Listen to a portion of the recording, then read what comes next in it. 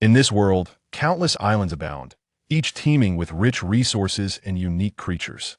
Beastmasters forge pacts with these creatures, employing them in battles against one another, exploring the islands, and vying for the rights to their development.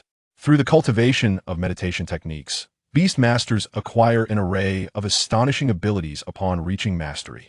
They can merge with their beasts, transforming into formidable humanoid forms capable of shattering mountains and withstanding nuclear blasts.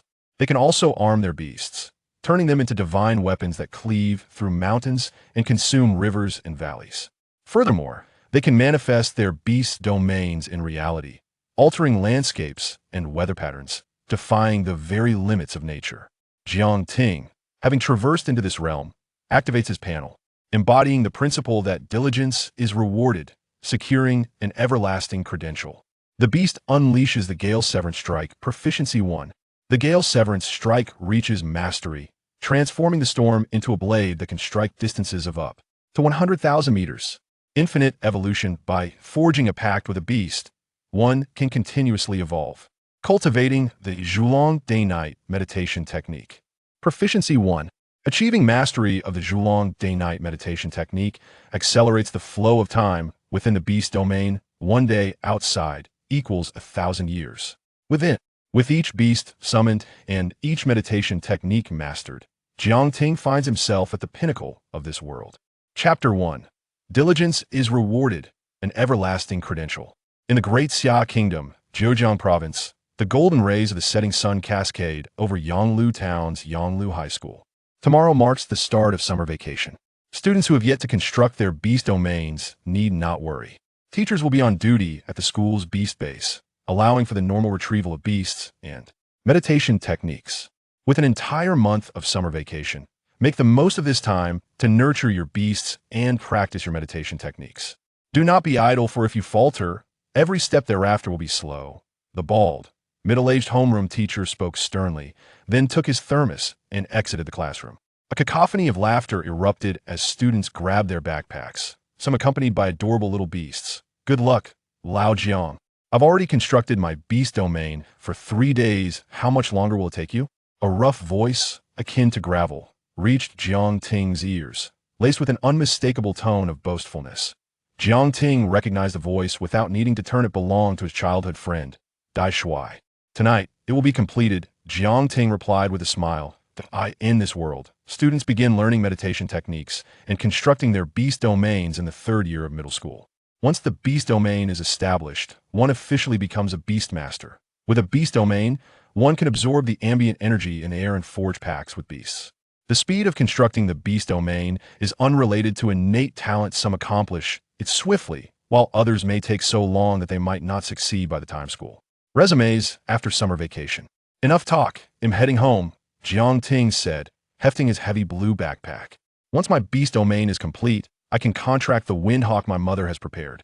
Bai Ji sent me a gift calculating the time. It should arrive tomorrow. Dai Shuai's expression darkened upon hearing this, and he placed a hand over his chest. Be a decent person. His beast, a free fire monkey provided by the school, paled in comparison to the windhawk. Honestly, what kind of potion did you give Bai Ji to make her so infatuated with you? Not fair. I want a surprise too. We've played together since childhood. Why should you be the only one receiving gifts? Unwilling to back down, Dai Shuai pulled out his phone, opening a messaging app to send a message. Almost immediately, he received a voice note. Dai Shuai's lips twitched. He had a hunch about its content. Just as he hesitated to open it, Jiang Ting helped him by pressing play. Get lost. The soft yet captivating voice belonged to a girl, and anyone with a protective instinct would feel their heart race uncontrollably, stirred by affection. Dai Shuai glared at the handsome Jiang Ting, his teeth nearly grinding to dust. Why was there such a disparity in treatment between childhood friends? The two continued their banter, with Dai Shuai summoning his beast, a small, fire-eared monkey standing knee-high. Watch this, Xiaohua. Show Lao Jiang what you can do. Fire fist. At Dai Shuai's command, the monkey squeaked, and a thin layer of flame enveloped its tiny fist, only a centimeter thick. Before it could throw a punch, the flames extinguished. Wah! The fire monkey stood dazed, its eyes reflecting a human-like disappointment. Release failed, Dai Shuai sighed. Though Fire Fist is a basic skill and a racial ability of the fire monkey, its rudimentary proficiency means failure is still a possibility. Jiang offered consolation. That's true skill proficiency is categorized into several levels. Novice, proficient, small achievement, and great achievement. Only at proficient levels can one ensure successful release. Dai Shui had more to say when his phone buzzed with an incoming call. After answering, he remarked, "My mom needs me for something urgent. I'm heading back." Jiang nodded, watching Dai Shui depart, his gaze returning from the monkey to the path home, quickening his pace. "That I hope the contract with the Windhawk goes smoothly after 10 days of nurturing. It shouldn't be too resistant." Jiang felt a surge of anticipation. 16 years ago, he had traversed from Blue Star to this world known as Beastmaster a century prior. The Beastmaster world bore striking similarities to Blue Star in terms of technology and social structure. However, spatial rifts began to appear across the globe, unleashing a myriad of formidable monsters. These creatures, endowed with extraordinary abilities, breathing fire, wielding thunder, and cleaving mountains, posed a grave threat to humanity. Fortunately, humanity discovered the extraordinary profession of Beastmasters, who formed contracts with these monsters, using them to combat one another. After a century of development, humanity regained its footing, earning the right to stand against these powerful monsters. Respected Beastmasters, revered by thousands, wield immense power both personally and through their beasts. In this world belonging to Beastmasters, Jiang's aspirations are pure and straightforward: to forge contracts with beasts and nurture them into formidable allies that stand at the zenith of this world. The rationale is simple. Powerful Beastmasters possess not only a high social status, but also immense strength. Contracting the Windhawk is merely the first step. 10 minutes later, Jiang arrived at a self-built residential area, navigating through rows of houses until he reached a 2-story dwelling by the riverside. Caw, caw. The fingerprint lock emitted a series of beeps, awakening the life within the room. A tender and crisp eagle's call pierced Jiang's ears, reminiscent of the majestic divine eagle from a legendary tale. Windhawk. Hearing the call, Jiang swiftly shut the door behind him, casting his backpack onto the sofa with eagerness as he approached the iron cage nestled in the corner. The cage, the size of a bench, was constructed from solid steel bars, each as thick as a pinky finger, containing a diminutive figure within that it bore the size of an adult fist and resembled a bald eagle, its head and neck enveloped in white feathers, draped in a coat of black plumage. Caw, caw. Strangely enough, the Windhawk appeared to be a perfect replica of a bald eagle. Its call was not that of a gentle whimper, but rather the fierce cry of a red-tailed hawk. "Do not fret. Once I complete the construction of my beast domain, I will be able to form a contract with you."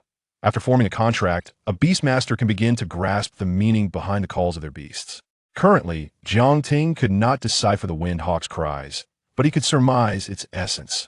A majestic creature of the skies, now confined within a cage, instinctively resisting its imprisonment. Yet, Jiang dared not release the Windhawk, despite its seemingly harmless demeanor. Monsters, despite their juvenile state or corporeal form, possess formidable lethality.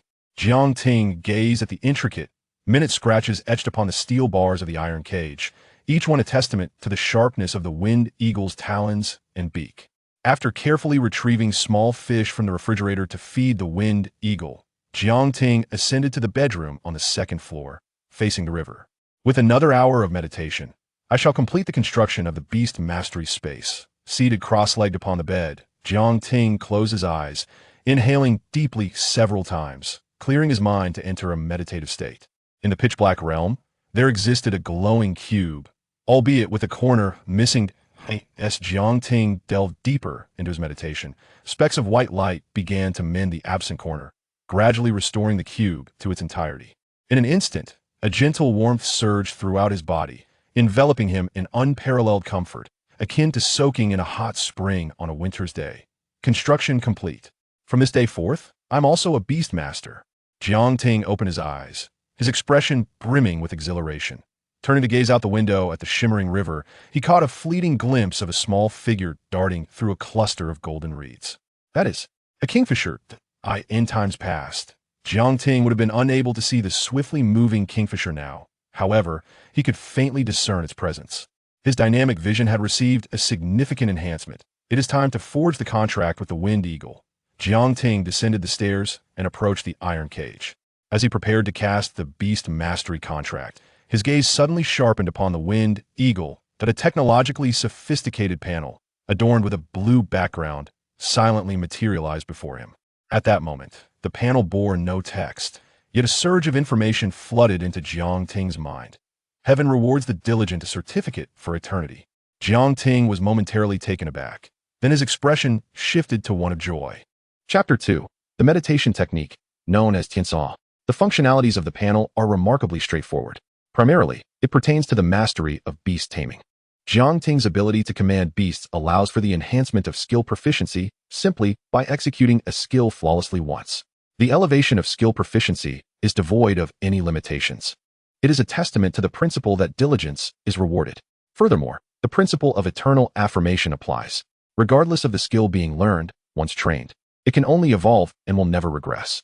This concept is akin to the memorization of classical Chinese literature, where frequent reinforcement ensures retention, whereas a prolonged absence from review may lead to forgetfulness. Fortunately, Jiang Ting need not fret about this regarding his beast. The meditation technique. The panel also influences the meditation practice. What excites Jiang Ting the most is another capability of the panel, which proves effective with the meditation technique. The foundational meditation technique studied by third-year students primarily aims to establish a beast space, with a rather feeble effect of absorbing spiritual energy. Beyond the foundational technique, there exists a plethora of meditation methods. The proficiency in meditation parallels that of beast skills. Upon reaching mastery, it bestows special effects upon the beast space, indirectly or directly enhancing the beast's prowess. For instance, with a lower quality meditation technique, once the flame meditation technique reaches mastery, it generates unique flames within the beast space, which the beast can absorb to temporarily amplify its fiery power. Similarly, upon mastery of the stream meditation technique, streams emerge within the beast space, capable of healing wounds. The vine meditation technique, upon reaching mastery, results in a proliferation of vines within the beast space, which, when consumed by the beast, enhances its vitality. Higher quality meditation techniques possess even more extraordinary effects, enabling the fusion of the beast and its tamer, unleashing unparalleled combat strength. Capable of shattering mountains with bare hands or confronting nuclear forces, they allow the beast to enter an armed state, transforming into divine weapons that can upheave rivers and mountains, consuming the world with their might.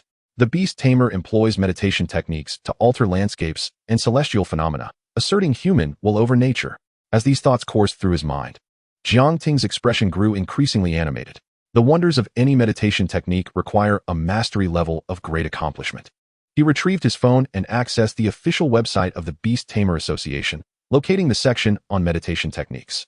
The intricate and esoteric papers were beyond his comprehension, yet the comments from internet users were strikingly clear. In simple terms, for an individual of ordinary aptitude, attaining mastery in a first-level meditation technique takes approximately 3 years. For a prodigy, it may take a year, or even just a few months. However, for an individual of ordinary aptitude, a second-level meditation technique is akin to a calamity. As it cannot be mastered through mere perseverance like the first-level technique, it requires a certain level of enlightenment, with a starting time of 5 years. How could a beast tamer aspire to endow their beast space with various miraculous functions by solely practicing one meditation technique? Yet, the lifespan of an ordinary beast tamer is limited. How many 5-year spans does one possess? The comments section was rife with pessimism, and Jiang Ting could empathize. In the world of beast tamers, everyone is a tamer, yet most remain at the soldier rank, unable to ascend to the general rank, largely due to the formidable challenges in acquiring and cultivating meditation techniques. With his phone tucked into his pocket, Jiang Ting's eyes sparkled with determination. He quickly descended the stairs and approached the iron cage. The well-fed wind eagle lounged like a hen, but upon hearing the commotion, it turned its head toward Jiang Ting, opening one of its tightly shut eyes. "Little one, do you wish to forge a contract with me?" Jiang Ting inquired gently. "Caw-caw." The wind eagle emitted a clear call. It could not comprehend the words. The beast contract. Jiang Ting surmised that the wind eagle would likely not resist, for since his mother had purchased it, the eagle had been self-sufficient in all its needs. As he invoked the beast contract, the beast space in his mind quivered slightly. A beam of white light surged forth from Jiang Ting's mind and entered the wind eagle's head. "Caw-caw?" The wind eagle tilted its head, gazing at Jiang Ting. It could sense a warm white light emerging in its mind, imbued with a familiar essence from the human before it, compelling it to draw nearer. It worked. Jiang Ting's face brightened as an intangible yet profound bond materialized between him and the wind eagle. Simultaneously, the panel reappeared before him. Beast, wind eagle. Current strength, low-level black iron rank. Attributes, wind. Racial skills, Peck, entry level 1, 100. Eagle Eye, level 4, 100. Bloodline, high-level black iron rank. There exists considerable potential for advancement. Gazing at the Wind Eagle's rudimentary information panel, Jiang Ting assessed its attributes. The two skills it possessed were innate racial skills, abilities that monsters are born with. Some racial skills necessitate achieving specific levels of power to master, while others can be easily comprehended through simple training. Caw-caw. The Wind Eagle called out again, raising its yellow-clawed foot to gently scratch the iron cage. Let me out. All right, Jiang Ting replied, momentarily taken aback. Now that a contract was established, he quickly understood the meaning behind the Wind Eagle's cries. With the contract in place, Jiang Ting unlocked the iron cage. Caw-caw. The Wind Eagle emerged from the cage in a leisurely manner, akin to an elderly gentleman taking a stroll. It first circled around Jiang Ting's feet, then strutted proudly on the first floor, resembling a ruler surveying its domain. Let me give you a name. I shall call you Tiansuo. Jiang Ting pondered, seeking an appropriate name for the Wind Eagle. The eagle, as the sovereign of the skies, and with its wind attribute.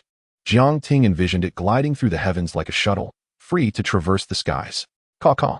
The Wind Eagle continued its territorial inspection, seemingly indifferent to the name Jiang Ting had provided. It was only when Jiang Ting knelt down, placing both hands on its petite body, repeating the name several times, that the Wind Eagle finally grasped its new identity, Tiansuo. Jiang Ting stood at a distance, calling out to the Wind Eagle. Upon hearing his voice, the Wind Eagle paused momentarily before flapping its wings and rushing over.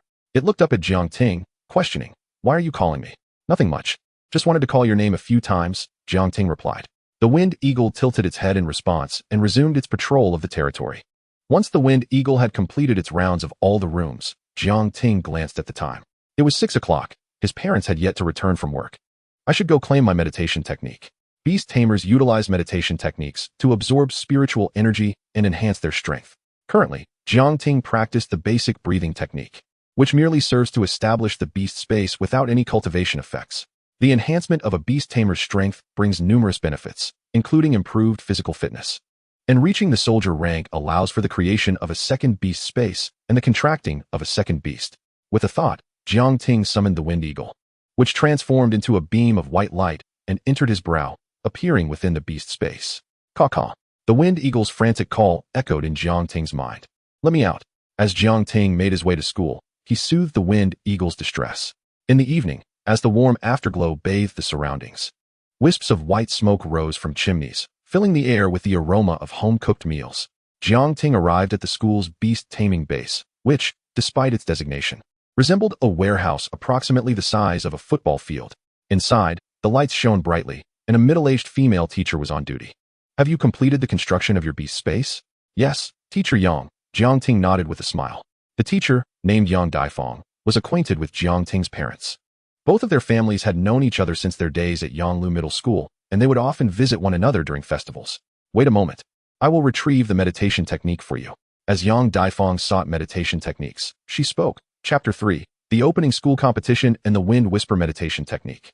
Your parents have even postponed the establishment of a pet beast base to procure a Wind Eagle for you. According to tradition, there will be a small competition at the commencement of your first year. Do not squander this month. Monsters are not ordinary beasts, and their growth rate is exceedingly rapid. Even if your Wind Eagle possesses aerial superiority, without diligent training, the likelihood of being outperformed by other students is substantial. Being a frequent acquaintance of Jiang Ting's parents, Yang Daifang was well aware of these matters. Understood, Jiang Ting replied, nodding earnestly, absorbing her earnest advice. After 3 years of hard work in the city following their graduation, Jiang Ting's parents returned to their hometown to work in a public pet beast base. Now, at the age of 40, they had saved 400,000, intending to establish their own pet beast base. Recognizing the significance of their first contracted beast, they unhesitatingly allocated 100,000 for Jiang Ting to personally select a monster cub. 100,000 is no trivial amount, especially in Lulu Town, where the majority earn merely 2,000 yuan a month. It is evident that without additional income, Jiang Ting's parents would require at least 2 to 3 years to establish the pet beast base. Achieving commendable results in the first-year competition would yield rewards of training resources for their contracted beasts. Why did Jiang Ting choose the Wind Eagle? It occupies an aerial advantage, capable of both offense and defense. In contrast to classmates who received free pet beasts like fire monkeys, water alligators, and leaf dogs, his choice was a significant tactical advantage. Without the interface in front of him, Jiang Ting would not dare to claim he could excel in the opening competition. While a considerable number of students received free pet beasts, a small fraction came from affluent families, preparing even more formidable beasts than the Wind Eagle. Now, here are the 6 types of first-level meditation techniques offered by the school. Yang Daifang produced 6 books of meditation techniques and placed them on the table: Fire, with Shield, Stream, Shattered Stone, Wind Whisper, and Current. Each of these meditation techniques represented a different attribute, and Jiang Ting had already prepared for this moment. Since Tizot was a wind-type contracted beast, it was only natural for him to select the Wind Whisper meditation technique, if memory served him correctly. Upon mastering the Wind Whisper meditation technique, one could generate a unique energy called Wind Whisper, which would enhance the speed of wind-type beasts absorbing it. Jiang Ting mused to himself. Although these first-level meditation techniques are rather commonplace, they are, after all, state property. They cannot be borrowed or taught to others freely. Yang Daifang then presented a contract. Jiang Ting was perplexed. In the Daxia Kingdom, everyone receives a first-level meditation technique for free upon reaching 16. And any pedestrian in Lulu Town would be familiar with these 6 first-level meditation techniques, rendering the contract seemingly insignificant. Nevertheless, Jiang Ting complied and signed a contract. In our Daxia Kingdom, first-level meditation techniques are free. However, Jiang Ting, did you know that in the other 5 continents, particularly the Free Federation, schools do not provide first-level meditation techniques gratuitously? The mention of the Free Federation stirred something within Jiang Ting. Originally, the world of contracted beasts was a vast expanse of land, but a century ago, the emergence of spatial rifts transformed the geographical landscape. The continent fractured into 6 larger land masses, accompanied by countless islands. Among these, 5 land masses established distinct nations: Daxia Kingdom, Free Federation, Winter Federation, Iris Kingdom, and Windsor Kingdom. Several small nations also exist on certain islands, either dependent on the 5 major countries or controlled by formidable monsters, reduced to mere puppets. Upon returning to his bedroom from school, Jiang Ting released Tizot, Wind Whisper meditation technique. He settled onto the white-tiled floor and began to peruse the Wind Whisper meditation technique. Before him lay an illustration depicting a valley buffeted by fierce winds. After contemplating it for an extended period, he committed its general contours to memory. He then closed his eyes, plunging into darkness. Gradually, the image from the meditation technique began to take shape in his mind. Initially, sketching the outline of the valley proved challenging, akin to a toddler learning to write, each stroke draining his mental energy. Finally, success. After an indeterminate period, Jiang Ting opened his eyes, a smile gracing his lips. He had conjured a rough representation of the valley's airflow in his mind, though its intricacy paled in comparison to the illustration of the Wind Whisper meditation technique. If the process of training were likened to copying, Jiang Ting had merely sketched a small fraction. Nevertheless, this signified his successful initiation. His parents had returned. The sounds of cooking and news broadcasts filtered in from downstairs. Jiang Ting glanced at the clock. An hour had elapsed since he began practicing the meditation technique. As a free first-level meditation technique provided by the Dragon Kingdom, its training difficulty had been duly considered. Even the most unremarkable individuals could grasp the basics within a week. Jiang Ting's ability to do so in an hour indicated his commendable aptitude. Descending the stairs, he found the living room's sofa unoccupied. The television flickering with coverage of a major island competition featuring contestants from 5 nations. A senior from H province had triumphed over numerous formidable opponents, securing the championship and granting the Dragon Kingdom long-term development rights to 10 islands. He's here. Little Ting has come down. What's there to fear? He can't hear us. I specifically thickened the kitchen glass. Don't forget, Little Ting was just practicing the meditation technique. He is no longer an ordinary person. He is a beast master. Jiang Ting's ears perked up as he caught snippets of the conversation from the kitchen. His mouth twitched slightly before he called out, "Mom, Dad. I just initiated the meditation technique. I want to try cultivating it now, so you don't need to wait for dinner. Please eat without me." Having spoken, he turned to the door, smiling at a mature dog with green fur and vine-like growths. His father's contracted beast, a vine dog, evolved from a leaf dog. Woof woof. The vine dog responded enthusiastically, panting at the sight of its young master. As Jiang Ting ascended the stairs, his father, embracing Jiang's mother in the kitchen, initially wore a flustered expression before realizing the situation. Little Ting has just returned from school, and he has already initiated the meditation technique. Under 2 hours, truly a genius. His excitement was understandable. Zhang Hong had taken 2 full days to merely initiate the first-level breathing technique.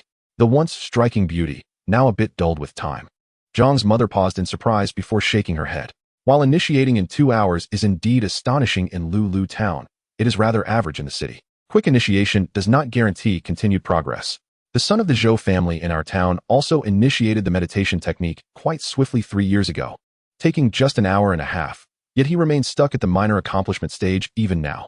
Though it is said that a normal person could master a first-level meditation technique within a year, unforeseen circumstances could arise. Zhang's parents were unaware that Jiang Ting's initiation of the Wind Whisper meditation technique had only taken 1 hour. The most challenging aspect of a beast master's training lies in imprinting the foundational image of the meditation technique in one's mind. Once initiated, the subsequent practice becomes significantly simpler. Jiang Ting exercised control over his mental energy, traversing the contours of the Wind Whisper illustration, much like practicing calligraphy on a writing pad. After completing a round of mental traversal, the ambient spiritual energy in the air was drawn into the image, refined, and transformed into strands of energy, resembling fine threads, which surged into Jiang Ting's body. Practicing the Wind Meditation Technique. Proficiency Level 1. Chapter 4. The Reckless Tizot. Entry-level strength is not truly strong. Practicing the Wind Meditation Technique. Proficiency Level 1. Jiang Ting was immersed in the practice of the Wind Meditation Technique. I'm uncertain how much time had elapsed. Jiang Ting felt a heaviness and throbbing in his head, akin to having spent 3 days and nights in an internet CAF, leaving him utterly drained. His mental energy had been depleted. Rubbing his temples, he found his mood surprisingly elevated. The practice of meditation consumes mental energy, which in turn refines the spiritual energy absorbed within the body. The higher the level of the meditation technique, the greater the proficiency, and the quicker the refinement of spiritual energy. As he subtly sensed within, Jiang Ting joyfully discovered that the once sparse spiritual energy within him had now attained the thickness of a finger. My understanding of the Wind Meditation Technique has deepened significantly, and the visualization in my mind has become more complete. Splendid. Jiang Ting closed his eyes, and in the pitch-black void, a corner of the valley became increasingly refined. As long as I persist in my training, I can naturally elevate the Wind Meditation Technique to mastery. At the mastery level, not only would the training speed increase, but it would also generate a unique energy called wind breath within the beast mastery space, enhancing the movement speed of the beasts upon absorption. The interface. With a mere thought, Jiang Ting summoned his information panel before him. Beastmaster, Jiang Ting. Strength, low-level black iron. Meditation technique. Wine meditation technique. Level 1, entry 10, 100. With my current mental energy, I can only practice the Wind meditation technique 10 times a day. 10 points of proficiency per day would amount to 300 points in a month, leading to proficiency at 300 points and mastery at 600 points. A single month would hardly suffice to reach mastery. Jiang Ting contemplated this quietly. At the upcoming small competition at the start of the school year, outstanding students would be rewarded with various resources, particularly the first-place winner. Coming from an ordinary family, Jiang Ting was determined not to miss any opportunity to enhance his strength. The inability to elevate the meditation technique to mastery was not a concern.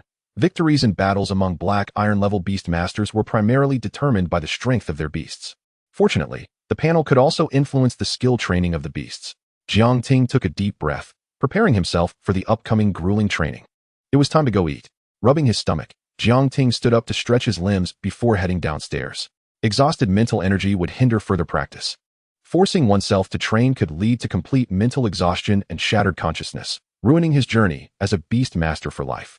Jiang Ting was resolute in his aspiration to become the strongest beast master, standing at the pinnacle of the beast mastery world and becoming the sovereign of the realm.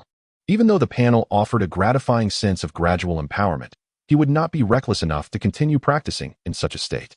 As he descended the stairs, Jiang Ting was met with a shocking scene. There, by the dining table, the diminutive Tizot charged at his father Jiang Han's vine dog with eagle-like claws. Woof! The vine dog, aware that the little one was its master's beast, dared not exert too much force.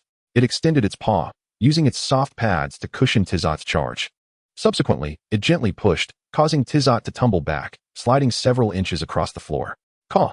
Tizot flapped its wings and scrambled to its feet, its eyes shimmering with an indomitable spirit, charging once more at the vine dog. Woof! The vine dog noticed Jiang Ting coming down the stairs and immediately cast a pleading glance towards its young master. Young master, save me. This beast of yours has been pummeling me for half an hour. Old Moo, I apologize for your plight. Jiang Ting chuckled in silence. Old Moo was the name of the vine dog. He quickly approached Tizot and grasped it firmly. Tizot, you are quite the obstinate brute. Can't you sense Old Moo's aura? It's at the high bronze level. This was Jiang Ting's first encounter with a low-level black iron beast daring to confront a high bronze beast. Caw! With the bond of their contract. Tizot quickly comprehended the meaning behind Jiang Ting's words. Tizot flapped its diminutive wings, letting out a triumphant cry. Fear not, fear not. The wind eagle fears no foe. The mightier the enemy, the greater the thrill. Through their bond, Jiang Ting deciphered Tizot's exuberant proclamation. He couldn't help but smile, gently flicking Tizot's forehead with his index finger. You stubborn creature, while it's commendable to fear no enemy. Old Moo is your father's beast and part of the family. There's no need to act out without reason. Moreover, with your current strength, you are no match for Old Moo. Suddenly struck with inspiration, he asked, would you like to defeat Old Moo? Caw. Tizot nodded eagerly, akin to a chick pecking at grains. Very well, once I finish my meal, we shall commence training. After a rigorous training session, you will surely be able to best Old Moo. Caw. Tizot nodded without hesitation. Old Moo was the strongest creature it had ever encountered. If it could defeat him, it would be willing to do anything. All right, the plan is set. Jiang Ting felt a surge of joy. Young beasts often shy away from training. Even with a beast master's orders, they might exert only half their effort. This was inconsequential for other beast masters, but not for Tizot. The panel demanded the flawless execution of skills to increase proficiency. Meanwhile, Old Moo wagged its tail, observing the spirited Tizot with a nonchalant demeanor. A low-level black iron wind eagle? Bring it on. Due to Jiang Ting's prolonged training, his parents had already finished their meal and returned to their room to rest. They were responsible for caring for the beasts at the pet base, which involved feeding and grooming. Quite the laborious task. I must elevate my strength swiftly, not only to enable my parents to establish their pet base, but also to alleviate some of their burdens. While consuming his lukewarm meal, Jiang Ting silently resolved. Establishing a pet base is not merely about spending money. It entails numerous intricacies. One such aspect is the variety of creatures. Without adequate funds, one can only purchase common monster eggs and younglings from pet breeding bases. However, with ample resources, one could explore various islands to acquire unique creatures through adventures. If funds are scarce, one must venture forth personally to discover and procure them. Jiang Ting harbored ambitions of acquiring distinctive creatures from the islands to contribute to his parents' pet base. In this day and age, having a variety of creatures at the pet base is acceptable, but lacking uniqueness poses a significant problem. Seizing the opportunity during mealtime, Jiang Ting opened the Penguin app. The class group chat was buzzing with activity. Zhou Xian, oh my, I've been trying to grasp the flame meditation technique for 4 days. Yet I still haven't made any progress. How can an entry-level meditation technique be so challenging? Jia Yongxin, haha, I received the wind meditation technique, and I mastered it in just 4 days. Jia Yongxin's words immediately ignited a flurry of chatter among the lurking classmates. Wow, the wind meditation technique is supposed to be more difficult to master than the flame meditation technique. Jia Yongxin, you mastered it in 4 days. Impressive. Indeed. Techniques like the wind meditation technique, which can generate unique substances to enhance beasts, are far more challenging to practice than their peers. Jada, do you still need any charms? 4 days to master it is quite the achievement. I did it in just 1 hour. Jiang Ting was taken aback. He realized that he, too, might possess considerable potential in meditation techniques. However, he chose not to boast. The initiation into the art of meditation is not merely about rapid proficiency. True mastery is the hallmark of exceptional skill. Engaging in the leisurely exchanges of a chat group, Jiang Ting finished his meal and washed the dishes before making his way to the courtyard with Tianxia. The young boy, like a fledgling hawk bathed in starlight, embarked on his journey of self-improvement. Chapter 5, New Skill, Windblade. Jiang Ting's self-built residence was quite spacious, nestled beside the only major river in the town. Lacking a backyard, it featured a modest front yard instead. On the smooth cement ground, 2 flower beds flourished with clusters of red beads. Use peck, Jiang Ting commanded, placing Tianxia next to the flower bed and pointing at a fragment of stone embedded in the soil. Chirp chirp, Tianxia hesitated for a moment, a youthful ferocity gleaming in its eyes. The small head lunged fiercely at the stone, its curved beak crashing against it. The impact drove the stone deep into the ground, causing Tianxia's legs to buckle as it collapsed. Chirp chirp, with its wings covering the tip of its beak, it let out a cry of dismay. Ouch, that hurts. It was not a mere peck, but rather a skillful peck.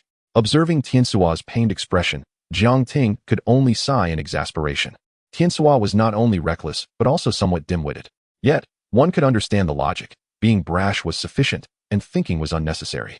The skillful peck would envelop the energy within, enhancing the beak's power temporarily, allowing one to perform the peck without feeling pain. Jiang Ting explained. Chirp chirp, Tianxia, upon hearing this, relaxed its wings and gazed at its beastmaster. In its pale blue eyes, a hint of shame flickered. Again peck. Jiang Ting issued the command once more. And this time, no mishaps occurred. A faint white glow illuminated Tiansua's curved beak. Crack. This time, the peck created a visible crack in the palm-sized stone. If it had struck a person, it would have surely resulted in a grievous wound. Beast Wind Eagle used skill peck, proficiency level 1. A line of small text floated before Jiang Ting's eyes. He did not become overly excited. He had long since experienced the wondrous effects of the interface. Hard work is rewarded. Every effort yields its fruit. Chirp chirp. Tiansua, observing the cracked stone it had struck, flapped its wings joyously. So strong. I want to challenge old Mo. Tiansua, you are indeed impressive now, but it is still not enough. There is no way you can defeat old Mo. Your peck cannot even pierce his fur. While watching the excited Tiansua, Jiang Ting stroked his chin, a new idea sparking within him. With the interface's assistance, it was indeed possible to swiftly enhance a beast's skill proficiency. However, even low-level skills varied in potency and effectiveness. The two skills Tiansua currently possessed were the very basics of low-level skills. 1. Peck enhanced the beak's destructive power but required close proximity to execute.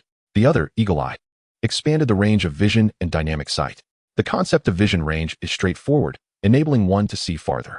Dynamic vision, on the other hand, allows one to track moving objects. Eagle Eye is a passive skill, its advantage being that it does not deplete energy. While Eagle Eye does not directly enhance Tiansua's combat prowess, Peck does provide a direct boost. However, the Wind Eagle's body is relatively fragile. Without mastering the intermediate skill Feather Cloak, it holds no advantage in close combat against the 3 free beasts provided by the Great Xia Kingdom. Risking the loss of its head, Jiang Ting chose the Wind Eagle as his first beast precisely because it could fly, thus gaining aerial superiority. Before the emergence of the extraordinary profession of Beastmasters, air superiority was crucial in human warfare with firearms. Controlling the skies could enhance the odds of victory by at least 30%. Furthermore, mastering long-range skills was imperative. The Wind Eagle inherently possesses the low-level skill Windblade. Upon reaching the intermediate bronze rank, it would automatically acquire it, or through training, it could master it early. When it comes to enhancing proficiency in low-level skills, Jiang Ting would undoubtedly opt for Windblade over Peck. Chirp chirp. Upon hearing this, Tiansua's excitement waned, leaving the little eagle appearing dejected. Do not be disheartened, Tiansua. I have a way to make you stronger. Continue to train diligently, and one day you will easily defeat old Mu. After offering comfort, Jiang Ting continued. Now I bestow upon you a boon. As long as you perfectly execute the skill, your proficiency will increase. Can you feel that your understanding of Peck has become more adept? Chirp. Tiansua, upon hearing this, earnestly focused on the sensation. Its eyes widened in disbelief as it looked at its Beastmaster. Really, the Beastmaster possesses such formidable abilities. Instantly, Tiansua was invigorated, ready to attempt Peck once more. If the entry-level Peck could not breach old Mu's defenses, what about at the proficient, minor, or even major levels? Brave Tiansua, fear not the training. But wait. Relying solely on Peck, even at the master level, it would be impossible to defeat old Mu. Just as Tiansua's beak was about to glow with a faint white light, Jiang Ting gently pressed his palm against Tiansua's head. Chirp. Tiansua looked up at its Beastmaster, questioning what to do next. Naturally, it was time for a new skill. Jiang Ting retrieved his phone and opened a short video platform.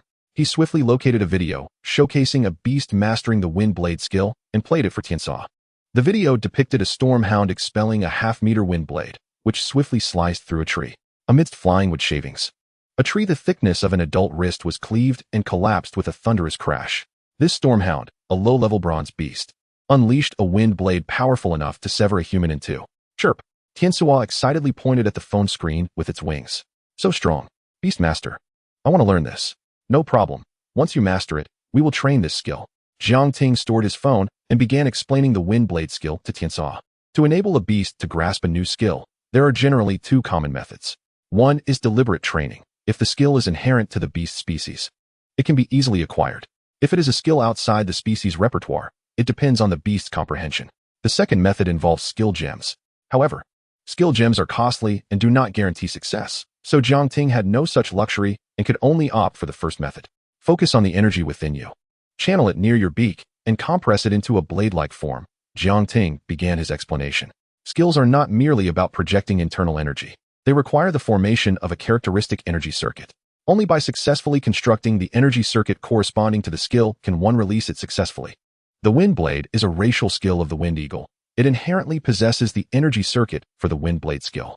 Even if its power has not yet reached the required level, persistent practice will lead to early mastery. Chirp. After numerous attempts, Tiansua opened its beak. A green energy swiftly coalesced into a 10-centimeter wind blade. Whoosh! The wind blade shot out, wreaking havoc on the red bead flowers in the flower bed, severing their roots with a smooth cut. Beast Wind Eagle has mastered the low-level skill wind blade. Excellent, excellent. Observing Tianxua successfully unleash the wind blade, Jiang Ting's face brightened with delight as he applauded the creature. The next step involved incessantly training Tianxua in both the wind blade and eagle eye techniques. While the wind blade required spiritual energy for its execution, eagle eye did not. Jiang Ting meticulously planned the upcoming month, envisioning daily practice sessions for Tianxua to enhance its proficiency in the wind blade. Once Tianxua's spiritual energy was depleted and required gradual recovery, he would shift focus to training the eagle eye skill. In due course, Tianxua executed the wind blade technique 12 times, its vigor waning until it resembled a dispirited fledgling. This exhaustion was a clear indication of depleted spiritual energy. As a nascent low-level black iron tier creature, Tianxua's spiritual energy could scarcely support repeated use of the wind blade. Aware of this limitation, Jiang Ting suggested returning to the Beast Master space for rest.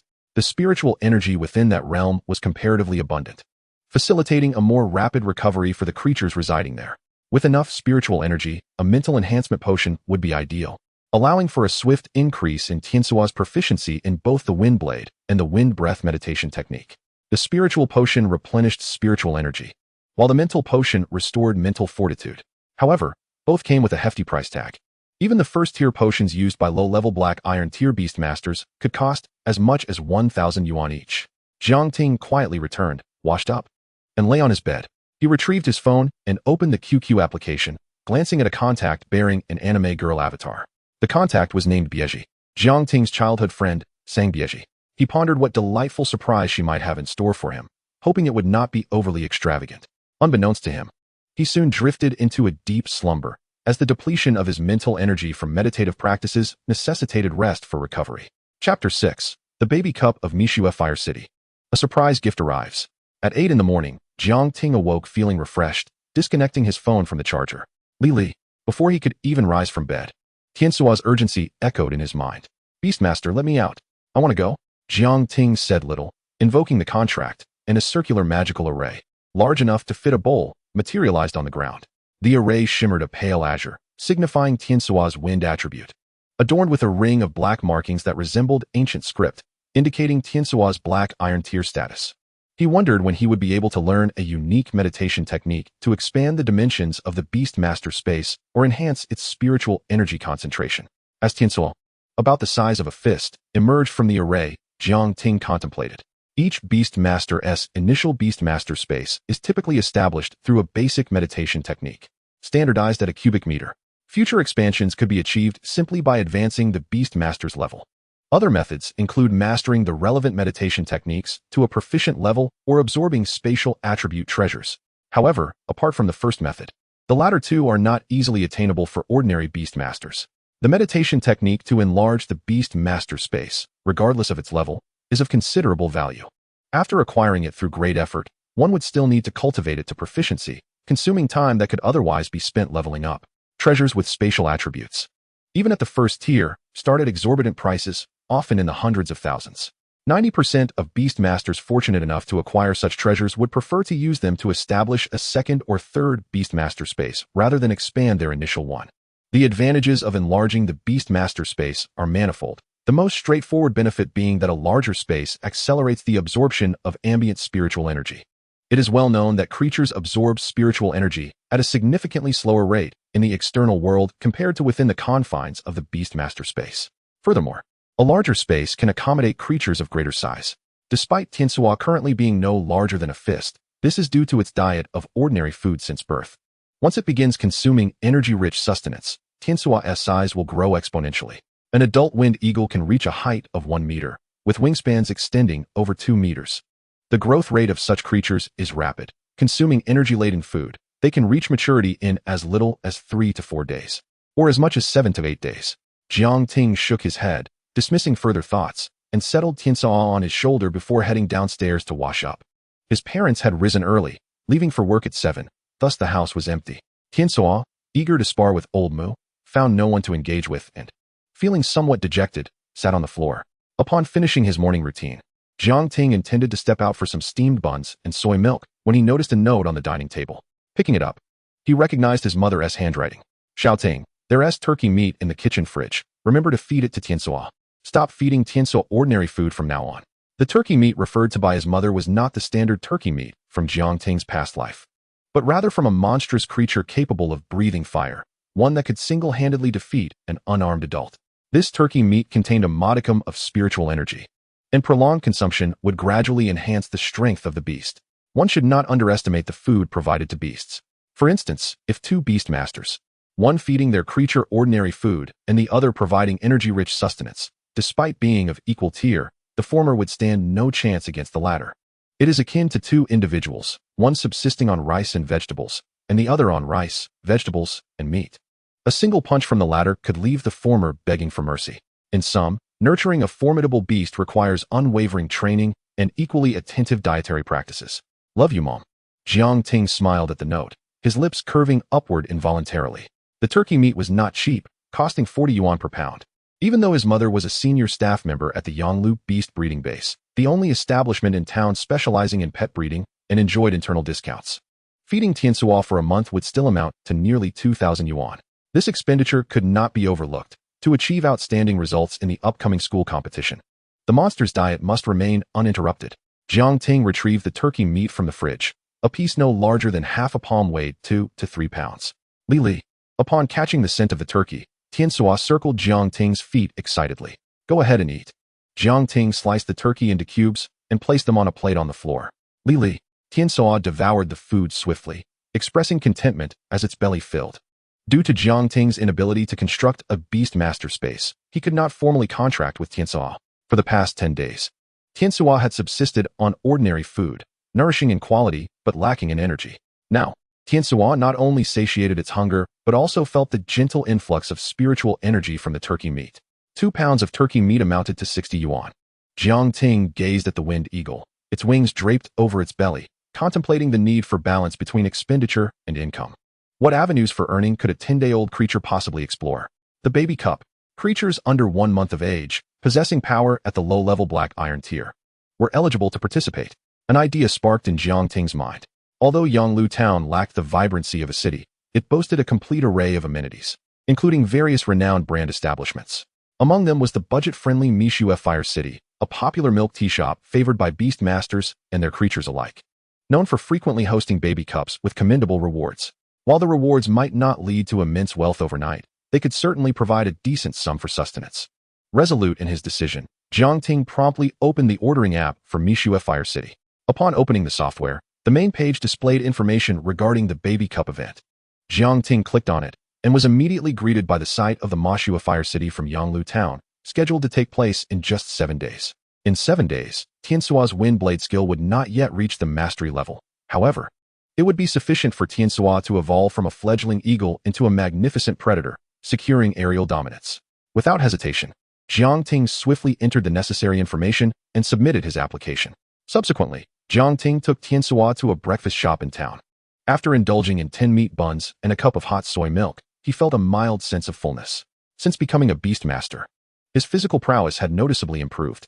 While he could not compete with monsters of equivalent strength, he far surpassed ordinary individuals, and his appetite had evidently increased. After finishing his meal and returning home, Jiang Ting was just about to commence training with Tiansuo when a stormhound suddenly appeared at his doorstep, from which a seemingly ordinary young man leapt down. Jiang Ting, your wife sent you a package, the young man said with a playful smirk. The parcel was a wooden box, its contents unknown, adorned with a label indicating that it contained fragile items that required gentle handling. The young man, who had a distant familial connection with Jiang Ting's mother, was a local of Yonglu Town. Instead of pursuing a career in a bustling city after graduation, he returned to Yonglu and became a courier. Thus he was well aware of Jiang Ting's relationship with Sang Bieji. Don't speak nonsense, Zhou Gu. It's still too early for that, Jiang Ting replied, a smile creeping onto his face as he signed for the package and carried it back into the courtyard. He felt a mix of anticipation and curiosity about the surprise gift from Bieji. As he began to unwrap the wooden box, he failed to notice a figure approaching from outside. Chapter 7. Mastery Level Wind Blade and Zhou Yu's Blizzard Crocodile. Upon opening the wooden box, Jiang Ting discovered a special gift box made of an exquisite glass-like material. Wow, this gift box material, could it be from the Glass Island? He exclaimed. Indeed, the box was made from the glass mines of Glass Island, and its mere presence was worth 2,000 yuan. Jiang Ting, You're truly something else. A figure rushed over, eyes filled with envy and astonishment. Glass Island is a coastal paradise, currently under the development rights of the Xia Kingdom. It is renowned for its production of a tough and resilient natural glass, and it is also home to various glass monsters, whose bodies are entirely composed of glass. Though their combat abilities are not formidable, their aesthetic appeal is remarkable, and such a glass creature starts at a price of no less than 100,000 yuan. Without needing to turn around, Jiang Ting knew the newcomer was Dai Shui. Jiji, a fire monkey, followed closely behind Dai Shui, now nearly a meter tall, its size having doubled since the previous day. This rapid growth is a hallmark of extraordinary creatures, which can quickly transition from juvenile to mature states when adequately nourished. Without this capability, conflicts between monsters would be inevitable, and younglings would easily fall prey to their adversaries. What brings you here? Jiang Ting asked casually as he continued to open the gift box. I came to see you and to check out the surprise gift that little Sang prepared for you. Dai Shui replied, his tone reminiscent of a scorned lover, feeling somewhat left out as Jiang Ting received a gift while he did not. Was it merely because Jiang Ting was more handsome? How unfair. As the glass gift box was unveiled, a collection of potions came into view. In the morning sunlight, the crystalline vials sparkled as if they were filled with gemstones. First-level mental potions, first-level spiritual potions. There were 36 of each type, and at a market value of 1,000 yuan each, that amounted to a staggering 72,000 yuan. Dai Shui's fists clenched tightly, his eyes reddening with envy. The notion of resources being offered so readily made him feel bitter. People don't fear poverty for themselves. They fear their peers thriving more than they do.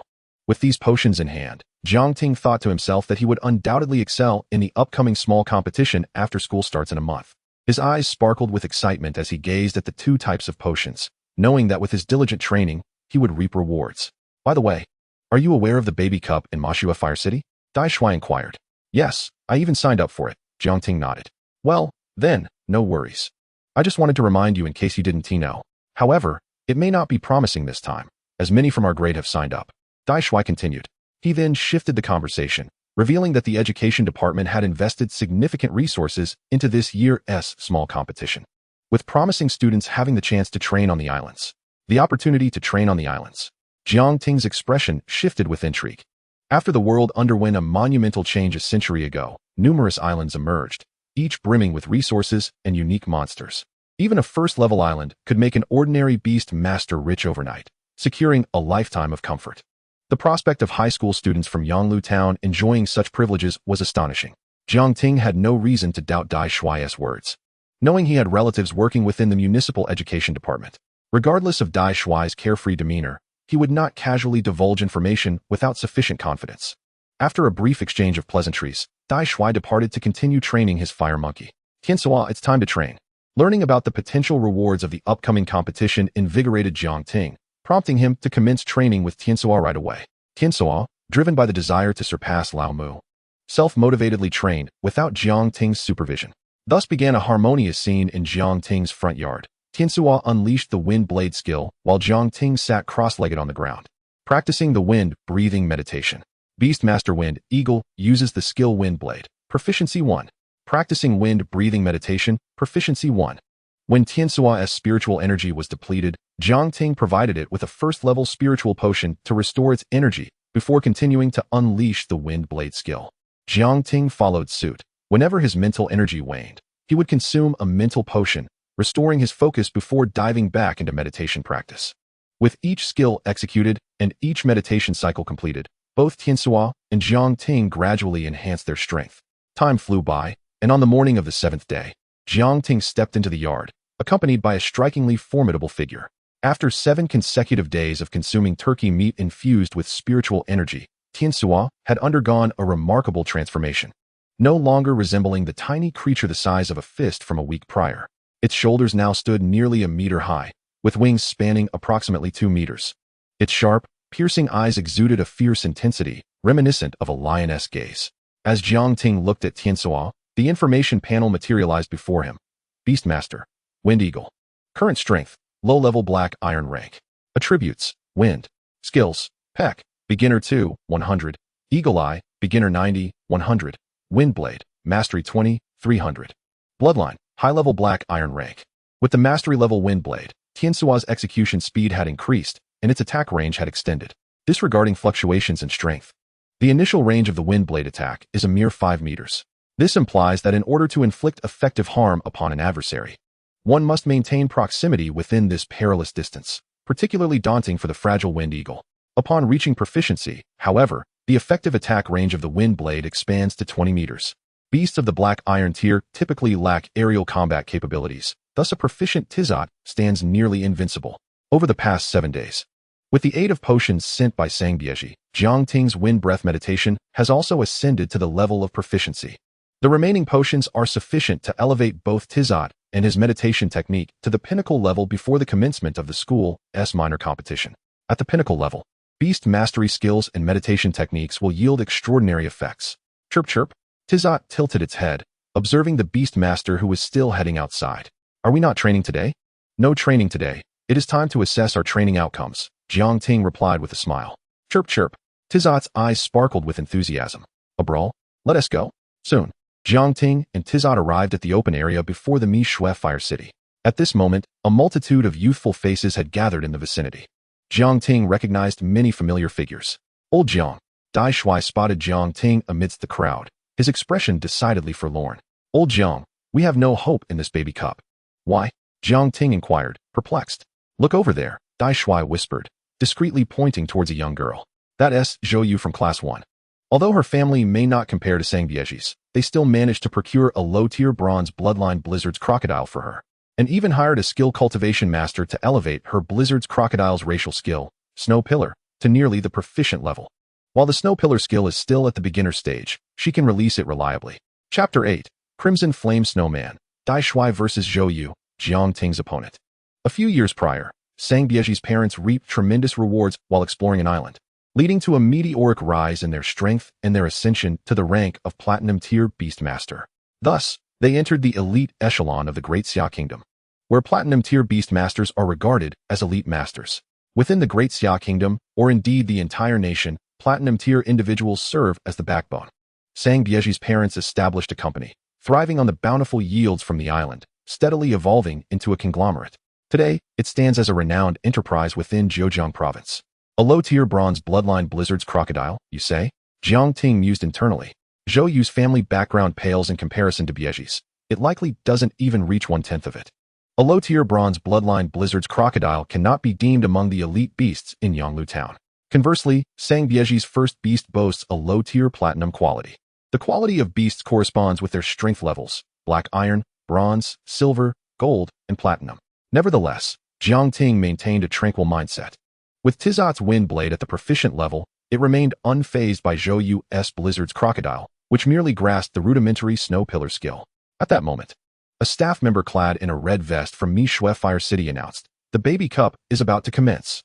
Contestants who have registered, please line up to confirm the birth time of your beasts and collect your battle numbers." He held a megaphone in one hand and a device resembling a temperature gun in the other. This apparatus was designed specifically to detect the birth time of beasts, typically with an error margin not exceeding a week. The battle numbers were contained within a wooden box, each marked with a number. 40 contestants had arrived, and while the number of registrants was on the rise, some were unable to attend due to other commitments. Please proceed according to the numbers on your slips. First, we invite the 2 beast masters who drew number 1 to take the stage. Upon completion of his announcement, the staff member summoned his beast. A somewhat rotund creature floated out of the formation, resembling the upper half of a chubby snowman, its surface ablaze with crimson flames. Wow, it's the Crimson Flame Snowman. The Crimson Flame Snowman is an exclusive entity of the island known as Crimson Flame Island. It does not spawn in any other region. It is said that the Crimson Flame Snowman possesses a complete evolutionary path leading to the platinum level. However, whether it be the Crimson Flame Snowman or its evolutionary route, access is granted solely through Mi Shui Fire City. Alternatively, the city occasionally hosts grand competitions, where winning the championship grants one the opportunity to claim a Crimson Flame Snowman. There is also the black market, where one might procure a Crimson Flame Snowman, albeit at a staggering price. Upon witnessing the Crimson Flame Snowman, the crowd erupted into animated discussions. Jiang Ting's gaze also lingered upon the creature. Although the Crimson Flame Snowman's appearance is reminiscent of an adorably rotund snowman, its attributes are purely of the fire element, with its rarity being of paramount significance. Almost exclusively, only the inhabitants of Mi Shui Fire City can possess a Crimson Flame Snowman. The rationale is simple: the development rights to Crimson Flame Island, which yields the Crimson Flame Snowman, have been entirely purchased by Mishwe Fire City. Thanks to the Crimson Flame Snowman and its complete evolutionary path, Mishwe Fire City annually attracts a considerable number of exceptional beastmasters. This has facilitated the city's remarkable growth, with storefronts proliferating throughout the Great Xia Kingdom and extending to the 4 major nations beyond. In this era, mere financial acumen is insufficient. One must possess corresponding strength, otherwise, safeguarding one's wealth becomes a near impossibility. The island. Jiang Ting shook his head, dispelling his wandering thoughts. The development of Mishwe Fire City to its current stature owes much to the island known as Crimson Flame Island. It is evident how immensely advantageous it is to control the development rights of an island. However, for Jiang Ting, the mastery of an island remains an elusive dream. Even if one were to be bestowed an island, he would hesitate to accept it. For the very next day, he might find himself marked by certain beast masters. Old Jiang, I'm doomed, Dai Shui lamented, his face a mask of despair. You didn't draw number 1, did you? Jiang Ting inquired. Observing Zhou Yu stepping onto the open field, a 1-meter-long crocodile trailing behind her. Its body was entirely snow-white, as if sculpted from ice and snow, exuding a faint chill. Evidently, Zhou Yu had drawn the coveted number 1. Yes. Dai Shui nodded vigorously, then mustered the courage to lead his fire monkey onto the field. Please prepare yourselves. Esteemed beastmasters, the battle will commence officially after a 3-second countdown. Should either beast show signs of severe injury, my Crimson Flame Snowman will intervene. The Mishwe Fire City staff member declared. Zhou Yu, be gentle. Dai Shui fretted, aware that his fire monkey stood at a disadvantage against the blizzard's crocodile. Yet he refrained from conceding outright. Who are you? Zhou Yu inquired, momentarily taken aback. I am Dai Shui from Class 2, he replied, somewhat disheartened. Having frequently mingled with Class 1, he had lost count of the times he had encountered Zhou Yu, only to find that she had no recollection of him. At that moment, the countdown reached its conclusion. Zhou Yu pointed at the fire monkey and commanded, close the distance and use snow pillar. The blizzard's crocodile moved its short limbs, crawling forward, its mouth agape, a chilling blue light pulsating from within its throat. Fire fist, Dai Shui retorted defiantly. Chirp chirp. The fire monkey's spirit energy surged, flames erupting from its fist. However, before the fire monkey could strike the blizzard's crocodile on its head, a beam of crystalline blue light shot forth from the crocodile's mouth, striking the fire monkey's chest with pinpoint accuracy. The snow pillar was frigid, imbued with the power of frost. Should this strike land on the fire monkey, it would be sufficient to inflict grievous harm. The Crimson Flame Snowman. Immediately, the staff of Mishwe Fire City instructed the Crimson Flame Snowman to take action. Bang! The Crimson Flame Snowman stepped forward to confront the fire monkey, initiating an assault with its snow pillar, followed by a fiery punch from the fire monkey behind it. These 2 low-level black iron skills merely left insignificant marks on the Crimson Flame Snowman. After all, this particular Crimson Flame Snowman possessed the strength of a high-level bronze tier. It was implausible for 2 beasts that had been born less than a month ago to inflict any damage upon it. You have lost, the staff announced to Dai Shui as they cast a glance in his direction. Zhou Yu did not spare him a second glance, leading the blizzard crocodile away from the arena, defeated in a single move. Old Jiang, I feel somewhat aggrieved. Both utilizing low-level skills, and without even a clash. How could it be that the Crimson Flame Snowman's involvement led to my immediate defeat? Dai Shui, disheartened, approached Jiang Ting and expressed his dissatisfaction. You mentioned earlier that Zhou Yu's blizzard crocodile had nearly mastered the snow pillar skill. The fire monkey's fire punch still has a considerable distance to cover before reaching mastery. The higher the skill proficiency, the greater the power. Had the Crimson Flame Snowman not intervened, your fire monkey would have required healing potions and would have been out of commission for a day or 2. Jiang Ting consoled him. It's all right, I shall avenge you shortly. At this, Dai Shui's spirits lifted. It was not that he believed Jiang Ting could indeed seek revenge, but rather that he felt Jiang Ting would share in his plight.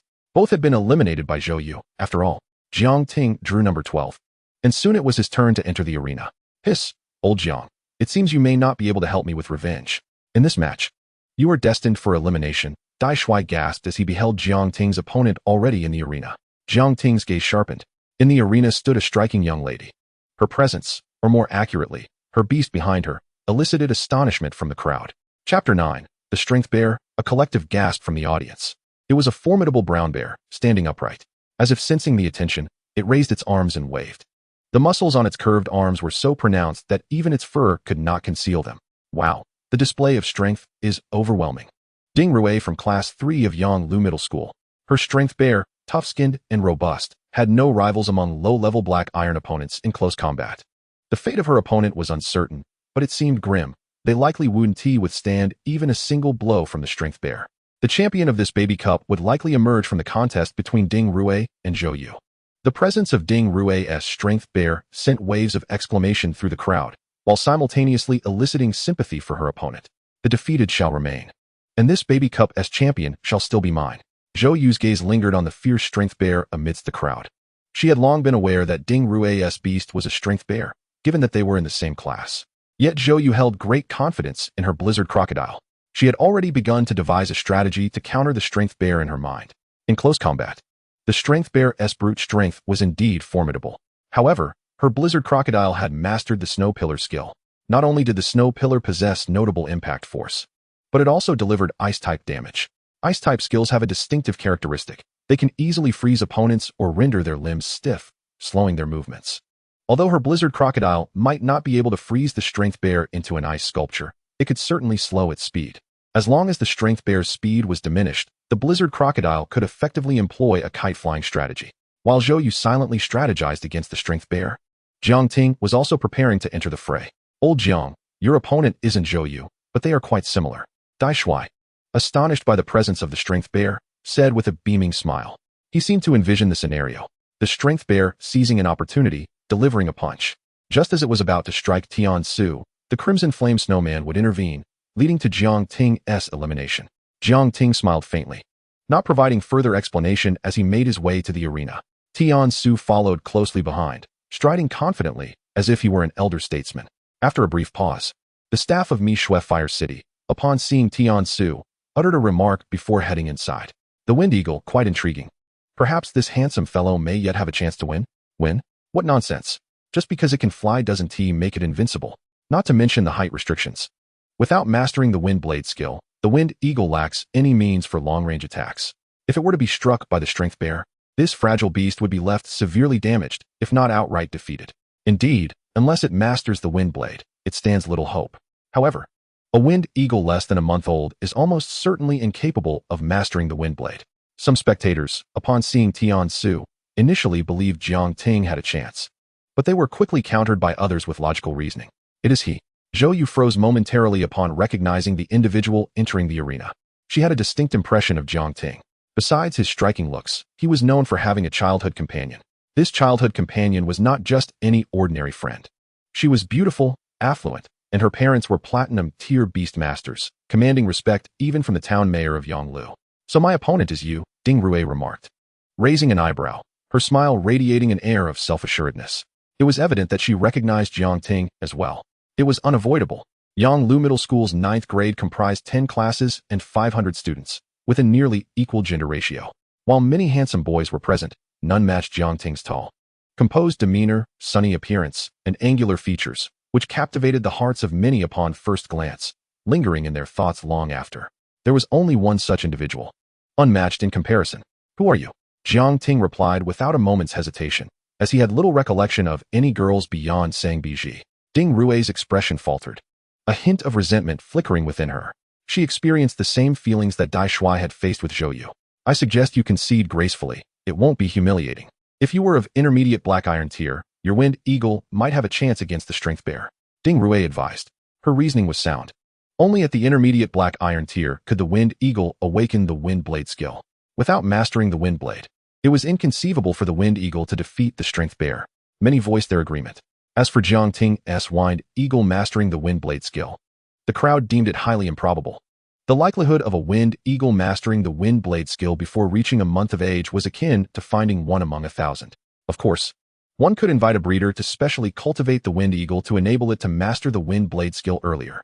Yet even so, a novice-level Wind Blade would likely still be no match for the strength bear. Novice skills possess a significant weakness. Their execution is notoriously unstable, with a high probability of failure. Only as proficiency nears mastery does the success of skill execution become reliable. At this moment, the staff returned, bringing with them a retractable pole. The metallic rod was extended and placed into the crevice of the floor tiles. Flying beasts have height restrictions. In our Mishue Fire City Baby Cup, the height limit is set at 10 meters. I hope you understand. The staff indicated to Jiang Ting while pointing at the pole. I comprehend. Jiang Ting nodded, feeling no surprise. Height restrictions for flying beasts are commonplace in various competitions. even those below the platinum tier. Otherwise, at the onset of the battle, the flying beast would soar into the sky, rendering it impossible to defeat its opponent, while the adversary too would be incapable of striking the airborne creature. Such a scenario is one that neither the challenger, the organizers, nor the spectators wish to witness. Of course, a height of 10 meters still grants an advantage to Tianxia. Even a fully charged black iron class strength bear, despite its best efforts, cannot leap high enough to reach Tianxia. Furthermore, the duration of the competition is 5 minutes.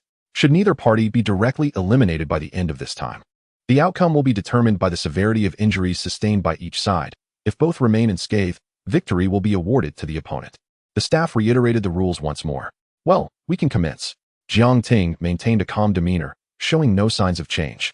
He had already familiarized himself with these regulations during the registration process. Soon, the staff announced the commencement of the match. Caw.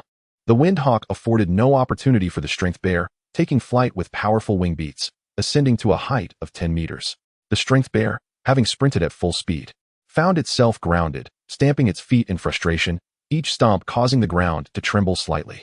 Powerless, the strength bear could only watch as the Wind Hawk soared above, with no other recourse. This is the baby cup. Direct attacks on the beast masters are prohibited. Strength bear, keep your eyes on the Wind Hawk. If it dives down to attack, seize the moment and strike it with a punch. Ding Rue promptly issued the command. Roar. The strength bear nodded vigorously, its bright yellow eyes fixated on Tianxia. Just one punch.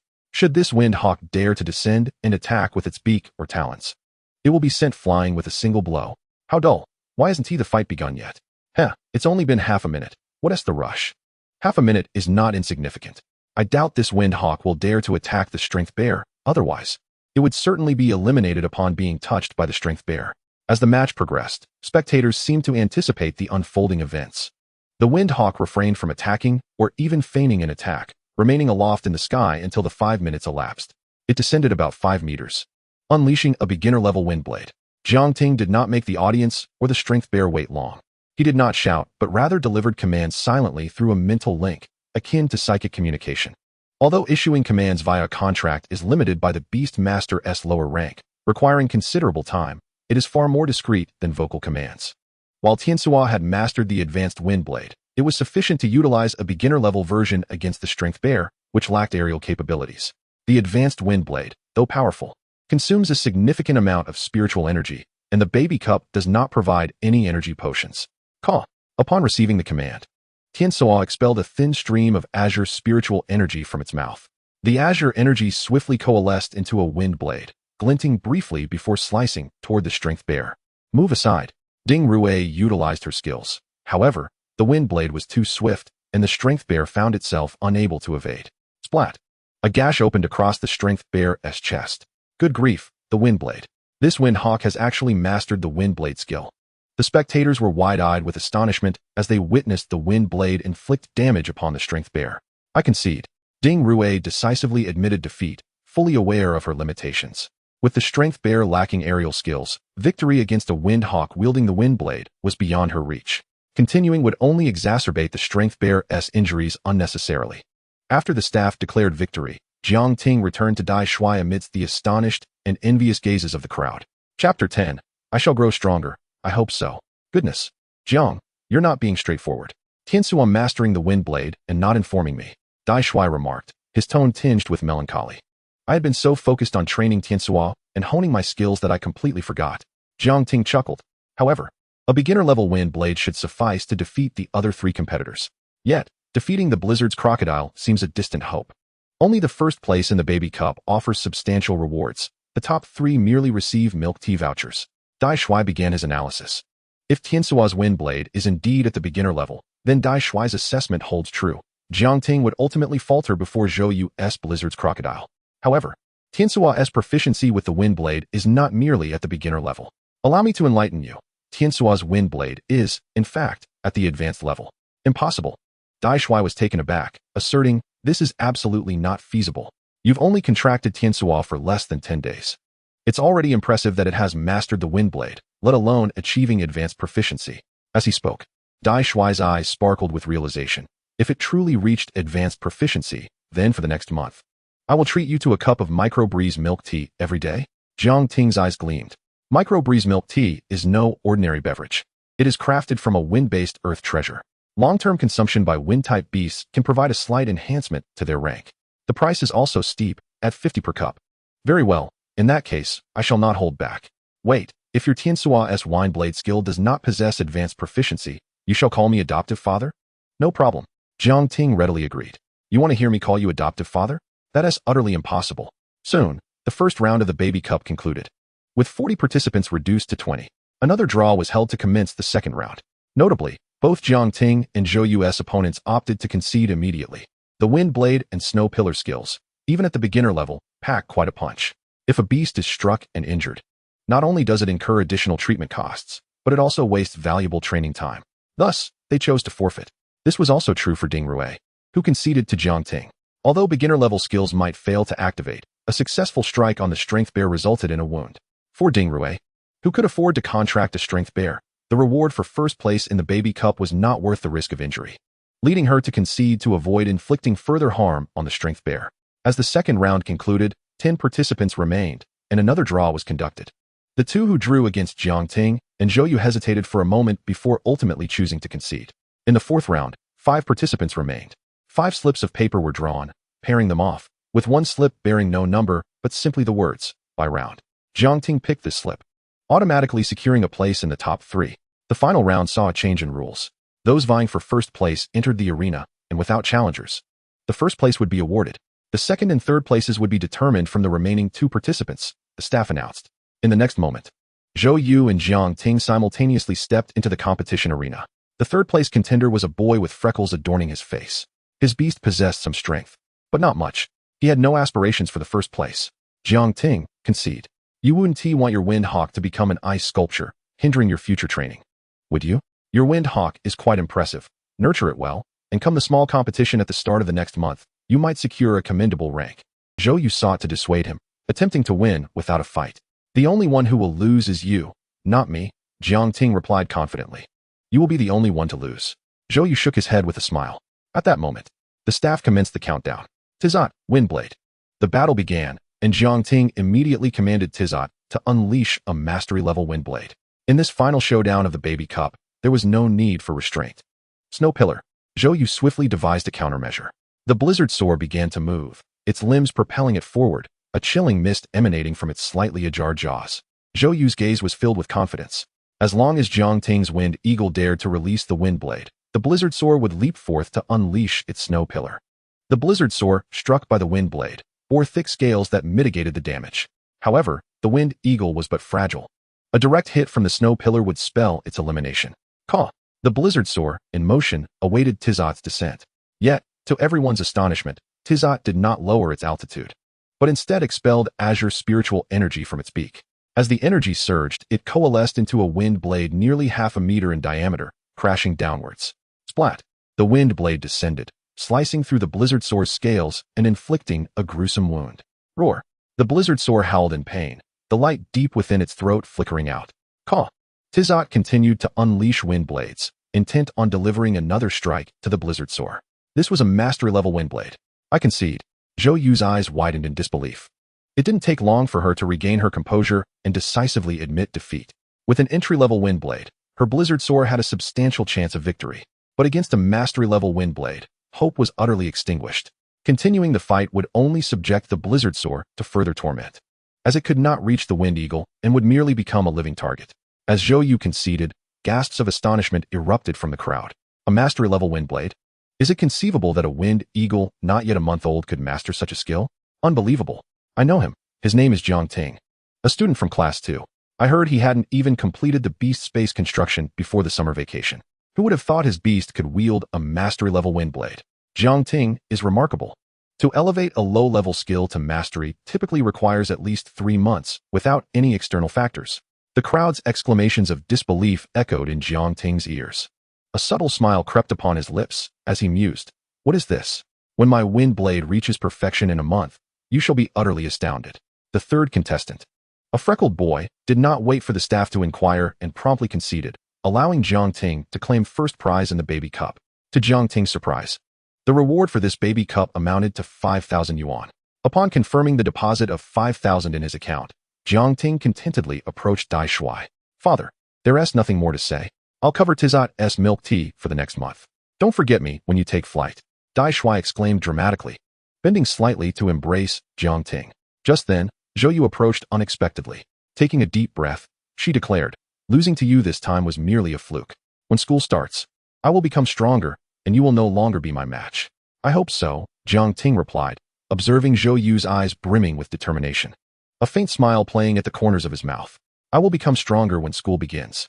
Thereafter, Jiang Ting returned home to continue training Tizot and practicing his meditation technique. The rewards for the upcoming school year's small competition were too enticing to overlook. While Jiang Ting and Tizot diligently honed their skills, their performance in the Baby Cup stirred quite a ripple among the students and teachers of Yanglu Town. Chapter 11. Windblade, Mastery of Meditation, Sighing Forest. The third-year students on summer vacation, upon first encountering this news in the Penguin Group, found it utterly unbelievable. Are you saying Jiang Ting, the one from Class 2 who hadn't completed his beast space construction before summer vacation, mastered a mastery-level Windblade in just 7 days? Impossible. That cannot be true. The students of Yanglu Middle School were largely skeptical. After all, the claim seemed far-fetched. Achieving mastery of a low-level skill without any external assistance was exceedingly difficult.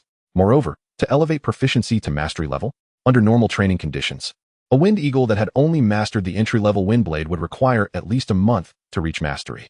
However, soon after, a video was uploaded by a student present at the event to the Penguin Group. The footage depicted Tizot battling the Blizzard Soar, soaring at 10 meters, condensing a Windblade to strike the Blizzard Soar and inflicting a deep wound. The entry-level Windblade had an effective range of merely 5 meters. To inflict such damage from a distance of 10 meters was indicative of a mastery-level Windblade. Unbelievable. Jiang Ting comes from an ordinary background, and for him to elevate his Wind Eagle's Windblade skill to mastery in such a short time without any external help is simply incredible. It dawned on them that Jiang Ting must have assistance from someone behind the scenes, none other than Sang Bieji. Ah, it's Sang Bieji. That explains everything. The video irrefutably demonstrated that Jiang Ting's mastery of the Windblade was indeed at the proficiency level of mastery. Yet, as other students began to mention Sang Bieji, the crowd's sentiments shifted to envy for Jiang Ting. The enhancement of proficiency in beast skills for an ordinary beast master typically requires a month to elevate a low-level skill from entry to mastery. However, for affluent and influential beast masters, pouring substantial sums of money into hiring specialized skill trainers and utilizing skill stones to elevate a low-level skill from entry to mastery within a week is but a trivial matter. In the conference room of Yanglu Middle School, many first-year teachers gathered, preparing for the students' high school journey, which was still more than half a month away. It seems this cohort has some promising talents. Who is it? A student named Jiang Ting, who elevated his Wind Eagle's Windblade skill proficiency to mastery in just 7 days. This speed surpasses that of some third-year students in the market. As a talent, Jiang Ting was somewhat lacking. His family circumstances were average and could not provide much support. In the forthcoming small competition, his advantages were limited. Simply having a mastery-level Windblade would make it challenging to secure a qualification for the island. The teachers engaged in lively discussions, sharing their opinions on Jiang Ting. A talent refers to a student with a certain potential. Here, a talent signifies a student capable of achieving a top 10 finish in the small competition, thereby qualifying for entry to an island. The beasts of the students participating in the Baby Cup lacked aerial capabilities due to their brief time of growth, which allowed the Wind Eagle to stand out. However, a month later, the situation might differ. Just as Ding Rui's Power Bear, after mastering Heavy Throw, gained aerial capabilities, this whirlwind surrounding Jiang Ting rose swiftly and dissipated just as quickly. Within a mere afternoon, discussions dwindled. Keep grinding. Strive to elevate the meditation technique to mastery by the end of the month. Jiang Ting paid no heed to the external discourse, wholly engrossed in training Tizot and refining his meditation technique. The 5,000 yuan reward from the Baby Cup was entirely invested in purchasing primary mental power potions. Tizot made training a hassle-free endeavor for Jiang Ting, requiring no supervision. With a resolute determination to defeat the ancient wood, Tizot remained enveloped in the release of Windblade and Eagle Eye. He would even urge Jiang Ting to administer spirit energy potions, hastening his recovery so he could unleash the Windblade skill once more. Time flew by, and soon it was 3 days before the start of the new semester. At noon, the sun hung high in the sky, casting its radiant light and warmth upon the earth. Jiang Ting sat cross-legged beneath the eaves of his home, while the ancient wood, adorned with creeping vines, lay on the ground, panting. Tizot, exhausted from depleting his spirit energy, stood atop the ancient wood. Although Tizot could not overpower the ancient wood, perching on its back felt like a different kind of victory. The ancient wood remained unfazed by this. As the pet of Jiang Ting's father, It not only cherished Jiang Ting, but also showed greater tolerance towards Tizat. Cultivation of the wind breath meditation technique. Proficiency level 1. Proficiency level of the wind breath meditation technique has reached great accomplishment. Jiang Ting opened his eyes, a glimmer of joy illuminating them. He had finally reached the level of great accomplishment. Rather than rising, he closed his eyes once more. Upon reaching great accomplishment, the meditation technique no longer merely enhanced the Beastmaster's strength, but also granted additional benefits. The effect of the wind breath meditation technique was the transformation of spirit energy into a unique energy known as wind breath, which could enhance the speed of the beasts. Although the enhancement was subtle, it was permanent. Was this the special energy of wind breath? Jiang Ting quickly opened his eyes, a thought crossing his mind. A strand of azure energy, the size of a hair, appeared in his palm. He consumed it, and then fed it to Tizat. After ingesting the wind breath energy, Tizat showed no outward changes. Do you feel anything? Jiang Ting inquired with anticipation. Caw-caw. Tizat spread his wings and circled in the air before landing in front of Jiang Ting. I feel a slight increase in speed. Jiang Ting sensed the meaning from their bond and nodded in satisfaction. Though he could not discern the increase in Tizat's flying speed with the naked eye, Tizat had experienced it firsthand and confirmed it. Indeed, this indicated that the wind breath energy could enhance the speed of beasts, albeit incrementally, requiring gradual accumulation. Jiang Ting was content with this. A powerful beast is nurtured gradually, not hastily. Let us go. Your wind blade has also reached great accomplishment. With a certain level of self-defense capability, we shall venture into the sighing forest to hone our skills and gain combat experience. Jiang Ting took out the last spirit energy potion to help Tizat recover his energy. The skills of a beast, upon reaching the level of great accomplishment, like the meditation technique, also provided additional effects beyond mere power enhancement. Previously, they had refrained from entering the sighing forest purely due to Tizat's inadequate combat ability. Encountering monsters would result in their escape rather than defeat. Consequently, Jiang Ting had gained nothing.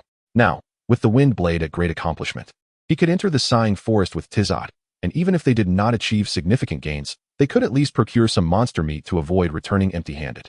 The sighing forest was a wild forest located outside Willow Town, inhabited by numerous wood, water, and earth-type monsters, most of which were at the low-level black iron rank, with the highest being mid-level black iron rank. After Jiang Ting expressed his intention to venture into the sighing forest the previous night, Jiang Hong, worried for him, unhesitatingly insisted that the ancient would accompany Jiang Ting. This explained why the ancient wood was present in the courtyard at that moment. Naturally, Jiang Ting did not refuse. Being of the high-level bronze rank, the ancient wood could resolve any unforeseen circumstances that might arise in the sighing forest. Without the ancient wood's protection, any unexpected events that led to injuries to him or Tizat could jeopardize his prospects in the upcoming school competition, leaving him with no outlet for his grievances. Thus, Jiang Ting, accompanied by Tizat and the ancient wood, set off towards the outskirts of Willow Town. Upon reaching the town's exit, his phone vibrated. Jiang Ting picked it up, raising an eyebrow slightly. The message was from none other than Sang Bieji. Chapter 12, Endless Noble Academy, the additional effect of the wind blade at great accomplishment. 3 years ago, after Sang Bieji's family prospered, they left Willow Town and moved to Nanwan City. Sang Bieji also enrolled in a private noble Beastmaster Academy. Jiang Ting had researched that the school Sang Bieji attended was named Endless Noble Academy. Like Willow Academy, it had both junior and senior high school divisions. However, the disparity in educational resources between the two institutions was akin to heaven and earth. From the first year, Endless Noble Academy provided dedicated Beastmasters to guide students on experiential trips to various islands. By the end of the third year, students capable of contracting beasts would receive customized potions based on their beasts. The academy boasted an array of educational resources, including skill gems unavailable on the market. Endless Noble Academy was renowned for its robust resources, living up to its title as a key institution in Zhejiang Province.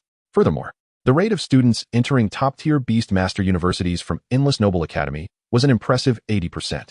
These elite universities equated to the prestigious 985 institutions of Jiang Ting's previous life.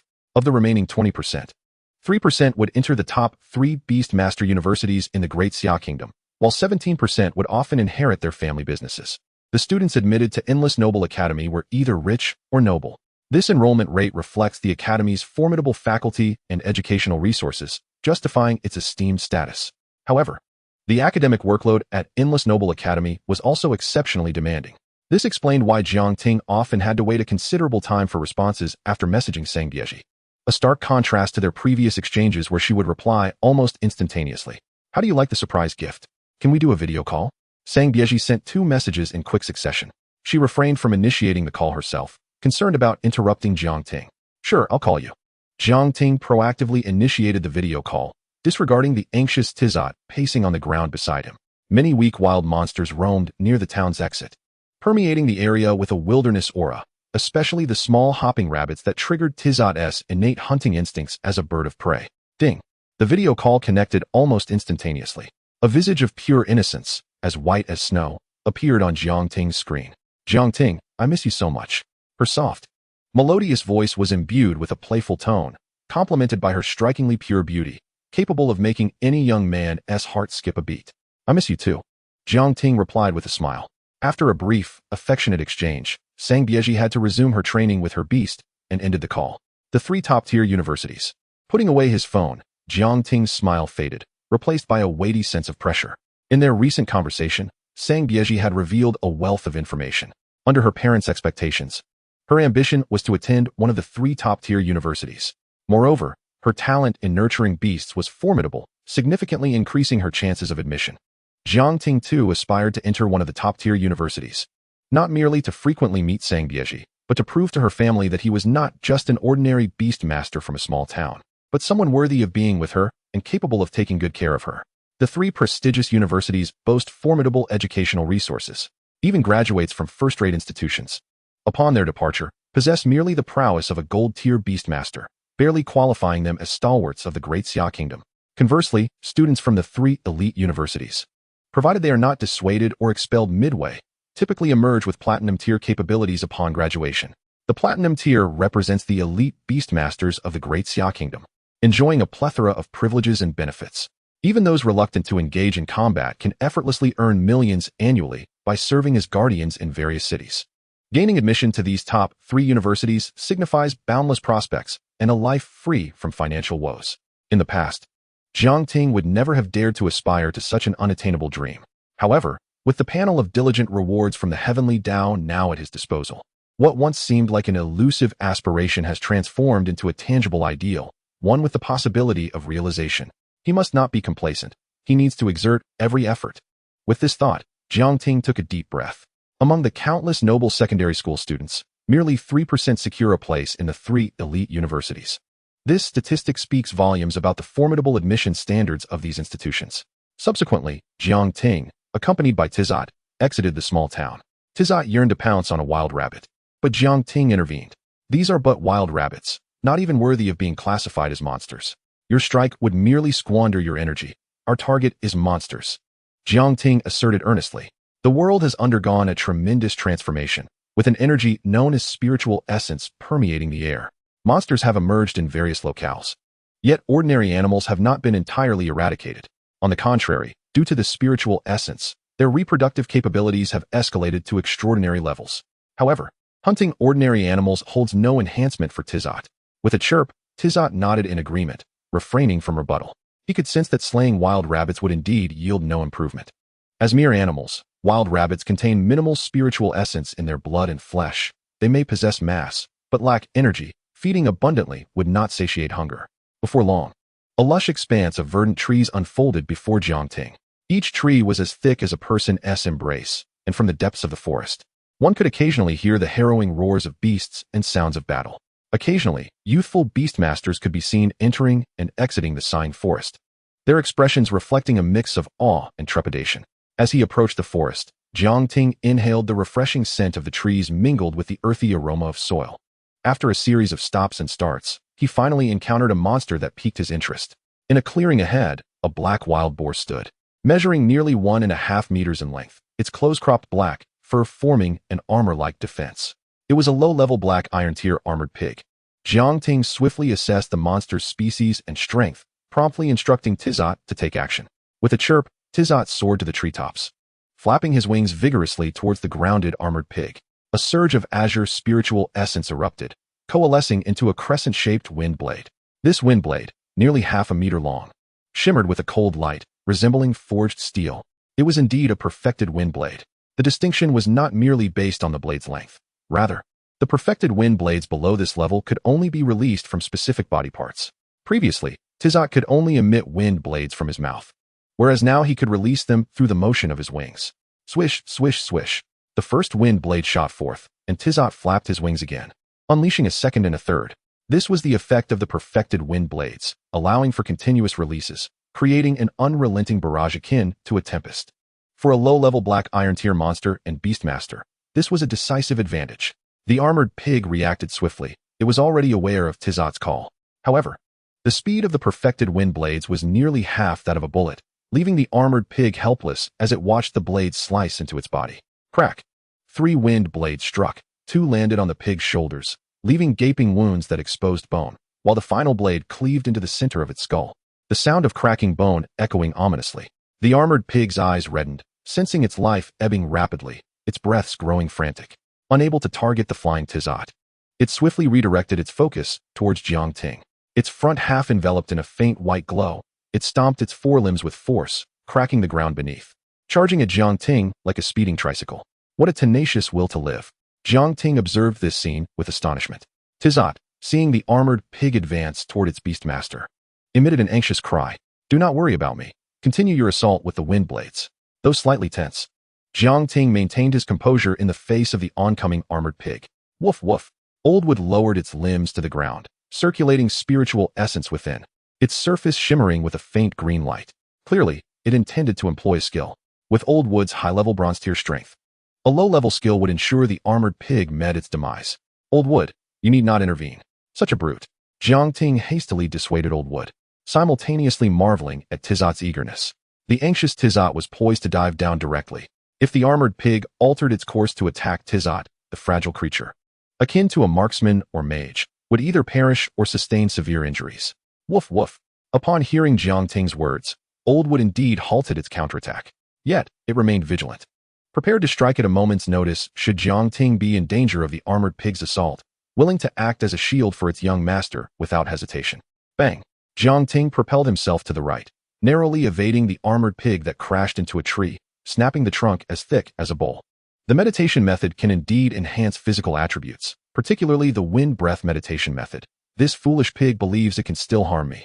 Jiangting smirked, effortlessly dodging the armored pig's charge. Practicing meditation techniques subtly augments a beastmaster's physical prowess. Physical attributes encompass strength, defense, speed, and energy. Strength pertains to pure power, while defense encompasses both energy and physical protection. Speed relates to both physical velocity and neural reaction time, with energy referring to the spiritual essence and its capacity within. All meditation methods yield slight improvements across all physical attributes, though the focus varies based on the technique. For example, the wind breath meditation method particularly excels in enhancing speed and physical agility. The armored pig's charge was swift. An ordinary novice beastmaster at the initial stage of the low-level Black Iron tier would find it challenging to evade, as Jiangting did. It can only be said that the perfected wind breath meditation method is exceptionally formidable, or rather, any meditation method cultivated to perfection is immensely powerful. Whoosh whoosh whoosh. In the air, Tizot seized the opportunity without needing Jiangting's prompt. 3 azure wind blades, nearing half a meter in length, coalesced once more, delivering successive strikes to the armored pig's vulnerable underbelly. The armored pig emitted a piercing squeal, collapsing to the ground, convulsing violently.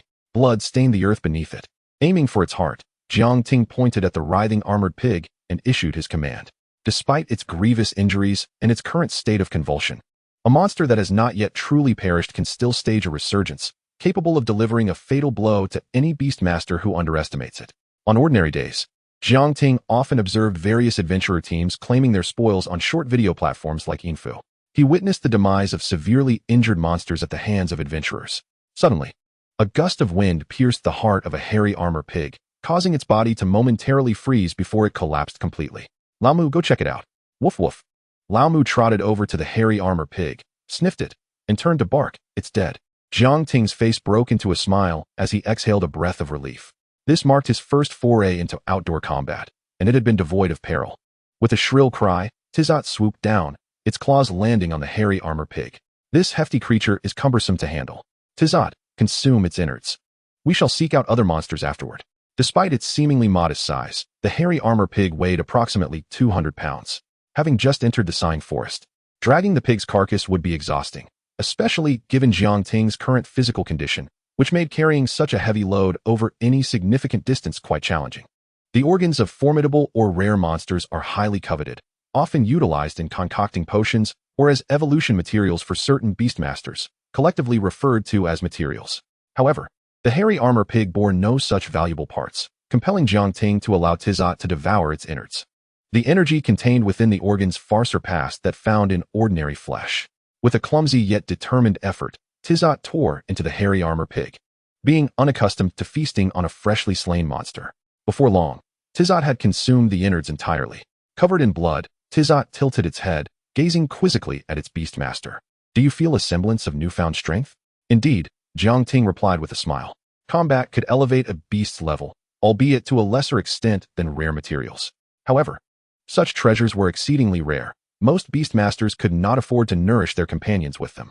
While the experience gained from battles may be minimal, it significantly enhances a beast's combat proficiency.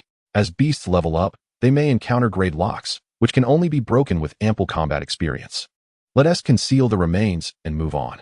Jiang Ting dragged the hairy armor pig's carcass into a thicket. Should his subsequent endeavors yield no results, he could still utilize the pig's body as sustenance for Tizot over the next few days. Nevertheless, Jiang Ting had no intention of returning with the hairy armor pig. The sighing forest teemed with carnivorous monsters, highly attuned to the scent of blood. For some time, Jiang Ting encountered numerous creatures, including green vine rabbits, earth-armored wolves, and bamboo leaf vipers.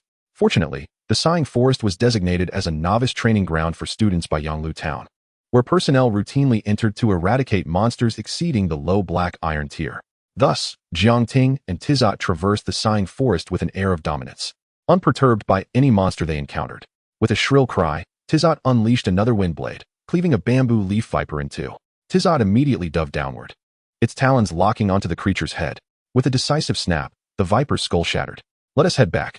Jiang Ting, having slain 12 monsters, felt no thrill akin to that of his first kill, the hairy armor pig. Now Tizot was fatigued, having exhausted its energy and unable to unleash its skills a third time. Could that be Jiang Ting? No way. Shortly after Jiang Ting departed, 2 young students appeared on the scene. They had witnessed Tizot slay the bamboo leaf viper from a distance, and while the figure bore a striking resemblance to Jiang Ting, the wind blade just unleashed was of a mastery level unattainable by mere students. One student shook his head, arguing, besides, how could a student wield such advanced skills? His companion nodded, acknowledging the validity of his friend's statement. The mere utilization of low-tier skills was beyond the capabilities of a novice beastmaster who had only contracted a beast for less than a month. To Jiang Ting's surprise, the hairy armor pig went unnoticed by other monsters. He fashioned a rudimentary stretcher from branches to transport the carcass back to Yanglu Town. Oh, isn't this Jiang's boy? Where did he procure this hairy armor pig? Observing the fresh wounds, they speculated he must have slain it himself in the sighing forest. Jiang's boy has some real prowess. My child was recently injured by a hairy armor pig and is still bedridden. Indeed, Jiang's beast must have been responsible for this kill, not just his wind eagle. Along the way, townsfolk of Yanglu Town, upon spotting Jiang Ting and the pig's remains, offered him approving nods and praise. However, some speculated that it was Lao Mu who had done the killing. Jiang Ting merely smiled in response, refraining from clarification. Upon returning home, Jiang Hong and Zhou Yin were equally astonished. Particularly, Lao Mu had relayed to Jiang Hong that Tizot had independently slain the hairy armor pig, having also witnessed Tizot vanquish numerous other monsters. Xiao Ting, Lao Mu mentioned that Tizot is quite formidable among low black iron tier beasts. Jiang Hong inquired during dinner. Indeed, if all goes well, I should secure first place in the upcoming school competition. Jiang Ting was focused on his meal, already on his 3rd bowl of rice. Following the practice of meditation, a beastmaster's appetite invariably grows. Is that true? Jiang Hong and Zhou Yin exchanged astonished glances. They knew their son well and recognized he was not one to boast. Absolutely. Over the next 2 days, Jiang Ting continued to traverse the sighing forest under Lao Mu's vigilant guidance, with Tizot slaying a myriad of the over 20 different monsters inhabiting it. On the 3rd day, Yanglu High School commenced its semester, heralding the imminent arrival of the school competition. As per tradition, a parent was required to accompany students on the first day of school. Consequently, Zhou Yin took a leave of absence to accompany Jiang Ting to school. Chapter 14. Abundant Rewards, Lush Islands, New Meditation Techniques. The warm morning sun illuminated the bustling Yanglu High School, filling the air with a sense of warmth. Students were seen laughing and chatting, and even more striking were the beasts accompanying them. Jiang Ting had received class assignment notifications a week prior, placing him in Class 2 of the first year. Entering the classroom with Zhou Yin, They found half of the seats occupied by students and their parents. Jiang Ting casually selected a seat by the window. The school competition was about to commence, but before that, they needed to wait for the homeroom teachers to address the class and distribute textbooks. While waiting, Jiang Ting's gaze wandered to the various classmates' beasts. The fire monkey and water crocodile posed no significant threat. Yet he remained wary of the likes of Ding Rui's strength bear and Zhou Yu's blizzard crocodile. In Yanglu Town, the majority of students come from modest backgrounds. Those fortunate enough to forego the complementary beast companions and possess the financial means to acquire formidable creatures such as the bear of might or the blizzard crocodile, who have undergone multiple evolutions and boast a lineage of considerable merit, are ultimately a rare breed. Among them, Tianxua, who has mastered the advanced wind blade technique and possesses commendable combat experience, enjoys the benefits of 3 days of special energy infusion from wind breath. This grants him aerial supremacy, allowing him to sweep through the ranks of mid-level black iron tier opponents with relative ease. Good day, Anzhou. Shortly thereafter, Dai Shuai entered the classroom accompanied by a middle-aged woman, his mother. Ah, it's Xiao Shuai. Zhou Yan, initially bored, acknowledged Dai Shuai with a nod, and then rose with a smile to greet his mother. Engaging in lively conversation, Zhou Yan and Dai's mother found common ground. Their similar ages facilitating a seamless dialogue. Dai Shuai chose a desk beside Jiang Ting, declaring his territory after dropping his backpack. He eagerly approached Jiang Ting, exclaiming, "Old Jiang, did you hear? The rewards for this semester's inaugural competition have been leaked." What are they? Jiang Ting's interest peaked at the mention. There are 2 tiers of rewards. In our first-year cohort, consisting of 10 classes with approximately 40 students each, the top 10 of each class will receive Spirit Chi potions. Though I'm unsure of the exact quantities. Spirit Chi potions. Jiang Ting's eyes sparkled at the thought. These were precisely what he lacked. To rapidly enhance Tianxua's skill proficiency, an abundance of Spirit Chi potions was indispensable. Moreover, while his wind breath meditation had reached a considerable level, generating wind breath energy still required the consumption of one's own Spirit Chi, necessitating visualization to convert it into the desired energy. Next, there are the rewards for the top 10 in the grade. It is confirmed that those who rank in the top 10 will be granted access to the Bountiful Island. As Dai Shuai continued to share the news he had gathered, a glimmer of envy shone in his eyes at the mention of the Bountiful Island. This island, located off the coast of Jiang Province, is classified as a level 1 island, indicating that the monsters inhabiting it will not typically exceed the bronze tier. Furthermore, it is known for yielding valuable wood-type resources, and with a stroke of luck, one might even stumble upon rare treasures, leading to overnight wealth. Regrettably, Dai Shuai could only covet such prospects, lacking the strength to compete for a top 10 ranking. The Bountiful Island. Jiang Ting clenched his fist, feeling a surge of ambition. The island, a permanent territory of the Great Xia Kingdom, is abundant in wood-type resources. Jiang Ting knew of dozens of level 1 materials, each fetching around 1,000 yuan. Just by stepping foot on the Bountiful Island, one could easily amass 10,000 yuan in a single day, not to mention the even rarer treasures. Additionally, the Bountiful Island is under official control, patrolled by the Navy, ensuring that no Beastmaster can land without permission. This guarantees absolute safety, eliminating concerns of threats from rival Beastmasters. Jiang Ting's knowledge stemmed from the island's status as an educational resource. In past years, it had always been allocated to high schools in the city, yet this year, Yanglu High School would also benefit. In addition to the island, the top 3 students would be awarded the data meditation technique.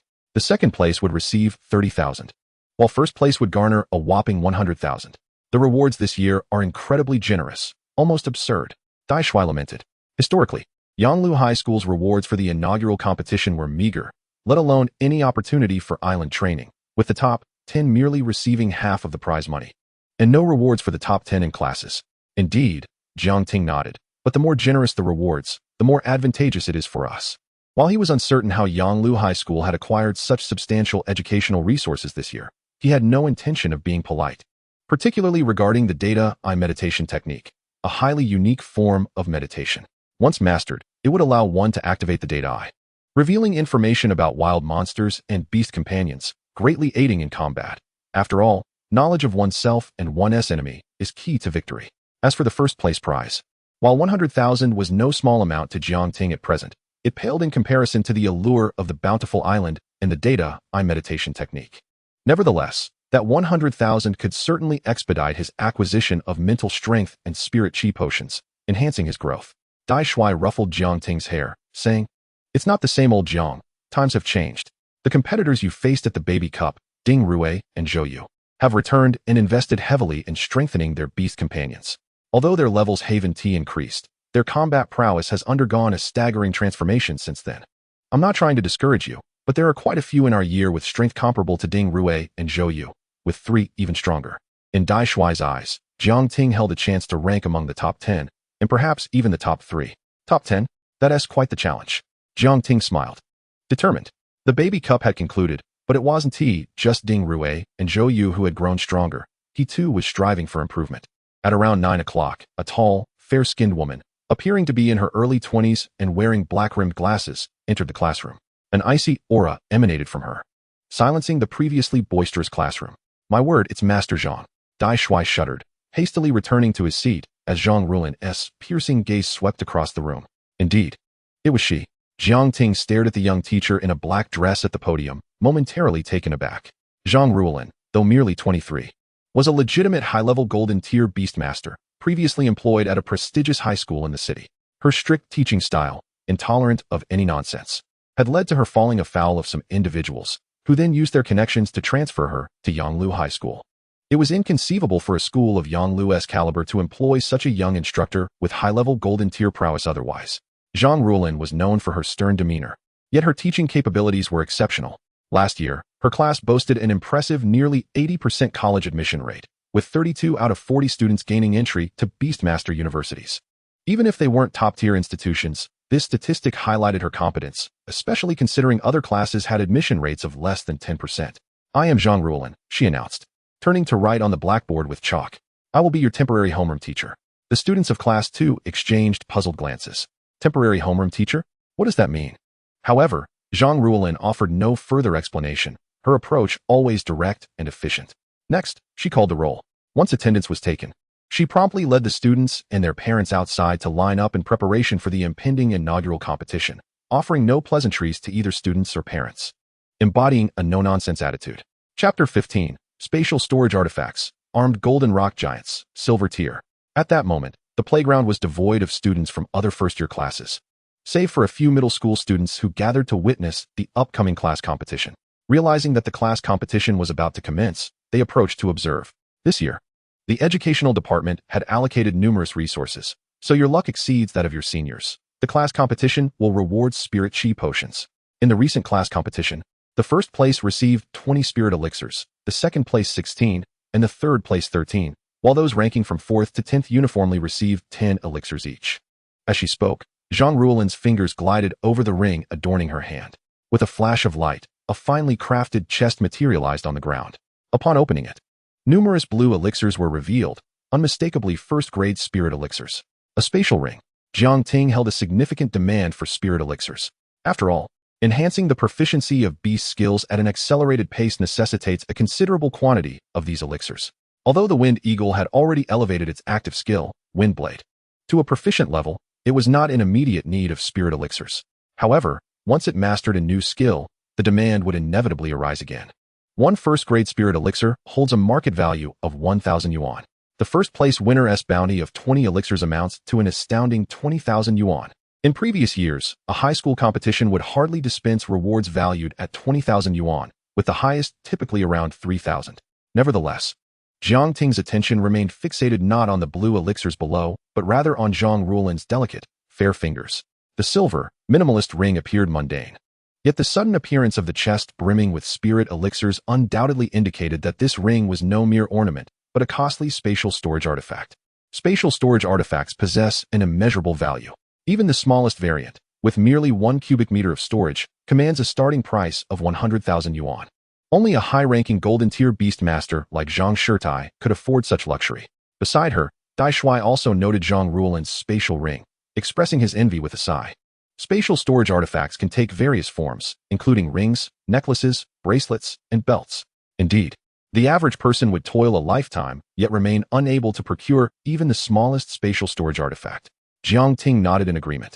Contemplating, it is said that prestigious competitions held by major corporations often feature not just spatial storage artifacts, but also high-quality monster eggs or juvenile creatures as prizes. With my determination, I shall eventually afford a spatial storage artifact. The exorbitant pricing of spatial storage artifacts is justified. They create a miniaturized space within. capable of accommodating substantial weight without burdening the wearer. Moreover, even the most diminutive storage artifact can effortlessly contain numerous miscellaneous items, allowing beast masters to embark on their journeys unencumbered. After distributing the elixirs, Zhang Rulin signaled for the students and their parents to disperse.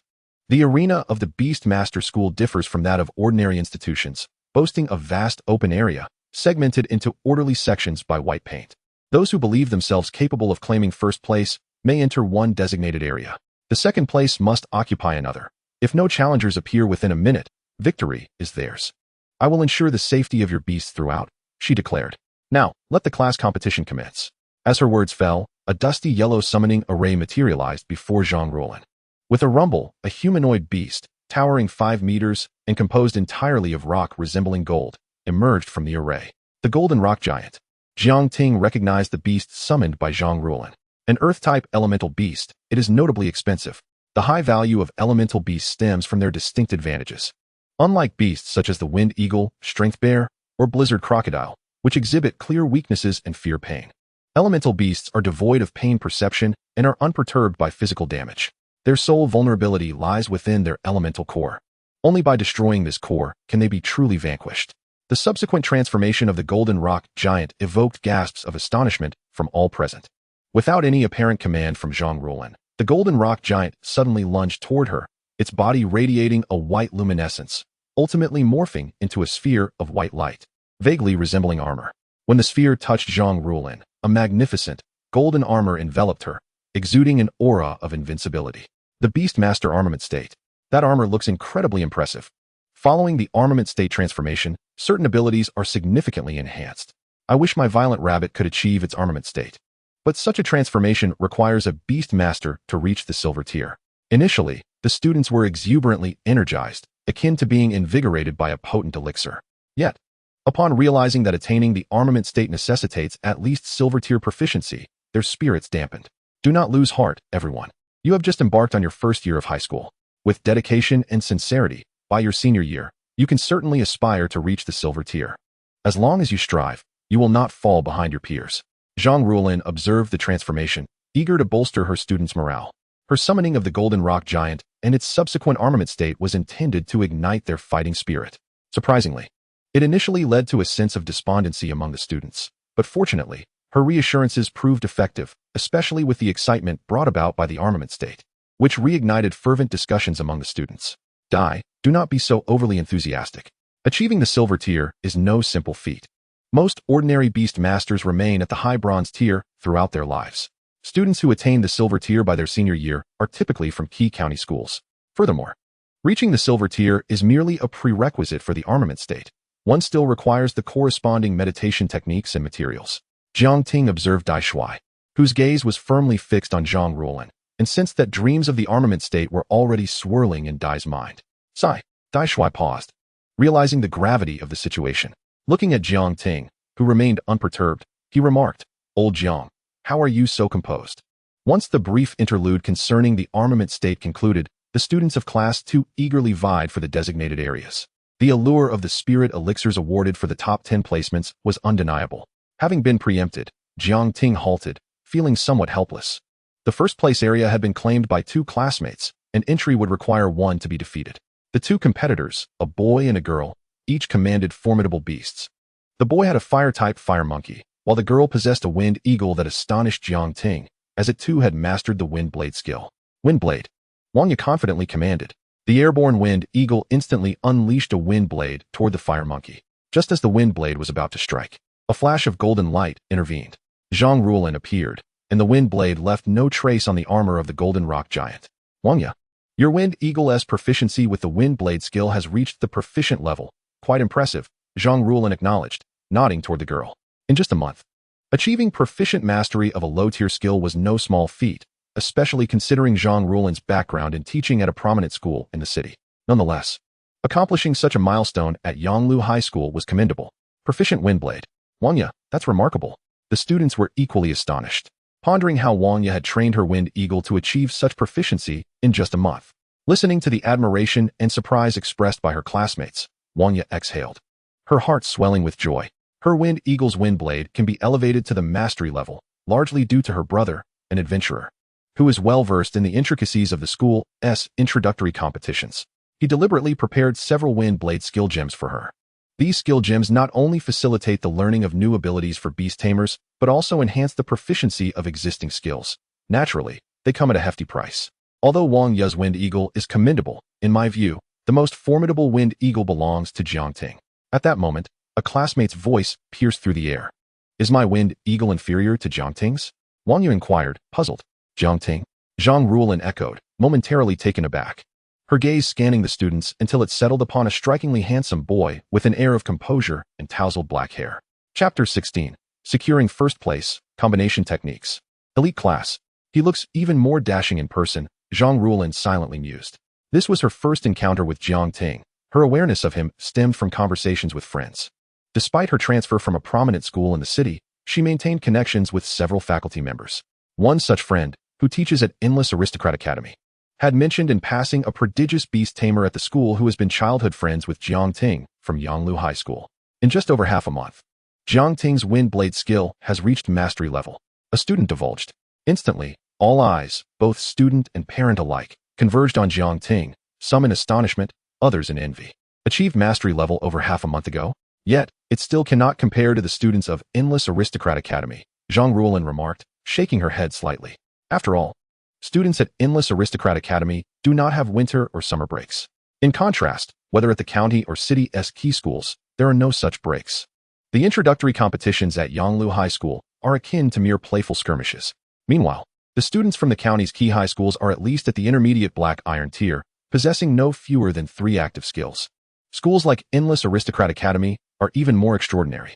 Outstanding students are encouraged to master combination techniques with their beasts. As the countdown began, Wang Ye's opponent stepped out of the designated area, creating space. Jiang Ting, unfazed by the surrounding murmurs, approached Wang Ye. Wang Ye nodded. Momentarily stunned as she gazed at Jiang Ting, her cheeks slightly flushed. Yet, internally, she thought, his Wind Eagle had reached mastery level for Wind Blade over half a month ago. Nonetheless, my Wind Eagle is no slouch. A mere half a month is insufficient to elevate the Wind Blade skill from mastery to minor achievement. As for using skill gems to enhance proficiency, there are scarcely a handful of students at Yanglu High School who can afford them. Jiang Ting summoned his Wind Eagle, initiating the countdown. The duel between 2 beasts of the same species, wielding the same skill yet with differing proficiency, instantly captivated the attention of all students. The battles occurring in the other 9 zones went unnoticed. Can Xiaoting win? Zhou Yan asked nervously. Uncertain. The strengths are too closely matched, Jiang Hong replied. Equally unsure of the outcome. As the countdown reached its conclusion, Jiang Ting and Wang Ye simultaneously commanded their wind blades. Whoosh! 2 wind blades swiftly materialized, slicing through the air with a resounding whoosh. This was no mastery-level wind blade. It was at the minor achievement level. The speed of the wind blades was remarkable. Yet with Zhang Ruolin's advanced golden tier prowess, she could discern the actions with utmost clarity. Crack! The 2 wind blades collided, holding their ground momentarily. Ultimately, Tian Sua's wind blade shattered the opposing one, diminishing in size, yet continuing its relentless pursuit toward Wang Ye's Wind Eagle. Quick dodge! Wang Ye shouted urgently. The Wind Eagle was quite fragile. Even a hit from a depleted wind blade could inflict significant damage. With a powerful leap, Zhang Ruolin propelled herself into the air, landing with such force that the ground beneath her cracked, intercepting Tian Sua's wind blade. Jiang Ting's Wind Eagle had indeed reached the minor achievement level for the wind blade skill. In this battle, you have lost. Do you concede? Zhang Ruolin asked Wang Ye. I concede. Wang Ye nodded vigorously, akin to a chick pecking at rice. If truly struck by the wind blade, her Wind Eagle would not perish, but it would very likely lose its combat capability. Moreover, both Wind Eagles were of the low-level black iron tier. Yet Tian Sua's wind blade skill proficiency surpassed her own by a full level. Continuing the fight would only lead to her defeat. Wang Ye decisively withdrew from the first-place zone. Wait, did I hear that correctly? Did the teacher say Jiang Ting's wind blade skill is at minor achievement level? You heard correctly. It is indeed minor achievement level. Normally, it takes over a year of training for a low-level skill to reach minor achievement level. And he accomplished this in just over half a month. Many students were profoundly shocked. Old Jiang, did you and your wife purchase skill gems for Jiang Ting? Numerous parents were equally bewildered. After all, their beasts had not lacked skills at the minor achievement level, but they had spent decades nurturing them. If a beast did not possess a low-level skill at minor achievement level, it would be better to find a block of tofu to perish than to continue. Impossible. The cost of skill gems is exorbitant. Even the most common low-level wind blade gem costs around 10,000 each. Transitioning from mastery to minor achievement requires intermediate skill gems, which start at 100,000, and at least 10 gems are needed for a minor achievement upgrade. Jiang Hong shook his head decisively. Skill gems are not typically within reach for ordinary beast tamers. Rather, they are reserved for those with excessive wealth or those in dire need of enhancing their combat abilities. 3 minutes swiftly elapsed, and as expected, Jiang Ting secured first place in the class competition. With a minor achievement level wind blade skill, Tian Sua held the advantage of flight, rendering him virtually unbeatable. Thus no student dared to challenge Jiang Ting. 20 spirit energy potions. As of now, Tian Sua could unleash 20 low-level skills a day, translating to 400 proficiency points from those potions. Jiang Ting returned to his parents, a smile gracing his lips as he clutched the cardboard box. His mind was already racing with thoughts about Tian Sua's next skill. Compared to other beast tamers, I am capable of rapidly elevating my beast skill proficiency to full capacity, without the worry of encountering bottlenecks at the minor achievement level. Low-level beasts at the Black Iron tier are incapable of executing intermediate skills, let alone advanced ones. Hence, I must focus on low-level skills that can synergize with Wind Blade for combination techniques. Jiang Ting contemplated. Certain skills can be combined to form synergistic techniques, unleashing power that exceeds the skill levels. For instance, a combination technique formed from 2 low-level skills can yield power comparable to intermediate skills. Similarly, 2 intermediate skills can generate power surpassing advanced skills. However, the requirements for proficiency in the skills involved in combination techniques are stringent. Otherwise, the beast will be unable to execute the combination. The allure of combination techniques lies in the proficiency requirement of the major achievement level. It is already a challenge for most beast tamers to elevate their skills to this level, and having one skill reach major achievement level is a rare blessing, let alone the requirement for 2 designated skills. Yet Jiang Ting was free from such concerns. His liver was all that mattered. The wind blade seemed capable of forming a combination technique with the wind wall. What was its name again? It eluded his memory, but never mind. He would wait until the commencement of the school competition. Jiang Ting was confident he could secure a position within the top 10, thereby earning the qualification to journey to the Verdant Isle. Thus, it was imperative for Tizot to master a combination technique. Although the Verdant Isle posed no threats from other beastmasters, the creatures residing there were no trifling adversaries. Under the decisive leadership of Zhang Ruolin, the class competition for the 2nd grade was nearing its conclusion, while other classes were just beginning to arrive. For the time being, it was a break for free activity. Observing the eager students, Zhang Ruolin casually remarked, "Hooray!" The students of Class 2 scattered in a frenzy, some heading towards other classes, while others engaged in conversation with their parents. "Mom and Dad, I'm going to accompany Dai Shui to observe the competitions in other classes. Knowing oneself and one's adversaries is the key to victory in 100 battles." Jiang Ting intended to assess the opponents he would soon face. Go on, go on. At this moment, Jiang Hong and Zhou Yin were surrounded by the parents of other students, seeking their advice on how to nurture their son's education. Entering the elite class was not an issue. Zhang Ruolin watched Jiang Ting's upright silhouette and mused silently. She had previously mentioned in the classroom that she was the temporary class teacher, as she would be the sole instructor for the elite class, responsible for everything from theoretical knowledge to practical combat. The students of the elite class were also handpicked by Zhang Ruolin, and at this moment, Jiang Ting had been confirmed as the very first student of the elite class. Chapter 17, Rock Throwing, once more against Ding Rue. All first-year class competitions adhered to a unified format. Participants were divided into zones for ranking from 1st to 10th place. To secure a position, one must stand in the corresponding zone and remain unchallenged for 3 minutes. This competition format was akin to a ring system, saving time. Zhou Yu and Ding Rue were placed in the same class, competing fiercely for the top spot. Dai Shui pointed towards a specific zone. Ding Rue's strength bear appeared to have grown stronger in the fortnight since their last encounter. Jiang Ting observed the arena, where Zhou Yu and Ding Rue's beasts had already erupted into battle. The strength bear now stood over 2 meters tall, its fists swinging with the force of a tempest. Zhou Yu's blizzard crocodile sought to create distance to unleash its snow pillar. However, after merely a few steps, the strength bear closed the gap, raining down punches that echoed like thunder, interrupting the skill and rendering the snow pillar ineffective. "I concede," Zhou Yu exclaimed loudly, raising her hand in resignation. She felt helpless. A fortnight prior, the blizzard crocodile could still hold its own against the strength bear. But now, after extensive training, it was no match. Though Ding Rue's strength bear remained at the low-level black iron rank, its strength, speed, and defense had significantly improved. In simpler terms, even among low-level black iron beasts, there existed disparities.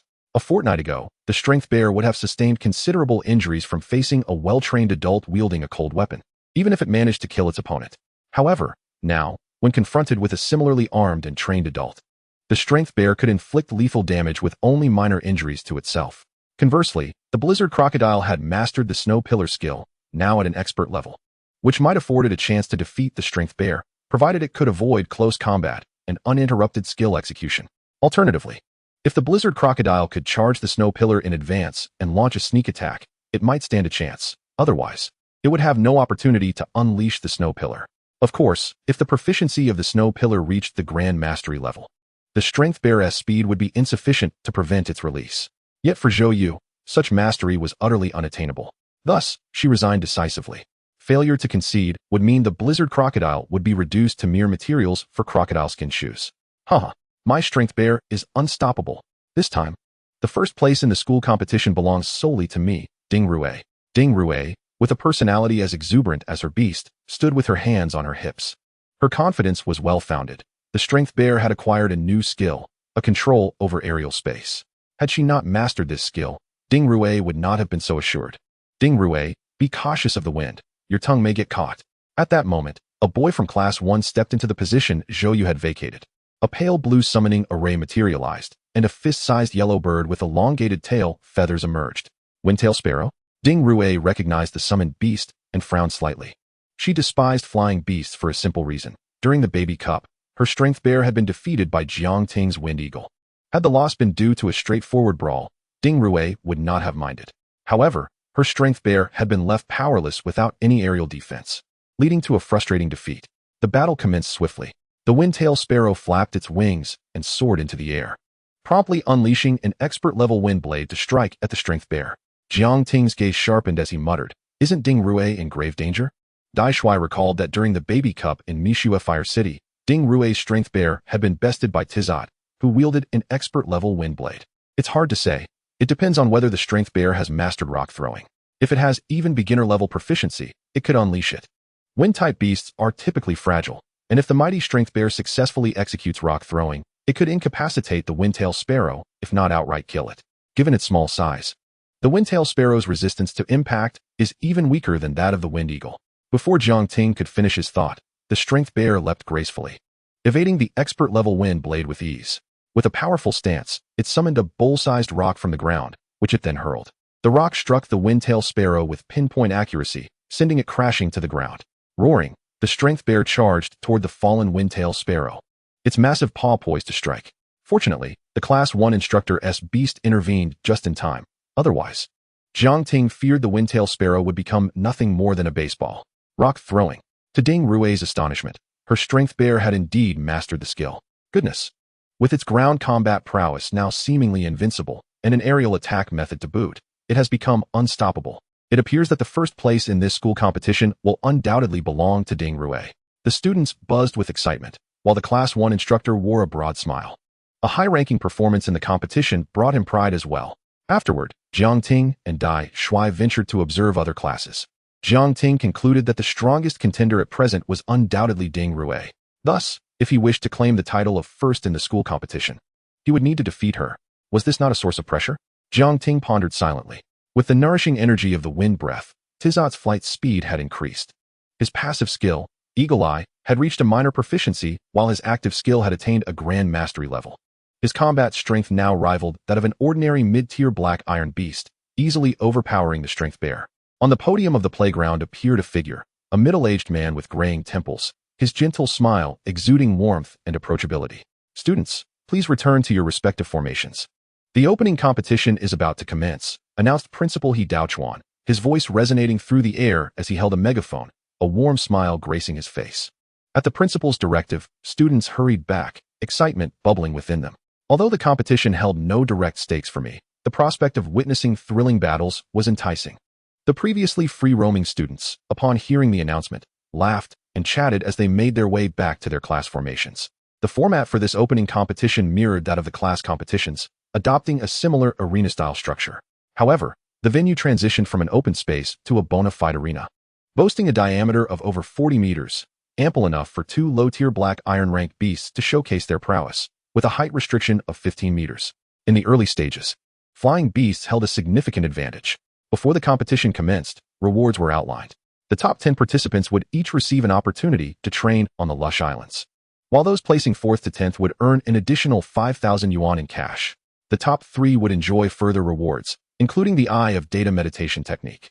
The 3rd place winner would receive an extra 10,000 yuan, the 2nd place winner 30,000, and the 1st place would garner a remarkable 100,000 yuan. Upon the conclusion of the reward announcement, a palpable stir swept through the crowd. Although many students had heard whispers of these rewards, hearing them directly from the principal imbued them with an undeniable authenticity. Goodness, the rewards for the top 10 nearly matched 2 months of my salary, one student remarked. And the rewards for the top 3 are even more astonishing. 100,000 for 1st place. I wonder who will secure that prize. Many parents in attendance joined in the chatter. I recall shouting mentioning he might claim the top spot, Zhou Yan said, her voice laced with contemplation as she glanced at her husband, Jiang Hong. Her interest was not merely in the cash prize, but in the potential for Jiang Ting to amass resources to enhance his beast strength. Indeed, Jiang Hong replied with a wry smile. But did you see that girl from class 1? Her strength bear has mastered rock throw. Shortly after He Daochuan's announcement, the competition began. The 10 arenas were swiftly occupied by 20 eager students, while those who failed to secure a spot lamented their misfortune. Jiang Ting had prepared in advance, his speed unparalleled, as he was the first to ascend the platform. His mastery of the wind breath meditation technique had reached an advanced level, yielding substantial gains with each practice session. While he still had a ways to go before reaching the intermediate black iron tier, he undoubtedly outpaced all first-year students at Yanglu High. However, being the first on the platform did not guarantee victory. Following closely behind Jiang Ting was Ding Rui, her eyes sparkling with excitement as she regarded him. Today marked her chance for revenge. The students, many of whom were not competing for rank and had a clear understanding of their abilities, suddenly focused on Arena 1, the arena representing the coveted 1st place. Could Shouting S Tizot be a match for the Strength Bear? Zhou Yan and Jiang Hong exchanged concerned glances. Ah, the Wind Eagle versus the Strength Bear, He Daochuan mused. Observing the 2 summoned beasts on Arena 1, his brow slightly furrowed. Chapter 18. Defeating Ding Rui again, claiming 1st place. Aside from He Daochuan, the gaze of all first-year homeroom teachers converged on Arena 1, Zhang Ruolin being no exception. The Strength Bear, with its mastery of rock throw, posed a significant challenge for Jiang Ting. Zhang Ruolin's hypothesis was not unfounded. The Strength Bear, as its name suggests, possessed immense power. The speed of its rock throw was formidable, making it nearly impossible to evade. This time, my Strength Bear will not be bested by your Wind Eagle, Ding Rui declared confidently, her arms crossed over her chest. Prior to mastering rock throw, the Strength Bear had not been a match for Tizot. With this new ability, if it could not contend with Tizot, what would be the point of having mastered rock throw? Let us witness, Jiang Ting replied nonchalantly. Squawk. Tizot, perched confidently on the ground, tilted its head, scrutinizing the Strength Bear with a glint of curiosity in its eagle-like eyes. This was not merely a former adversary. It was a chance for retribution. Who will emerge victorious in this bout? Naturally, it will be Ding Rui. Although Jiang Ting's Wind Eagle has grasped the minor-level wind blade, it is still no match for the Strength Bear, many students reasoned, almost in unison. The mastery of rock throw rendered the Strength Bear nearly invincible among low-tier black iron beasts. Students, please prepare yourselves. You may commence once the countdown concludes. A teacher serving as a referee reminded them. Upon receiving affirmations from both contestants, the countdown began. At the moment the countdown ended, Tizot flapped its wings and soared into the air. Rock throw, strike him down, Ding Rui commanded, her voice filled with fervor. Roar, the Strength Bear bellowed, refraining from pursuing the airborne Tizot. Instead, it conjured a rock in its palm, launching it like a cannonball toward Tizot. Squawk. Tizot sensed the impending danger, its wings thrumming with renewed vigor as it evaded the projectile, ascending higher into the sky. Ding Rui watched in disbelief. Had it escaped? Something was amiss. This student's Wind Eagle seemed to possess an extraordinary speed. A flicker of surprise crossed He Daochuan's features. As a gold-tier beastmaster with extensive military combat experience, he possessed a keen eye. He instantly recognized that Tizot's speed was exceptional. Zhang Ruolin's brow furrowed in intrigue. She too discerned that Jiang Ting's Wind Eagle exhibited abnormal speed. It must be mere luck. Strength Bear again. Ding Rui gritted her teeth, issuing commands swiftly. Yet, a nagging sense of foreboding lingered in her heart. Her Strength Bear had never previously faltered against a beast of the same rank. There is no second chance, Jiang Ting remarked with a smile, his relaxed demeanor starkly contrasting Ding Rui's tension. After evading the Strength Bear's rock throw, Tizot wasted no time unleashing the Wind Blade, an advanced technique. Buzzing, 3 wind blades coalesced, glinting ominously in the sunlight. With a swift slash, the wind blades cut through the air, howling as they struck the strength bear, sending it flying out of the arena. Deep gashes marred the strength bear's body, evidence of the ferocity of the assault. I've lost, Ding Rue murmured, staring blankly at her pained and howling strength bear. She had once again fallen to Jiang Ting. Ding Rue had been defeated. What? One strike to defeat it? How did Jiang Ting's wind eagle manage to unleash 3 wind blades in rapid succession? Observers noted that he had not been paying attention in class, and the ability to release multiple wind blades in quick succession was indicative of a mastery level reached at the advanced tier. Wait, hold on. Advanced wind blade. The realization that Tizot's wind blade was of an advanced tier sent shockwaves through both students and parents alike, their gazes converging on Jiang Ting in astonishment. Advanced wind blade. Principal He Daochuan stood in stunned silence. Even for low-tier skills, achieving an advanced level without external assistance typically required at least 3 years, not accounting for the common occurrence of hitting a developmental plateau. What had he just witnessed? A student, having only contracted a beast for less than a month, managed to elevate one of its basic skills to a mastery level of great achievement. A mastery level windblade. Zhang Ruolin's pupils constricted abruptly, her previously serious demeanor replaced by astonishment. She had encountered prodigious beast masters before, those who within 2 to 3 months could enhance their beast's basic skills to mastery level. But all those prodigies were invariably students from the 3 premier beast training universities of the Great Xia Kingdom. And what of Jiang Ting? His achievement was even more outrageous. He had elevated the wind blade skill to mastery level in merely 1 month. Although the wind blade is considered a rather elementary skill, this was utterly astonishing, particularly within the confines of Yanglu Middle School, where it was regarded as a miraculous feat mastery level wind blade. The voices of Zhou Yin and Jiang Hong quivered with excitement. They could scarcely believe that the wind blade unleashed by Tiansuo was indeed of mastery level proficiency. Next time, I will definitely not lose to you. Ding Rue quickly regained her composure and declared stubbornly. She believed that Tiansuo possessed a unique talent for the wind blade, enabling such swift advancement to mastery level. Casual. Jiang Ting replied with remarkable calmness. Next time, Tiansuo will be cultivated to be even more formidable. Your strength bear might not even get the chance to strike before being defeated. With 10 seconds remaining, if no one dared to challenge him further, Jiang Ting would claim the first position in the competition, which came with a cash reward of 100,000 yuan. The teacher acting as the referee, seeing that nearly 3 minutes had elapsed with no student daring to step forward, attempted to motivate them with the reward. Teacher, please announce the results. The allure of 100,000 yuan was indeed tempting, but one must possess the capability to compete. Once the mastery level wind blade was unleashed, no one could match Jiang Ting's wind eagle. While the reward for first place was indeed substantial, Ding Rue's strength bear had suffered a dismal defeat. The students could only watch with envy, unwilling to step onto the stage against Jiang Ting. That was not a contest, it was a one-sided crushing. Time's up. Congratulations, Jiang Ting, for securing first place in this competition. The awards will be distributed once the results from the other arenas are announced, the teacher declared. All right, Jiang Ting nodded, his eyes brimming with elation. 100,000 yuan in cash was within his grasp. Although this sum appeared considerable, merely purchasing the skill gem for Wind Wall might not suffice. The Wind Wall and Wind Blade could synergize to create a combination technique, allowing 2 basic skills to rival an intermediate skill. Wait, his parents had intended to establish a beast training base. Jiang Ting suddenly recalled this matter. His parents had allocated funds for creating the beast base to purchase the Wind Eagle. After a moment of contemplation, he reached a resolution. Since the competition in the other arenas was not yet concluded, Jiang Ting leaped down from the stage and returned to his parents. Mom, Dad, I plan to use this 100,000 yuan reward to cultivate Tiansuo, so the establishment of your beast training base will have to be postponed a little. Jiang Ting stated directly. He aimed to enhance the strength of the Wind Eagle as much as possible before heading to the Flourishing Island, thus ensuring greater rewards during their expedition. Chapter 19. The method for Tiansuo to comprehend Wind Wall, Thousand Blade Wind Wall.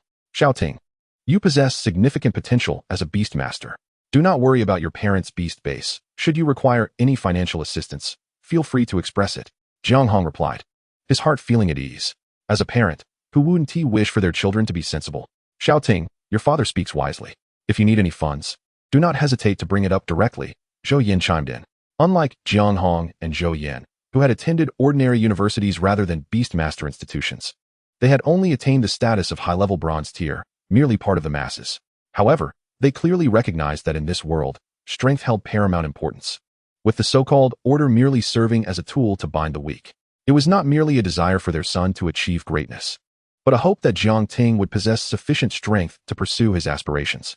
Jiang Hong and Zhou Yin understood Jiang Ting well from a young age. He had shown a profound love for beast mastering, with a dream of becoming the strongest beast master in the world. All right. Upon hearing this, Jiang Ting embraced his parents, his gaze stirring with emotion. Soon, the results of the competition were announced. To Jiang Ting's surprise, Ding Rui had failed to secure a position in the top 3, coming in 4th, while Zhou Yu ranked 6th. As for the others, he was unfamiliar with them. Under the collective gaze of the crowd, Jiang Ting, alongside 9 others, ascended the first arena with their respective beasts. Caw-caw. Tianxia, upon seeing numerous unfamiliar beasts, spotted a half-human tall, muscular, blue-furred violent rabbit that appeared particularly formidable. It raised its paw and tugged at Jiang Ting's pant leg, emitting a battle cry filled with fervor. The rabbit seemed strong and appeared eager to confront him. Jiang Ting briefly glanced at the principal, who was delivering a speech, then turned his attention to Tianxia. Through their bond, he understood Tianxia's intent, and a wry smile crossed his lips. Tianxia was truly a brawler, always yearning for a fight. It seemed to possess boundless energy, seeking out anyone it deemed strong enough to challenge. The owner of the violent rabbit, an unremarkable boy with freckles, noticed Tianxia's fierce gaze and chuckled helplessly. He had already prepared himself. If Jiang Ting were to propose a friendly match, he would feign an emergency back home. Accepting the challenge would not result in a fair exchange, but rather a unilateral beating. Finally, He Daochuan concluded his speech. Now, we shall commence the awarding ceremony. You all performed admirably. Do not become complacent, and ensure diligent training for yourselves and your beasts.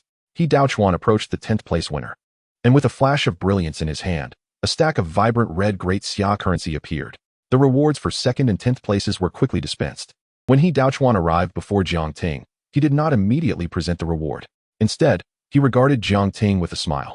Noting his unassuming yet composed demeanor as they locked eyes, He Daochuan laughed heartily, patting Jiang Ting on the shoulder before retrieving the reward from his spatial ring and handing it to him. The principal patted Jiang Ting's shoulder, a gesture that was entirely customary, given his status as the first-place winner. The numerous students watched the principal's actions with envy directed toward Jiang Ting. In addition to being the principal, He Daochuan was also a retired high-level golden-tier beastmaster. The other 9 students on the stage clenched their fists upon witnessing this. While they might not have cared much about He Daochuan's gesture, the fact that he had only patted Jiang Ting made it impossible for them to ignore. The first-place reward consisted of the Eye of Data Meditation method and a cash prize of 100,000 yuan. The latter was unrestricted, while the former required a contract forbidding dissemination to others. Should any information leak, responsible parties would be apprehended and monetary compensation would be futile, as criminal liability would ensue, resulting in imprisonment. He Daochuan observed Jiang Ting signing the contract and couldn't help but inwardly critique. This kid is not only powerful in beast mastery, but also strikingly handsome. Had I been this dashing back in the day, perhaps I wouldn't have missed my chance with that one. After securing the contract, He Daochuan departed the playground. As the principal of a Beast Master University entailed numerous responsibilities that required his personal attention. 100,000 yuan in cash. Jiang Ting clutched the thick stack of cash, his heart racing. To claim he was not exhilarated would be an outright falsehood. Many might lack an understanding of the value of 100,000 yuan, deeming it insignificant. However, held in tangible paper form, it felt astonishingly heavy. 100,000. 100,000. First, let us observe whether Tizot can autonomously comprehend the wind wall skill. If not, we shall procure a skill gem. At this moment, it is still before noon. Traditionally, after the conclusion of the school's preliminary competition, a half-day holiday is granted, with the formal commencement of classes occurring the following day. Just as Jiang Ting and his 10 companions descended from the arena, and the students were on the verge of dispersing, Zhang Rulin leaped onto the stage, retrieving the golden giant. Parents of all students, please hold for a moment. The students whose names I call next, please pay attention. Jiang Ting, Ding Rui. Zhang Rulin did not employ a loudspeaker, yet her voice resonated with clarity in every ear. Bolstered by her superior golden tier strength, she enunciated clearly and powerfully, listing 40 student names in one breath. Congratulations to the aforementioned students for being selected for the elite class. Assemble at the playground tomorrow morning at 7:30. After delivering her message, Zhang Rulin did not linger, turning to leave, as she needed to organize the curriculum for the elite class. The elite class. Previously, only high schools in the county had elite classes. It is astonishing that our school can establish one as well.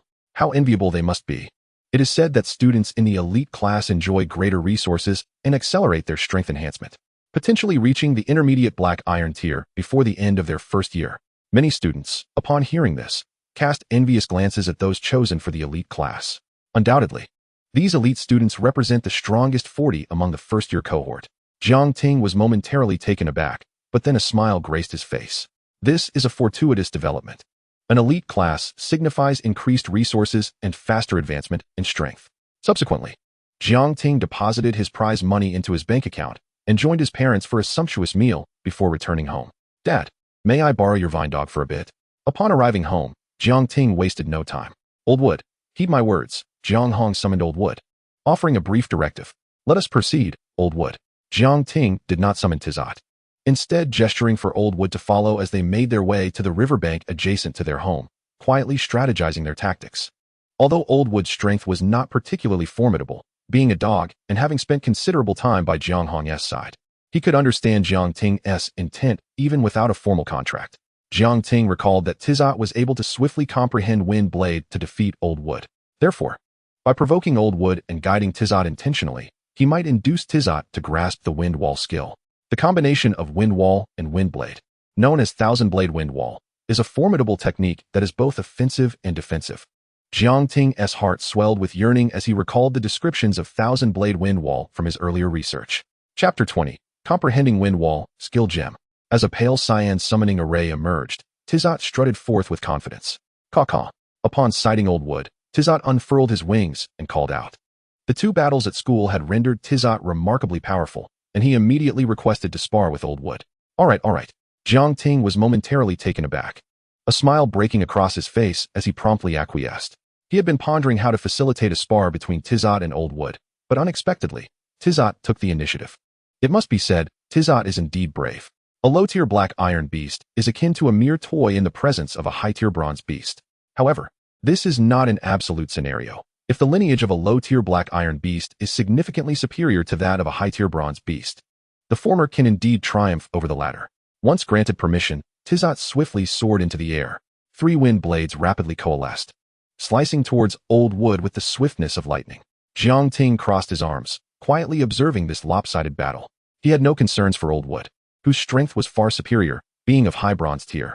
Even though Tizot possessed a mature-level wind blade, his lower tier rendered it incapable of harming Old Wood. Woof woof. Old Wood gazed at the wind blades, their trajectories crystal clear to him. He felt a pang of reluctance at the thought of bullying a child. Yet, recalling his young master's instructions, Old Wood's compassion dissipated, replaced by the sudden radiance of green light emanating from the vines on his back. Vines, as thick as an infant's wrist, shot skyward, shattering the 3 wind blades, and then, with remarkable agility, ensnared Tizot. "Caw-caw." Tizot cried out in alarm. Surrounded by vines with no avenue for escape, he had never witnessed Old Wood employ such a technique. Nevertheless, Tizot lived up to Jiang Ting's description of him as brave and reckless. Faced with the encroaching vines, Tizot focused on one of them and unleashed a wind blade. However, when the 3 wind blades struck the vine, what appeared soft and pliable erupted in sparks, leaving only shallow cracks on its surface. Whoosh! The agile vines wrapped around Tizot, swiftly constraining him like a dumpling, dragging him from the sky to Old Wood's feet. Woof woof. Old Wood gently placed a foot upon the entwined vines, cautious not to apply too much force for fear of injuring Tizot. His expression feigned disdain, as if to say, "Too weak." Caw-caw. Tizot was incensed, growing increasingly frustrated. No matter how he struggled, he could not break free from Old Wood's vines. Taking a deep breath, Jiang Ting realized it was time for him to take the stage. He held the prepared video of the wind wall. "Tizot, an offensive wind blade skill is simply too weak to defeat Old Wood. Had you mastered a defensive skill, you could have withstood the vines. Not to say you would have bested Old Wood, but at the very least, you would not be at his mercy." Jiang Ting articulated his thoughts, disappointment glimmering in his eyes. Caw-caw. Tizot, upon hearing this, became flustered. Due to their bond, Tizot trusted and relied on Jiang Ting. He was more averse to disappointing his beastmaster than losing to Old Wood. "If I master a defensive skill, can I defeat Old Wood?" It was uncertain. Overcoming Old Wood would require several steps. However, mastering a defensive skill was undoubtedly the first step. Jiang Ting shook his head. "Caw-caw? Does the beastmaster have a way to help me grasp a defensive skill?" "Indeed, there is," Jiang Ting replied. "Observe closely, learn diligently, and immerse yourself in understanding." With a smile, Jiang Ting produced his phone and played the video. Tizot's gaze fixed intently on the screen. The video depicted a hawk-like beast, one of Tizot's evolutionary forms, the storm giant hawk. As the storm giant hawk flapped its wings, a gentle blue current surged forth, forming a semi-transparent, thick wind wall that repelled the attacking vines of the wood-type beast. Caw-caw! Tizot exclaimed in excitement, his eyes sparkling. This is it. If only I had blocked the vines earlier, I wouldn't have been ensnared by Old Wood's grasp. Old Wood, seemingly comprehending the conversation between Tizot and Jiang Ting, regarded his young master with a peculiar expression. As the sun dipped below the horizon, golden rays illuminated the river's surface, where the shimmering waves danced in harmony with the rustling reeds along the bank. Despite being a low-tier skill, the wind wall is indeed more challenging than the wind blade. The wind eagle typically requires one to reach the intermediate black iron stage before it can master its abilities. Alternatively, it may be prudent to purchase a skill gem for Tiansua's use. Jiang Ting observed Tiansua's persistent struggle to comprehend the wind wall and silently mused that there exists a discernible disparity among low-level skills. For instance, the wind blade skill can be effortlessly grasped by the wind eagle in approximately a month's time, whereas the mastery of the wind wall necessitates achieving intermediate black iron strength. The cost of a low-level skill gem for the wind wall appears to be around 30,000, with the caveat of not guaranteeing a 100% success rate. Jiang Ting recalled the pertinent information regarding skill gems. These gems serve two primary functions, enabling a beastmaster's familiar to comprehend skills and enhancing the proficiency of those skills. Skill gems are classified into three tiers: low-level, mid-level, and high-level. The higher the quality, the greater the likelihood of skill acquisition and the more substantial the proficiency enhancement. However, skill gems are not infallible. Even high-level gems do not ensure absolute mastery for a familiar. Rather, they simply increase the odds. Furthermore, high-level skill gems do not transcend the limitations posed by proficiency bottlenecks. A familiar must independently break through to achieve mastery. Nevertheless, Jiang Ting need not worry about such constraints. His heavenly reward for diligence panel ensures that his familiars face no such bottlenecks. Moreover, exerting effort inevitably leads to improvement. Utilizing a skill in its entirety will yield a tangible increment in proficiency. Frankly speaking, Jiang Ting was reluctant to purchase skill gems. At present, even a low-level skill gem appeared prohibitively expensive to him. If he possessed 1,000,000, he would unhesitatingly acquire the wind wall skill gem until Tiansua successfully comprehended it. Yet he currently had only 100,000. At that moment, a surge of spiritual energy rippled through the air. It was the wind wall. Jiang Ting raised his head, his expression blossoming with delight. Before Tiansua manifested a nearly transparent wind wall. Its thickness and defensive capabilities paled in comparison to the wind wall exhibited by the storm giant eagle in the videos. However, this was an undeniable testament to Tiansua's understanding of the wind wall skill. Beast Wind Eagle has comprehended the low-level skill wind wall. Beast Wind Eagle has used the skill wind wall, proficiency 1. Splendid. As he gazed at the two lines of text floating before him, Jiang Ting could not help but clench his fist in triumph. Tiansua had not merely grasped the wind wall skill, but rather two skills. Once the proficiency of the wind wall skill reached the great success level and combined with a bit of practice on the wind blade, Tiansua could master a combination technique. The Thousand Blades Wind Wall, comparable to mid-level skills. Chapter 21, Resource Quality, Competition among 4 schools, 1 month later. What pleased Jiang Ting most was the fact that he need not purchase skill gems. The money saved could be allocated to procure resources for Tiansua, thereby accelerating its advancement in levels. Observing Tiansua, who was exuberantly unleashing the wind wall as if it were a child with a newfound toy, Jiang Ting contemplated the nature of materials. These resources are typically derived from monster parts, particularly those imbued with a substantial amount of energy or other materials that, while containing energy, do not meet the standards of Earth treasures. Materials utilized by beastmasters and their familiars are categorized into 3 grades: material, earth treasure, and celestial material, ranked from lowest to highest. A low-level black iron stage familiar can almost instantly ascend to the intermediate black iron stage upon consuming a piece of celestial material. However, even a single piece of first-tier celestial material commands a staggering price, around 300,000. Earth treasure-level resources are comparatively more affordable, generally priced around 100,000. Transitioning from low-level black iron to intermediate black iron requires at least 3 pieces of first-tier earth treasure, making the cost nearly equivalent, if not more expensive. After all, the energy contained within celestial-level resources is far more refined and potent, devoid of any impurities, unlike their earth treasure counterparts.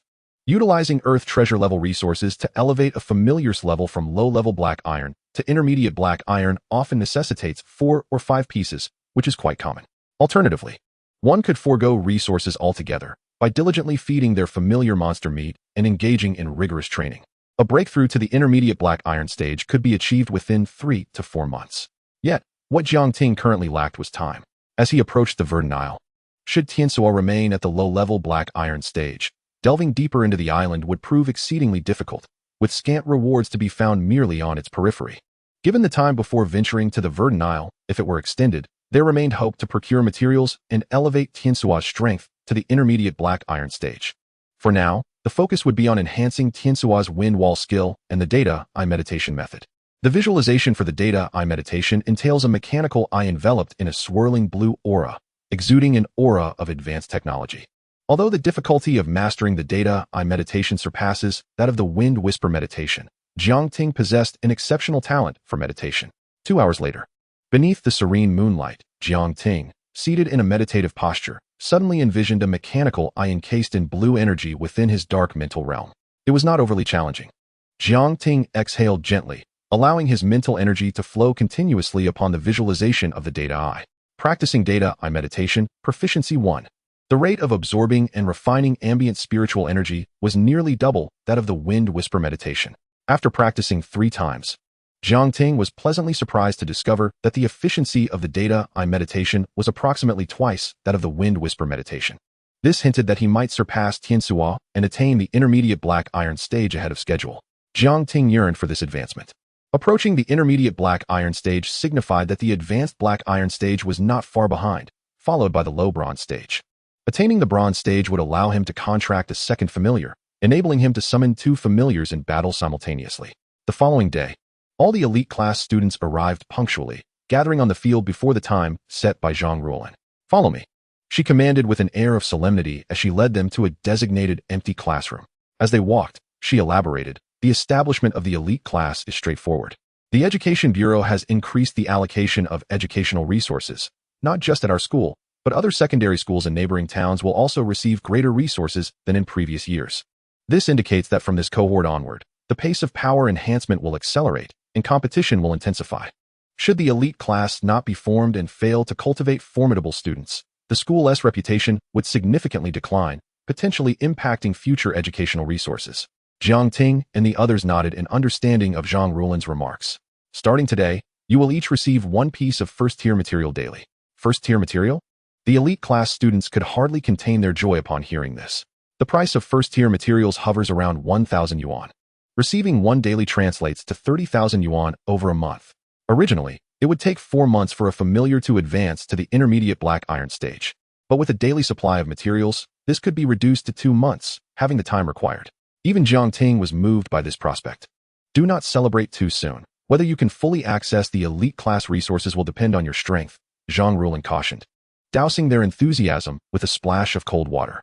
"Only the top 40 students will remain in the elite class, and every weekend, students from other classes will have the opportunity to challenge you. Defeating you will lead you to other classes, and vanquishing your peers will grant you entry into the elite class," Zhang Ruolin proclaimed. Upon hearing this, many students' expressions soured, resembling that of bitter gourds. While several among them possessed formidable beasts with commendable combat prowess, it did not render them invincible. Encountering adversaries who countered their beasts would significantly diminish their chances of victory. Jiang Ting would undoubtedly consume 1 material each day. How enviable. One wonders how he has elevated the Wind Eagle's wind blade skill to such a masterful level. The other students in the elite class gazed enviously at Jiang Ting's upright figure ahead. "By the way, the date for the Bountiful Island expedition has been confirmed. It is set for 1 month hence. During this time, the 10 of you must not become complacent, as 3 additional high schools from neighboring towns will also ascend the Bountiful Island. Access to the island is exclusively granted to first-year students, occurring once a year, and there exists a substantial probability of encountering Earth treasure-level resources and even heavenly materials." As they walked, Zhang Ruolin seemed to recall something, halting her steps to look at Jiang Ting. Although her gaze was directed at him, her words were meant for all those who ranked in the top 10 of the opening school competition. "Rest assured, teacher, we shall not slacken our efforts." Zhang Ruolin, upon hearing this, chose not to elaborate further. She turned away, massaging her temples, inwardly reflecting, "This time, your competitors are no slouches either. Effort alone may not suffice." The simultaneous arrival of 4 schools on Bountiful Island would undoubtedly ignite fierce battles for resources. Although Zhang Ruolin was uncertain of the specific list of students from the other 3 schools, she could surmise that it would likely consist of the 10 strongest first-year students. She had inquired and discovered that one of the schools boasts a first-year student whose beast has already reached the intermediate Black Iron tier. Even if he does not attain the advanced Black Iron tier within this month, his strength will still be formidable compared to his peers. Subsequently, Zhang Ruolin guided everyone to the elite class where formal lessons commenced. The morning was devoted to various monster data, followed by practical combat training in the afternoon. Throughout the day, the school provided ample monster meat for all students and their beasts. The homeroom teacher's words carried significant weight. She asserted that the likelihood of encountering Earth treasures on Bountiful Island was high, even extending to heavenly materials. After a day of classes, Jiang Ting returned home but did not rest, allowing Tianxua to independently unleash the wind wall to enhance its proficiency. He also engaged in the meditation method of the Eye of Data. Jiang Ting purchased spiritual energy potions, mental strength potions, and materials, all in preparation for the Bountiful Island expedition in a month, striving to elevate his abilities to a significant degree. A month slipped by quietly amid rigorous training. In the courtyard illuminated by the dusk, Tianxua suddenly emitted a sharp cry under the moonlight. Chapter 22. The Violent Bear Ascends the Bountiful Island. At last, Tianxua leveled up. Jiang Ting watched this scene, his heart racing with excitement. As the aura emanating from Tianxua retracted back into its body, a white radiance ascended, signifying a transformation. Its form grew, and its feathers became more resplendent. With a wingspan nearing 2 meters, when fully spread, it exuded an imposing presence. Realizing the changes within itself, Tianxua could not help but emit an exultant cry. It took a step, eager to enter the house and seek out Old Mu for a spar. Go on, go on. Jiang Ting initially intended to intervene, but sensing the feedback energy from Tianxua's upgrade within the beast contract, he refrained from stopping it, silently absorbing this feedback energy. Oh, I leveled up too. After absorbing the feedback energy, Jiang Ting felt a crackling sound resonate in his mind. An energy surged from within, warming his body. Jiang Ting was elated, keenly aware of his enhancements, strength, speed, and vision. The reason he had not surpassed Tianxua before was straightforward. He had allocated more resources to Tianxua, resulting in a slower progression for himself. However, now, bolstered by Tianxua's feedback energy, he successfully ascended to the intermediate Black Iron tier. As Tianxua emerged from the house with heavy steps, Jiang Ting noted, "Your skills are too few, having only recently mastered the 1,000-blade wind wall. It is entirely reasonable that you cannot best Old Mu. Defeating Old Mu cannot be achieved in one fell swoop. It requires patience and gradual effort." Jiang Ting could sense Tianxua's disappointment and instantly offered comforting words. Tianxua paused, taken aback by Jiang Ting's encouragement. After comprehending the essence of his words, it felt somewhat out of sorts but nonetheless flapped its wings, sending dust and debris flying. With an air of an old gentleman, it dashed out of the courtyard toward the reed marsh to unleash the 1,000-blade wind wall skill. Old Mu emerged from the house, observing the young master. When Jiang Ting directed his gaze, Old Mu promptly lowered his head. He was well aware that Tianxua's inability to defeat him stemmed from a lack of skills, not merely a difference in level. Even with Tianxua's upgrade, it remained at the intermediate Black Iron tier. The young master seemed intent on using himself as a benchmark for Tianxua to comprehend more skills. Old Mu found it puzzling that Tianxua did not grasp this concept. As Jiang Ting glanced at Old Mu, he envisioned the meditation method swirling around the valley's currents, transforming into a mechanical eye enveloped in azure energy. Instantly, Old Mu's information manifested before him. Beast, Vine Dog. Current strength. Attributes. Skills. Bloodline. Seeing the series of question marks displayed by the Eye of Data, Jiang Ting was not surprised. The mastery of the Eye of Data at the master level only permitted the viewing of information regarding beasts and monsters of the same tier. Since Old Mu was of the advanced bronze tier, the Eye of Data naturally could not reveal detailed information about it. However, the Eye of Data proved to be an exceptionally useful meditation method. It allowed for the examination of information on beasts and monsters of the same tier. As Jiang Ting's strength continued to rise, he would eventually be able to access information on bronze-tier beasts and monsters. Following this, Jiang Ting stepped out of the courtyard, casting his gaze toward Tianxua by the reed marsh. Beast, Wind Eagle. Current strength, intermediate Black Iron tier. Attributes, Wind. Skills, Peck, Minor Mastery Level 1, 100. Eagle Eye, Minor Mastery Level 4, 100. Windblade, Mastery Level. Wind Wall, Mastery Level. Combination Skill, 1,000-blade Wind Wall. Entry Level 8, 100. Bloodline, Advanced Black Iron tier. Upon reviewing Tianxua's detailed information, Jiang Ting exhaled deeply, filled with anticipation for the forthcoming journey to Bountiful Island. With Tianxua's current strength, it held a reasonable chance of defeating advanced Black Iron tier monsters. Little Ting, the island is not like the town. Although resources abound, your safety must come first. Resources can be earned again, but life is singular. After breakfast, Jiang Hong and Zhou Yan accompanied Jiang Ting to school, incessantly offering words of caution along the way. Rest assured, I will not act recklessly. You both may return now, Jiang Ting replied earnestly with a nod. Soon after, Jiang Ting arrived at the playground, where all 10 participants of the opening school competition were gathered. Jiang Ting, you have arrived. Once you return from your exploration of the island, shall we engage in a friendly challenge? Just as Zhang Ruolin had yet to arrive, Ding Rue bounced over. So confident, Jiang Ting raised an eyebrow. Of course. My power bear evolved yesterday. It's now a violent bear of low-level bronze lineage. Even ordinary high-level black iron beasts stand no chance against my power bear. Ding Rue proudly placed her hands on her hips. Jiang Ting was momentarily taken aback. He hadn't expected Ding Rue's power bear to undergo evolution, though it wasn't entirely surprising given her affluent background, which made acquiring the materials for the bear's evolution quite straightforward. Moreover, an enhancement in beast lineage brings significant advantages, especially when crossing major quality thresholds. Two beasts of the same low-level black iron rank, one with a low-level black iron lineage and the other with a low-level bronze lineage, the latter easily overpowering the former. Ding Rue's power bear had recently broken through to the intermediate black iron rank, and now, after its evolution, its combat prowess rivaled that of a high-level black iron beast. It was no wonder she felt confident enough to challenge him. It seemed that Tiansua's evolution should also be prioritized. He aimed to profit greatly from this trip to the Flourishing Island. Very well, Jiang Ting nodded with a smile. His demeanor relaxed. With Tiansua's current strength, an intermediate black iron violent bear posed no threat. Prepare yourselves. The naval beast masters will be arriving shortly. Just then, Zhang Ruolin approached. She was set to accompany 10 students to the Flourishing Island. At that moment, a resounding cry echoed through the sky, and almost instantly, a colossal shadow enveloped Jiang Ting and the others. Whoosh! A golden eagle, with a wingspan of over 10 meters, descended from above.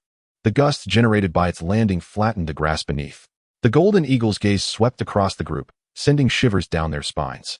And they instinctively took a couple of steps back. Teacher Zhang, are all the students here? A middle-aged man, emerging from the golden eagle, was indeed the naval beast master responsible for escorting the students, evidently having communicated with Zhang Ruolin beforehand. They are all here. Students, please board. As everyone climbed onto the golden eagle, a powerful wind erupted from its wings, and it took off into the sky at an astonishing speed. Is this what flying feels like? Jiang Ting's heart surged with excitement. As the golden eagle soared higher, the buildings on the ground shrank in size, and the sighing forest outside the village transformed into a verdant lake. The world seemed to diminish in that moment. The other students were equally captivated, expressing their awe. The ocean lay adjacent to Zhejiang province, and the Flourishing Island was located at the coastal edge of this province. Thus, within merely half a day's time, Jiang Ting and his companions arrived at the Flourishing Island. The island was adorned with lush trees, and the occasional echoes of wild beast roars resonated in the air.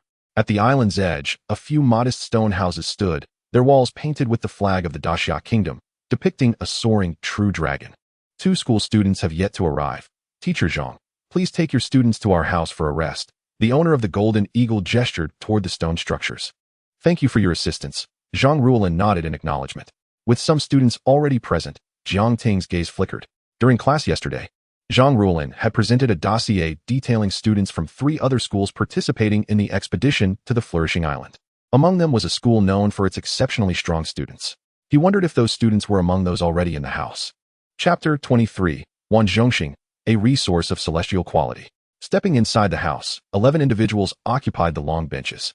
Among them were 10 youthful faces, both male and female, clearly students.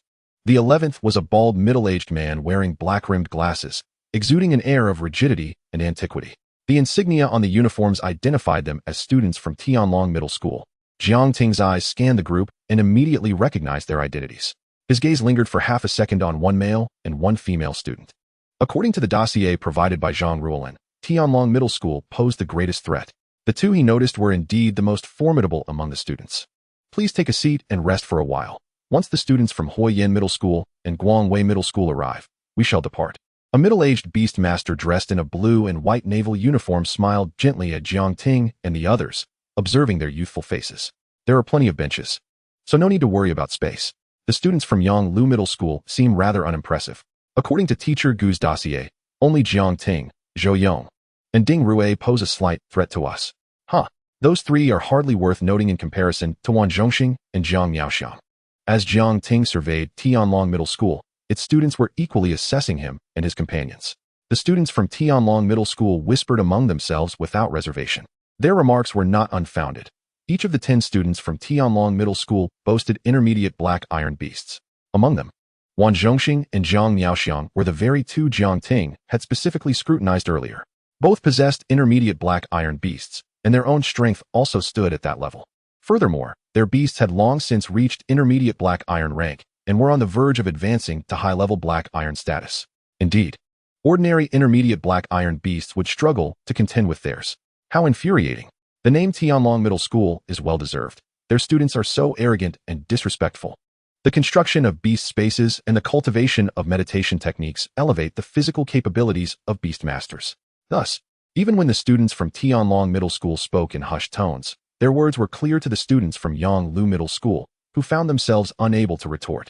Jiang Ting observed his companions, noting that some had flushed red with embarrassment, and he sighed inwardly. Such is the nature of this world. The powerful can indeed humiliate the weak without consequence. Gudong, kindly instruct your students to maintain their decorum, Zhang Rulan said, a frown creasing her brow as a chill flickered across her face. She could admonish her own students sharply, but would not tolerate unsolicited mockery from others. Ahem, everyone, let us exercise restraint in our words. Gudong, the lead teacher from Tianlong Middle School, adjusted his black-rimmed glasses, an air of antiquity surrounding him. Aware of Zhang Rulan's formidable reputation as a high-level golden beast master, he recognized that he was no match for her. Thus, despite believing that his students spoke the truth, he urged them to be more discreet. Upon hearing this, the students from Tianlong Middle School complied, falling silent but casting disdainful and haughty glances toward the students of Yonglu Middle School. Before we officially enter the island, take this time to review the materials about the island that have been provided to you, Zhang Rulan instructed the 10 students. The Flourishing Island, classified as a first-tier island, was included in educational resources. Periodically, specialized beast masters would venture to the island to slay monsters exceeding the black iron rank, ensuring that no bronze-tier monsters would inhabit the island. However, as the students had only been beast masters for less than 3 months, even with intermediate black iron beasts, they could not claim absolute safety on the Flourishing Island. The island materials contained crucial information about the monsters, resources available, and various precautions to heed. Jiang Ting, however, did not allow his own strength to inflate his ego. He took out his phone and quietly perused the information regarding the lush island. Before long, half an hour had elapsed. Students from Huiyan High School and Guangwei High School arrived. Clearing his throat, the naval officer, observing that students from all 4 schools had gathered, stepped into the center of the room and with a few coughs, immediately captured the attention of the students. He continued, now that everyone is here, the training on Lush Island officially commences, lasting for a duration of 10 days. During this period, everything you acquire from the island will belong solely to you. The training encourages competition. You are permitted to vie for resources. But take heed.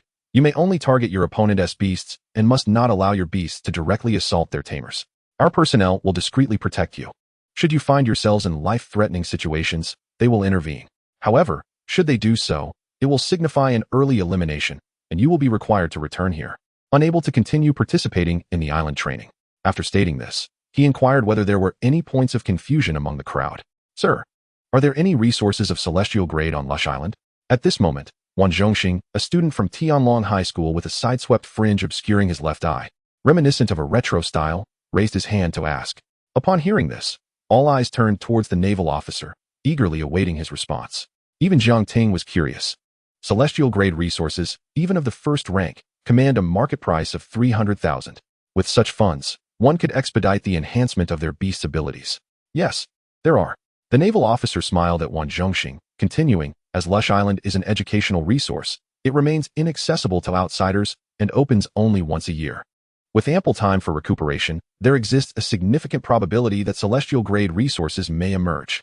Recently, we dispatched personnel to survey Lush Island, and indeed, we found 1 first-rank celestial grade resource, alongside 3 earth treasure grade resources. That's splendid news. Wan Zhongxing responded with a grin. The celestial grade resource is mine. Jiang Miaoxiang suddenly interjected, her gaze fixed on Wan Zhongxing, exuding determination. Only you and I possess the strength to compete for it. Let the best prevail, Wan Zhongxing replied, his eyes sweeping over the remaining 38 students with a dismissive smile. Upon hearing this, Jiang Miaoxiang chose to remain silent. although they were prohibited from attacking the Tamers. Defeating the opponent's beast would allow them to seize all their resources. This Wan Zhongxing is insufferably arrogant, utterly disregarding the rest of us. Are we not even worthy of consideration? The crowd's faces flushed with indignation, each wishing to deliver a punch to the conceited Wan Zhongxing. Soon after, they set off, departing the building and entering the verdant forest. Shall we team up? I'll look out for you. Just before they entered the forest, Ding Rue suddenly halted and turned to Jiang Ting, her gaze filled with anticipation. Although Jiang Ting had bested her twice and had a childhood friend, her admiration for his appearance and demeanor lingered. Who knows, perhaps she could snatch him away from Sang Bieji? No, thank you. Jiang Ting shook his head in refusal. If we team up, how shall we split the resources we collect?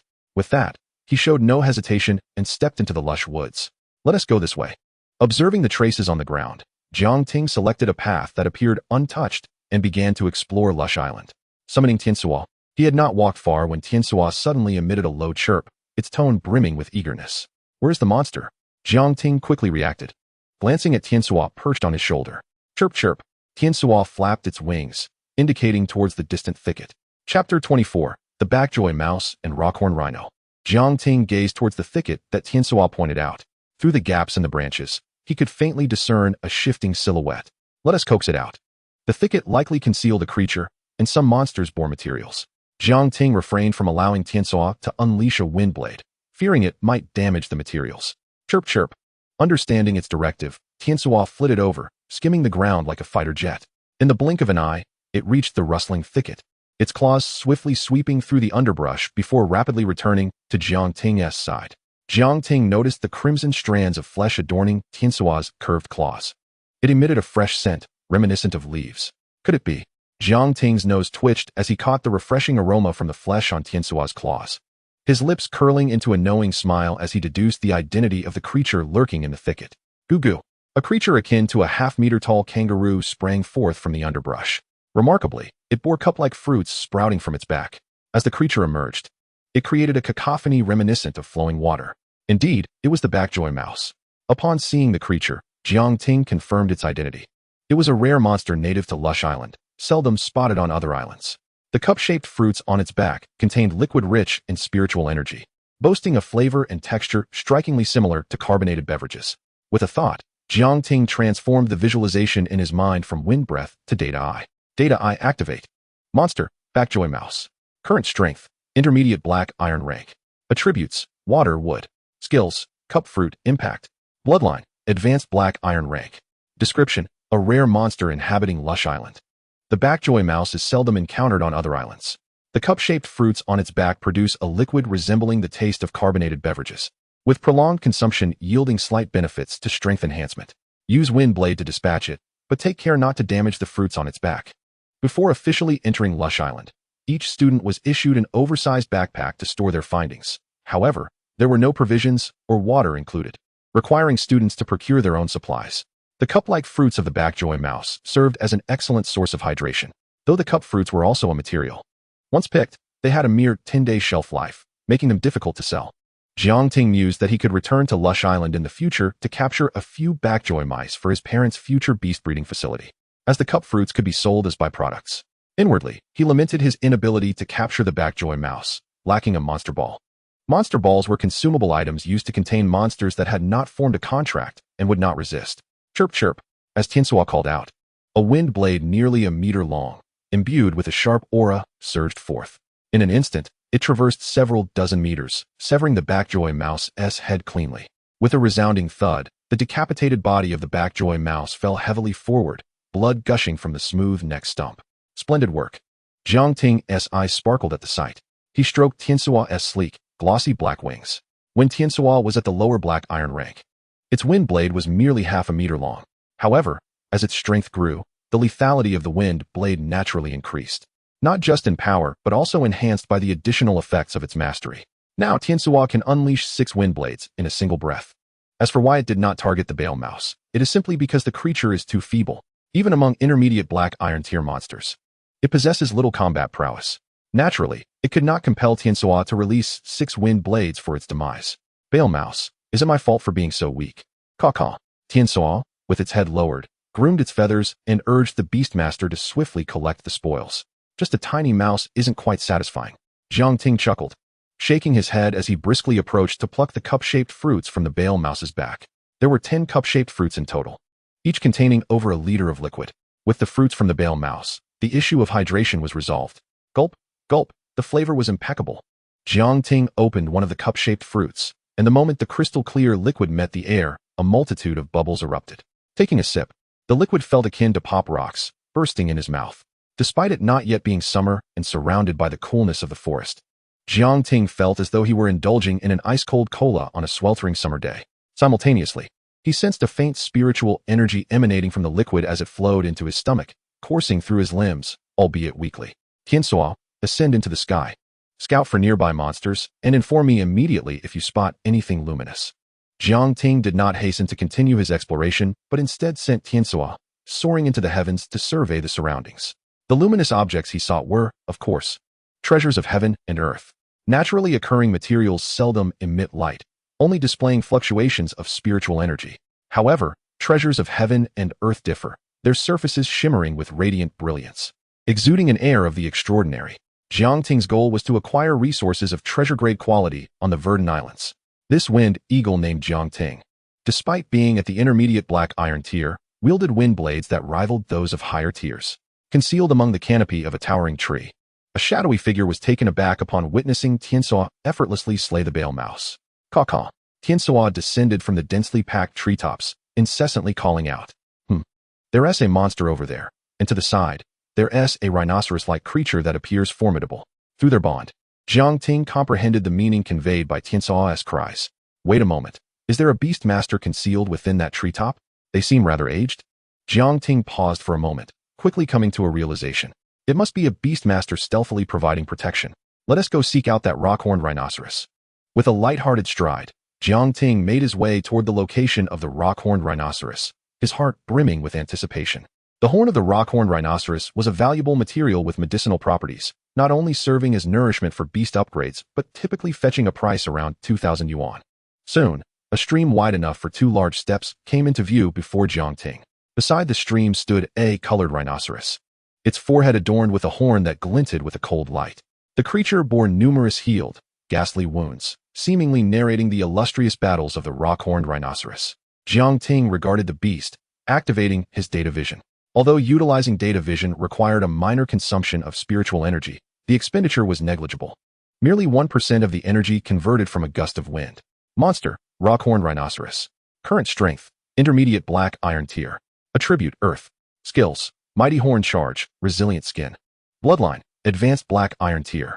Description, a common earth-type monster found across various islands. Its sturdy and sharp horn coupled with formidable skin defense. It seems his luck is somewhat unfortunate to encounter the rock-horned rhinoceros right now. The concealed beastmaster, upon seeing the rock-horned rhinoceros, felt a twitch at the corner of his eye. He summoned his beast, preparing to intervene and save Jiang Ting.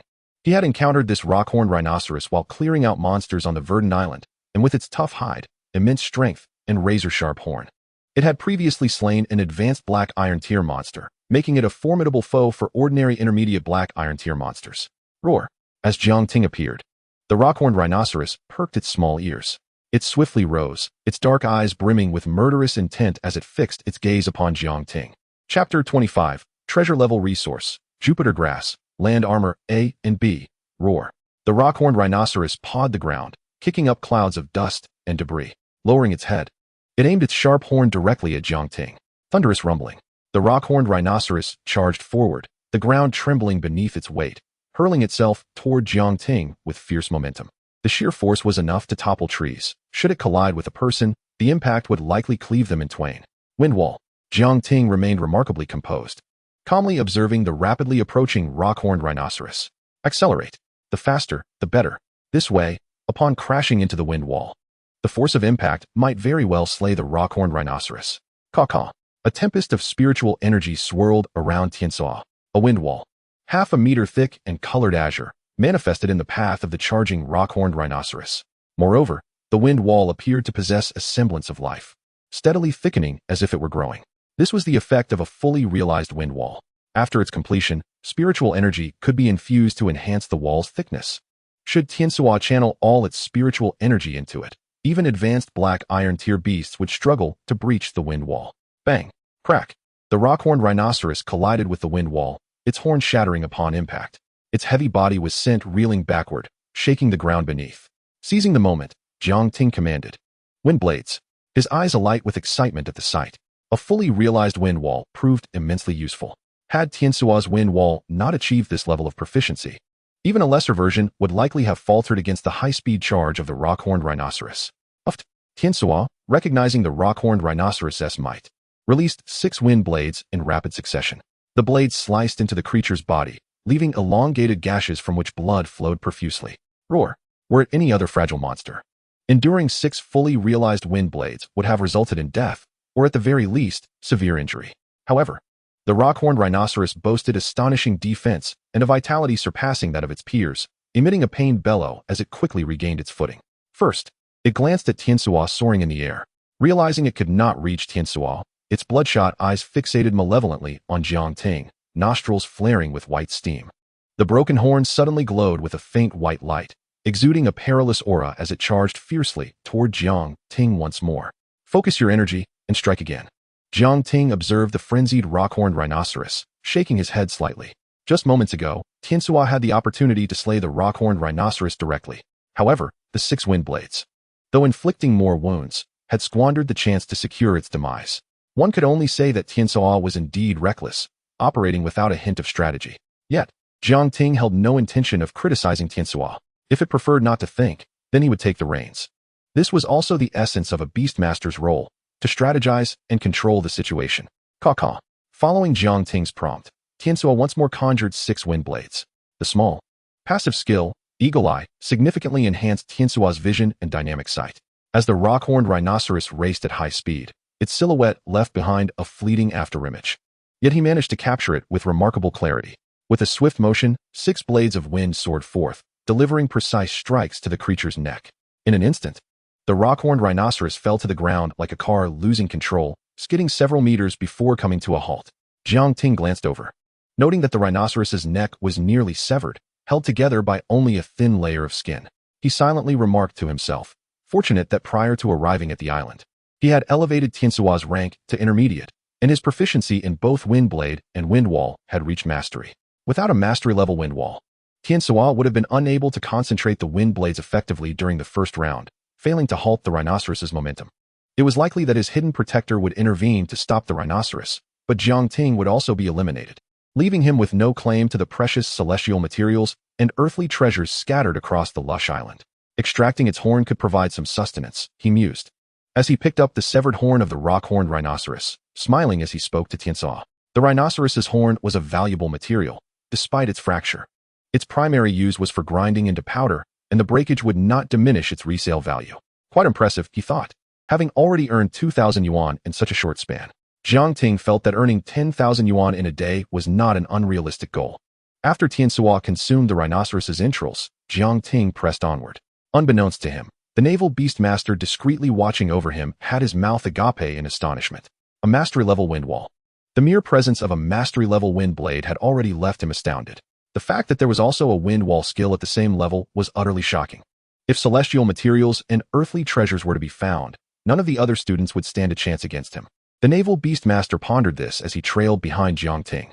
3 days swiftly passed. The morning light filtered through the layers of leaves, casting fragmented beams of sunlight. Jiang Ting trod upon the tender green foliage, savoring the fruit of the backing music mouse, while his hand brushed against his backpack, a smile creeping onto his face. In the span of 3 days, his harvest exceeded expectations, tallying up to a substantial 40,000. While 40,000 was not an insignificant sum, it paled in comparison to the treasures of celestial materials and earthly treasures. Taking a deep breath, he gazed at the azure sky. With the nearby monsters having been cleared, he decided to let Tiansua venture a bit farther to scout the area. Perhaps they might uncover celestial materials or earthly treasures. Soon, Tiansua returned, excitedly flailing about on the ground. Had he found something luminous? It appeared to be a plant. However, nearby students were already engaged in battle with a feline monster. Understanding Tiansua's intent through their bond, Jiang Ting immediately instructed Tiansua to lead the way. A thunderous roar erupted as a jet-black tiger collapsed lifelessly to the ground, while 2 students stood across from it. Phew. Thankfully, this wood-leaf tiger isn't too high in level, and its attributes are within our control. Otherwise, we might have struggled. One of the students exhaled heavily. Time was of the essence. They needed to swiftly collect the Jupiter grass. I just spotted a wind eagle soaring above. We might have been detected. The two students, resembling each other closely, shared a strong bond. Indeed, they were brothers. Otherwise, faced with the earthly treasure of Jupiter grass, two unrelated students would likely have fought fiercely for it. The younger brother, Lu Yi, recalled. The only student participating with a wind eagle is Jiang Ting from Yanglu Middle School. What are we afraid of? The two of us can certainly handle him. The elder brother, Lu Jia, chuckled, patting Lu Yi on the shoulder. True. If he were to appear here, it would be Jiang Ting who should be concerned, not us. Lu Yi agreed, nodding. Being of the same intermediate black iron rank, together they had two beasts against Jiang Ting's single one. Surely, 2 against 1 would prevail. Unbeknownst to them, a shadow flitted by, elusive and swift. Had Tianxua caught sight of it, he would have recognized it as the Beastmaster who had been tailing Jiang Ting all along. Stay alert. If the student I am protecting makes a move, be prepared to shield him, the Beastmaster concealed among the treetops instructed, while 2 others, who were safeguarding Lu Jia and Lu Yi, looked on in confusion, awaiting an explanation. What do you mean? Your protected student can defeat both Lu Jia and Lu Yi? Chapter 26, The Colossal Sandstone Guardian. That is us. When at lower levels, particularly in the black iron and bronze ranks, Beastmasters cannot arm their beasts, making it difficult for them to join the fray. In battles of equal rank, the number of beasts often determines the victor. Thus, the Beastmasters covertly guarding Lu Jia and Lu Yi exhibited expressions of surprise and confusion. Had I not witnessed it myself, I would scarcely believe it. Jiang Ting's beasts not only possess the skills of Windblade and Windwall, but their proficiency is at the mastery level. Do you think he can take on 2 opponents? The Windblade and Windwall can even form a combination technique. The Thousand Blades Windwall, the Beastmaster protecting Jiang Ting said in a low voice. Hiss. The 2 Beastmasters shielding Lu Jia and Lu Yi gasped in unison. They exchanged glances before assessing the distance to Jiang Ting. The gap was somewhat far. They decided to arm their beasts first. In the event of a sudden battle, they must be prepared to intervene, lest the students' beasts fall victim. Agreed. Suddenly, a golden-brown glow illuminated a stout, wide tree trunk, with silver-white patterns adorning the edges of the magic circle. A humanoid, sandstone elemental emerged, its entire form a dusty yellow. Arm. As the two switched the mental images in their minds, the 2 sandstone elementals radiated light, soaring into their hands. Within the brilliance, the 2-meter-tall sandstone elemental shrank dramatically, transforming into a yellowish round shield. The surface was rough and hefty. As they grasped the sandstone shield, the 3 turned their gazes toward the scene unfolding before them. At that moment, Jiang Ting had appeared before Lu Jia and Lu Yi. Isn't that Jiang Ting from Yanglu Middle School? Lu Jia exclaimed in surprise. Having just mentioned Jiang Ting, he never imagined he would actually see him. Observing Jiang Ting approach with a leisurely stride, his right eyelid twitched uncontrollably. The left eye heralds fortune, while the right forebodes disaster. An inexplicable sense of unease washed over Lu Jia. However, reassured by the presence of his brother, he quickly dispelled the anxiety. Running into us 2 brothers is your misfortune. Younger brother, let's go. Lu Jia shouted decisively, commanding his flame tiger to attack. Roar. The flame tiger opened its massive maw, emitting a vibrant orange flame that coalesced into a fireball the size of a bowl, hurling it toward Tianxua, who was soaring beside Jiang Ting. Leaf insect, leaf shot. Lu Yi called out, immediately directing his beast to launch an assault against Jiang Ting's companion. Whoosh, whoosh, whoosh. The leaf insect, its body withered and yellow, resembling dried leaves, unleashed a flurry of leaf-like projectiles, akin to flying daggers, aimed at Tianxua. Windwall. In the face of the simultaneous assaults directed at Tianxua, Jiang Ting merely stated calmly. Ha ha ha. Do you think you can block it with a windwall? What a dream. Upon hearing this, Lu Jia couldn't help but chuckle. The windwall might be able to shield against the fireball of the flame tiger or the leaf projectile of the leaf mantis. But to simultaneously defend against both attacks would require a mastery level that could only be described as consummate. Lu Jia doubted that Jiang Ting's mastery of the windwall skill had reached such heights. Both the windwall and windblade are considered rudimentary skills. Yet the difficulty in enhancing the proficiency of the windwall far exceeds that of the windblade. In Lu Jia's mind, a vivid image emerged, the windwall shattering, followed by the devastating attacks from the flame tiger or the leaf mantis striking Tianxu, ultimately leading to Jiang Ting's premature termination of his training on the Flourishing Isle. Not far away, the Beastmasters protecting Lu Jia and Lu Yi stood with their muscles taut, fully concentrated and prepared to act at a moment's notice. Boom. The fireball and leaf projectiles collided with the wind wall, exploding in a dazzling display of flames. The wind wall still stood. The eyes of the two brothers, Lu Jia and Lu Yi, widened in shock. Just then, they heard Jiang Ting's calm voice. Windblade. Swoosh. Tian-Su leapt over the wind wall, unleashing 6 elongated wind blades that sliced toward the flame tiger and the leaf mantis like cleavers. The angles of these wind blades were exceptionally cunning, targeting the joints of both creatures. With the power of a consummate wind blade, while the flame tiger might survive, the leaf mantis would undoubtedly perish. Upon witnessing this, Lu Jia and Lu Yi's faces turned ashen, momentarily frozen in place.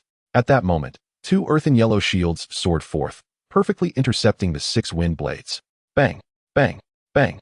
The wind blades struck the shields, leaving not even a faint trace. The concealed Beastmaster had finally made their move. Jiang Ting's eyes narrowed as he sensed the shift. However, he remained unfazed. The intervention of the hidden Beastmaster signified that the two brothers were now eliminated, and all their spoils would rightfully belong to him.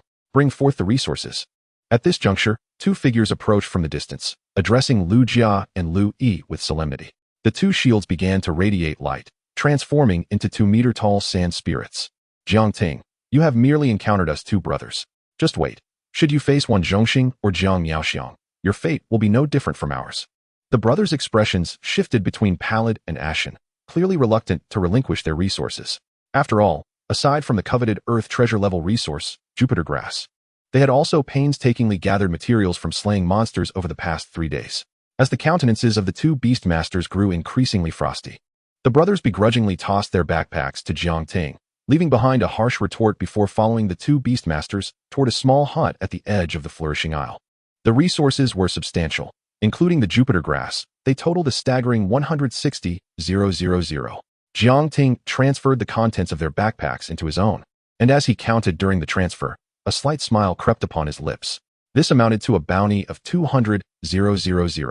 Regarding the names Wan Zhongxing and Jiang Miaoxiang mentioned by Lu Jia and Lu Yi, Jiang Ting pondered briefly before concluding that they likely were not his match. As long as Tian-Su was not subjected to an underhanded ambush, the ordinary high-tier black iron beastmasters would suffice to handle the situation. Inside the small hut at the edge of the Flourishing Isle, 3 days had elapsed, and numerous eliminated students had gathered. Some had been overpowered by monsters, while others had encountered students from rival schools, leading to their defeat and subsequent elimination. The students from Tianlong High School are utterly uncouth. I surrendered all my resources, merely hoping to train for a few more days, yet they pursued me relentlessly like rabid dogs. You are fortunate. Before I was eliminated, I was subjected to verbal insults from them. All the eliminated students were from schools other than Tianlong High School.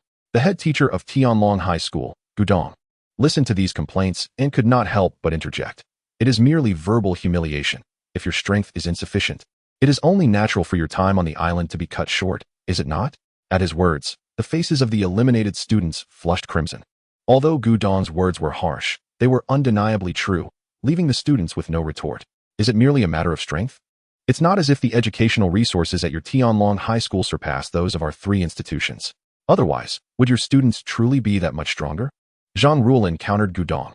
Just as Gudong was about to respond, 2 disheveled figures stumbled through the doorway. Which school students have faced elimination now?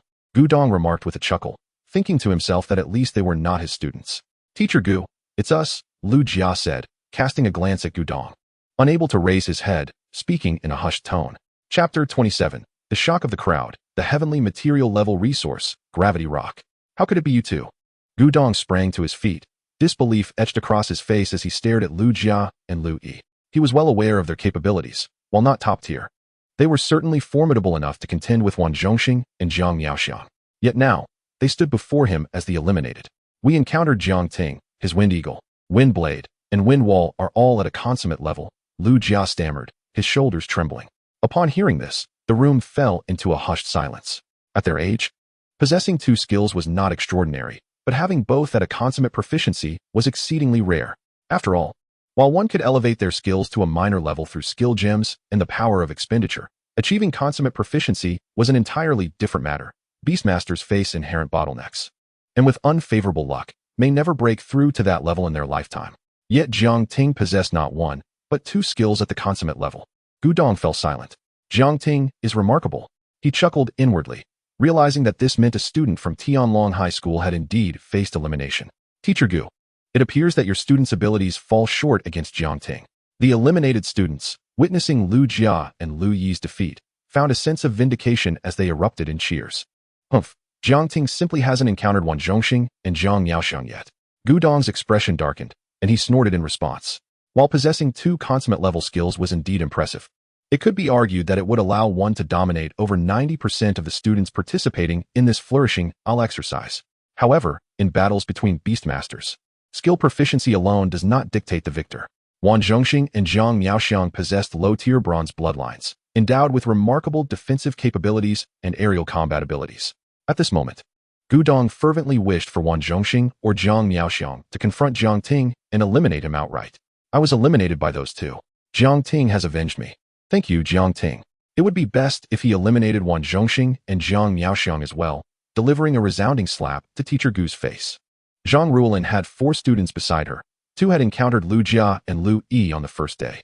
Having barely begun to experience their prowess, they were swiftly eliminated, which infuriated them. Now, Jiang Ting had avenged their grievances. Do not celebrate too soon. If Jiang Ting encounters Wan Zhongxing and Zhang Yaoxiang, the likelihood of elimination is quite high. Zhang Ruolin cautioned. Teacher Zhang, are you suggesting that Jiang Ting's Beastmaster skills cannot match theirs? A student queried in confusion. Wan Zhongxing's Beastmaster is a Sand Armor Wolf, a low-tier bronze quality. Unless the Sand Armor Wolf refrains from utilizing its skill, allowing Jiang Ting's Wind Eagle to attack freely, the latter stands no chance against it. Alternatively, if Jiang Ting's Wind Eagle manages to master the combination technique, the Thousand-Blade Wind Wall, the situation may shift. The same logic applies to Zhang Yaoxiang's Beast. Zhang Ruolin shook her head in disbelief. The idea of the Sand Armor Wolf not releasing its Sand Armor skill is utterly implausible. Although Jiang Ting's Wind Eagle has attained mastery in both Wind Blade and Wind Wall techniques, training them into a combination skill poses a significant challenge. One can only hope that Jiang Ting circumvents encounters with Wan Zhongxing and Zhang Yaoxiang, instead facing other students from Tianlong High School to eliminate them.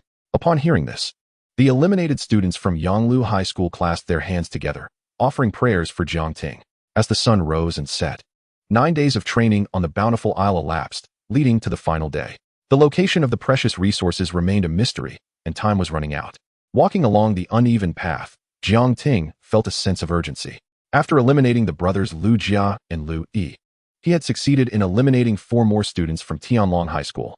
Notably, from these 4 eliminated students, he acquired a piece of Earth Treasure level resource. Consequently, out of the 3 Earth Treasure level resources on Bountiful Isle, 2 had fallen into Jiang Ting's possession, adding in various other materials. His wealth had astonishingly amassed to 300,000. Furthermore, there remained a celestial material level resource on the island, valued at approximately 300,000.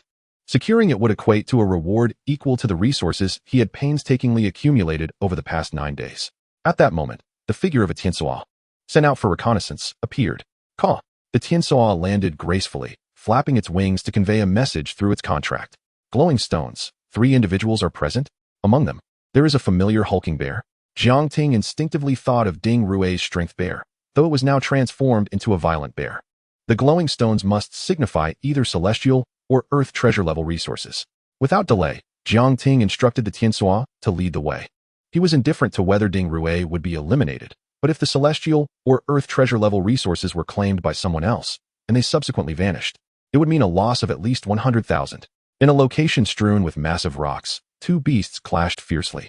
To his surprise, Ding Rui's strength bear had evolved into a violent bear.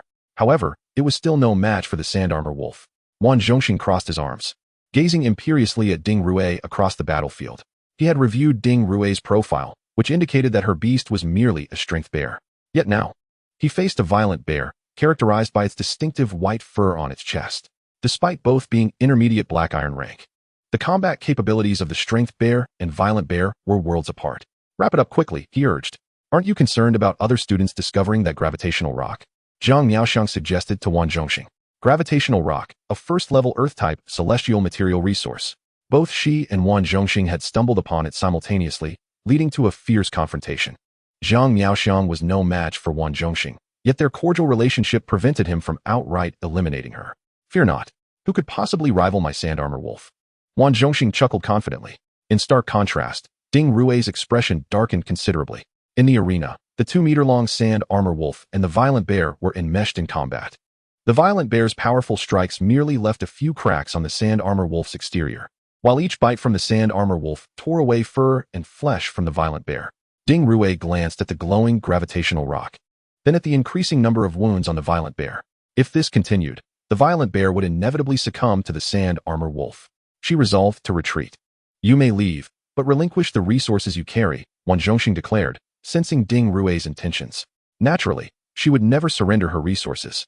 But the relentless attacks from the sand armor wolf rendered the violent bear severely injured, making escape nearly impossible. Violent bear, Ding Rue cried out, her eyes red with concern as she gazed at her companion. The violent bear bore several deep, gaping wounds visible to the bone on its thigh. Her heart swelled with anger, yet she felt utterly powerless. Suddenly, a series of piercing sounds echoed from above. Earth Shield, Wang Zhongxing commanded without hesitation. The sand armor wolf, engaged in attacking the violent bear, immediately abandoned its target. Its forelegs emanated a yellowish light as it summoned a sturdy earthen wall that rose from the ground, standing firm before it. Chapter 28. A single strike to decimate, counting the gains. Bang! 6 wind blades struck the earthen wall, leaving it riddled with cracks. Yet, ultimately, it successfully thwarted the assault. Ka! The Tianxua, with a wingspan of 2 meters and 3, appeared, circling above the sand armor wolf. Jiang Ting emerged slowly, his gaze sweeping over the 3 individuals present before settling on the rock behind Wang Zhongxing. It was a fist-sized, irregularly shaped stone, dark in color, with a luminous surface that spoke of its extraordinary nature. Gravitational rock. Upon recognizing the stone, Jiang Ting's eyes lit up. Gravitational rock, a first-level Earth-type celestial material resource, was guaranteed to be worth at least 300,000. Jiang Ting, leave this place at once, Ding Rue urged as she noticed his arrival. In her eyes, her violent bear was no match for the sand armor wolf, and neither was Jiang Ting's wind eagle. Looking at the bulging backpack on Jiang Ting's back, one could tell it was filled with valuable resources. To enhance the strength of one's beasts, mere effort was insufficient. A substantial investment in resources was essential. In simpler terms, it required significant financial commitment.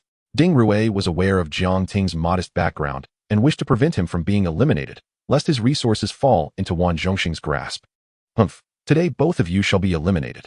Wang Zhongxing's gaze flickered as he observed the contents of Jiang Ting's backpack, realizing it was filled with numerous items. As long as there were no monster meats, even the materials would represent a considerable haul. Meanwhile, Zhang Miaoxiang merely watched with cold indifference. Although it was highly probable that the sand armor wolf would face 2 opponents, the violent bear was in a severely diminished state following its encounter with the sand armor wolf. Elimination would surely befall you. Jiang Ting initially shook his head at Ding Rue, then turned his attention to the sand armor wolf. Eyes of data, activate. Beast, sand armor wolf. Current strength, intermediate black iron rank. Attributes, earth type. Skills, sand armor, sandstone cannon, earth wall. Bloodline, low-level bronze rank. Upon reviewing the information presented by the eyes of data, Jiang Ting recognized the sand armor wolf's formidable nature. Even an ordinary advanced black iron beast would struggle to match its prowess. With defensive capabilities provided by sand armor and earth wall, combined with its sharp fangs and claws for offense, alongside the sandstone cannon for aerial threats, it was, indeed, a relatively perfected beast. The defeat of Ding Rue's violent bear at the hands of the sand armor wolf underscored this fact, as both possessed identical power and bloodline ratings. Sandstone cannon, bring down its beast. Wang Zhongxing sneered at Jiang Ting's seemingly confident words, unable to suppress a cold laugh. Oh whoa! The sand-armored wolf let out a thunderous roar as the ochre sands rolled and coalesced into sharp-edged stones. These stones erupted forth like cannonballs, whistling through the air towards Tianxua. With a keen eye reflecting a touch of human disdain, Tianxua observed the rapidly approaching, energy-laden projectiles. Did they truly believe such a swift assault could reach him?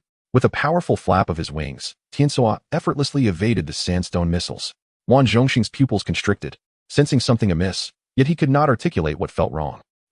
This wind eagle of his exhibited an astonishing velocity, far exceeding that of a typical mid-level black iron rank wind eagle. As the saying goes, those in the game are often confused while the observers see clearly. Zhang Miaoxiang and Ding Rue, standing nearby, quickly recognized the anomaly in the wind eagle's speed. 1,000-blade wind wall. Dispose of that sand-armored wolf for me. Tianxua's evasion of the sandstone munitions was entirely within Jiang Ting's expectations. As for Tianxua's speed surpassing that of his peers, this was perfectly reasonable. For the past month, aside from practicing the meditation of the Eye of Data, Jiang Ting had been switching to the wind breath meditation after each training session, converting the spiritual energy within him into a unique energy known as wind breath. This wind breath could significantly enhance the speed of his beasts. After a month of cultivating this energy, Tiansua's speed had nearly reached that of a high-level black iron rank, making it a trivial matter to dodge the sand-armored wolf stones.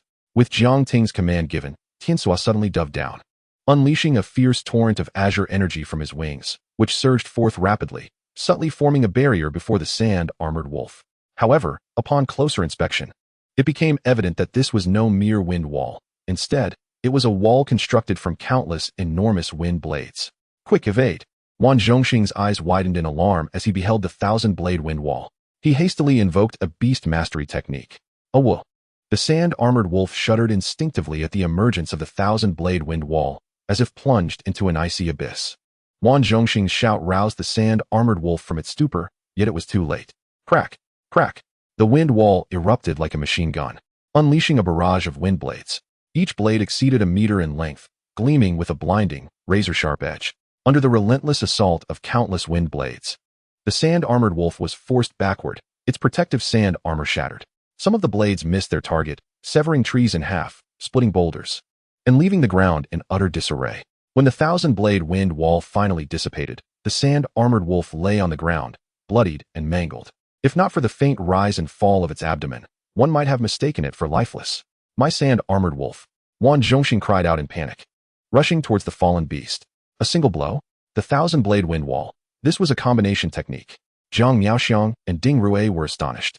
They had yet to process the situation, still believing the sand-armored wolf could overcome Tiansua. Yet, in mere moments, the sand-armored wolf had collapsed. The power of that thousand-blade wind wall seemed somewhat lacking. It had not delivered a fatal blow to the sand-armored wolf. Jiang Ting sighed inwardly. If Zhang Miaoxiang and Ding Rue were aware of his thoughts, they would undoubtedly be bewildered. The sand-armored wolf's bloodline was of low-level bronze rank, meaning a mid-level black iron rank sand-armored wolf was akin to an ordinary high-level black iron rank beast. This exemplified the advantage of possessing a superior bloodline, which is why so many people coveted high bloodline creatures or those capable of evolving into such. The sand-armored wolf also boasted the defensive skill of sand armor, while Tiansua, merely a mid-level black iron rank with a bloodline of only high-level black iron rank, had executed a combination technique that appeared to be at a novice level. Although it had not slain the sand-armored wolf, it had grievously injured it, rendering it incapable of further combat. The two could easily discern the proficiency level of the thousand-blade wind wall. At the consummate level, it could unleash 1,000 wind blades in an instant. Naturally, one could also opt not to release the wind blades. The interconnected blades forming the thousand-blade wind wall could withstand attacks that a regular wind wall would fail to block. At this moment, the beast master covertly guarding Wan Zhongxing stepped forth. Transfer the resources to him, then return swiftly. Your sand-armored wolf requires treatment. Understood. Wan Zhongxing inhaled deeply, though reluctant to accept his defeat at Jiang Ting's hands, especially in such a decisive manner. However, glancing at the increasingly faint breaths of the sand-armored wolf, he resigned himself to reality, leaving behind his resource-laden backpack.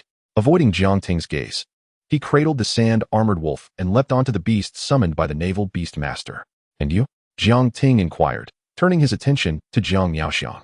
Brother Jiang Ting, she said in a sweet, delicate tone, but before she could finish, she seemed to sense something. Looking up, she saw Tiansua diving down, its talons outstretched and glimmering coldly. Zhang Miaoxiang's face turned pale with fright. Her own beast had been grievously wounded by the sand-armored wolf and was currently recuperating in the beast's space. By the time she summoned it, Tiansua's claws would be poised to grasp her head. Fortunately, the beast master protecting Zhang Miaoxiang acted swiftly, using a shield formed from a sand giant to block Tiansua's assault. This, however, meant Zhang Miaoxiang was effectively out of the contest. Such a lack of consideration for the delicate. Zhang Miaoxiang huffed angrily as she departed with the naval beast master. Jiang Ting paid no mind. First, he stowed the gravity rock into his backpack, then cast a cool glance at the backpacks left behind by the two. It was time to tally the spoils. Chapter 29. The conclusion of the trial and Zhang Rulin's confusion. The final piece of earth treasure is actually in Wan Zhongxing's possession. Soon, Jiang Ting finished counting his gains. To his delight, he discovered a piece of earth treasure among Wan Zhongxing's belongings. Thus, all three treasures of exceptional quality from the bounteous island had fallen into his hands. Hiss! The island truly is a place where beast masters can amass wealth overnight. Transferring all resources into his backpack, an excited expression surfaced on Jiang Ting's face. At this moment, the value of his backpack soared to 750,000. Even if he were to gain nothing further, his 10-day trial on the bounteous island would average to a daily haul of 75,000. 75,000 seems substantial. Yet in reality, it is hardly sufficient. It would only allow him to purchase 2 pieces of wind-type earth materials to elevate Tiansuo to high-level black iron rank. After calculating the value of the resources he possessed, Jiang Ting swiftly regained his composure, reflecting inwardly. The speed at which beast masters accumulate wealth is beyond imagination. Yet when it comes to nurturing and enhancing their beasts, the pace of expenditure often exceeds that of income. Of course, Jiang Ting could choose not to buy earth materials to elevate Tiansuo's rank. Consuming wind-type materials could also achieve the same goal, albeit over a significantly longer time frame. Jiang Ting, shall we form a team? Once Jiang Ting had tidied up his spoils, Ding Rui cautiously ventured to speak, her eyes sparkling with excitement. No, thank you, Jiang Ting replied, shaking his head in jest. Don't forget to challenge me once the island trial concludes. Before embarking on the journey to the flourishing island, Ding Rui, brimming with confidence, sought to engage in another bout with her beast, the violent bear, which had recently evolved. She yearned to redeem herself after suffering 2 humiliating defeats. No. Your wind eagle possesses the 1,000-blade wind wall, comparable to an intermediate skill. My violent bear cannot compete, she was told. At this, Ding Rui's cheeks flushed with embarrassment. Feeling a pang of shame, who would have thought that Jiang Ting's beast mastery was so formidable, despite having contracted her beast for less than 3 months? He had already mastered combination techniques. Subsequently, the two parted ways. Having secured all the precious resources from the flourishing island, they also noted that certain monsters possessed valuable materials, which could also yield a significant profit. Although the worth of these materials paled in comparison to the precious resources, the accumulation of such materials could indeed amount to a substantial fortune. As Jiang Ting continued his quest for prey, Wang Zhongxing and Zhang Yaoxiang, both disheartened, returned to the small cabin on the island's edge. Their delay in rescuing the sand armor wolf caused them to be eliminated earlier. Yet they found themselves entering the cabin together. Their arrival caused an uproar. Isn't that Wang Zhongxing and Zhang Yaoxiang? The 2 strongest students from Tianlong High School have been eliminated? Could they have fallen to some powerful monsters on the island? All the students looked on with astonishment and confusion. While they were not surprised by the elimination of others, the downfall of these 2 top-tier students was a shock. What monsters did you encounter? Gudong asked, his lips trembling as he gazed at them, reluctant to accept the possibility. The sand armor wolf of Wang Zhongxing was known to withstand attacks from low-level bronze-tier beasts, its combat power beyond question. It seemed impossible for the monsters on the flourishing island to threaten Wang Zhongxing. No, I was eliminated by Wang Zhongxing, Zhang Miaoxiang corrected, regaining her composure. Wang Zhongxing was defeated by Jiang Ting, and it was accomplished with a single move. Wang Zhongxing shot a glare at Zhang Miaoxiang. Yet, she spoke the truth, in essence. She had indeed been eliminated by Wang Zhongxing. As for being defeated by Jiang Ting, she had not even summoned her beast, so it could not be considered a loss to him. Boom. Wang Zhongxing was eliminated by Jiang Ting. Gudong and the others were expressions of disbelief. Even Zhang Ruolin's face turned a complex shade, as she had thought Jiang Ting was no match for Wang Zhongxing. Yet here was the stark reality of his elimination. One move? Gudong's voice quivered as he raised a finger. Yes, indeed. At this revelation, Wang Zhongxing felt a bitter taste rise in his mouth. His wind eagle mastered the 1,000-blade wind wall and severely injured my sand armor wolf in one strike. Once these words left his lips, the previously noisy cabin fell into silence, only to erupt with exclamations of shock. What? This 1,000-blade wind wall, is that combination technique? It must be. The 1,000-blade wind wall is comparable to an intermediate skill. No wonder it could instantly defeat the sand armor wolf. Jiang Ting is incredible. While our beast skills are still at an elementary level, his beast can execute combination techniques. The students gasped in awe. Zhang Ruolin, still reeling from the shock of Jiang Ting's victory over Wang Zhongxing, was further astounded by the revelation of his mastery of the combination technique, the 1,000-blade wind wall. A genius. Do not be too disheartened. Jiang Ting has cultivated his beast to such an extent in such a brief period. Even students from county high schools cannot match his training capacity. It is no shame to be eliminated by him. Gudong sighed deeply. As the final day concluded, Jiang Ting was escorted back to the cabin by a covertly assigned beast master. Upon crossing the threshold, he immediately felt the weight of numerous fiery gazes upon him, some filled with shock, others with admiration, and even envy. A smile tugged at the corners of Jiang Ting's mouth. This sensation of being the center of attention was quite delightful. The 10-day training on the flourishing island had officially concluded. Our golden giant eagle is ready. Please, all team leaders, prepare your students for the return journey, announced the middle-aged naval beast master Jiang Ting had originally encountered in the cabin. Hearing this, Zhang Ruolin had many questions for Jiang Ting, but would have to wait until they boarded the golden giant eagle to inquire. The recordings were uploaded to the education department. Who would have imagined that an exceptional Beast Master candidate would emerge from 4 village-level secondary schools? After the students and teachers departed, the middle-aged naval Beast Master entered a room and addressed the individuals seated before numerous computers. The education department had allocated resources from the island to village-level schools, aiming to select outstanding Beast Master candidates. Given the potential for falsification in written reports, the Beast Masters who had covertly protected the students were equipped with recording devices. All set, the footage has been uploaded to the Zhejiang Provincial Education Department. Meanwhile, on the back of the golden giant eagle, which had appeared on the playground of Yanglu Secondary School, Zhang Ruolin could no longer contain her curiosity. She turned to Jiang Ting and inquired, Jiang Ting, how did your wind eagle enhance its wind blade and wind wall skills to the advanced level in just 3 months? Achieving advanced proficiency in skills typically involves a bottleneck that cannot be overcome even with skill gems. The other students leaned in, intrigued by her question. Practice. As long as I don't die, I'll practice to the limit. Eventually, I naturally broke through to the advanced level, Jiang Ting stated earnestly. Is that really true? Ding Rue pondered, her heart stirred. She resolved to push her violent bear to train diligently upon returning. Using skill gems to enhance proficiency? From today onward, I will cease to do so. There is no reason Jiang Ting should be able to elevate his beast's skill proficiency to the advanced level through such means while I cannot.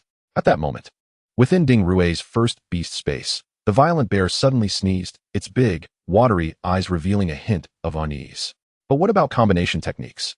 They are not simply mastered once the corresponding skills reach the advanced level, Zhang Ruolin continued. Jiang Ting was momentarily taken aback. Combination techniques can't be mastered just by reaching the advanced level in the corresponding skills. Initially, when the wind blade and wind wall attained advanced proficiency, Tian Su had effortlessly grasped the 1,000-blade wind wall. The panel, Jiang Ting thought to himself, filled with excitement. It must be a function of the panel. As long as the proficiency of the corresponding skills reaches the advanced level, the beast can directly master the combination technique. This was undoubtedly fantastic news for Jiang Ting. After all, for his beast's skill proficiency, it was merely a matter of time, provided he was willing to invest in spirit energy potions. Practice, still practice, Jiang Ting reiterated.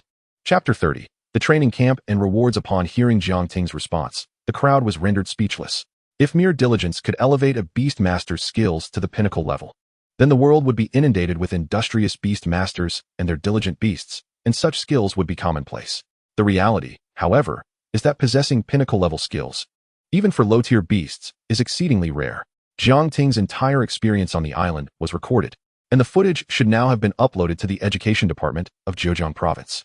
Your performance has been outstanding, and it is likely that you will soon receive an invitation to a training camp organized by the county. At this moment, Zhang Ruolin ceased her preoccupation with skill proficiency and instead revealed a significant piece of news. Her announcement astonished all the students present. Wait a moment.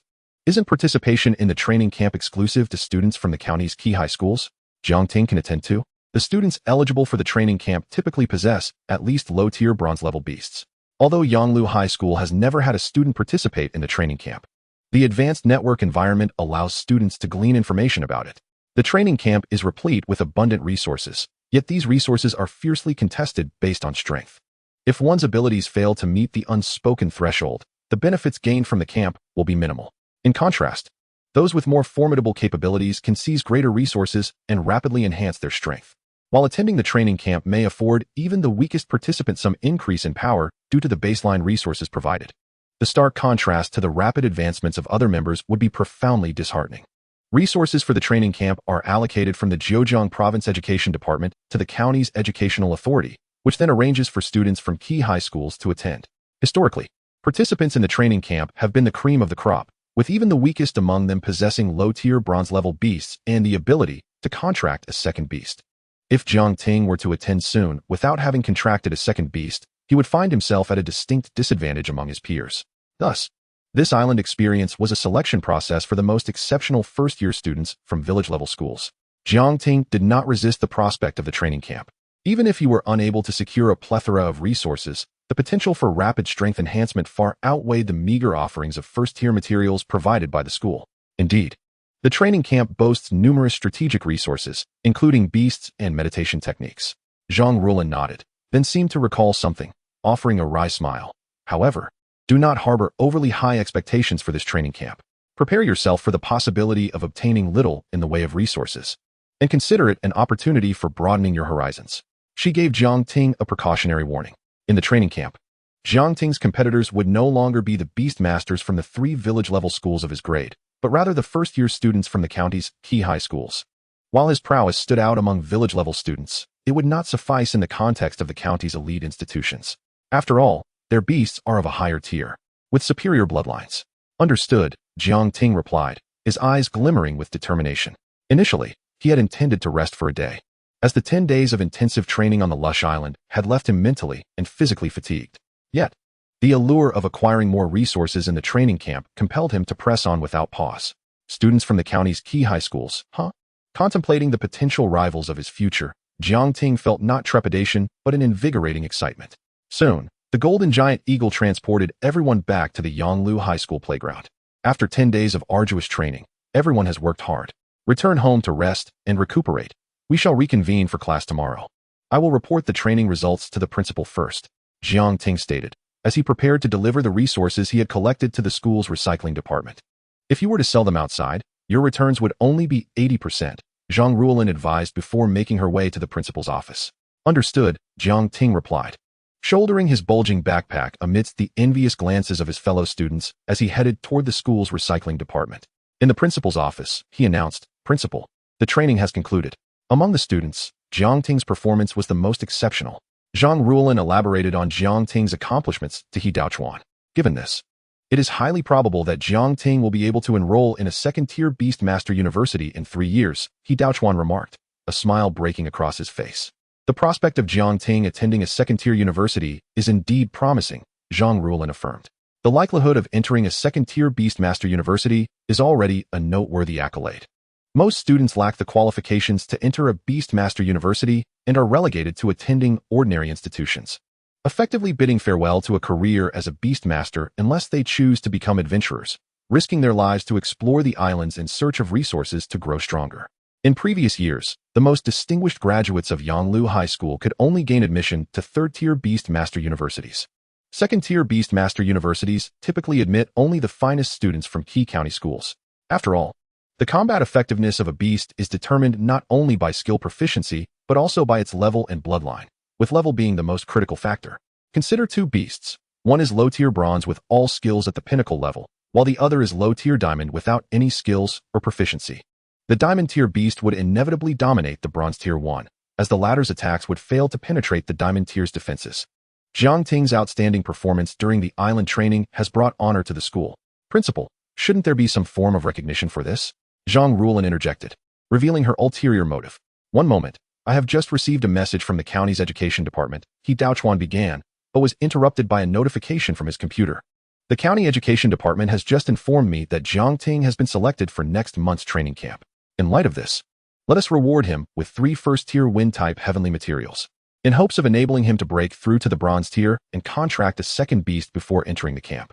He Daochuan deliberated briefly before resolutely declaring his intention to support Jiang Ting, ensuring that he would not be at a significant disadvantage compared to other students at the training camp. Here is the resource allocation slip. You can go claim the resources now and inform Jiang Ting of the training camp. He Daochuan handed the prepared slip to Zhang Ruolin.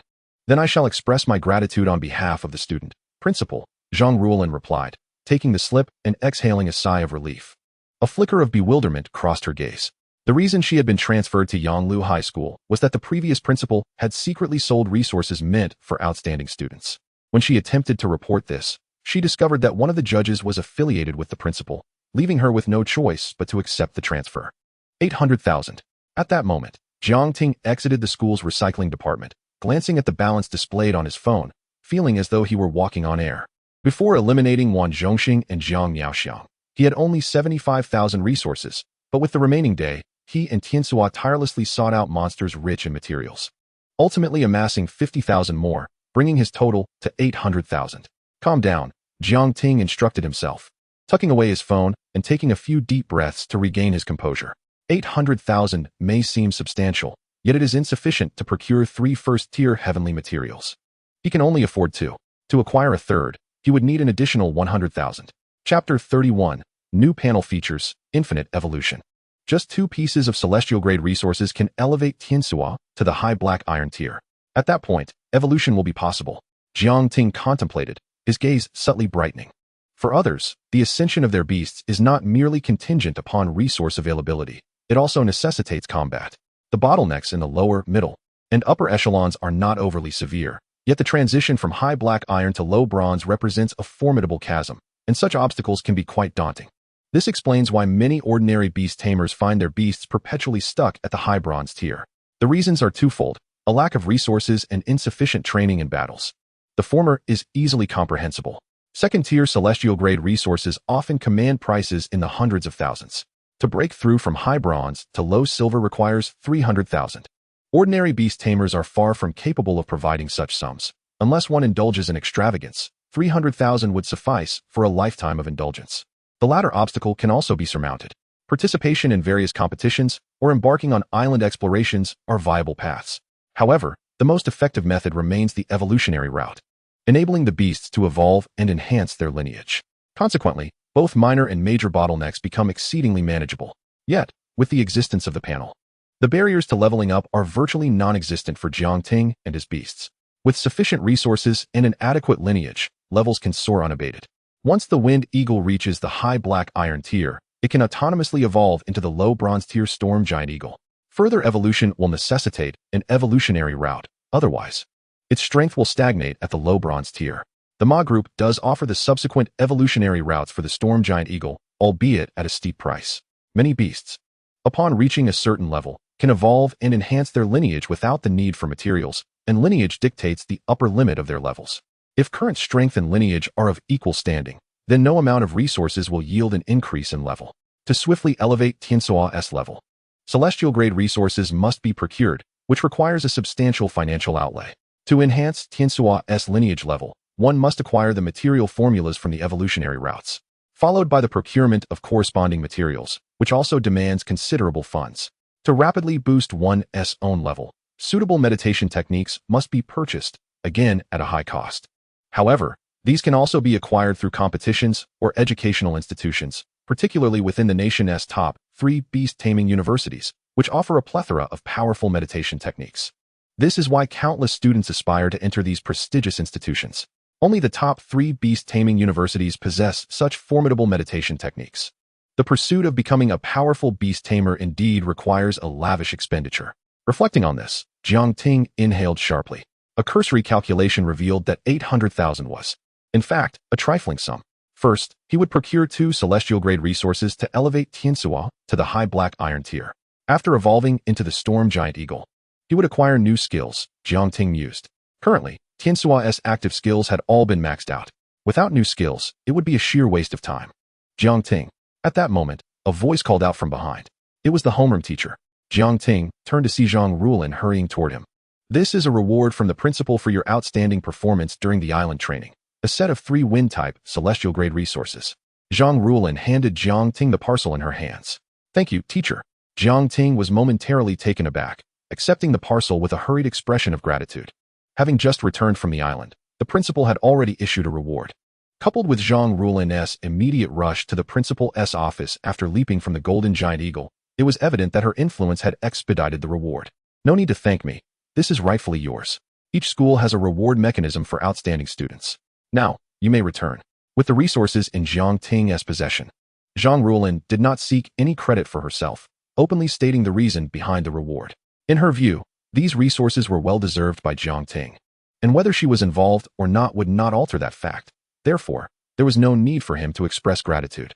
Soon, Jiangting returned home. With the school's awarded resources in hand, he felt no urgency to procure additional ones. In the yard, Jiangting opened the parcel, revealing 3 radiant items. Upon close contact, he could even sense the faint air currents emanating from the plants. The wind-wrapped grass. Jiangting recognized the resources provided by the school. All 3 resembled dogtail grass. Chirp, chirp. Tiansua, who had been wandering about the yard, sensed the spiritual energy fluctuations from the wind-wrapped grass and immediately sprinted to Jiangting's side, moving with an elderly man's fervor. Eat up. But you can only consume 1 for now. Wait until it digests before having a second. Otherwise, it may lead to an overwhelming intake, resulting in dire consequences. Jiangting chuckled, taking a stalk of wind-wrapped grass and placing it into the eager mouth of Tiansua, which was already wide open, yearning for sustenance. Chirp, chirp. Tiansua chewed the wind-wrapped grass, manipulating the spiritual energy to guide the crushed remnants into its stomach. As pure wind-type spiritual energy surged from the broken grass and integrated into its body, Tianxua immediately felt its strength incrementally increasing. Although the enhancement was not exceedingly rapid, its persistence was commendable.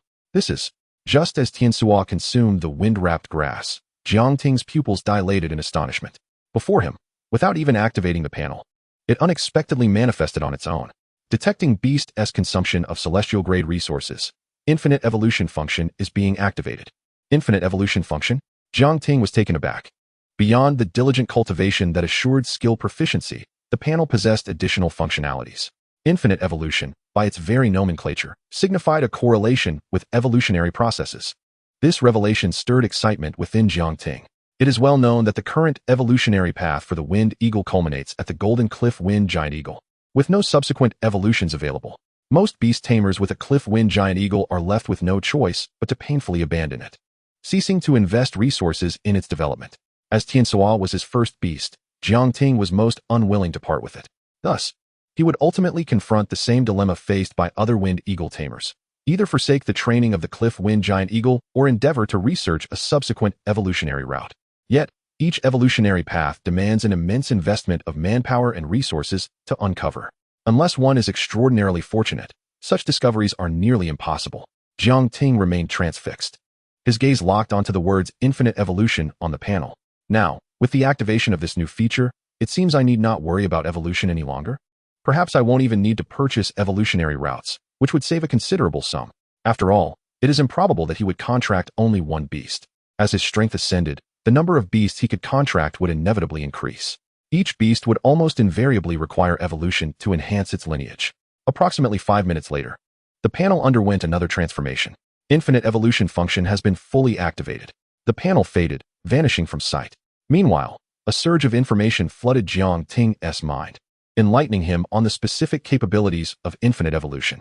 Once he absorbed this information, Jiang Ting's eyes widened, his face reflecting sheer astonishment. Chapter 32, Evolution Charge, Hurricane Eagle. This infinite evolution feature is astonishingly simplistic. After absorbing the information presented, an unshakable shock lingered in Jiang Ting's eyes. Infinite evolution allows the contracted beast to possess limitless potential for advancement. Jiang Ting gazed at Tianxua. Beast, Wind Eagle. Current strength, intermediate black iron tier. Attribute, wind. Skills, Peck, minor mastery level 20, 100. Eagle Eye, minor mastery level 25, 100. Windblade, major mastery level. Windwall, major mastery level. Combination skill, Thousand Blade Wind Wall, 10, 100. Bloodline, advanced black iron tier. Infinite evolution, click to expand details. In addition to the original detailed information, a new infinite evolution feature appeared beneath the bloodline section. After absorbing the information, Jiang Ting also learned that to activate this section, the contracted beast merely needs to consume any tier of heavenly material. Infinite evolution. With a mere thought, the information panel for Tianxua gradually faded, revealing new descriptive text. Infinite evolution, Wind Eagle. Next evolution stage, Hurricane Eagle, advanced bronze tier bloodline. Evolution route. Upon reaching advanced black iron tier, if one opts not to evolve into the storm giant eagle and consecutively consumes one wind scroll grass, one wind feather flower, and one hurricane fruit, evolution can be completed. Evolution charge, 0, using 10 tier 1 wind type resources. Infinite evolution clearly and systematically presents the evolution route. The evolution charge is indeed impressive. Jiang Ting's gaze burned with intensity. It is well known that many contracted beasts, especially those of high bloodlines, encounter difficulties in further evolution. This is not due to a lack of evolutionary paths, but rather the scarcity of required materials. The challenge of acquisition is compounded by the fact that some materials are simply extinct. Yet, the evolution charge addresses this issue. For instance, if Jiang Ting cannot gather the 3 materials required for evolution, he can instead use any 10 tier 1 wind type resources to complete the evolution. Indeed, even the level condition within the evolution route need not be a concern, as long as he presents any 10 tier 1 wind type resources.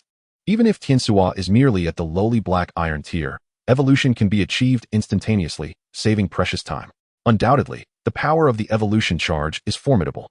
Although Jiang Ting does not require it at present, what of the future when his beast ascends to diamond tier, starry tier, or even the apex of kingship recognized across nations? The wind feather flower and hurricane fruit are both tier 1 wind type heavenly materials. Despite price fluctuations, 800,000 is sufficient for purchase. 3 wind scroll grasses, with 2 elevating Tianxua to advanced black iron tier, while reserving the last as an evolution material. Without hesitation, Jiang Ting promptly opened an online shopping application, swiftly locating a store that sells resources with expedited delivery. Hurricane fruit. Price, 3,350,000. Wind feather flower. Price, 3,650,000. Both resources displayed price fluctuations, prompting Jiang Ting to frown slightly. Adhering to the principle of frugality, he inquired with customer service. Dear, the island primarily yielding hurricane fruits and wind feather flowers has recently faced a beast tide, resulting in decreased production, hence the price increase. Our shop offers fair pricing. Feel free to compare with others. The customer service representative elucidated the reason for the price surge. Jiang Ting glanced at other shops, where prices were even higher. Resolute, he decided to purchase both resources without further delay. Now, all that remained was to await the arrival of the resources, enabling Tianxua's evolution. For now, it is prudent to refrain from allowing Tianxua to consume the second wind scroll grass, lest it inadvertently ascend to the advanced black iron tier and trigger its evolutionary instincts prematurely. Under Tianxua's eager gaze, Jiang Ting unhesitatingly stowed the remaining 2 wind scroll grasses away. Expedited delivery implies that the goods will arrive within a day at the latest. Once the beast reaches the evolution tier, although it can suppress its evolutionary drive, the suppression cannot be prolonged indefinitely. The longer the duration, the greater the risk of failure, resulting in evolution. Should Tianxua evolve into the storm giant eagle, the cost to revert to hurricane eagle would necessitate 10 tier 1 wind type resources. Tianxua, upon hearing this, spread its wings in disappointment, stirring up dust and debris from the ground. It merely followed Jiang Ting, closely observing as he placed the wind scroll grasses into the safe. Though Tianxua was brave and craved the sensation of strength incrementally growing, it still obeyed Jiang Ting's command. Even when it saw the wind scroll grass being secured in the safe, it could easily break open the safe to retrieve it. Yet Tianxua resisted the temptation. A mindless creature should dutifully heed the words of its beast master. The return home was still in the afternoon, and Jiang Ting's parents had yet to return from work. Lacking new active skills to enhance proficiency, Jiang Ting instructed Tianxua to train its passive skill, Eagle Eye, along with the rather ineffective peck skill. Meanwhile, Jiang Ting seated himself on the ground, first practicing meditation through the eye of data, and when his mental energy dwindled, he transitioned his visualization to the wind breath contemplation, converting his internal spiritual energy into the unique energy of wind breath, thereby enhancing Tianxua's speed. As Jiang Ting infused the final transformed wind breath energy into Tianxua, the latter shuddered, emitting a joyous cry. Tianxua then fluttered around Jiang Ting, chirping excitedly. The enhancement from the wind breath energy is nearly negligible. Jiang Ting gleaned the meaning from Tianxua's words through their bond. After a brief pause, he exhaled. This was anticipated, after all. The method to generate wind breath energy was merely a tier 1 meditation technique. Achieving a speed comparable to that of an advanced black iron tier beast was already commendable. However, this also served as a reminder for Jiang Ting to seek suitable meditation techniques, whether to bolster his contracted beast or to enhance his own abilities. Meditation techniques that augment contracted beasts can directly elevate their combat prowess. Conversely, techniques that strengthen beastmasters lay a foundation for Jiang Ting's future growth. At the very least, superior meditation techniques could accelerate his training speed, hastening his ascendance in strength. As time flowed on, it was not long before Jiang Hong and Zhou Yin returned from work, their arms laden with a bounty of ingredients, their faces radiant with joy. Little Ting, we've heard from Teacher Zhang about your impressive performance during the island training. It seems even the top students from Tianlong High School found themselves outmatched by you. Jiang Hong and Zhou Yin gazed at their son, who was receiving the ingredients. Their eyes filled with pride. As for Teacher Zhang, she was naturally Jiang Ting's homeroom teacher, Zhang Ruolin. Indeed, however, I utilized my gains from the island to procure resources for Tianxua. I've already transferred 100,000 to Mom. As Jiang Ting carried the ingredients into the kitchen, he replied, Teacher Zhang mentioned you were selected for the training camp. She said that participation would significantly enhance your chances of getting into a second-tier Beastmaster University. Moreover, she indicated that competition within the camp is fierce. Your father and I are prepared to invest all our savings to purchase resources to elevate Tianxua's level. Zhou Yin chimed in, organizing the ingredients in the kitchen. Mom, there's no need for that. The training camp is still some time away. I plan to observe a few competitions in the meantime.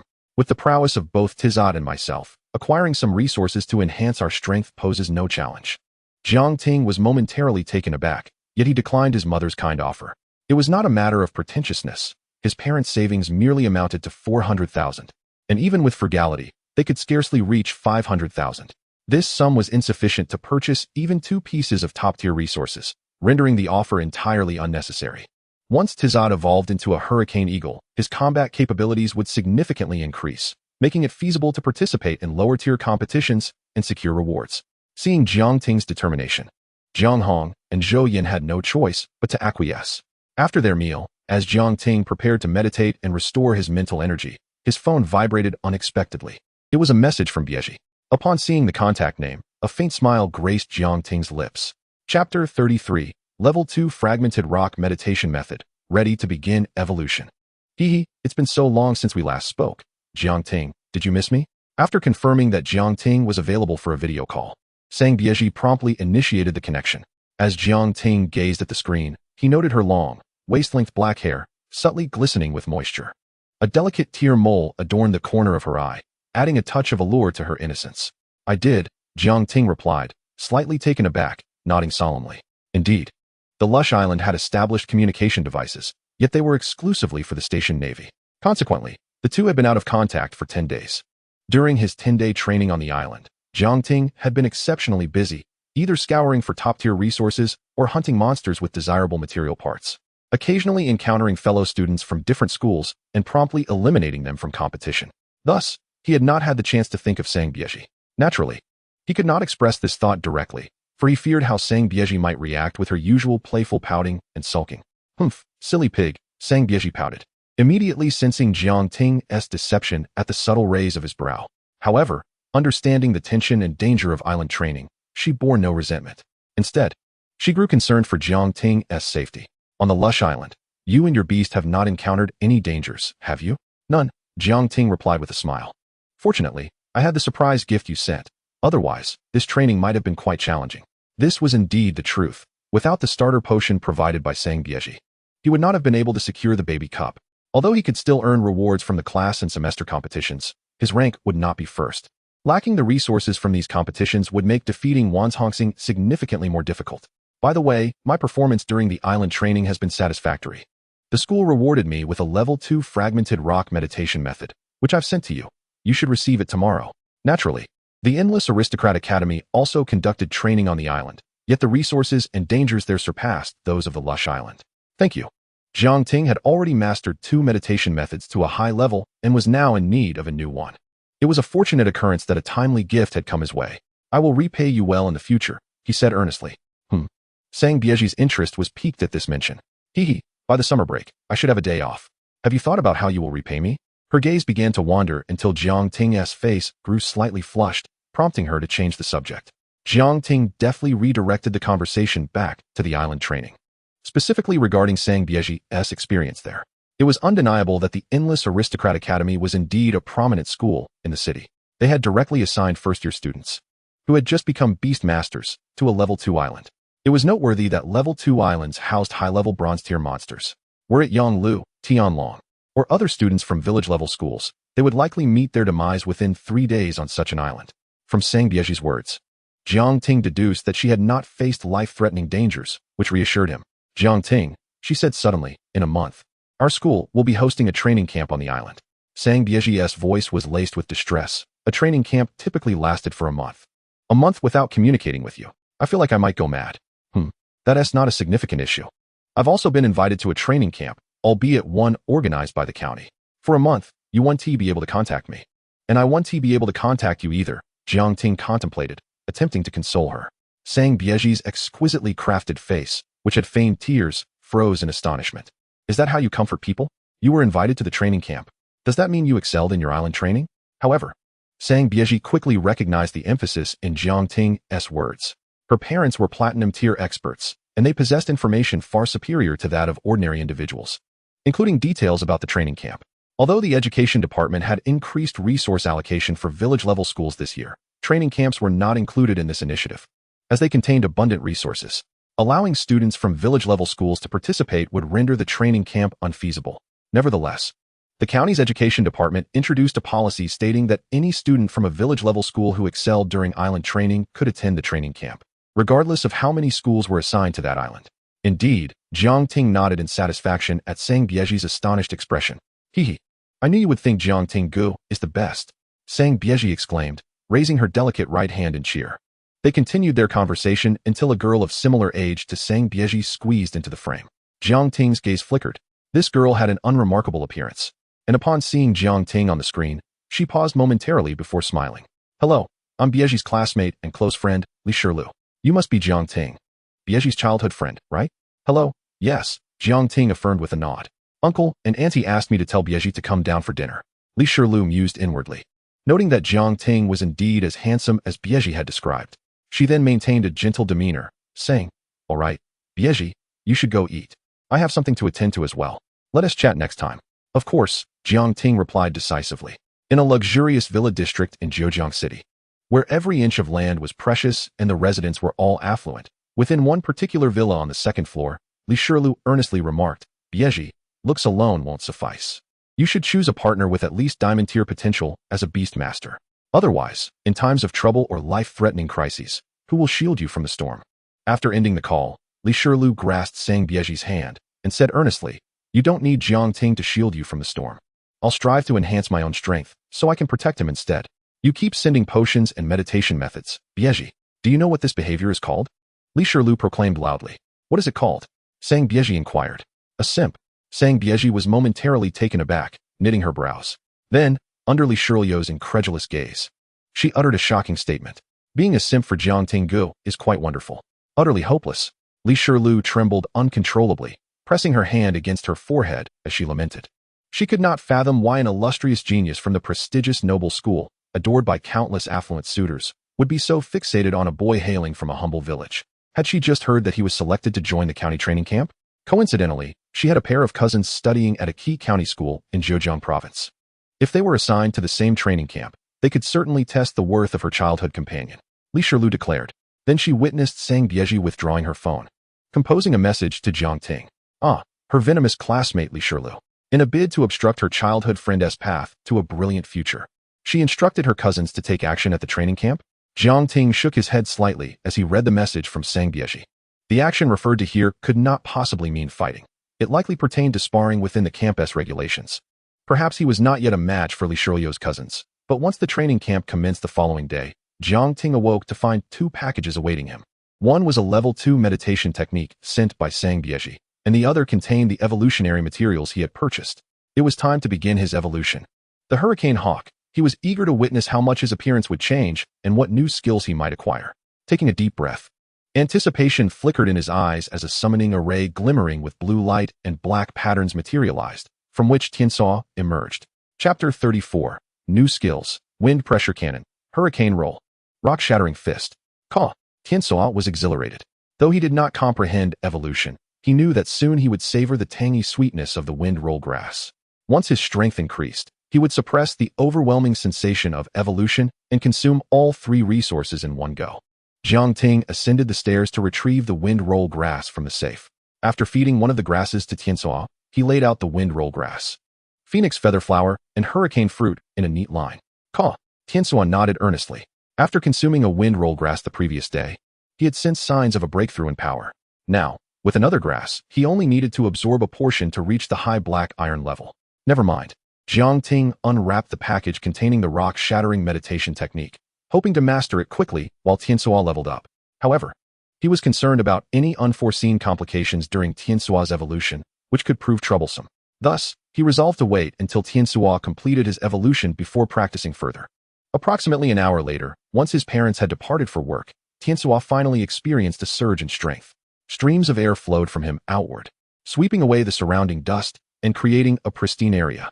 Quickly consume these 3 resources, Jiang Ting urged, eager for Tiansaw to harness the feedback energy from his level up. Tiansaw, unfazed by the heavenly material-grade resources, lowered his head, opening his mouth to gulp down each resource in turn. His throat, unaccustomed to chewing, showcased a smooth bulge as he swallowed. How do you feel, Tiansaw?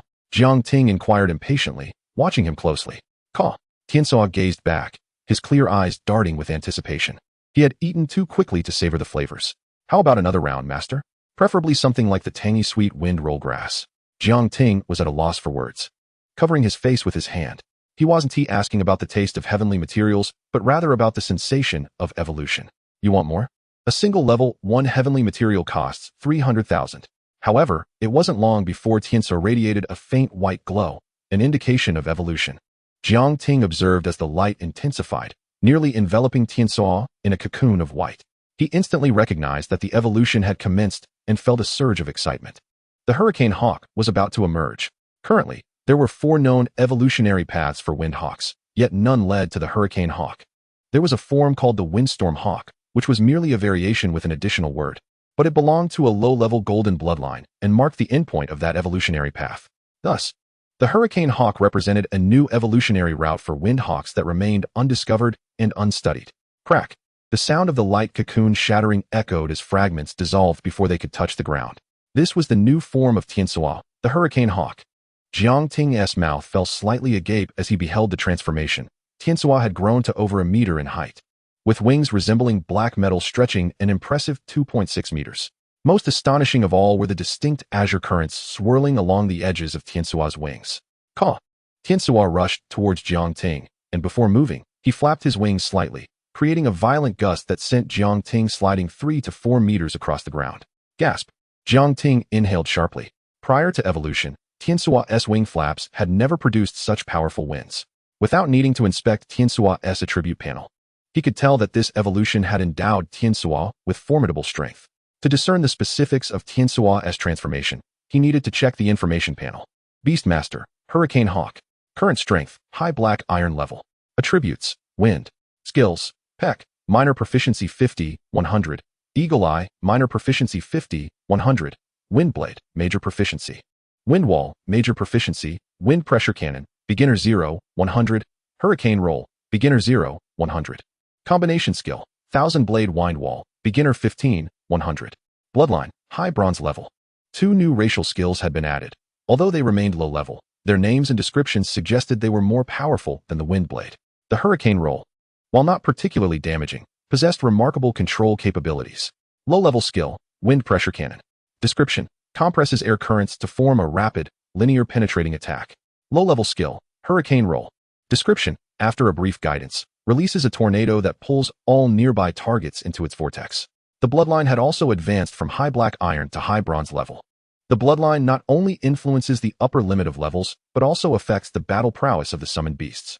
In summary, Tianso could now contend with ordinary low-level bronze beasts. After reviewing Tianso's panel, Jiang Ting nodded, contemplating. One should not underestimate merely crossing a tier, for this transition represents a significant leap in realms, considerably more challenging than overcoming minor levels.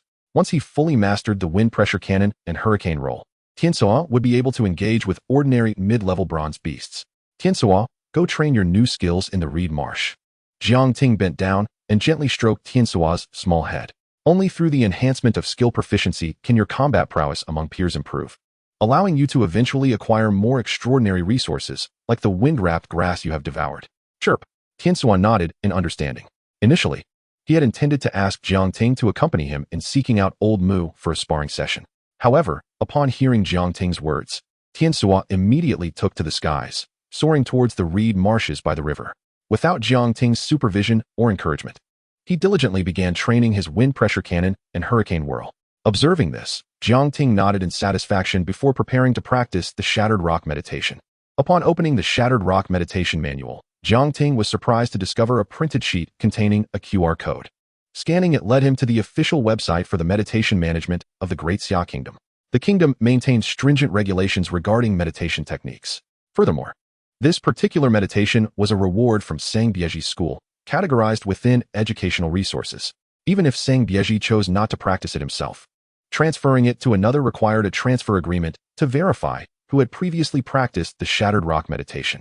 Without hesitation, Jiang Ting signed the electronic agreement and then opened the meditation manual. Before him lay a fragmented stone tablet. Time passed, and after 2 hours, he received a notification. Practicing Shattered Rock meditation, proficiency level 1. Jiang Ting opened his eyes, exhaling a long breath. His complexion was somewhat pale. It was truly remarkable that a level 2 meditation would require 2 hours just to grasp the basics. Moreover, he could sense that practicing the Shattered Rock meditation consumed nearly 10 times the mental energy compared to practicing the Eye of Data. The reason was simple. The level 2 meditation was designed for bronze-tier beast masters. Had Jiang Ting possessed bronze-level strength, mastering the Shattered Rock meditation would not have proven so arduous. Nevertheless, he resolved to cultivate it to the Grandmaster level, as achieving this level would enable both beast masters and humanoid beasts to learn the low-level skill known as Shattered Rock Fist. To expedite his mastery of the Shattered Rock meditation, he would require a copious amount of mental energy potions. Additionally, Tiansua's Wind Pressure Cannon and Hurricane Whirl also necessitated spiritual energy potions. Both the mental and spiritual energy potions demanded a financial investment. Even before Jiang Ting had delved into the Shattered Rock meditation, Tiansua had ceased his self-training due to the depletion of spiritual energy. Suddenly, a realization struck Jiang Ting. He was late. Glancing at his phone, he saw it was 9:10. With no time to ponder where to acquire funds, he swiftly recalled Tiansua into the beast space and dashed towards the school. Chapter 35, 2 against 1, Tiansua versus Violent Bear and Clearwater Crane.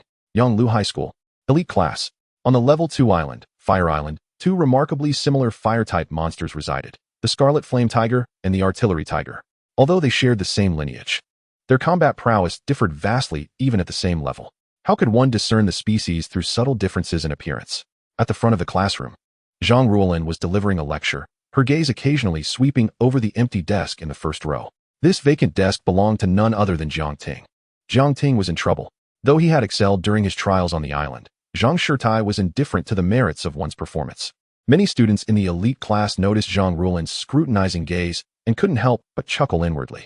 They anticipated that Jiang Ting would undoubtedly face punishment for his tardiness. Breathless yet composed, Jiang Ting entered the classroom without a trace of sweat on his forehead. His home was not far from the school. Coupled with his current intermediate black iron tier status, which endowed him with physical abilities 3 to 4 times that of an average adult. Furthermore, having practiced the wind breath meditation, his speed surpassed that of his fellow beast masters, allowing him to traverse the distance from home to school with ease. Jiang Ting. As a beast master, what do you need to maintain control of the situation? Zhang Ruolin inquired, her imposing presence as a gold-tier beast master radiating authority. She possessed an extensive understanding of various monsters, skills, and all knowledge pertaining to beast masters. Aware of his shortcomings, Jiang Ting lowered his head and replied, "Very well. Then why were you late today?" "The evolution of my beast delayed me," Jiang Ting declared without hesitation, shifting the blame onto Tiansua within the beast space. After all, Tiansua had indeed evolved. "Has your wind eagle evolved?" Zhang Ruolin questioned. "For an automatic evolution to occur, it appears one must reach the advanced black iron tier, correct?" Gasp. Jiang Ting's beast had already reached the advanced black iron tier? This was entirely plausible. After all, hadn't Jiang Ting swept through the other 3 schools on the Abundant Island, collecting all the extraordinary resources available? A collective gasp echoed throughout the elite class as students realized the stark difference in levels. While their beasts remained at the intermediate black iron tier, Jiang Ting's had advanced to the advanced black iron tier, a gap that was not trivial. However, apart from envy, the other students could do little more than admire him. They understood that Jiang Ting's rapid ascension in beast level was primarily due to resources and financial investment. Evolved, Zhang Ruolin mused, her brow slightly furrowed. The evolution of a beast was a significant matter, and she could empathize with the delay it caused. This young man was advancing far too quickly. She could not allow him to become complacent. She needed to temper his arrogance to prevent future repercussions. Zhang Ruolin's thoughts raced. Since your beast has evolved and possesses advanced black iron tier strength, why not engage in some sparring with your classmates to gain practical experience? What do you think? Her proposition served a dual purpose, benefiting both Jiang Ting and the other students. Before Jiang Ting could respond, the other students' expressions shifted dramatically. "Teacher, that's not feasible," they exclaimed. "Isn't this just inviting us to be beaten up?" Jiang Ji's Wind Eagle possesses both Wind Blade and Wind Wall at the Grandmaster level and has mastered the 1000-blade Wind Wall, comparable to intermediate skills. None of us are a match for him at the intermediate black iron tier, let alone now that he has reached the advanced black iron tier. This was hardly a means to gain practical experience. It was merely a one-sided opportunity for Jiang Ting to dominate them. The elite students lamented in unison. Jiang Ting nodded in agreement. "I believe my classmates have a valid point. Indeed, given Tiansua's current strength, even Ding Rui's Violent Bear could be easily defeated with a mere flick of its paw, providing no real chance for him to gain experience. I have considered this. Of course, you two will pair up for sparring, but Jiang Ting, your beast is not permitted to use the 1000-blade Wind Wall. Now, everyone follow me to the open area on the playground," Zhang Ruolin decisively concluded, dropping her chalk and clapping her hands as she turned to exit the room. Woohoo! The students' lamentations transformed into cheers. With 2 against 1 and Jiang Ji's beast restricted from using the 1,000-blade wind wall, the advantage is ours. Many students eagerly began seeking partners, hoping to find a flying beast to join forces with. Ding Rue, brimming with excitement, started searching for a suitable teammate, determined to redeem herself from her previous 2 failures. Soon, they arrived at the open area of the playground. Which pair will go first? Zhang Rulin inquired. We will, Ding Rue exclaimed, pulling a female classmate forward. Jiang Ting glanced over, recalling her name, Luo Hehua, who was accompanied by a water-type, clear water crane, though not of the wind element. It possesses wings and the ability to soar, albeit at a speed inferior to that of wind-type beasts. Summon forth your beasts. With my presence, you may unleash your full potential. As Zhang Rulin's voice echoed, Ding Rue and Luo Hehua conjured their respective beasts. A mid-level black iron tier, earth-type, violent bear. A mid-level black iron tier, water-type, pure water crane. Although Jiang Ting's wind eagle had evolved into the storm giant eagle, its rank remained that of a high black iron tier. In a 2 against 1 scenario, Ding Rue and Luo Hehua held the advantage. The students murmured amongst themselves. At that moment, Jiang Ting began to summon his beast as well. Within the pale blue summoning array, a tempest began to stir. The edges of the array were adorned with intricate black runes. Ka, the Tiansuo, with azure currents swirling at the edges of its wings, took flight. Its resounding and commanding call reverberated through the skies. This is not a storm giant eagle. Zhang Rulin's gaze swept across the scene, immediately discerning the anomaly. The storm giant eagle is larger, with a greater wingspan, and its wings do not exhibit visible azure currents. Yet, Zhang Rulin sensed that the evolved form of Tiansuo would not be weaker than the storm giant eagle. The homeroom teacher possesses keen insight. Indeed, Tiansuo's evolved form is not the storm giant eagle, Jiang Ting admitted candidly. This truth is unmistakable. Anyone familiar with the wind eagle species would easily identify that Tiansuo is not a storm giant eagle. It seems you procured resources that fortuitously align with the new evolutionary path of the wind eagle species. However, not every evolutionary path guarantees the beast will grow stronger post-evolution. Some may lead to a decline in strength. Fortunately for you, this unexpected evolution is a stroke of luck, but future evolutionary paths will require your own exploration. Zhang Rulin, well-versed and experienced as a gold-tier beast master and a former educator at a prestigious city school, was merely slightly astonished before regaining her composure.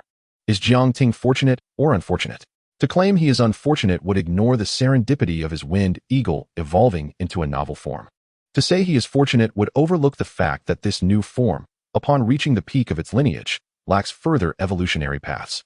To continue evolving, he must either conduct his own research or enlist the help of specialized institutions. In truth, the impact is not profound, given Jiang Ting's pace of growth.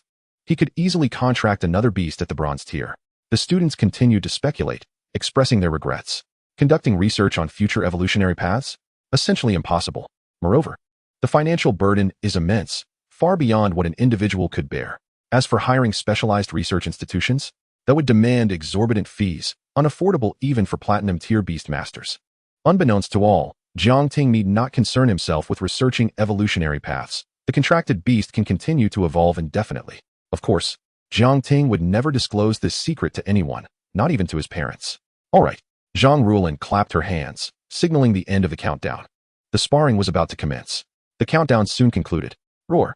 The violent bear exuded a fierce aura, its muscular arms bulging. Each palm coalesced a stone the size of a bowl. Grasping the stones, the violent bear launched them with ferocity. The pure water crane let out a cry, conjuring a large hand of water to grasp at the airborne Tiansuo. Wind pressure cannon. Jiang Ting observed calmly. Though the proficiency of the wind pressure cannon was not high, its power was undeniable. The Tiansuo opened its mouth, releasing a solid azure beam the width of a thumb. Bang! The violent bear hurled the stone, akin to a cannonball, only to be pierced through by the wind pressure cannon, shattering into fragments. After obliterating the stone, the diminished wind pressure cannon retained its momentum, howling as it struck toward the violent bear's head. It's the wind pressure cannon. Zhang Rulin's eyes widened in astonishment. Instinctively, she stomped her foot, unleashing her spiritual energy. In a flash, she appeared near the violent bear, summoning a golden yellow array. The form of the gold-tier golden rock giant materialized, lifting its palm to absorb the wind pressure cannon. Crack! A dull thud echoed. The golden rock giant shook its hand, with only a scant amount of dust falling. The violent bear was eliminated, and the wind blade dispatched the pure water crane. Jiang Ting stated nonchalantly. with Zhang Ruolin intervening to block the wind pressure cannon. The violent bear naturally faced elimination. The Tiansuo darted away just as the water hand of the pure water crane was about to seize it, then flapped its wings toward the crane. Two wind blades, over a meter long, sliced through the air, howling as they aimed at the pure water crane. Little Jean. Observing the pure water crane's flustered demeanor, Zhang Ruolin had no choice but to call upon the golden rock giant. Little Jean was the name she had given the golden rock giant. Crack. The golden rock giant extended its arms, capturing the two wind blades with one on each side. However, this time, more dust fell from its hands, yet no cracks appeared where its palms met the wind blades. Jiang Ting, you have triumphed. Although the wind pressure cannon is a basic skill, the wind-type beasts capable of mastering it are typically low-level silver tier. It appears your wind eagle's new evolutionary form is progressing favorably, Zhang Ruolin remarked, perceiving the information transmitted by Little Jean through the contract. Her words sparked astonishment among the students. Whoa, a 1 against 2. It seems Jiang Ting is rather at ease. Could it be that his beast has yet to exert its full strength? Undoubtedly, given Jiang Ting's beast's capabilities. The wind blades he deployed could reach 6 or 7 in number, yet he only utilized 2 against the pure water crane. Did you not hear the teacher mention the wind pressure cannon? Jiang Ting's beast does not appear particularly formidable, as neither skill inflicted damage upon the golden rock giant. Huh. Continue to deny it. The golden rock giant is a high gold tier, while Jiang Ting's beast is merely a high black iron tier. It is entirely reasonable that it caused no harm. All eyes turned to Jiang Ting, filled with astonishment and envy. Even a couple of stubborn students were quickly rebutted with sound reasoning from their peers. Among them, many were not incorrect. The Tiansuo indeed had not unleashed its full potential. The new skill, Hurricane Swirl, had yet to be employed before the battle concluded. I lost again. Ding Rue felt her mind go blank. This marked her third defeat to Jiang Ting. Initially, she believed that a 2 against 1 scenario would level the playing field. However, she was swiftly eliminated without even a single move. This time, Ding Rue was utterly convinced. She lifted her gaze to the poised and composed Jiang Ting, her mind consumed by a singular question. Having all become beast masters not long ago, why is your beast so extraordinary? Initiate. The wind pressure cannon possesses formidable armor-piercing capabilities. While your beast's wind blade failed to leave a mark on the golden rock giant, the wind pressure cannon managed to create a fissure. When encountering different beasts, one must swiftly discern whether to utilize wind blade or wind pressure cannon. Zhang Ruolin instructed the golden rock giant to approach Jiang Ting, who then squatted down, extending its hands for Jiang Ting to inspect. Remember this. Jiang Ting gazed at the palm of the golden rock giant, which shielded itself against the wind pressure cannon. Indeed, there was a minuscule crack, scarcely the size of a hair. It was evident that the wind blade possessed formidable destructive power against beast tamers with minimal defenses. However, once confronted with a significantly robust defense, the wind blade's destructive capability paled in comparison to that of the wind pressure cannon. After displaying the palm, the crack in the golden rock giant's hand swiftly healed, as this minor injury hardly constituted a scratch. Merely a slight expenditure of spiritual energy would suffice for its repair. After all, the disparity in rank between him and Tiansuo was immense. The subsequent lessons would be focused on theoretical knowledge. Practical combat training, unless conducted in the wild or on an island, would offer little benefit to you. Zhang Ruolin observed Jiang Ting, then gazed at the soaring Tiansuo in the sky. After a moment's contemplation, a flash of light emanated from her hand, revealing an exquisite, matte black envelope that exuded an air of sophistication. I will record our daily lessons and send them to you. In the future, you may attend class whenever you wish. If you do not wish to come, there is no obligation. This is an invitation to the Black Iron competition hosted by the Ma Group, and it is said that the rewards for the champion are quite substantial. She handed the invitation to Jiang Ting, her perspective being notably progressive. She recognized that Jiang Ting's continued presence at the academy might stifle his growth. The Black Iron competition. Jiang Ting accepted the invitation, his heart brimming with excitement. The Ma Group is a venerable establishment, and its founder, Ma Teng, is rumored to be a stellar-tier beastmaster, placing him among the upper echelons globally. Each year, the Ma Group conducts competitions with generous rewards. However, participation in these events is not open to all. An invitation is requisite for entry. Thank you, homeroom teacher. Jiang Ting expressed, relieved to have his pressing financial dilemma resolved so fortuitously by Zhang Ruolin. Do not thank me. This is a reward for your own diligence. If your beast had not reached the advanced Black Iron tier and decisively defeated 2 intermediate Black Iron beasts, I would not have provided you with the invitation. Should you attain notable recognition in the Black Iron competition, I too shall benefit from some rewards. Zhang Ruolin spoke candidly, without reservation. The Ma Group's lavish rewards for hosting competitions are not motivated by charity. Part of the rationale is akin to advertising. In this era, any event involving Beast Tamers garners significant attention. While the Ma Group is substantial, it also incurs substantial advertising expenses annually. Utilizing a portion of that budget to host competitions yields greater dividends than direct advertising. Furthermore, the Ma Group meticulously selects Beast Tamers to whom they extend invitations, allowing these individuals to choose suitable tamers before distributing the invitations. Should a Beast Tamer perform admirably in the Black Iron competition, the Ma Group will proactively engage them for future recruitment, and those who distribute invitations will also receive rewards from the Ma Group. Do not underestimate the competition. The Beast Tamers participating in the Black Iron competition all possess advanced Black Iron beasts, and there are even bronze-tier Beast Tamers. They may not utilize their bronze beasts, but their second beast, provided it is not a bronze tier, may still compete, Zhang Rulin cautioned. Understood, Jiang Ting nodded. Opening the invitation to find the venue located in the county and the event scheduled for 3 days hence. 3 days later, in Dejia County, the bus came to a halt at the station, and passengers disembarked in a steady stream. Mom, Aunt Wang, I'm heading to the competition location now. Jiang Ting waved to the two. In the ensuing days, Jiang Hong and Zhou Yin resigned from their positions to establish a pet beast base. Today, Zhou Yin had come to the county to handle the necessary paperwork for the pet beast base. The Wang aunt Jiang Ting referred to as Wang Panfu, the proprietress of the only pet beast base in Yonglu town. Upon learning of Jiang Hong and his wife's entrepreneurial plans, Wang Panfu did not hinder their resignations. Instead, she offered numerous suggestions to assist them. Today, she accompanied Zhou Yin to finalize the materials. Of course, whether Wang Panfu's enthusiasm stemmed from her long-standing relationship with her employees or from Jiang Ting's rapidly burgeoning potential was a mystery to all but herself. Zhou Yin, you have borne a splendid son. In less than half a year since his awakening, he has attained the advanced Black Iron tier. If he maintains this pace of growth, he is destined to become a platinum tier powerhouse in the future, Wang Panfu remarked, watching Jiang Ting's departing figure, her voluminous, wavy hair glistening in the light. Typically, students from village-level schools do not reach the advanced Black Iron tier until their second year of high school, and even then, their personal strength tends to be somewhat lacking. After all, not everyone possesses the ability to elevate their mastery of meditation to completion through sheer effort, as Jiang Ting has done. Zhou Yin had invested significant resources and personal connections to enroll her son in a private school in the county. Yet now, despite utilizing top-tier resources to elevate his beast to the advanced Black Iron tier, his own strength remained at the intermediate Black Iron tier, rendering any comparison with Jiang Ting unfounded. Platinum tier Beastmaster Wang Jia, you flatter Xiao Ting too much, Zhou Yin replied, though a smile could not be contained upon her face. What did being a platinum tier Beastmaster signify? It placed one among the elite of beast tamers, capable of establishing various groups and enterprises.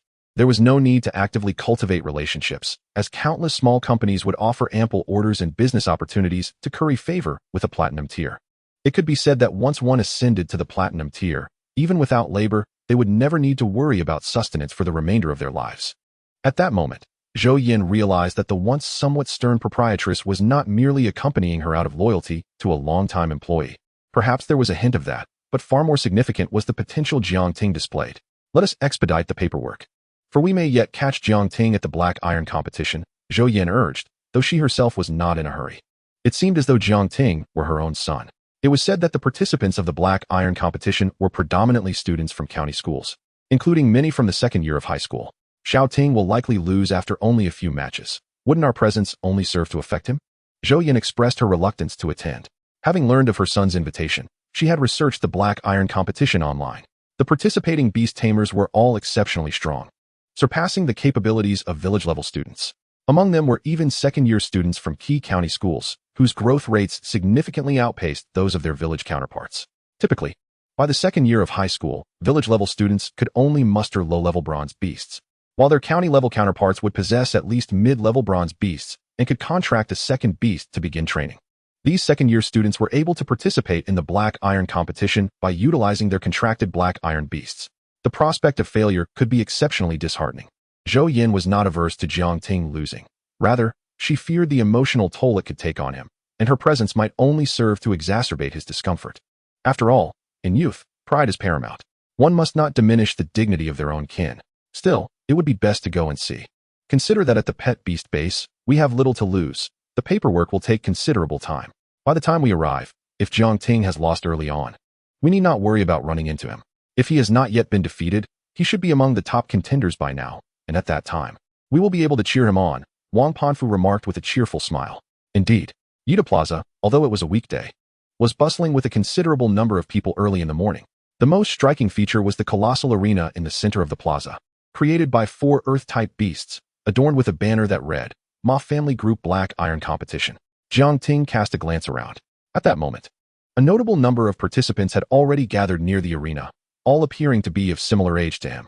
Soon, Jiang Ting approached the contestant passage and submitted his invitation to the staff. This is your number tag.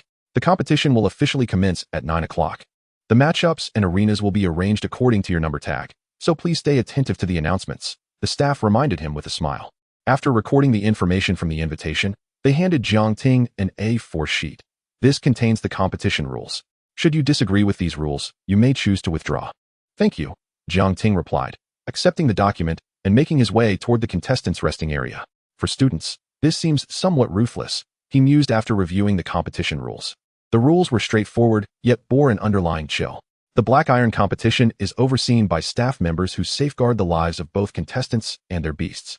However, unlike Zhang Ruolin from the student body, who would intervene if a student's beast faced any risk of injury, these staff would not step in unless there was a life-threatening situation. Injuries such as losing limbs would not elicit a response. It's important to note that most participants in the Black Iron competition are students. Any injury to a beast, especially if it results in a loss of limbs, would significantly hinder their strength enhancement. The most severe consequence could be the total loss of the beast. Thus, Jiang Ting's reflections on its brutality were warranted. Nevertheless, he felt no fear. A truly formidable beast master's journey is inevitably marked by bloodshed and fire. These were the words of Zhao Feihui, the king of the water dragon, a prestigious beast master of the great Xia kingdom. Jiang Ting resonated with this sentiment and was well prepared. The 10 days of rigorous training on the Flourishing Island, where he vanquished countless monsters and witnessed various gruesome scenes, had fortified his mental resilience. It was a pity that he could not directly engage with other beast masters. Jiang Ting felt a twinge of regret. With the feedback of the Tizot upgrade and continuous training, coupled with the level 2 rock-shattering meditation, Jiang Ting had elevated himself to the advanced Black Iron level by last night. Although he had not mastered the rock-shattering fist, his wind whisper meditation had reached completion, allowing him to surpass peers in speed. Soon, Jiang Ting arrived at the contestant area, where the number of participants was relatively modest, with only over 20 present. Some familiar faces exchanged hushed conversations. How has your armored earth spider been trained? Yesterday, I used a skill gem to enhance its shell talent to the minor completion level. Minor completion for the shell? Doesn't that guarantee you the championship? Guarantee? Not at all. I've heard that a contender from Muting High School in our county is also participating in this Black Iron competition. From Muting High School? Could it be? Yes, it's Zhou Lingling. Her Gale Leopard is unbeatable at this level. Jiang Ting glanced at his phone. His ears perked up as he searched for any useful information. Gale Leopard, invincible at the same level? Soon, the clock struck 9. Contestants arrived in succession, totaling 40 individuals. Meanwhile, the audience outside the arena had not diminished. Rather, their numbers had increased. It is time to begin. I am the host for this Ma Family Group Black Iron competition. You may call me Xiao Sa. A young man announced as he leaped onto the stage with a microphone. The competition had commenced. Jiang Ting put away his phone and turned his gaze to the host. Chapter 38, Tizot vs. Armored Earth Spider, Capturing the Web.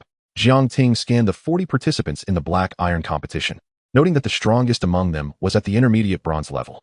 From their conversations, it became evident that these bronze-level beast masters were all second-year students from county high schools. However, the good news was that the Black Iron competition permitted only one beast to be used, with the maximum strength capped at the advanced Black Iron level. The competition format was straightforward. Contestants would be paired off through a computer system that randomly drew number tags. The winners would advance to the next round, while the losers would be eliminated from the competition entirely. After determining the top 10, each contestant would receive an immediate cash reward of 50,000 yuan. The matching results from the computer system are in. Contestants with the drawn numbers, please proceed to your designated arena, the host Xiao Sa declared. Each of the 4 arenas displayed numbered identifiers corresponding to the matchups. 50,000 for breaking into the top 10? Upon hearing this, Jiang Ting was struck by the Ma family group's extravagant wealth. No wonder they had a powerful stellar level being backing them. After receiving his invitation, he had conducted some research on the Black Iron competition. The Ma family group organizes these competitions annually in most counties, with 10 participants from each county's top competitors. That amounts to a staggering 500,000 yuan given away. With over 1,000 counties in the Great Xia Kingdom, even if only a tenth participated, they would be handing out 50 million yuan every year. And that 50 million was merely for the top 10 rewards. The top 3 would undoubtedly receive additional lavish prizes. Although the host Xiao Sa had not yet announced the rewards for the top 3, based on previous competitions, they were expected to be exceptionally generous. Contestants number 1 and 19, please ascend to Arena 1. Contestants number 3 and 20, please proceed to Arena 2. The host Xiao Sa swiftly concluded the announcements, and the 8 contestants stepped onto their respective stages. Jiang Ting, holding number 23, was not involved in this initial bout. Zhou Lingling. Jiang Ting directed his gaze towards Arena 1, where a male and female participant stood. He did not know Zhou Lingling personally, but the azure leopard emerging from her summoning array left no doubt that she was indeed Zhou Lingling. Gale Leopard. It emerged from the array without making a single sound. Zhou Lingling's opponent was in for a rough time. Facing the Gale Leopard, he was bound to be eliminated. The crowd watched Arena 1. Even though the battle had yet to officially commence, they could already foresee the outcome. Sister Lingling, please go easy on me. The buzzcut boy opposite Zhou Lingling lamented. Who would have anticipated that the very first match would pit him against Zhou Lingling? What terrible luck. As classmates, he was well aware of the Gale Leopard's ferocity. Yet, the buzzcut boy had no intention of conceding. The rewards for the top 3 positions in the Black Iron competition were exceptionally lucrative. What if he got lucky and defeated Zhou Lingling? Requesting me to go easy? You might as well just admit defeat, Zhou Lingling replied, crossing her arms with a faint smile. At that moment, several middle-aged men donned in black uniforms emblazoned with a blue penguin insignia from the Ma family group dispersed across the 4 arenas. Their aura of spiritual energy was exceptional. They were all silver-level beast masters, responsible for protecting contestants and their beasts from fatal harm. The competition is about to begin. All 8 contestants, please prepare yourselves. With the arrival of the protective staff, the host Xiao Sa eagerly called out. Soon, the countdown came to an end. Such incredible speed. Jiang Ting's gaze remained locked onto Arena 1, where Zhou Lingling stood. He sensed that if he aspired to claim first place in the Black Iron competition, defeating Zhou Lingling was an absolute necessity. Roar. The sleek and agile storm leopard, nearly 2 meters in length, erupted with a surge of spiritual energy. Its surface adorned with a pale azure luminescence, resembling a delicate windbreaker. With a single stride, the storm leopard's astonishing speed was unleashed. In the blink of an eye, it closed the distance to its adversary, the fiery toad, who, bathed in crimson, was caught unawares as the leopard's claws lunged forth. Squelch, squelch, squelch. The fiery toad let out a wretched cry as dozens of lacerations appeared upon its back, blood gushing forth relentlessly. With a croak of agony, the fiery toad, enduring excruciating pain, turned to retaliate, unleashing a massive fireball from its mouth. However, the storm leopard had already deftly maneuvered, arriving behind the toad before the fireball could be launched. Its formidable claws struck again, leaving the toad's back a gruesome sight, blood and flesh in disarray. With a resounding thud, the fiery toad collapsed to the ground, a pool of blood forming beneath it. The toad was rendered incapable of further combat. Thus, contestant No. 1 emerged victorious. Upon witnessing this spectacle, the host, Xiao Sa, promptly announced the result. The audience erupted in astonishment. This was indeed the finest first-year student from Muting High School. Despite being of the same rank, the fiery toad stood no chance against the storm leopard.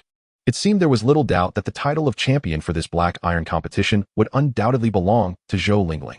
The storm leopard had swiftly and elegantly dispatched its equal, leaving the fiery toad incapable of even grazing a single hair on the leopard's form. The onlookers grasped the terrifying prowess of the storm leopard, realizing it was not a creature that an ordinary beastmaster of the same level could contend with. The remaining competitors yet to take the stage exchanged glances, their expressions shifting slightly. Not only was the storm leopard fast, but it also displayed remarkable agility. Unless one possessed wide-ranging skills, landing a hit on the storm leopard was a mere fantasy. Even the most adept wind blades would struggle to strike the leopard enhanced by its ethereal cloak. However, Jiang Ting withdrew his gaze, feeling none of the trepidation that gripped the other contestants. He had not yet succumbed to fear of Zhou Lingling.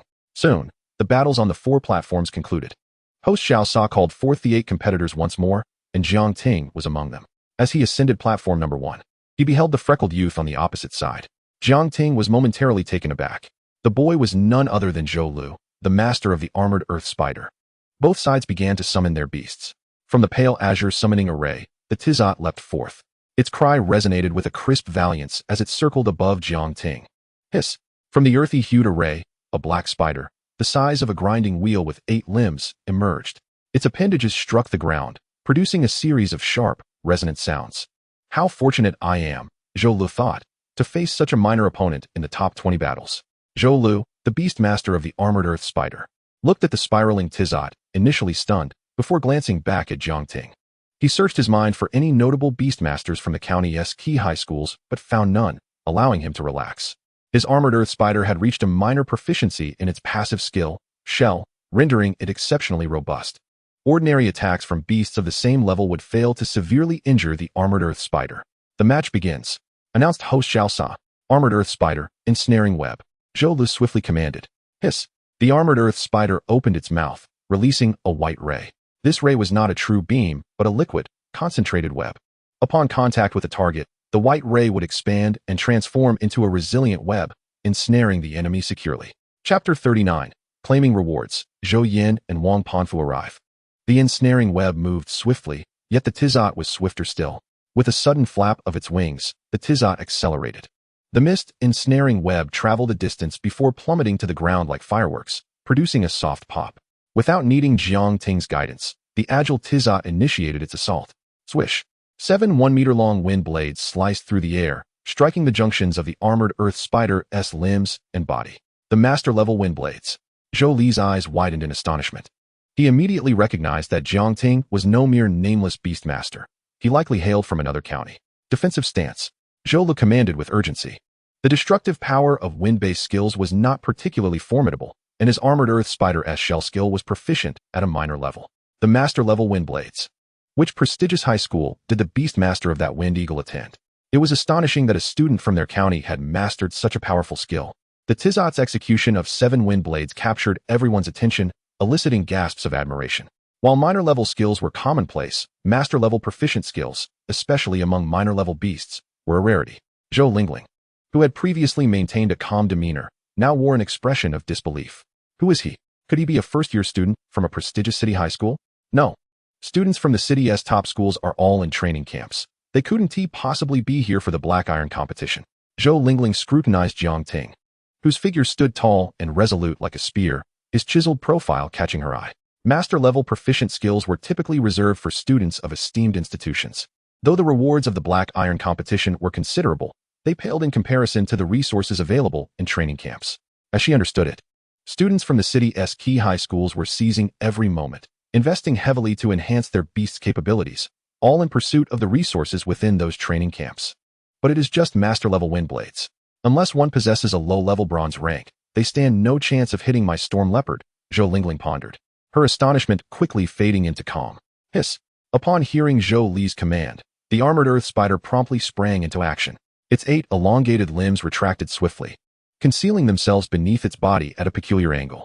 From the Tizot's perspective, the armored earth spider appeared as a true black, grinding wheel. Zzz. 4 wind blades missed their mark, creating fissures in the ground. The remaining 3 blades struck the armored earth spider, producing a cacophony of cutting sounds and dazzling sparks. Crack. The limbs of the armored earth spider extended once more, supporting its body. The areas struck by the wind blades bore 3 thumb-sized cracks. Jiang Ting's gaze swept across the scene, noticing that beneath those cracks lay a layer of dark, faintly shimmering armor, precisely the passive skill of the armored earth spider. This meant that the spider possessed 2 layers of defense. To inflict real damage, both layers must be breached and without excessive delay. The cracks on the spider's shell began to mend, disappearing in the blink of an eye, as the armor rejuvenated. Master-level wind blades are merely that, Zhou Li mused, exhilarated as he clenched his fist. All his efforts and investments to elevate the shell skill to minor proficiency had not been in vain. Hiss. The armored arachnid swiftly moved its 8 limbs, propelling itself forward for a brief moment before suddenly bending its legs and leaping high into the air, unleashing another barrage of white rays from its mouth. In any competition, there are height restrictions, and the Black Iron Tournament is no exception. Otherwise, flying beasts could easily soar to altitudes of several thousand meters. Non-flying beasts would be unable to strike at their airborne counterparts, rendering the contest rather unengaging. Once the predatory web ensnared its target, it would immediately trigger the earthen spikes. Zhou Lu observed intently, having previously attributed the evasion of the predatory web to the distance between the armored arachnid and Tianxia. However, now that the arachnid had leaped into the air, there was no chance for Tianxia to evade. If caught in the web, escape would be nearly impossible for a brief period, akin to avian beasts with their fragile defenses. The armored arachnid could swiftly claim victory. Chirp! Even as the armored arachnid assumed a defensive posture, a vibrant blue light surged from deep within Tiansua's throat. It was the wind pressure cannon. However, its proficiency was merely at the novice level, resulting in a sluggish release. As the predatory web approached, Tiansua opened its mouth, the blue light shooting forth like a laser. Bang! The blue ray collided with the white ray, utterly obliterating it, before striking the armored arachnid, which was sent flying backwards with a crisp crack, crashing down beyond the arena. A fist-sized hole appeared where the wind pressure cannon had struck, revealing the flesh beneath its dual layers of exoskeleton. Hiss! The armored arachnid struggled to right itself, flipping over several times before finally standing up. Zhou Lu stared blankly at the armored arachnid below, noting its injury. Although it still possessed combat capability, having been blasted out of the arena, it was effectively defeated by Jiang Ting. Even if it had not been vanquished, Zhou Lu was well aware that he was no match for Jiang Ting. Impressive. Zhou Lu inhaled deeply, his heart brimming with reluctance, yet he could not help but give Jiang Ting a thumbs up. Had he not crossed paths with Jiang Ting, he surely would have made it into the top 20. Alas, fortune was not on his side. Wait, what was that skill just now released by the Wind Eagle? The Wind Pressure Cannon. My heavens, a high-level black iron Wind Eagle mastering the Wind Pressure Cannon?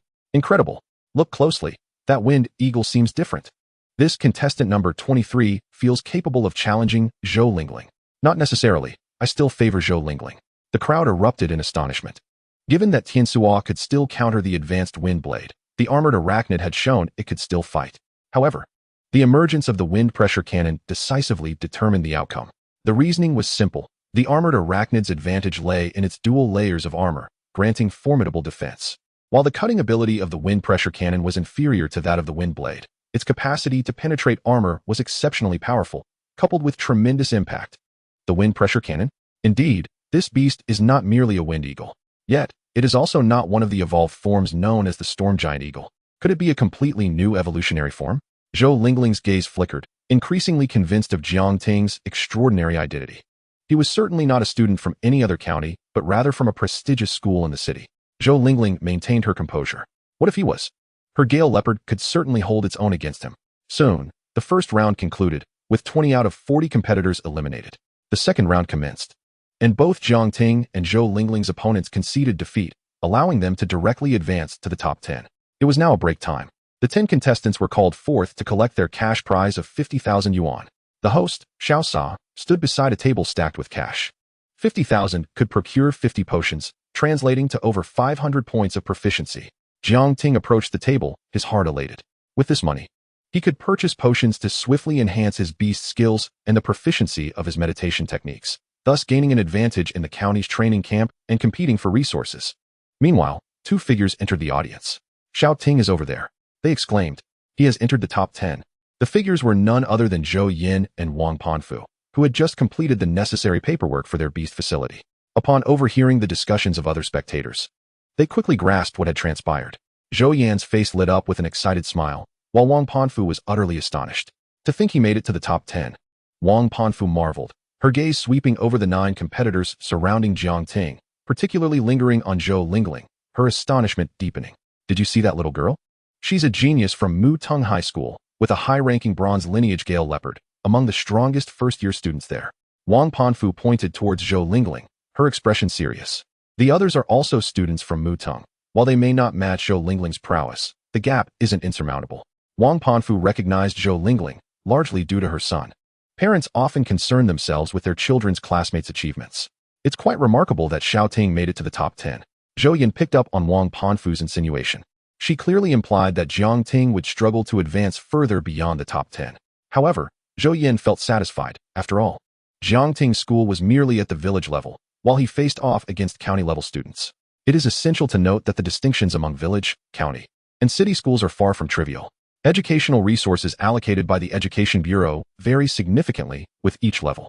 For instance, a basic cafeteria at Yonglu High School provides 1 item per day, while county-level schools start at 3. Moreover, the free beasts offered differ. Those from village-level schools are typically of intermediate black iron lineage, whereas county-level key schools provide beasts starting from high-level black iron lineage. Indeed, Jiang Ting was quite exceptional. Wang Panfu nodded in agreement, yet sighed inwardly. Comparisons could not be made. Her sun paled in comparison to Jiang Ting, whose future prospects could at best reach the golden tier. At this moment, Jiang Ting remained blissfully unaware of how he had become the subject of scrutiny among others. The cash prizes from the Black Iron tournament could be transferred directly to bank accounts. Jiang Ting did not hesitate to hand over the cash, watching as his account balance swelled to 50,000 yuan. In his mind's eye, he envisioned himself and Tiansuo consuming potions, rapidly enhancing their skill proficiency. An increase in skill proficiency equated to heightened combat strength, which in turn signified a tangible improvement in power. While his level remained unchanged, his capabilities were undoubtedly bolstered. Jiang Ting reveled in this prospect. Not long after, he observed that the conditions of the 10 contestants' beasts had nearly returned to normal. Host Xiao Sa leaped onto the first arena, announcing the continuation of the tournament. Once again, pairs would be formed among the 10, with 5 to be eliminated. Subsequently, the 5 contestants once again formed pairs, leaving one individual to await their turn. The victorious duo would secure a place among the top 3, while the defeated pair would engage in combat with the waiting contestant, from which the winner would also ascend to the top 3. Ultimately, the competition would culminate in a ranking contest for the top 3. The results of the computer system's matchmaking emerged swiftly. However, unlike the first round where 4 arenas clashed simultaneously, this time the battles unfolded sequentially, one after another. The first match featured Zhou Lingling facing a young girl. The girl's summoned beast was a turtle of considerable size, resembling a millstone. Upon its shell rested a small, exquisitely crafted water basin, which was adorned with miniature coconut trees growing along its edges. As the turtle ambled about, the coconut trees swayed gently, creating a whimsical scene. Such a unique summoned beast was indeed a rarity. In the audience, Jiang Ting observed the endearing turtle, its comical demeanor coupled with the swaying trees and the gentle sound of water, evoking a nostalgic feeling reminiscent of a summer beach. Summoned beast, water pool turtle. Current strength, high black iron rank. Attribute, water. Skills, water gun, spinning charge, tough skin. Bloodline, intermediate bronze rank. Description, an exclusive creature from Waterpool Island. Named for the water basin atop its shell. The term exclusive creature implies that this particular monster can only be found on this specific island. Jiang Ting's gaze shifted to Zhou Lingling's summoned beast. The sleek and agile Gale leopard, with its elongated form and fluid lines, crouched low, nearly grazing the ground. Clearly poised for an attack. Summoned beast, Gale leopard. Current strength, high black iron rank. Attribute, wind. Skills, wind cloak, wind blade, wind claw. Bloodline, high bronze rank. Description, a commonly seen wind-type creature worldwide, known for its impressive speed and agility, despite its relatively weak attack power. Jiang Ting wholeheartedly agreed with the attributes provided. Although both beasts were of the same high black iron rank, the Gale leopard's remarkable agility would allow it to evade the waterpool turtle's attacks with ease. While the Gale leopard's strikes may not be lethal with a single blow, the cumulative damage over time could be devastating. The waterpool turtle, despite its tough skin, was simply too cumbersome. The tough skin merely allowed it to endure longer in battle. As the match commenced, Jiang Ting's predictions came to fruition. The waterpool turtle's water gun and spinning charge failed to land a hit on the Gale leopard, inflicting no harm whatsoever. The Gale leopard darted across the arena like a phantom, its claws shimmering with a faint azure glow, indicative of its wind claw skill. With a swift swipe, it tore into the waterpool turtle's skin, causing blood to flow profusely. The turtle retracted its limbs and head into its shell, attempting to evade the Gale leopard's onslaught. However, the Gale leopard lay on its side, using its powerful limbs to propel the waterpool turtle toward the edge of the arena. Startled, the waterpool turtle quickly extended its limbs. In that moment, the Gale leopard struck anew, leaving additional wounds on the turtle's body. I concede. Zhou Jia, your Gale leopard is truly formidable. The owner of the waterpool turtle, witnessing the turn of events, promptly surrendered, her expression one of resignation. She and Zhou Lingling were classmates who had often competed against each other. She had hoped that the waterpool turtle, equipped with spinning charge and tough skin, would triumph over Zhou Lingling this time. Alas, it had merely turned the turtle into a target for relentless punishment. Congratulations to contestant number 1 for securing an undeniable victory, the host, Xiao Sa, announced. Next, contestants number 23 and 9, please come to the stage. Naturally, contestant number 23 was Jiang Ting, while contestant number 9 was a shy-looking boy. As they ascended the arena, the boy summoned his beast. It was a long snake, entirely white and exuding a faint frosty mist. Summoned beast, snow snake. Current strength, high black iron rank. Attribute, ice. Skills, snow pillar, snow fangs, freezing technique. Bloodline, high bronze rank. Description, a common serpent creature found on ice-type islands. Jiang Ting activated his data eye to observe the snow snake's information. The freezing technique was insidious, capable of encasing a target in ice from a distance, rendering it nearly impossible to defend against. Therefore, a swift resolution was paramount. With powerful wind blades and wind pressure cannon at his disposal, victory would ultimately belong to him. The shy boy's eyes sparkled with newfound confidence as the host, Xiao Sa, declared the match to commence. At that instant, he beheld a torrent of azure energy cascading from Jiang Ting's twin wings, coalescing into a wall of wind blades before the snow snake. This wall was not constructed from crude stone, but rather formed from an array of razor-sharp wind blades. Thousand-blade wind wall. As the boy's pupils dilated in shock, Zhou Lingling in the audience leapt to her feet, exclaiming in astonishment. Chapter 41. Revealed Rewards. The Extreme Fist Rock Monarch and the Final Battle. The Thousand-Blade Wind Wall. One of the wind attribute combination techniques could be executed by any contracted wind-type beast, provided the beast either possessed the innate ability or had learned the wind blade and wind wall skills. Even those without a wind-type beast would likely be aware of this knowledge, as the school's curriculum encompassed not only practical combat, but also extensive studies on monster behavior, skills, weaknesses, and effective skill combinations. However, for nearly all high school students, mastering combination techniques was akin to a dimensional assault. The proficiency of summoned beast skills could only be enhanced to a minor level, even with the aid of skill gems. Achieving a major level proficiency hinged solely on luck and the dedication of the summoner. Thus, the formation of a combination technique required both skills to reach major proficiency. The Thousand-Blade Wind Wall's proficiency was not exceptionally high, which brought Zhou Lingling some relief, though Jiang Ting's mastery of skills and their proficiency levels were astonishing. Deviating from what was typically attainable for beasts of the same rank, she remained hopeful that her Gale Leopard still held a significant chance of victory. Where is this Thousand-Blade Wind Wall going to take me? Is this the skill of a Black Iron tournament beast? The audience, upon witnessing the emergence of the Thousand-Blade Wind Wall, gasped in unison, their eyes widening in disbelief. Is there a combination technique? Little Ting can at least secure third place. Wang Panfu exclaimed, utterly astonished. Zhou Yan, momentarily taken aback, soon broke into a joyful smile. Sister Yan, how on earth has Jiang Ting managed to cultivate his summoned beast so swiftly? The proficiency of its skills has skyrocketed. Wang Panfu hesitated for a moment, inhaling deeply before humbly inquiring, her address to Zhou Yan shifting to Sister Yan. She sought to glean insights from Zhou Yan about Jiang Ting's cultivation methods or any little tricks she could impart to her son.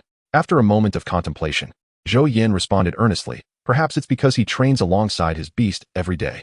Little Ting and Tianxua worked diligently, every day, while Tianxua practiced its skills. Little Ting engaged in meditation, using potions to replenish her spiritual energy and mental fortitude until the potions were exhausted. Wang Panfu, Iron Horse Armament Transformation. The staff observing the arena quickly discerned that the snow snake would not withstand the onslaught of the Thousand-Blade Wind Wall, given that its defensive capabilities barely reached half that of a water pool turtle. If action were not taken immediately, the snow snake would be utterly obliterated by the impending attack. Clang! A golden magic circle emerged upon the ground, its edges adorned with silver-white runic patterns. Within the circle, there was no sign of the Beastmaster's creature. Instead, a black beam shot forth, landing in the hands of a staff member. Upon closer inspection, it revealed a black shield, the Iron Horse shield, the armored form of the beast, Iron Horse. Bang! Bang! Bang! The staff member, wielding the Iron Horse shield, leaped onto the arena. The shield was forcefully slammed down onto the ground, sending ripples of black energy radiating outward, forming a colossal energy shield.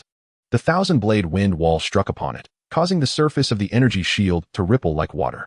This was the manifestation of the beast's armed state, which not only enhanced the power of skills, but also significantly elevated the combat capabilities of the Beastmaster. Even if their fighting prowess remained unchanged, their survival abilities were greatly augmented. Observing the Iron Horse shield beneath the Thousand-Blade Wind Wall, which bore not a single scratch, Jiang Ting's eyes sparkled with anticipation. The beast's armed state required a certain level for both the Beastmaster and the creature, starting from the low-level silver tier. Jiang Ting still had a distance to cover to reach that level, yet he felt confident that he could ascend to the bronze tier before the training camp commenced. While the arm transformation of the beast was not an immediate concern, he needed to prepare promptly for the selection of his second beast. Contestant 23 claimed victory with a single strike of the Thousand-Blade Wind Wall. Truly astonishing. Who would have imagined that Contestant 23's beastly abilities were so formidable? The advanced Black Iron tier not only mastered the wind pressure cannon, but also possessed a combination technique. Contestant 23, may I inquire, are you a student from a prominent high school in the city? The host, Xiao Sa, announced the results, unable to suppress her curiosity. It was not just her. The audience was equally intrigued, leaning in to hear more. Zhou Lingling shared the same sentiment. After all, Jiang Ting's beast was far too extraordinary to be nurtured by an ordinary student. No, I am a student from Yanglu Middle School in Yanglu Town, Jiang Ting replied. Shaking his head. Boom. The revelation left the entire venue in stunned silence. Aside from Zhou Yin and Wang Panfu, who were privy to the truth, no one dared to believe that Jiang Ting hailed from a rural area. What? Such a powerful student is not from a city school? I thought the worst case would be a county-level key school. Who would have thought it was from a town school? This only implied that contestant 23's beast had incredible potential, capable of being trained to such heights even with the limited resources of a rural institution.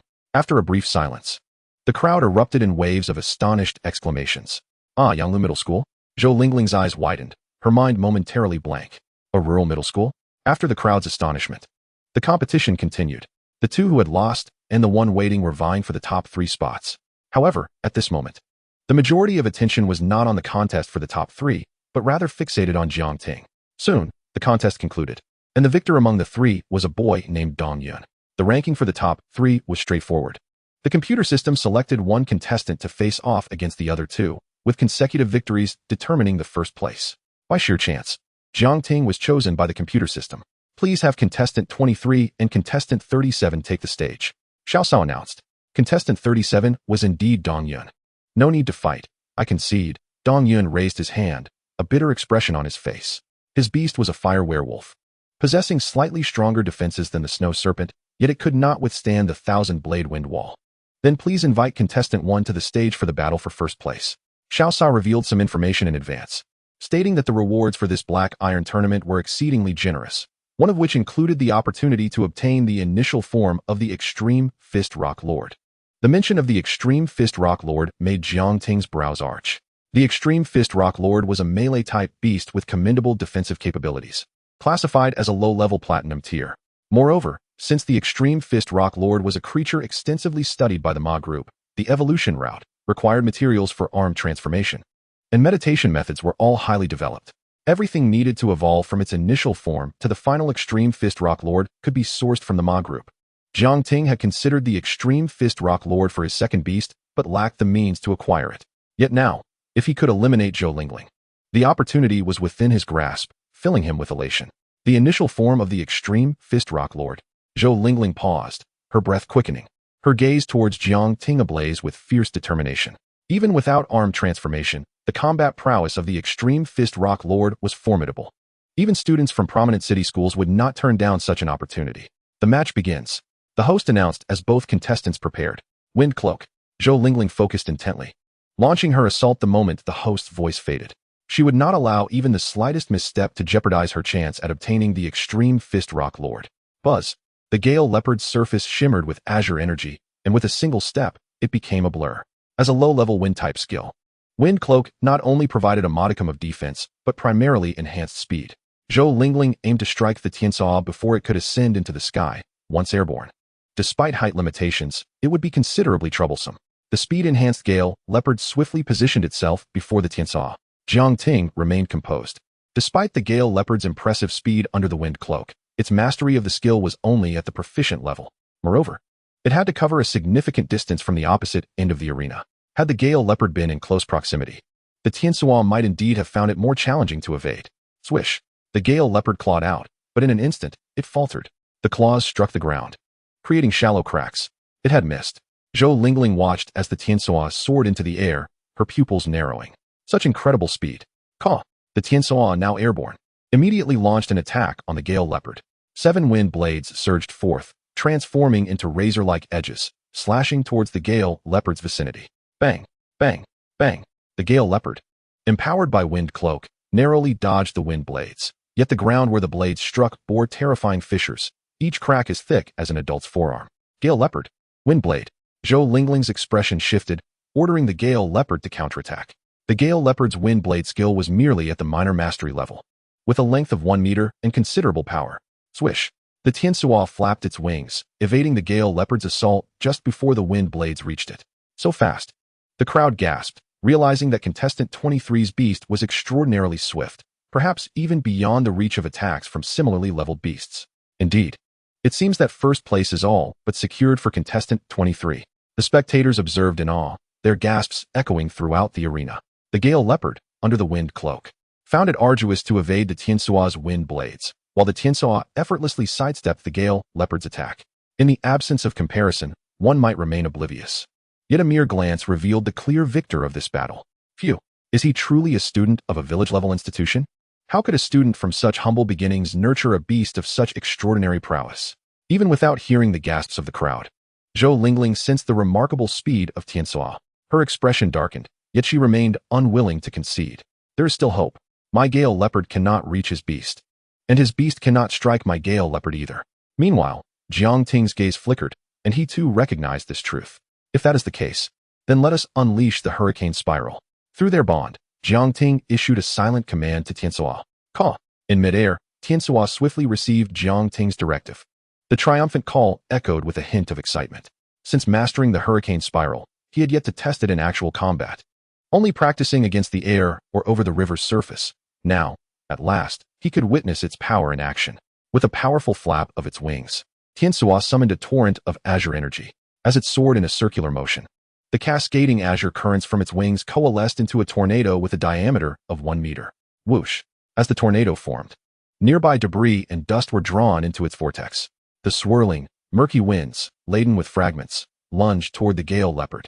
Roar! The Gale Leopard's fur bristled, feeling the pull of the hurricane spiral. As the spiral drew nearer, the force of attraction intensified. The confines of the arena left no room for the Gale Leopard to escape the grasp of the spiral's influence. At that moment, the emergence of the hurricane spiral seemed to envelop the entire arena, absorbing all sound. It was only when the spiral charged toward the Gale Leopard that the audience finally reacted, erupting in astonished cries. This is the wind-based skill, Hurricane Spiral. Though its proficiency may be lacking, who could possibly claim that a high-ranking Black Iron Tier beast could master the Hurricane Spiral? Not only that, but this beast also wielded wind pressure cannon, advanced wind blade, wind wall, and even the combination technique, Thousand Blade Wind Wall. A high-ranking Black Iron Tier beast, with a combination technique, boasts a total of 5 skills. Absurd, could such a beastmaster truly emerge from a village-level background? The crowd was filled with shock. Zhou Lingling's face turned pale, her breath caught in her throat. This cannot be. The Gale Leopard she had painstakingly trained possessed merely 3 skills, with only one reaching the minor mastery level. Yet the opponent faced was a master of 5 skills, all of which were honed to a high degree. Is this even possible? The destructive power of the Hurricane Spiral may not surpass that of the Wind Blade, but its control is far superior. Bang, bang, bang. Under the oppressive pull of the Hurricane Spiral, while the Gale Leopard was not sucked into the vortex, its speed noticeably diminished. Tiansua unleashed the Wind Blade, and the Gale Leopard could no longer evade. The arena staff had long been prepared, leaping in front of the Gale Leopard and raising their iron horse shield to block the 7 razor-sharp wind blades. What a thrilling duel. Let us congratulate contestant number 23 for their victory, securing first place in this Black Iron tournament of Digimon County. Next, contestant number 1, please take a moment to rest. Furthermore, another contestant has chosen to concede in the battle for 2nd and 3rd place against Zhou Lingling. With that, this Black Iron tournament of Digimon County concludes successfully, and we shall now proceed to the awards ceremony. The host, Xiao Sa, gazed at Jiang Ting in astonishment, intending to allow Zhou Lingling to rest and tend to her beast in preparation for the next battle. To her surprise, another contestant had voluntarily forfeited, eliminating the need for a contest for the 2nd and 3rd places, and thus they moved directly to the award presentation. Finally, the moment for rewards has arrived. The opportunity to acquire a rock cub. Jiang Ting felt an undeniable surge of excitement at the host's words. The rock cub is the initial form of the extreme fist rock monarch, even if it is merely a chance to obtain one. Jiang Ting considered it far superior to other rewards. After all, he was on the verge of entering the bronze tier, allowing him to contract a 2nd beast, and the rock cub would be the most suitable choice. Although it lacks speed and agility, it possesses extraordinary defense and formidable attack power. When nurtured, it also offers extensive ground control and self-healing abilities, making it an exceptional beast. Moreover, once he ascends to the silver tier and his beast can undergo armament transformation, he can directly choose to arm the Extreme Fist Rock Monarch, whose transformation enhances the Beastmaster's defense and survivability with armored equipment. The reward for 3rd place is a cash prize of 300,000 and a membership card for the Ma Group at a 9.8 discount. The Ma Group boasts a diverse range of industries, encompassing all aspects of beast mastery, resources for level enhancement, and training facilities to bolster combat prowess, among others. The membership card grants discounts across all of the Ma Group's enterprises. The reward for second place is a cash prize of 500,000 and a membership card with a 9.5 discount. As for the first place reward, Jiang Ting could scarcely contain his excitement as the host announced it. A cash prize of 1 million, a 10 discount membership card, and a one-time opportunity to capture monsters on Beast Island. Beast Island, the initial form of the extreme fist rock monarch, the rock cub, resides on Beast Island. Yet it remains uncertain whether contestant number 23 will successfully contract the rock cub, as it is said that the beast masters capable of doing so are few and far between. Thus, he merely has a chance to acquire it. Success is not guaranteed. However, even if he cannot contract the rock cub, he may choose from other beasts. The reason Beast Island is known as such is that the island is home to a vast array of monstrous species, with the rock cub merely being the one with the greatest potential. Regardless, the crowd's gaze toward Jiang Ting was fervent, particularly from the contestants of the Black Iron Tournament, who stared at him with envy, wishing they could take his place. Soon, a suave and imposing middle-aged man ascended to the stage for the award presentation.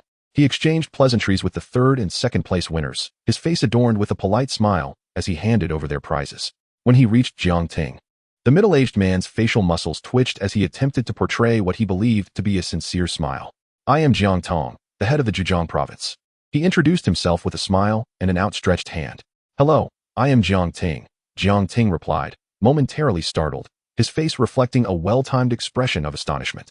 Jiang Tong's title of head was not that of a regional governor, but rather the representative of the Ma Group in Zhejiang province, one of the organization's senior executives. Thus, Jiang Ting's astonishment bore a mix of authenticity and artifice. "The cash prize is currently being transferred. You will receive a notification shortly. This is your 10 discount membership card, which allows you to enjoy discounts across all our Group S industries. Should this card be misplaced, you can contact customer service for a replacement. Additionally, entry to Beast Island requires strict vetting.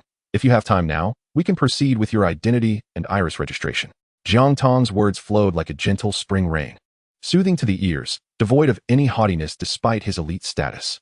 Naturally, this was not the case for Jiang Ting, as Jiang Tong had said no more than 3 sentences to the second and third place contestants. "Very well, I appreciate your assistance." Jiang Ting accepted the membership card, nodding with a smile. Subsequently, following Jiang Tong, they made their way to the temporary office of the Ma family group located within the square. Alas, Zhou Lingling and the other participants watched this scene with heavy sighs. The identity registration process did not require Jiang Tong at all. Yet, Jiang Tong deliberately accompanied Jiang Ting, which was self-evident. He sought to cultivate a closer relationship with Jiang Ting. After the conclusion of the Black Iron Tournament, the crowd began to disperse. "Sister Wang, is this for real? Xiao Ting actually secured first place in the Black Iron Tournament?" Zhou Yin stood still, her expression somewhat dazed. "Hiss, it's true," Wang Panfu exclaimed, pinching herself hard. Feeling the dual pain of body and mind, she gasped in astonishment. She had initially thought that it would be a stretch for Jiang Ting to enter the top 10 of the Black Iron Tournament. Unexpectedly, Jiang Ting had dominated the competition, claiming first place with an air of effortless grace, leaving Zhou Lingling in the dust. The two entered the temporary office of the Ma family group. Jiang Tong, without any unnecessary words, promptly guided Jiang Ting through the identity registration. With this completed, Jiang Ting could venture to the Beast Island at any time. The two tacitly exchanged contact information. Contracting a rock cub is notoriously difficult.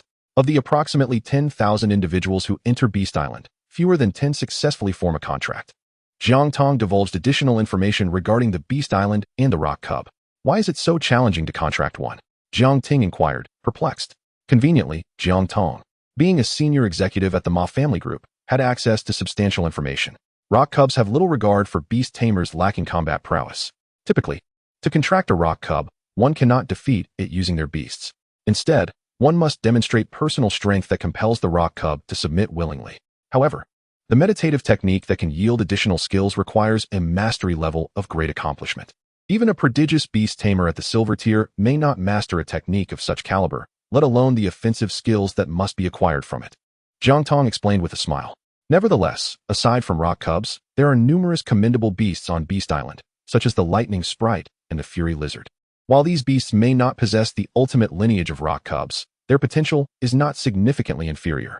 Tamer trainers are permitted to remain on Beast Island for only 3 days. Regardless of whether they succeed in forming a contract, they must leave when the time is up. With your Beast Tamer-esque strength, Defeating the aforementioned monsters and capturing them in monster balls should pose no problem. Most beast tamers who enter Beast Island acquire their opportunities through the Black Iron tournament, typically at the Black Iron tier, leaving them unable to contract a second beast. The Ma family group naturally considers this, and prior to boarding the island, they distribute a monster ball, enabling beast tamers to capture their desired creatures and take them along. Even if a defeated monster is reluctant to contract, the tamers can leave Beast Island and gradually cultivate a relationship over time, ultimately forming a contract. If all else fails, they can sell the creature for profit. However, rock cubs, being one of the signature beasts of the Ma family group, are not permitted to be captured in monster balls and must be contracted on the spot. Thank you for the information, Brother Jiang. Jiang Ting sincerely expressed his gratitude. It turned out there were intricacies involved in contracting a rock cub. He had initially planned to visit Beast Island the following day, intending to either contract the rock cub or capture it in a monster ball. Without Jiang Tong's insights, Jiang Ting would have had to settle for other beasts upon arriving at Beast Island. However, now with a substantial sum of cash, he could immerse himself in intensive training, focusing on mastering the rock-shattering meditation technique. Once he had grasped the shattering fist, contracting the rock cub would be a matter of course. Moreover, enhancing the proficiency of the meditative technique would also involve rigorous training. Jiang Ting felt a surge of optimism before entering the training camp. His strength should catch up with the others. Don't mention it. If, after 2.5 years, you find yourself unable to gain admission to your desired Beast Tamer University during the college entrance examination, consider reaching out to me. The resources we offer at the Ma family group are not inferior to those of some Beast Tamer universities, Jiang Tong said with a cheerful demeanor. This was precisely Jiang Tong's intention in seeking to draw Jiang Ting closer, even lowering his stance to exchange contact information. Every company and group requires formidable beast tamers. Otherwise, they risk being easily exploited in the current climate. Moreover, strong beast tamers do not emerge overnight. They develop gradually. This is also why the Ma family group is willing to invest heavily in hosting the Black Iron tournament and offering opportunities on Beast Island to attract promising young beast tamers. Simultaneously, the internal structure of the group is complex. Jiang Tong also needed to have a sufficient number of powerful beast tamers under his command. Although Jiang Ting was merely a Black Iron tier beast tamer at present, his future was bright, and Jiang Tong held high hopes for him. After bidding farewell to Jiang Tong, Jiang Ting soon encountered his eagerly awaiting mother and Wang Panfu as he arrived at the square. Listening to their praises, Jiang Ting had grown accustomed to such attention. Subsequently, he procured a plethora of resources. First and foremost were the spiritual energy potions and mental strength potions, intended to enhance his proficiency in the Tiansua skill and the rock-shattering meditation technique.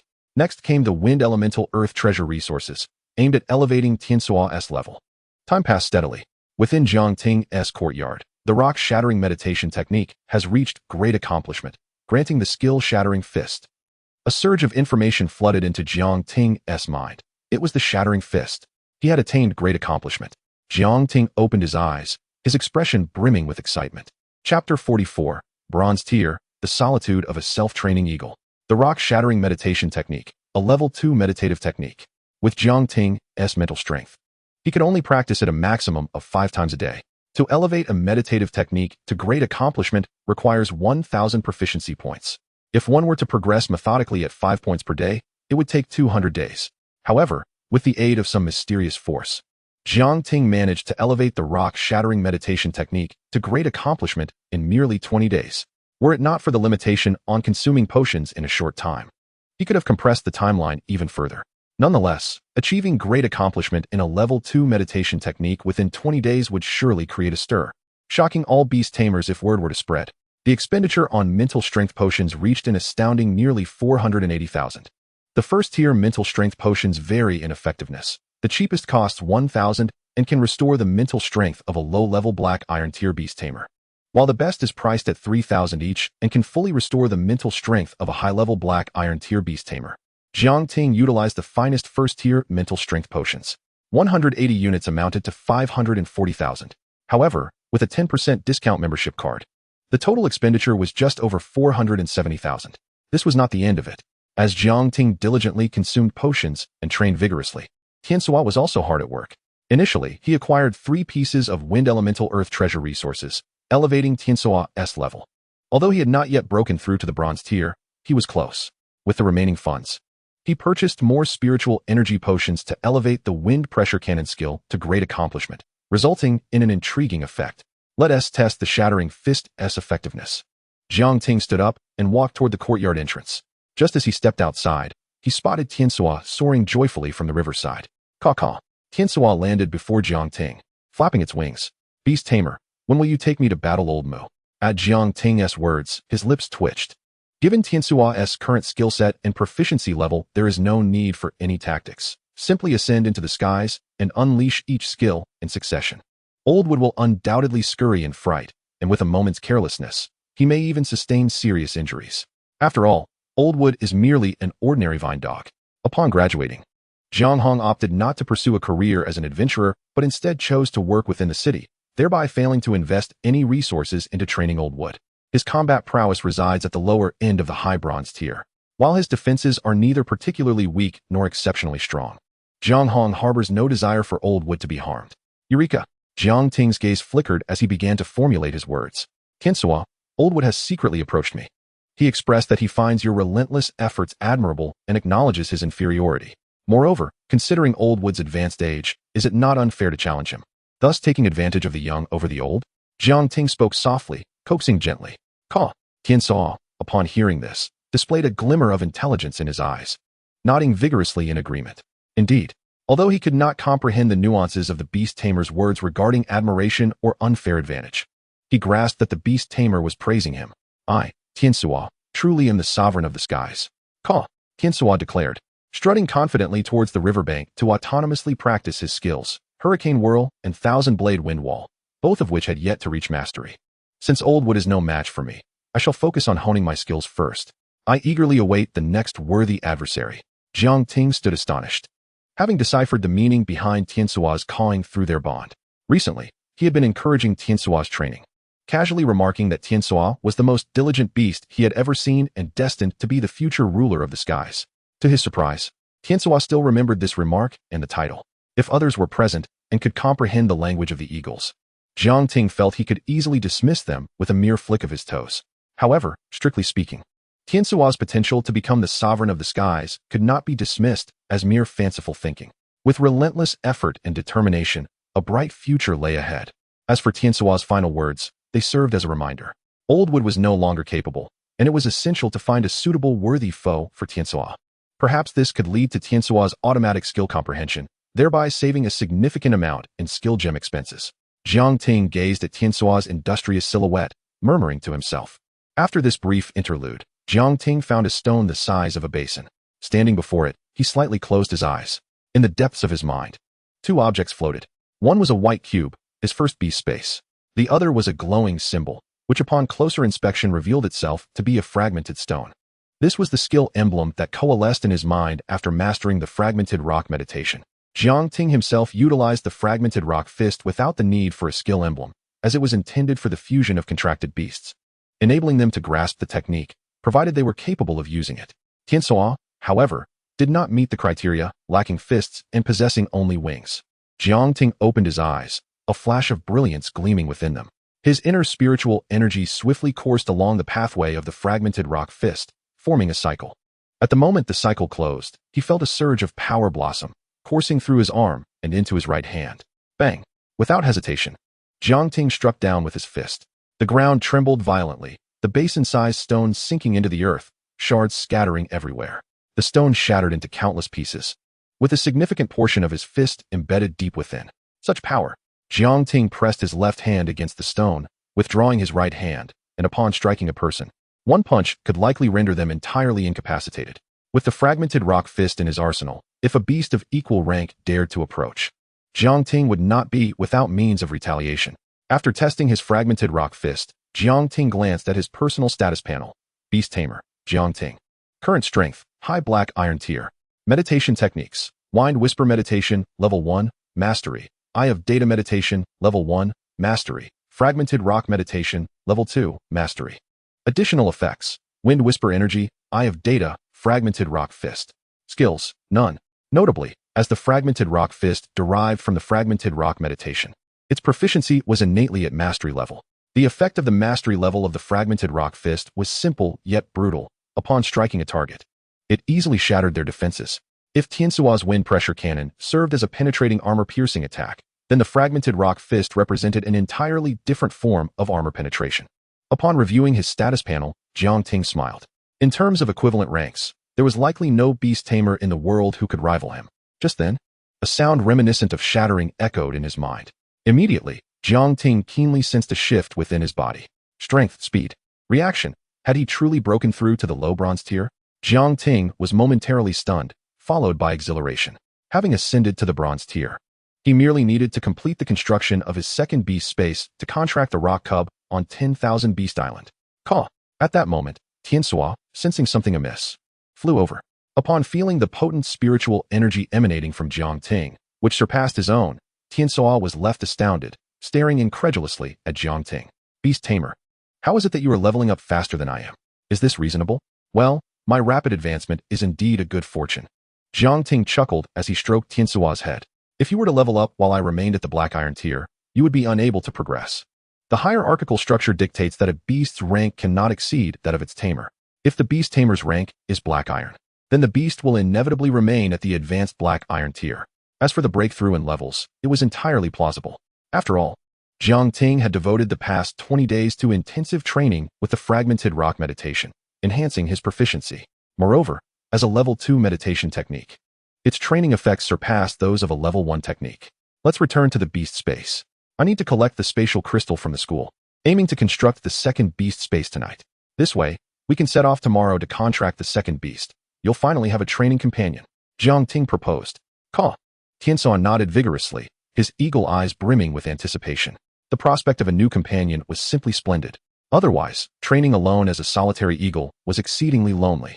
Chapter 45. The Astonishment of Li Dali and He Daochuan. Before heading to the school, Jiang Ting first contacted the Ma group, informing them of his intention to visit 10,000 Beast Island the following day before making his way to the school. As dusk descended, students were seen streaming from the school in droves. In the crowd, Dai Shui spotted Jiang Ting, a smile breaking across his face as he reached out to greet him. Yet, recalling something, he awkwardly withdrew his hand. Sigh. Dai Shui silently lamented. Nowadays, Jiang Ting stood as the most illustrious student of Yanglu Middle School. His performance in the recent Black Iron tournament had certainly propelled Jiang Ting to newfound heights. A high Black Iron tier indeed. However, the extraordinary realm that these ordinary students can only reach by the middle of their second year is already within Jiang Ting's grasp. Despite the significant increase in educational resources this year, Jiang Ting's rate of growth remains profoundly unattainable. Dai Shui is acutely aware that a thick, invisible barrier now exists between him and Jiang Ting. Old Dai, hurry back and log in on time. Search and retreat. My luck has been particularly good lately. I landed and found a red diamond immediately, a classmate reminded him, oblivious to Dai's dazed expression. Dai Shui responded softly, nodding in acknowledgement. He chose not to dwell on it, and instead turned to immerse himself in the upcoming search and retreat mission.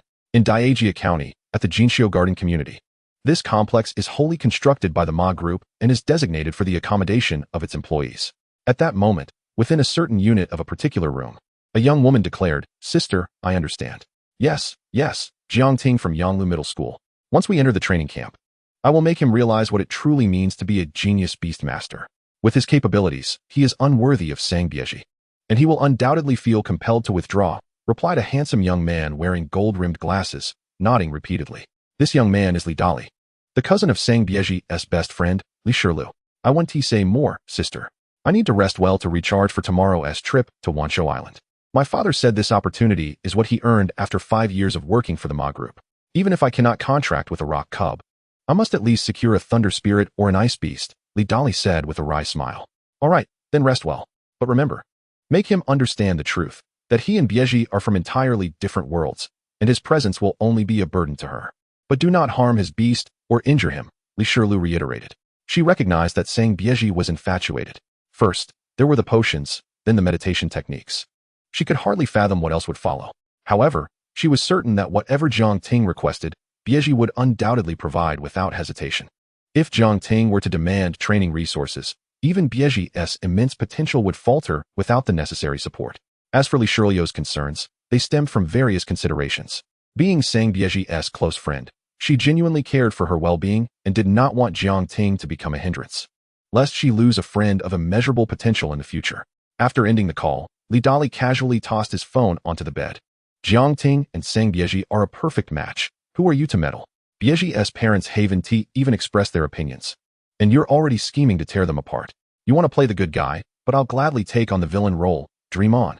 Li Dali scoffed. Intimidating Jiang Ting at the training camp? Absolutely not. Li Dali, will pretend this matter is beneath me. Why would I provoke Jiang Ting for no reason? Am I mad or foolish? He adjusted his gold-rimmed glasses and spoke matter-of-factly. Of course, if resource competition at the training camp necessitated competing with Jiang Ting, he would show no mercy. Meanwhile, at Yanglu Middle School, on the playground, Jiang Ting immediately spotted the elite class students engaged in practical training under the guidance of Zhang Ruolin. Teacher Zhang, Jiang Ting approached her. Jiang Ting, what brings you here? Zhang Ruolin regarded him with a curious expression. Before Jiang Ting could respond, her eyes widened in disbelief. You've broken through to the bronze tier? Her voice quivered slightly. It wasn't that Zhang Ruolin had never encountered first-year students at the bronze tier, but such students should not be found in a village-level school. What? Jiang Ting has reached the bronze tier? How is that possible? Didn't he just advance from the high-level black iron tier not long ago? This was based on the homeroom teacher's assertions, and given his strength, it was impossible for him to be mistaken. Hiss, we're still at the intermediate black iron tier. And Jiang Ting is already at the low-level bronze tier? The elite class students gazed at Jiang Ting in astonishment, unable to comprehend. Less than a month after the black iron competition, from high-level black iron to low-level bronze? Could it be that Jiang Ting's ascension has encountered no significant bottleneck? How did he cultivate? Has he found a cheat code? The elite class students were shocked and envious, but jealousy was entirely absent. The disparity was too vast.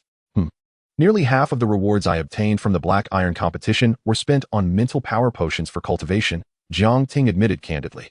It is indeed a result of my unwavering dedication, although the panel provided minimal assistance. Zhang Ruolin remarked. So you've been training diligently these past few days? Indeed. Jiang Ting nodded, with a clear conscience. Jiang Ting, you're incredible. Such diligence. No wonder your strength has surged so rapidly. The elite class students were filled with admiration upon hearing this. If it were them, they would struggle to endure the monotony of daily meditation training for even a week.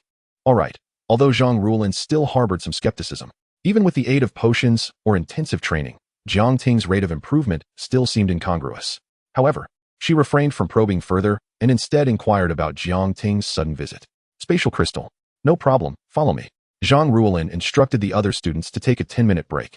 Thus, she led Jiang Ting to the principal's office. Jiang Ting, release your spiritual energy fluctuation. Observing Principal He Daochuan's puzzled expression, Zhang Ruolin urged Jiang Ting to exhibit his spiritual energy. There are multiple methods for beast masters to discern the abilities of others. For those of higher rank, skills akin to the data I are employed, while spiritual energy fluctuations actively demonstrate one's prowess. Bronze tier. He Daochuan abruptly rose, his expression shifting from shock to euphoric delight. I never imagined that Yanglu Middle School could produce such a talent. Jiang Ting is a low-level bronze tier as a first-year student. By the second year, he could very well reach low-level silver tier. If he reaches low-level gold tier by the third year, he would undoubtedly qualify for one of the top 3 prestigious Beast Master universities. With this year's surge in educational resources, while it's not a certainty, the prospects are promising. Should Jiang Ting gain admission to one of the top 3 Beast Master universities, Yanglu Middle School would subsequently receive a greater allocation of educational resources. And He Daochuan might even secure a promotion himself. Taking a deep breath, He Daochuan quickly regained his composure. Advancing a full tier in a year is still quite exaggerated. It's merely an illusion. After all, the higher the tier, the more gradual and challenging the ascent becomes. However, if Jiang Ting's growth rate remains consistent, not to mention the top 3, at least gaining entry into a first-rate Beast Master University should be well within reach, which would also be a remarkable achievement. A spatial crystal, is it? Jiang Ting and Teacher Zhang, please enjoy some tea while I personally retrieve it.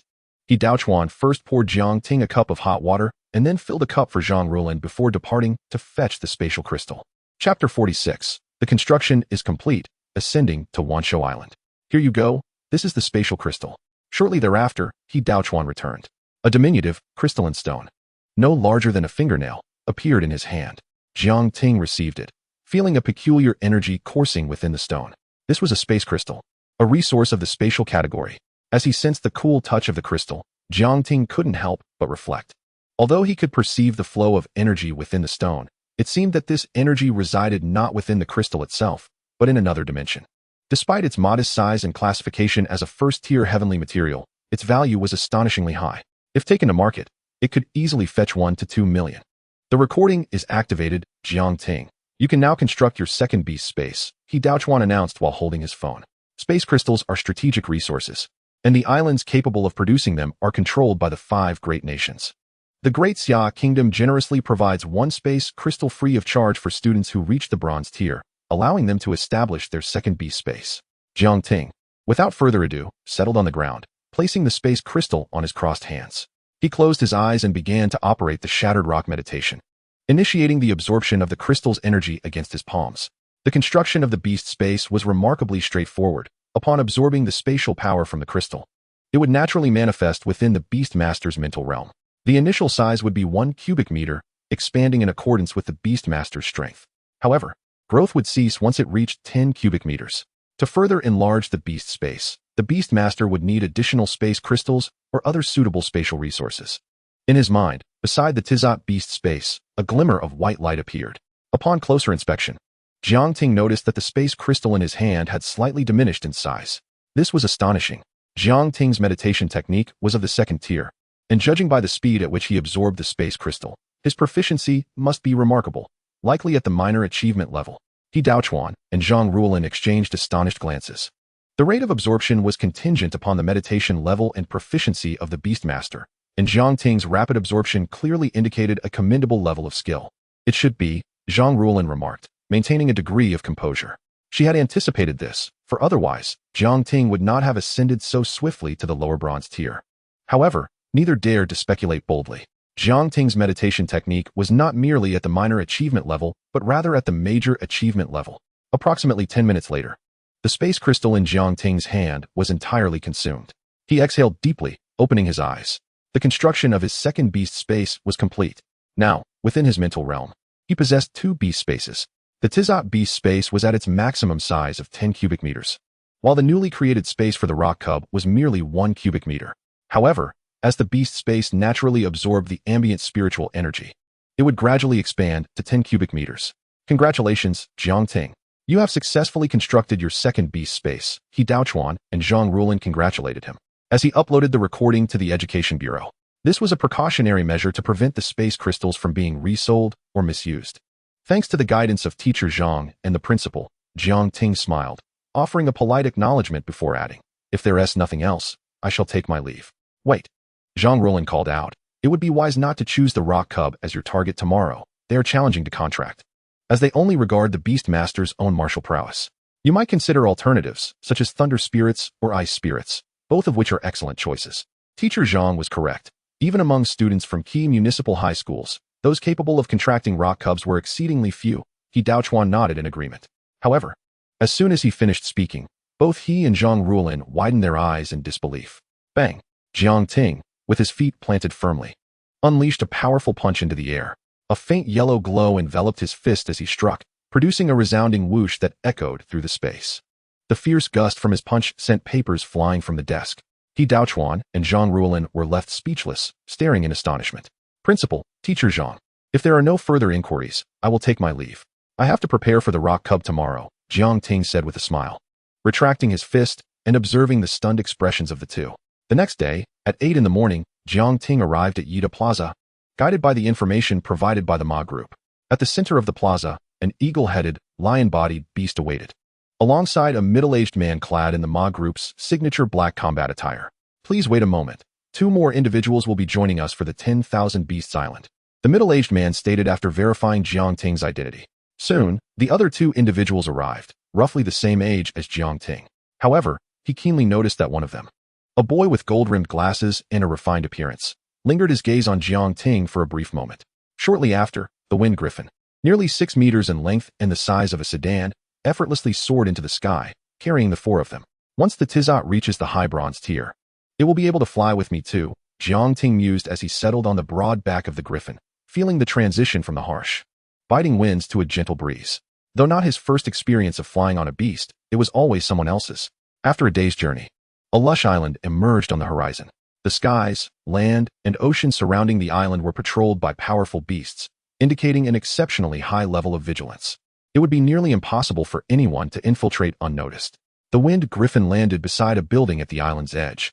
They've arrived, the middle-aged man announced, leading Jiang Ting and the others into the building where they underwent another identity verification process.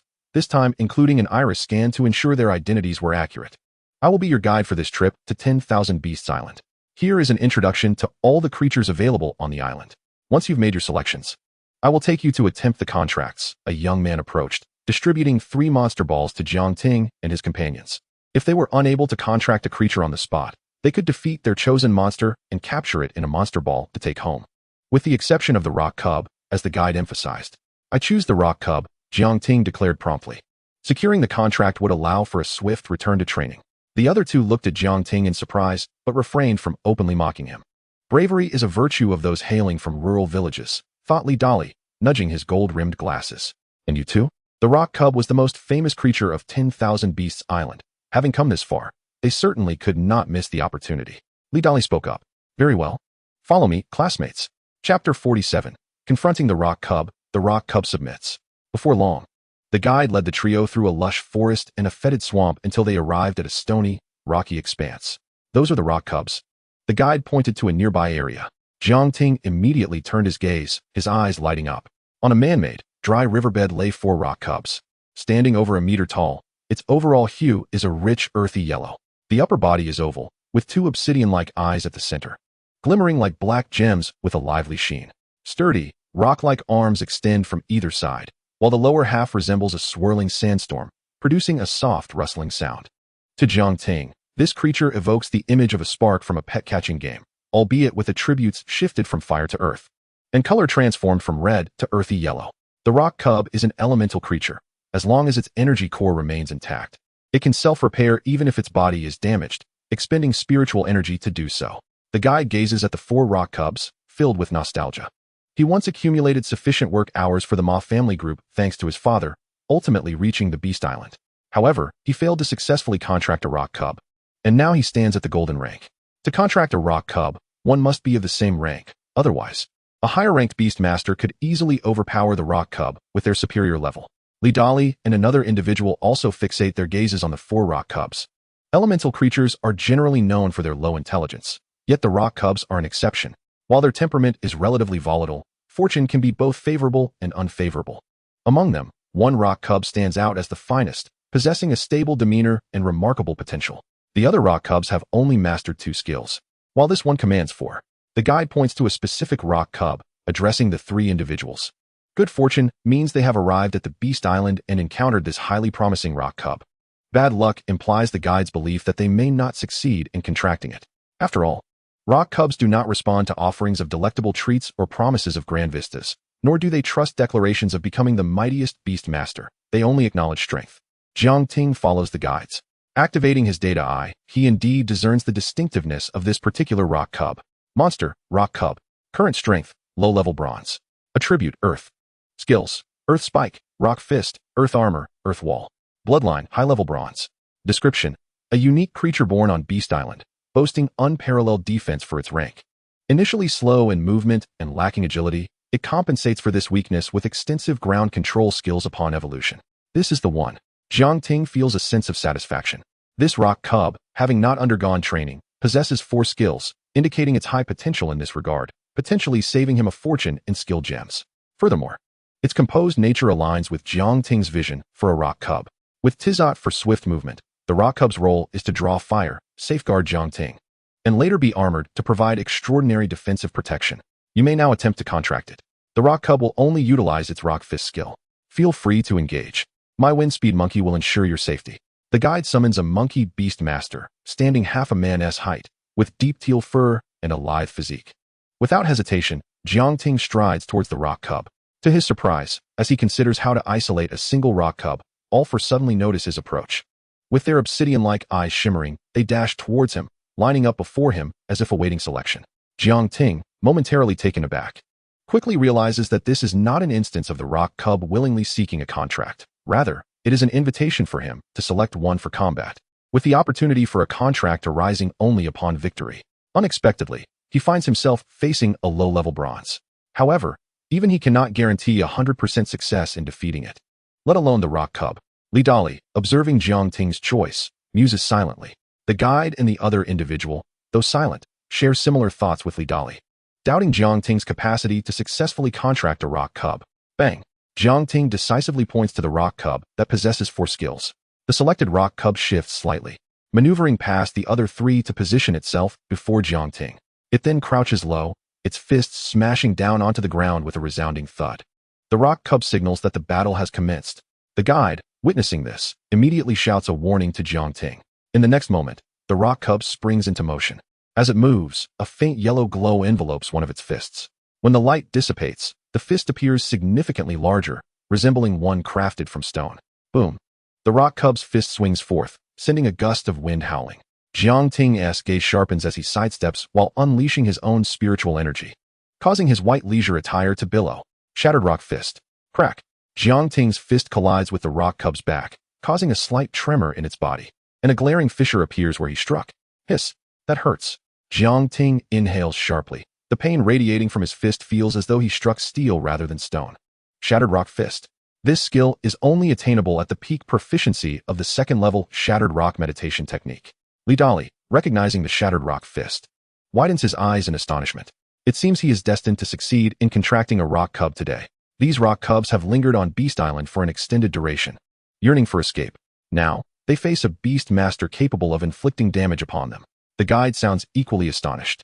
He had witnessed beast masters employing the Shattered Rock fist before, but never from someone so young.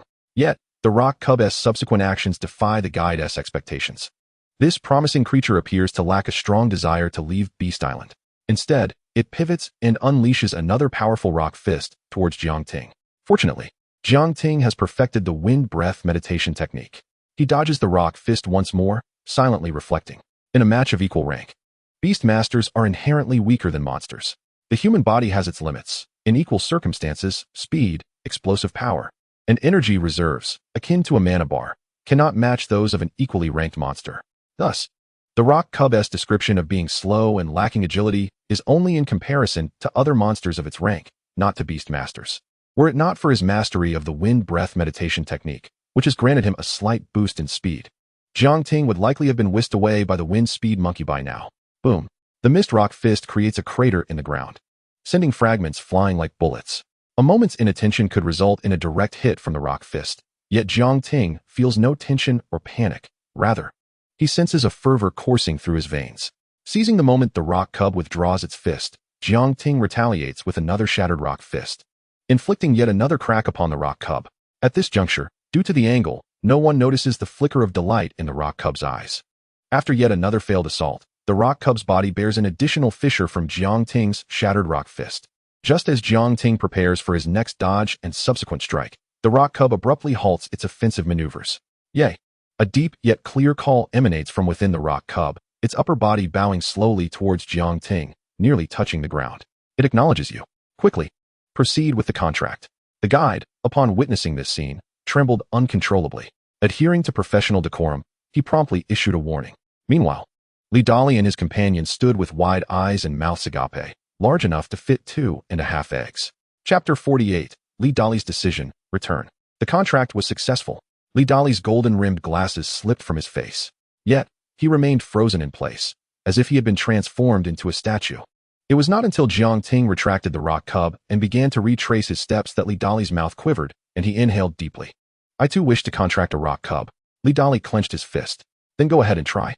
My wind speed monkey will protect you. The guide thought, suddenly intrigued. Could it be that this Li Dali is also a prodigy? Rock! Rock! The remaining 3 rock cubs waved their arms excitedly as they watched Li Dali approach. They too yearned to follow a promising beastmaster and leave the Beast Island. Li Dali extended his hand and selected the rock cub that was waving its arms the most energetically. Observing its fervor, he entertained the hope that even without the strength to defeat it, the creature might willingly submit and establish a contract. Boom. The chosen rock cub stepped forward, slamming its fists into the ground. With a whoosh, rocks encased its fists, tearing through the air as they hurtled towards Li Dali like cannonballs. The intense gust from the punch struck Li Dali's face, causing his pupils to contract sharply. Although he wished to evade, his speed was insufficient, and he would ultimately be struck by the rock fist against his right leg. Wind Speed Monkey. The guide, witnessing this, immediately commanded the Wind Speed Monkey to intervene. If that punch landed, Li Dali's right leg would be rendered useless, necessitating a prosthetic limb. A beastmaster with a crippled body would see their potential severely hampered. Whoosh.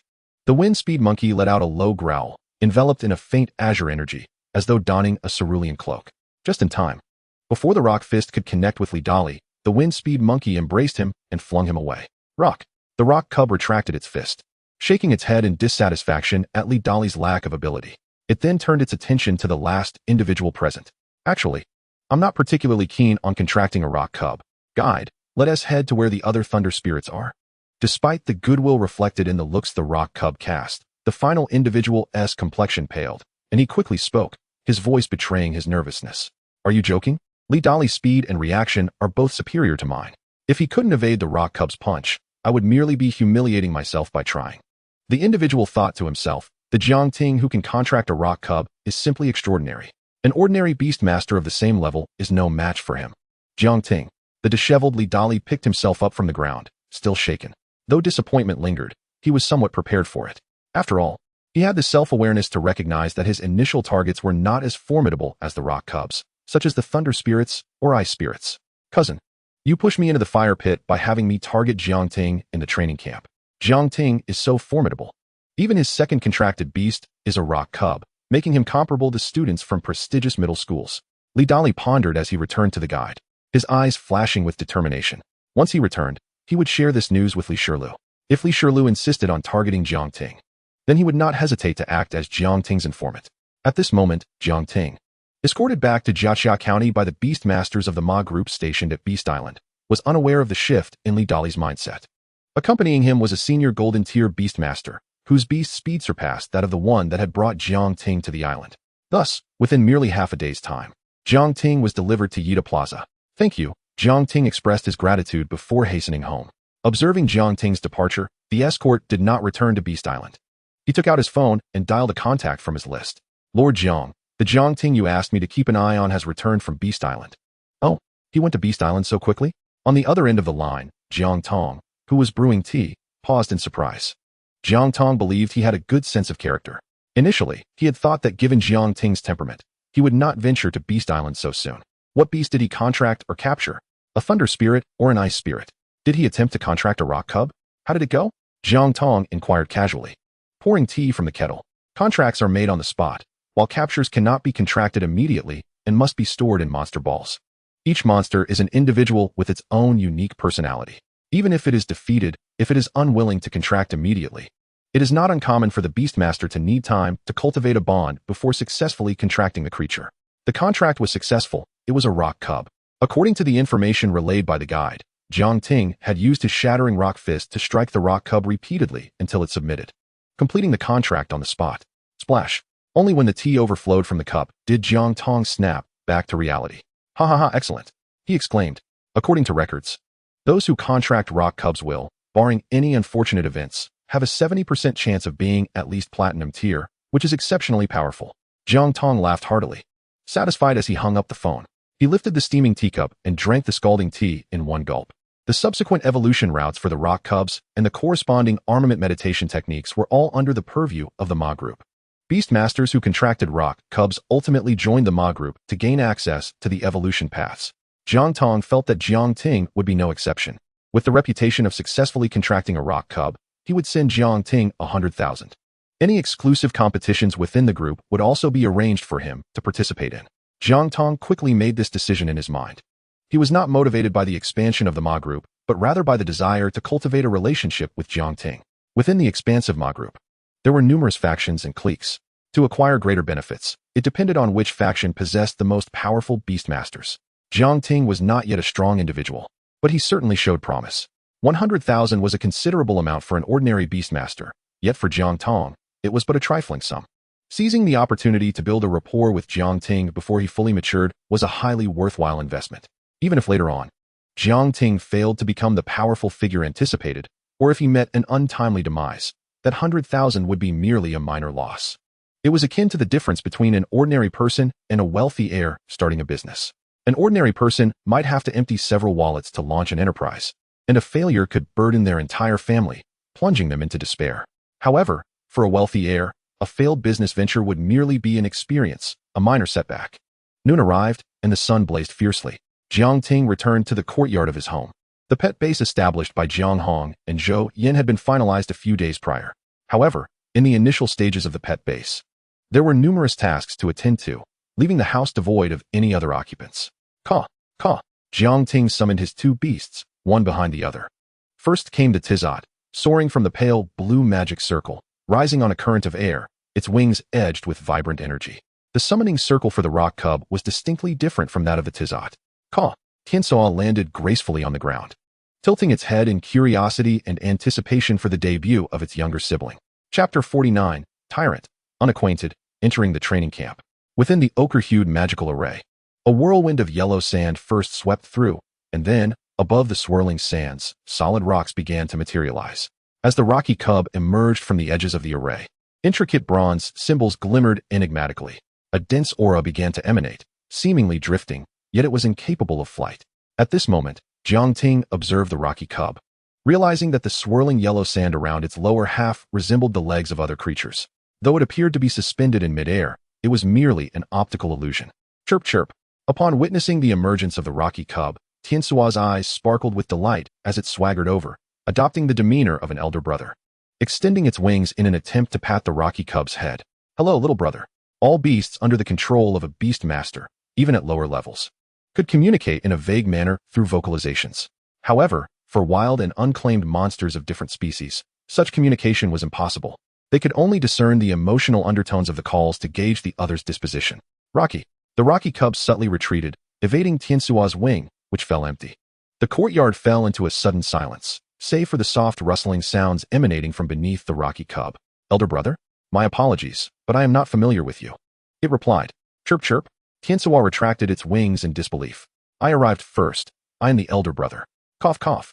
Noticing the tension in the air, Jiang Ting cleared his throat to intervene.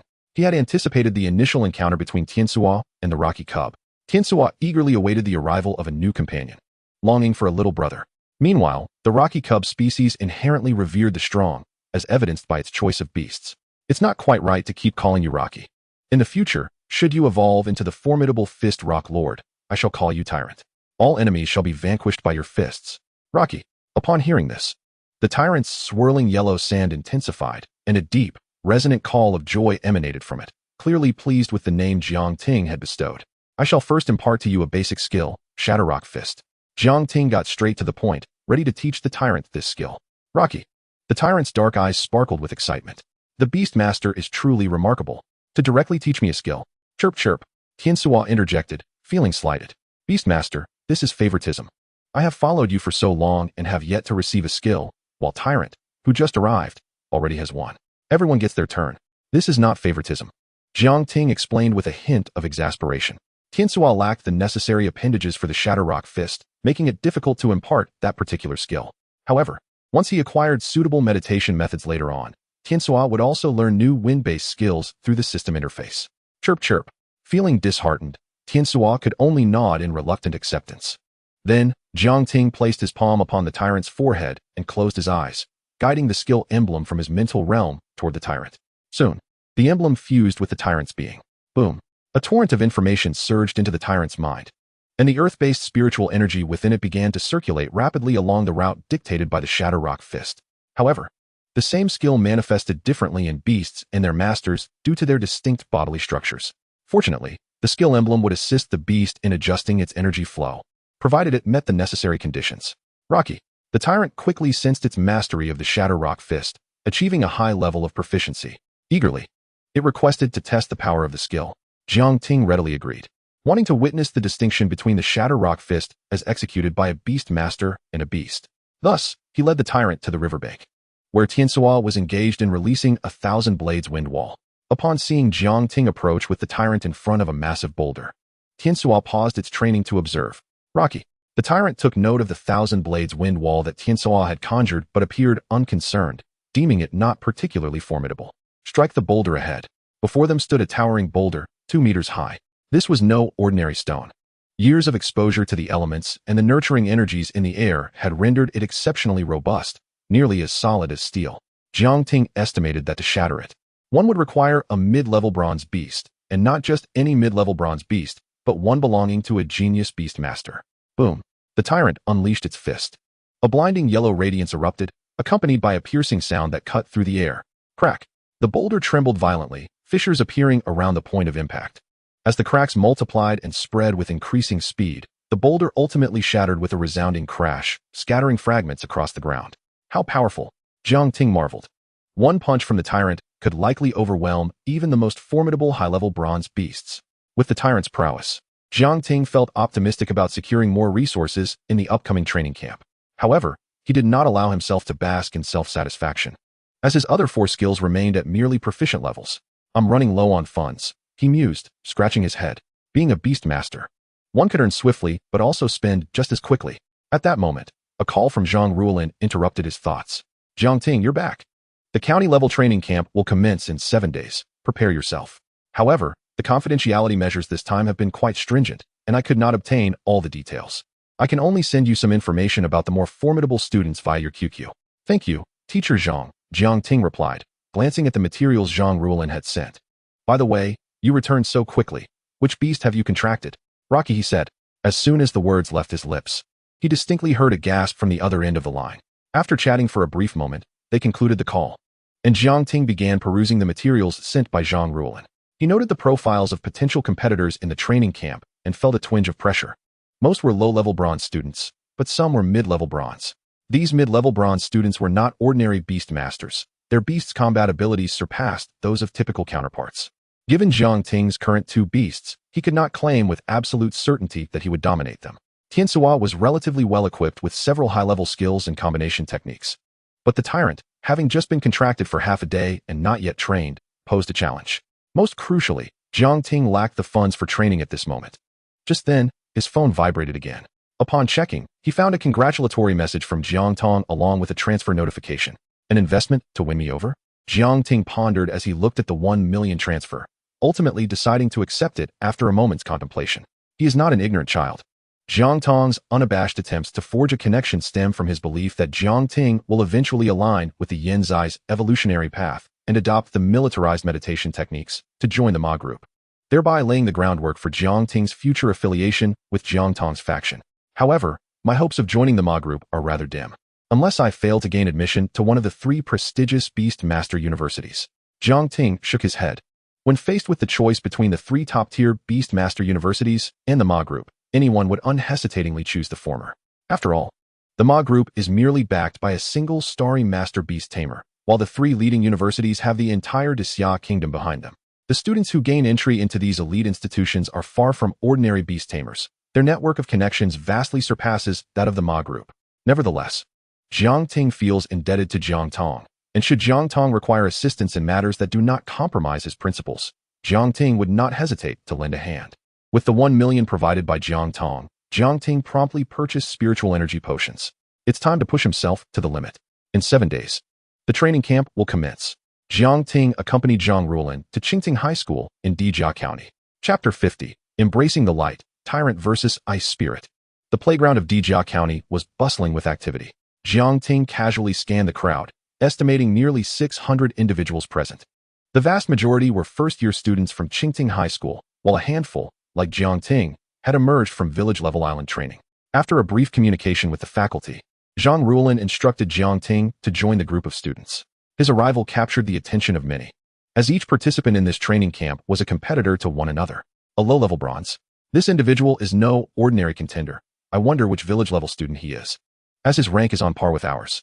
Observing Jiang Ting, the students from Qingting High School grew increasingly solemn. Among the few village-level students allowed to participate in this county-level training camp, those of low-level bronze rank were exceptionally rare. I remember him. In the recent Black Iron tournament, Zhou Lingling from Muting High School was defeated by him. Hiss, Muting High School is our equal. Zhou Lingling is among the best, if she lost to him. What does that say about us? The Black Iron tournament lacked nationwide broadcasting, allowing participants to utilize only beast tamers ranked bronze and below. It was a minor event, garnering limited attention, yet within Dijia County, it held some influence. Upon learning that even Zhou Lingling had fallen to Jiang Ting, most Qingting High School students tensed up. In this training camp, Jiang Ting would undoubtedly be a formidable opponent. Do not panic. Zhou Lingling did not face him in her full form. That is true. In the Black Iron tournament, only one bronze-ranked beast could be summoned.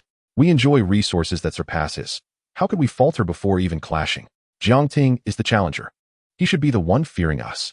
However, many students, upon reflection, did not regard Jiang Ting as particularly terrifying. Jiang Ting, the challenger? He fears you? Li Dali in the crowd rolled his eyes. Perhaps before embarking on the journey to 10,000 Beast Island, Li Dali would have shared that sentiment. But now? Jiang Ting's second beast is the Yenzai. In the skies, he commands a versatile and highly skilled avian beast, while on the ground, he wields the rare and powerful Earth-type Yenzai. Moreover, Jiang Ting possesses the rock fist ability. This forms a nearly perfect combination prior to the militarization of beasts. Among beast tamers of similar rank, few can contend with Jiang Ting. Even if they could, Li Dali believed they would not be from county-level schools, but rather from city-level institutions. Of course, this does not imply that Jiang Ting is invincible in this training camp. After all, many students possess high-level bronze abilities, and it is conceivable that they could overwhelm Jiang Ting through sheer rank. Jiang Ting, I am Li Dali, a student from Class 1, Grade 1 of Qingting High School. Li Dali adjusted his golden-rimmed glasses and approached Jiang Ting, extending his hand for a handshake. Yanglu High School. Jiang Ting regarded Li Dali with a curious expression and nodded, shaking his hand. He recalled Li Dali, for he was one of the three who had ventured to 10,000 Beast Island with him. What surprised Jiang Ting was that despite Li Dali's refined appearance and the golden-rimmed glasses that lent him an air of a gentle scholar, his name was strikingly down-to-earth, Li Dali. Is this what they call a contrast? Jiang Ting, you have a nefarious individual by your side. Li Dali took a deep breath, as if making a momentous decision, and spoke. Jiang Ting looked at the seemingly gentle Li Dali, his expression filled with confusion. To be precise, it is not you who has a nefarious companion, but rather your wife, Sang Bieji, who has a dubious friend. Before Jiang Ting could respond, Li Dali laid out the entire situation with clarity. So, you have betrayed your cousin? Li Dali paused, his face flushing red as he retorted, what are you saying? I have merely embraced the light. Very well. Thank you for the warning. I will be cautious. Jiang Ting did not dwell on the matter. Li Shirlu, a student from the esteemed Noble High School. If she believes she is unworthy of Sang Bieji, then in due time, she shall witness my prowess. Li Dali, with his affable nature, quickly befriended Jiang Ting, successfully exchanging contact information. Jiang Ting, may I have my ice spirit spar with your Yenzai? Li Dali gazed at Jiang Ting with eager anticipation. He had a fondness for the Yenzai but, regrettably, was unable to form a contract due to his insufficient strength. He had settled for an ice spirit as a second choice. On one hand, he wished to assess the strength disparity between the ice spirit and the Yenzai. On the other, he was eager to witness the Yenzai in combat. Certainly, Jiang Ting nodded. Both the ice spirit and Yenzai are elemental beasts. Their forms not composed of ordinary flesh and blood. Even if injured, they can swiftly mend themselves using spiritual energy. Furthermore, after dedicating 7 days to intensive training, the Yenzai's capabilities have undeniably improved, though its precise combat strength remains untested. It would be beneficial to validate this through Li Dali. Follow me. Li Dali glanced at his watch and led Jiang Ting to the school's battle chamber.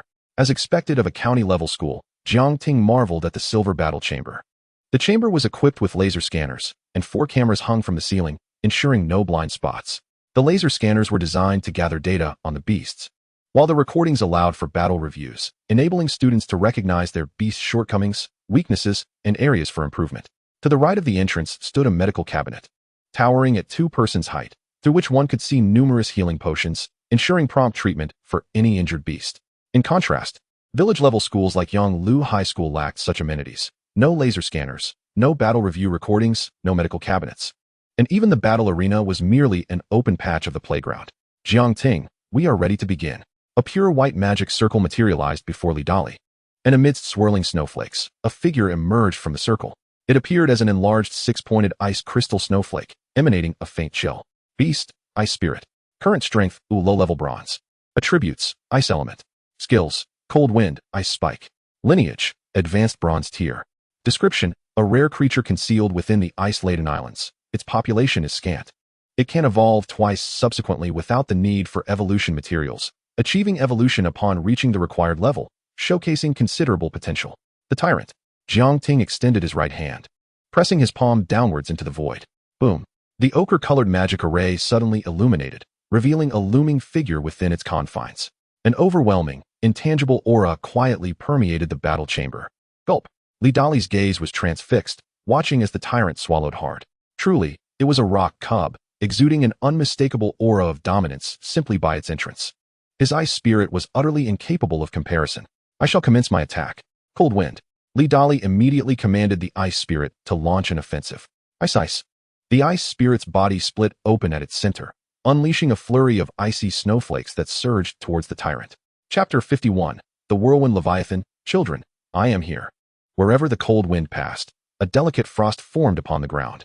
Why is he still silent in his commands? Li Dali frowned at Jiang Ting, who remained uncommunicative.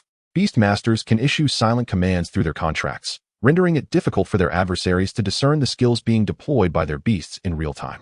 The actions and visual effects of certain skills are foundational knowledge taught in schools, allowing students to rapidly identify the skills employed by wild monsters or silent beast masters based on their understanding. However, silent communication is not particularly efficient for lower-tier beast masters, as their beasts may lag in response. It is only at higher tiers that silent commands can be swiftly executed by the beasts. This is why lower-tier beast masters often resort to vociferous commands to ensure prompt action from their beasts. Whoosh! The cold was biting, akin to a blade. Rock, rock. The tyrant slammed its fists into the ground, causing an impressively thick earthen wall to surge upwards. Crack! Icy blast struck the wall, instantly coating it with frost half an inch thick. Ascend, ice spike. Li Dali's heart skipped a beat. It became evident that Jiang Ting's silence was not due to a lack of command. His beast was already capable of autonomous combat. Ice, ice. The ice spirit expelled a vast amount of snowflakes from its base, expending considerable spiritual energy as it floated into the air. Locking its gaze on the tyrant behind the earthen wall, a robust ice spike, radiating coldness, shot forth like an arrow towards the tyrant. Rock, rock. The tyrant's exterior shimmered as a radiant glow enveloped it, and when the brilliance faded, it was adorned with a suit of armor. The low-tier earth skill, earthen armor. Boom. As the ice spike hurtled towards it, the tyrant neither dodged nor evaded. The spike collided with the tyrant's body, shattering into myriad fragments, enveloping the tyrant in a fine mist of ice. Thunderous. The tyrant's fists erupted with a rich glow, and with one powerful strike, it shattered the earthen wall, advancing towards the ice spirit. This is manageable. Li Dali observed the debris of the broken wall, then glanced at the tyrant's earthen armor, noting that the area struck by the ice spike only bore a fist-sized dent, failing to breach the armor. However, his ice spirit hovered in the air. Despite its modest elevation, Li Dali felt assured that the tyrant could not reach it. Yet, the subsequent scene left Li Dali agape. Boom. The tyrant, gazing at the ice spirit suspended aloft, did not rush forward to unleash its fists. It sensed that even though its rock fist and shattering rock fist possessed immense power, they were futile against the ice spirit. Thus, it refrained from wasting its state, instead extending its right hand, palm directed at the ice spirit. Boom. A sharp earthen spike shot forth from the tyrant's palm, striking the ice spirit with lightning speed. Ice, ice. The ice spirit cried out, its body uncontrollably propelled backwards. It collided with the wall of the battle chamber, the earthen spike piercing through it like a nail, pinning it against the wall. Li Dali fell silent. He conceded that the rock cub was formidable, yet how long had Jiang Ting been nurturing it? In mere moments, the rock cub had decisively vanquished his ice spirit. It was an overwhelming defeat. The recent earthen spike demonstrated a proficiency that had reached an advanced level. It was a simple deduction. Spikes below the advanced level could only emerge from the ground, whereas those at the advanced level could strike from a distance like bullets. Jiang Ting, your prowess in training beasts is remarkable. In this training camp, no one of the same tier stands a chance against you. Li Dali retracted his ice spirit, giving an earnest thumbs up, genuinely impressed. In his heart, he mused, if even I, Li Dali, am not a match, Jiang Ting is destined for greatness. Indeed, my choice to embrace the light was wise. I must cling tightly to this formidable ally. Determination glimmered in Li Dali's eyes. It is often said in society that as long as one aligns with a yet-to-bloom genius beastmaster, providing unwavering support, even if one's assistance is minimal, one can still serve as a cheerleader, offering emotional value. Ultimately, even a mere trickle from the genius beastmaster could elevate one's own standing. Your ice spirit is commendable as well. Jiang Ting affectionately patted the tyrant's head, smiling. He was thoroughly satisfied with the tyrant's performance. Throughout the encounter, there was no need for commands. The tyrant efficiently disposed of the ice spirit. Both the tyrant and the Tizot, aside from their elemental and racial distinctions, required little to no deliberate direction from Jiang Ting during combat. As long as the tyrant was equipped with appropriate skills, it would instinctively discern how to engage in battle. The tyrant autonomously judged when to unleash which skills, exhibiting a calm demeanor, unhurried and unflustered. Perhaps this was due to its relatively moderate speed. To put it succinctly, the Tizot lacked intellect, necessitating Jiang Ting to assume the role of its mind. The tyrant, possessing intellect, required minimal oversight from Jiang Ting during combat. Caw-caw? Tizot, who was absorbing spiritual energy within the beast space, suddenly sensed something amiss. Scratching its head with its wings, confusion flickered in its clear eagle eyes. Why do I always feel as though someone is disparaging the sovereign of the skies? Jiangting, while other schools may be unaware. In our several high schools in Dijia County, there are probably about 10 individuals who have reached the advanced bronze tier. You must exercise caution in this training camp. As they walked, Li Dali divulged more valuable information to Jiangting. Jiangting listened intently. Though Tizot and the tyrant were powerful, both in the realm of beasts and humanity, one must never be arrogant or dismissive. Soon after, the two returned to the gathering place of the students. Classmates, those whose names are called, please board the bus. At that moment, the lead teacher from Qingtung Middle School received a phone call. After hanging up, he began calling names for students to board the bus. As the scenery outside the bus windows shifted, the vehicle ultimately arrived at a port. The students disembarked, and immediately, an astute student spotted a stunning sight at the dock. Wow, what beast is that? Such a colossal whale.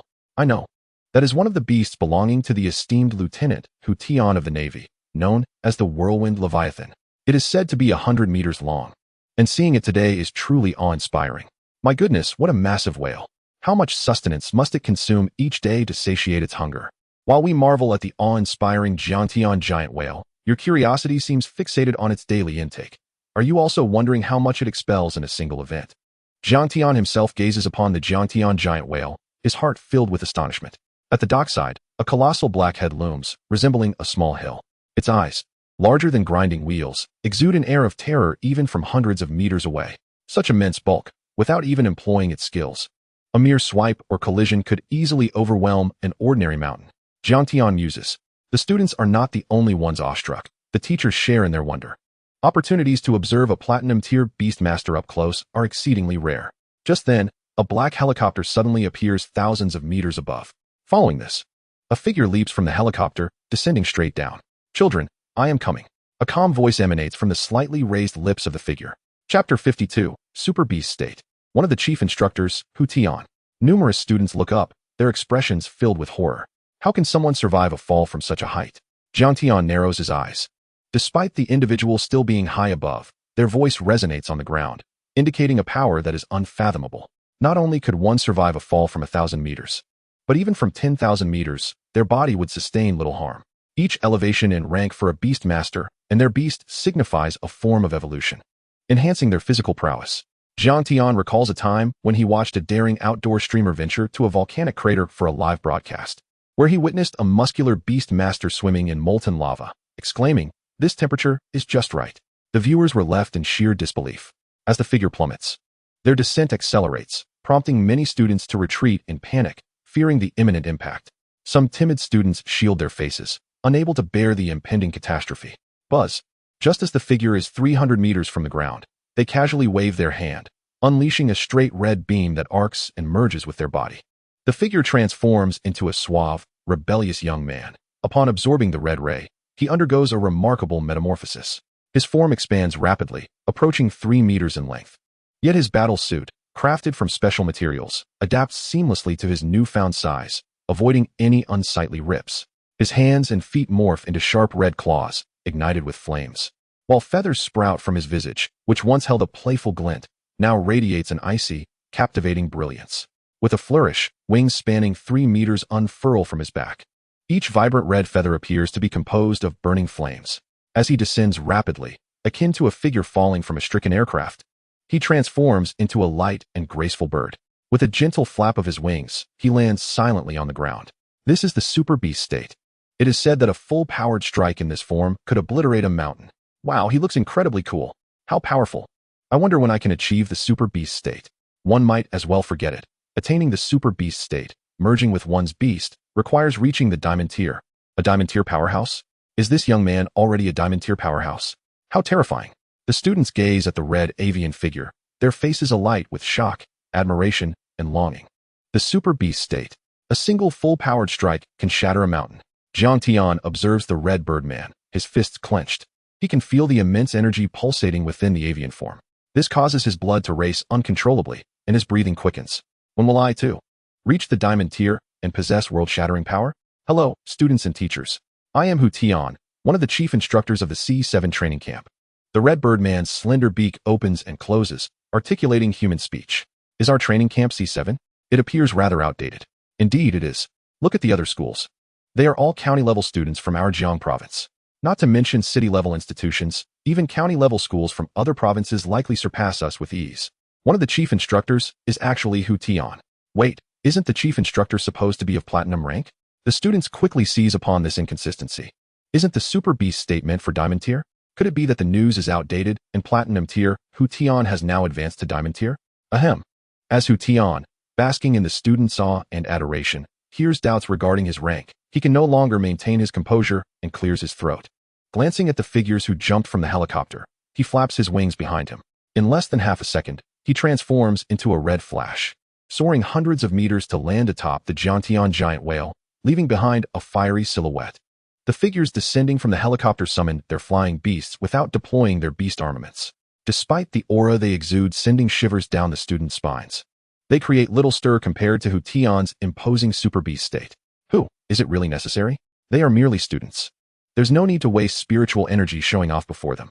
The individuals who jumped from the helicopter are the remaining instructors of the C7 training camp.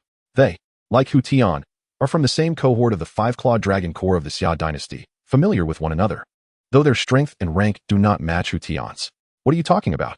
This is a demonstration of strength, igniting the students' fighting spirit and strengthening their resolve to grow. Hu Tian retorts, his brows furrowed, speaking with conviction. Come on, Hu, stop pretending. One instructor, who shares a close relationship with Hu Tian, attempts to speak, only to be interrupted firmly by Hu Tian. What you call me in private doesn't concern me. However, during missions, how should you address me? Hu Tian stands tall, hands clasped behind his back, his expression stern, casting a subtle sidelong glance. One by one, the students make their way onto the Jiangtian giant whale, their gazes filled with curiosity. Yes, Commander Hu. The instructors straighten their backs, their expressions serious. Wow, look. The chief instructor has exited the super beast state. He looks so cool and youthful. Indeed, but that pales in comparison. The chief instructor's power is what truly terrifies. The corners of Hu Tian's ironclad mouth twitch involuntarily. The number of participants in the C7 training camp far exceeds Jiangtian's expectations. Over 5,000 students from 10 county-level schools. There are schools from Digi County, as well as those from other counties. The Jiangtian giant whale, akin to a colossal vessel, rides the waves upon the boundless sea. From a lofty vantage point, the colossal whale appears as a white brushstroke upon the boundless azure canvas, inscribing a path leading to an unknown island. Only 4 days remain until the commencement of the C7 training camp. This camp offers an array of resources that can be redeemed with points. In a bid to ignite the students' competitive spirits, Hu Tian instructed the instructors to distribute a series of brochures. As the sea breeze rustled the pages, gasps of astonishment echoed. Jiang Ting and Li Dali, engrossed in their brochures, were no exception. Chapter 53, Unimaginable Resources, Special Meditation Method, Wind Garment. Goodness gracious. The rewards for this training camp are astonishingly lavish. It's entirely different from what my senior acquaintances described. Li Dali exclaimed, his hands trembling with excitement while clutching the brochure. His senior peers were from the second and third years of Qingting High School. Indeed, there is so much to behold. Jiang Ting, perusing the brochure, felt a surge of exhilaration. The contents addressed every facet of beast mastery, encompassing resources from levels 1 to 3, as well as numerous skill gems, amounting to thousands of varieties based on quantity. It seemed to encompass nearly all low to mid-tier skills. The meditation methods were equally abundant, spanning from levels 1 to 3, along with various potions, monsters, and evolution routes. Jiang Ting, look, there's even the evolution route for the rock hatchling. Li Dali's eyes sparkled as he tugged at Jiang Ting's sleeve. Jiang Ting glanced at Li Dali's brochure, his expression revealing little surprise. Although the evolution route for the rock hatchling was exclusive to the Ma group, the training camp was backed by the Great Xia Kingdom. It was reasonable to assume that the Ma group would be eager to exchange the rock hatchling and its evolution route. However, the points required for redemption are exorbitant. A single rock hatchling demands 100,000 points, and an evolution route costs 10,000. Li Dali gasped in disbelief. While the channels and challenges for acquiring points remained uncertain, it was evident that they would not be easy to obtain. Fortunately, you have a rock hatchling. Whether to accumulate points for the evolution route is entirely up to you. If this opportunity is missed, acquiring one from the Ma group may be your only option. However, doing so would likely bind you to them. Li Dali expressed his concerns for Jiang Ting, fearing he might overlook the implications. The points required for redemption at the training camp are staggering. While others are utilizing their points to redeem resources, skill gems, and enhance their combat prowess, Jiang Ting can only exchange for an evolution route. Acquiring it from the Ma group would necessitate a binding agreement. Without needing Li Dali's reminders, Jiang Ting was already acutely aware of this reality. From the black iron competition to the opportunity of contracting a rock hatchling, everything was meticulously calculated by the Ma group. The ability to contract a rock hatchling signified immense potential for a beast master. However, enhancing the rock hatchling would inevitably lead back to the Ma group, culminating in an eventual alliance with them. Nevertheless, Jiang Ting smiled. Li Dali and the Ma group could not possibly fathom that he had already found a way to sidestep the evolution route's entanglements. The Ma group's attempt to bind him with the tyrant's evolution route was futile. As for the Wind Garment skill gem, a low-tier gem costing 30 points, it offered a slight chance for the beast to comprehend the Wind Garment skill upon use. While the skill gem itself might be lacking, the Wind Garment meditation method was invaluable. Jiang Ting flipped through the pages dedicated to Wind-type skill gems, quickly honing in on the Wind Garment skill. This skill provided a temporary boost in speed and defense, making it exceptionally suited for Tianxia. Most importantly, upon reaching mastery, it would not only allow him to cast the Wind Garment on himself, but also enable him to bestow it upon a designated target, akin to how the Tyrant's Earth Armor could be cast on both Tianxia and Jiang Ting. However, the Earth Armor, while offering formidable defense, came with considerable weight and certain limitations. In contrast, the Wind Garment bore no such constraints and could effectively mitigate the Tyrant's relatively slower movement speed. The Wind Garment meditation method, classified as a level 2 meditation, required 1,000 points. Jiang Ting had initially not intended to redeem any skill gems. Even high-tier skill gems could not guarantee that a beast would grasp the skill. The probability was merely a fraction higher than that of low-tier gems. Thus, he had resolved to redeem a meditation method, yet the point cost for the Wind Garment meditation left him astounded. 1,000 points for a mere level 2 meditation method? Though this seemed a modest sum, the low-tier Wind Garment skill gem, valued at 300,000, merely required 30 points. It appeared there was a unique effect at play. Continuous practice would lead to perpetual enhancements in speed and reflexes. Initially perplexed, Jiang Ting's confusion dissipated as he read the accompanying description of the Wind Garment meditation method. His furrowed brow gradually relaxed, and a smile returned to his face. Item: Wind Garment meditation method. Level 2. Redemption points, 1,000. Description: a special class of meditation method. Upon reaching mastery, it can condense the skill badge for the low-tier wind skill, Wind Garment. Each time it is practiced, the user experiences slight improvements in speed and reflexes, with greater proficiency yielding more significant enhancements. Testing has shown that there is virtually no upper limit to these improvements, even at the diamond level. One can still gain enhancements in speed and reflexes with each practice session.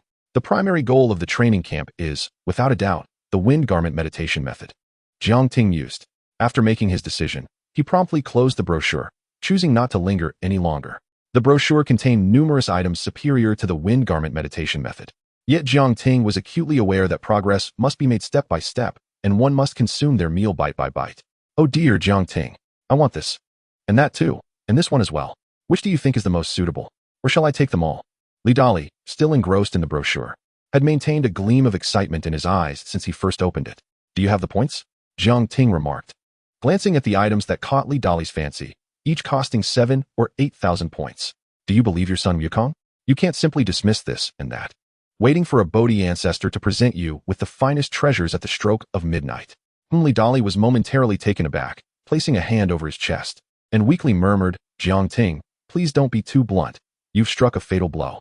The air was filled with the astonished exclamations of numerous students aboard the colossal whale, as the resources offered by this training camp surpassed all expectations. Above the massive whale, a gathering of instructors convened. It remained uncertain how many of the 300 students in the training camp would qualify for the reserve of the seed plan. Let us hope for at least 100, as time remains for their growth. 5 days later, Jiang Ting had no inkling of how many thousands of miles the colossal whale had traversed, during which he encountered a myriad of fantastical creatures in the sea, such as mermaids, octopus sea demons, and frost-toothed sharks. What captivated Jiang Ting the most was the discovery of a fire-type creature residing in the depths of the ocean, known as the volcanic sink snail. These snails thrived near underwater volcanoes, defying expectation as fire-type creatures capable of surviving beneath the waves, an astonishing phenomenon indeed. As yet another day passed, a massive, pure white dome of light emerged on the horizon. The dome resembled a colossal white bowl descending from the heavens, inverted upon the island. We have arrived. Is that island ahead truly the location of our training camp? It appears to be quite expansive, even larger than the area of our county, Dijia. A multitude of students gazed in astonishment, although they could not view the island from a high vantage point. The height and diameter of the protective dome allowed them to approximate its size. Suddenly, a massive creature was summoned by an instructor, who directed it to the vicinity of the dome. Upon seeing the instructor produce an object, a colossal opening in the dome materialized. The enormous whale hovered at the aperture, releasing a cascading water bridge that connected to the cliff's edge, towering 100 meters high. Tian raised his arm, his calm voice resonating in the ears of the crowd. Chapter 54. The Harsh Rules. A month later, criminals land on the island.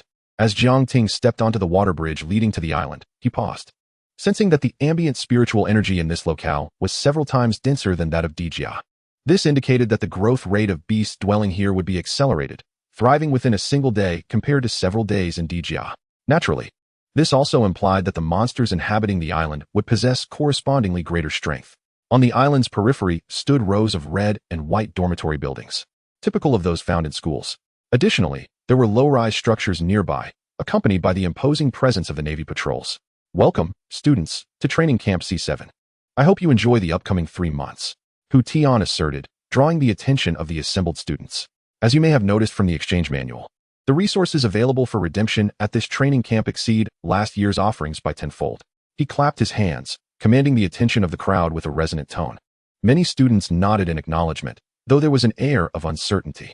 However, from this year onward, the training camp will no longer serve as your sanctuary.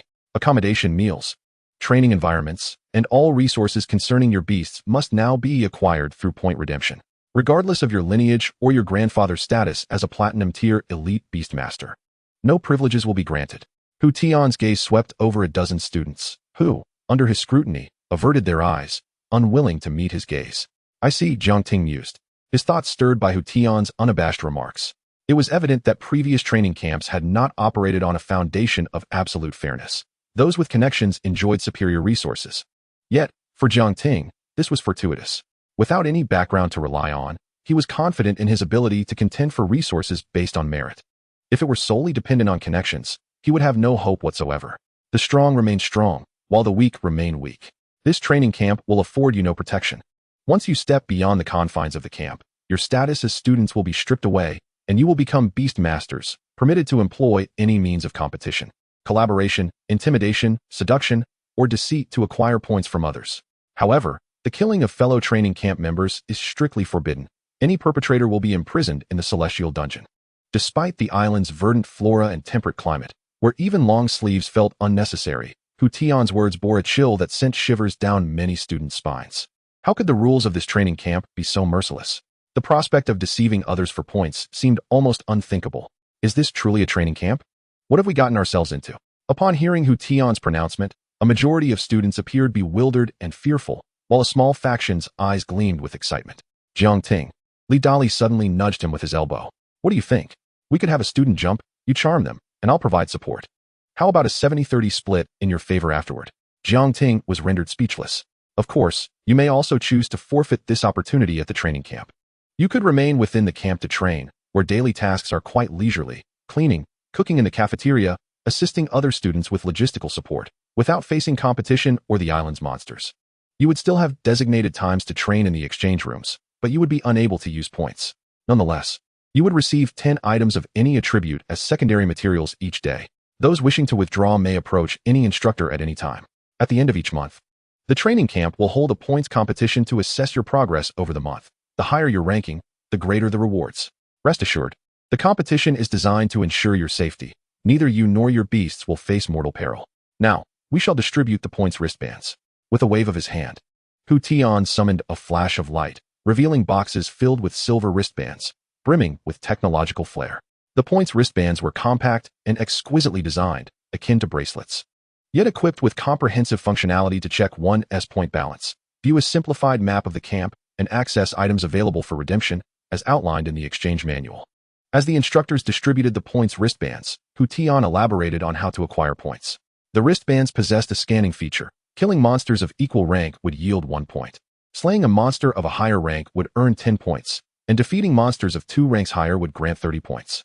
Notably, the ranking of monsters was not determined by the Beast Master S level, but rather by the highest level beast in their possession. Although a Beast S rank is bound by the limitations of its master, a low-ranking Bronze Tier Beast Master could possess a beast of an advanced Bronze Tier. If calculations were based on the Beast Master S rank, A low-ranking bronze-tier beast master could swiftly accumulate points by dispatching low-level bronze-tier monsters with their advanced beasts. Once the distribution of wristbands concluded, Hu and the other instructors departed, leaving over 5,000 students exchanging bewildered glances. We must act swiftly. While this island is vast, our numbers are overwhelming. Lower and mid-level bronze-tier monsters may soon be eradicated, Jiang urged, offering a reminder to Li Dali before he could explore the dormitories and the camp's intriguing structures. He swiftly crossed the painted white boundary, exiting the camp's confines. Chirp! Chirp! Tianxi and Yin Zai were summoned in succession by Jiang. The unfamiliarity of the island left him in the dark regarding the distribution of monster ranks, their characteristics and weaknesses. Therefore, he dared not be negligent and summoned both of his beasts. Indeed, Yin Zai, many students marveled at the sight of the tyrant. Feeling both astonishment and envy, they quickly gathered their wits and summoned their own beasts to explore beyond the camp. However, some students bore complex expressions, ultimately choosing not to venture outside the camp, but instead sought out instructors to withdraw from the training camp. Their beasts' training had been inadequate, and they had initially intended to pass the time at the camp, unaware of this year's changes. Meanwhile, Hu and the instructors found themselves in a room lined with monitoring screens. Indeed, fewer than 500 students have opted to withdraw from the training camp. Observing one screen displaying the wristband's location map, he noted that only around 400 red dots remained within the camp's confines. Just wait. In the future, more and more individuals may choose to withdraw. A month from now, Second Lieutenant Bai will bring that batch of criminals over, and by then, I fear some students may have their resolve shattered. Hu casually crossed his legs atop the table, speaking in a tone that exuded nonchalance. Meanwhile, 10 minutes beyond the camp's perimeter, Jiang encountered a monstrous creature. Chapter 55. The Gale Serpent Swarm, though not numerous. Beside a riverbank, the stream gurgled softly, producing a tranquil, babbling sound. Howl! A wolf with tusks nearly 2 meters in length lowered its head to drink. Seemingly sensing something amiss, the tusked wolf swiftly pivoted. Its elongated, blade-like white fangs now aimed at Jiang. Creature, tusked wolf. Current strength, low-level bronze tier. With a piercing howl, the tusked wolf charged at Jiang. Caw! High above, the Tizot swooped down, unleashing 10 wind blades in a swift arc, striking indiscriminately. Howl! The tusked wolf, a creature of combat, possessed commendable speed and reflexes. However, the sheer number of wind blades proved overwhelming. It evaded 7 but was still struck by 3, its fur ripping apart, revealing bone beneath as blood gushed from the wounds. The searing pain and force caused the tusked wolf to collapse, emitting a wretched cry. Bang! Before the struggling tusked wolf could rise, shadows enveloped it. The tyrant delivered a crushing blow with its rocky fist, shattering the wolf's skull. The howl ceased abruptly, and the headless carcass twitched for a brief moment before falling still. Points earned, 1. Jiang approached, scanning with his points ring. A mere point. To amass 1,000 points quickly, he would need to hunt creatures of a higher tier. Slaying foes of equal rank posed no challenge, yet the reward was scant. Thus, he sought mid-level bronze tier, or even high-level bronze tier beasts to vanquish. Only then could he swiftly gather 1,000 points. With the points tournament approaching at the end of the month, relying solely on the windcoat meditation technique bore the risk of failure. Jiang had observed that among 5,000 individuals, approximately 1,000 possessed mid-level bronze tier strength. A smaller group, around 30, had reached the high-level bronze tier. These county-level students could attain high-level bronze tier status by the end of their first year. While they might not rival the city-level prodigies, they were second only to them, comparable to ordinary city students, and surpassed nearly all village-level students. Jiang did not believe that relying solely on a windcoat skill could ensure he could suppress them with certainty. In summary, he recognized the need for humility, caution, and respect for every opponent. Accompanied by Tizot and the tyrant, Jiang continued his search. With Tizot soaring through the skies, the vista was expansive. Provided they were not in a forest or a similarly obstructed environment, Tizot, with its mastery of eagle-eye perception, could swiftly pinpoint monsters. Under Tizot's guidance, low-level bronze tier creatures fell before Tizot's wind blades or the tyrant's fists. None of the creatures that sought to ambush and kill Jiang had ever managed to bypass Tizot and the tyrant. Half a day passed amidst the lush, towering woods. Bang! A muscular black bear collapsed, its body riddled with wounds from wind blades, the fatal injury a gaping hole where its heart once resided. Inflicted by the tyrant's crushing fist. Points earned, 10. Total points, 400. Jiang estimated that he would amass 1,000 points by tomorrow. He lifted his gaze, peering through the gaps in the leaves. Beyond the white barrier, the sky was dimming, as if draped in a gray veil. After numerous battles, although neither of his beasts had sustained injuries, their spirit and stamina had both waned. Continuing the fight would be less advantageous than returning to the camp for a brief respite. Tizot, scout the area for any substantial groups of mid-level bronze tier creatures. Before heading back to camp, Jiang Ting instructed Tizot to investigate. This way, he would not be aimlessly wandering the next day, but could head straight for his objective. Caw! Tizot ascended into the sky, swiftly returning with good news. A valley outside the forest housed a swarm of snakes. Their pale green scales, each over a meter long, with tails resembling discs. These were gale serpents, and judging by their length, they were mid-level bronze tier. Jiang Ting analyzed the information relayed by Tizot, his eyes lighting up. The swarm numbered over 60, translating to over 600 points. For other students, even those at the high bronze tier, it would be a daunting task to provoke such a multitude of gale serpents. While the individual combat prowess of gale serpents was not formidable, their speed was astonishing. Students who had not mastered beast armament would find themselves in a perilous situation if surrounded by a swarm of gale serpents. Jiang Ting, however, was different. Although he had yet to reach the silver tier and lacked the ability to arm his beasts, he possessed combat capabilities himself, and with the tyrant providing defense, he felt no trepidation. Let us return and rest well.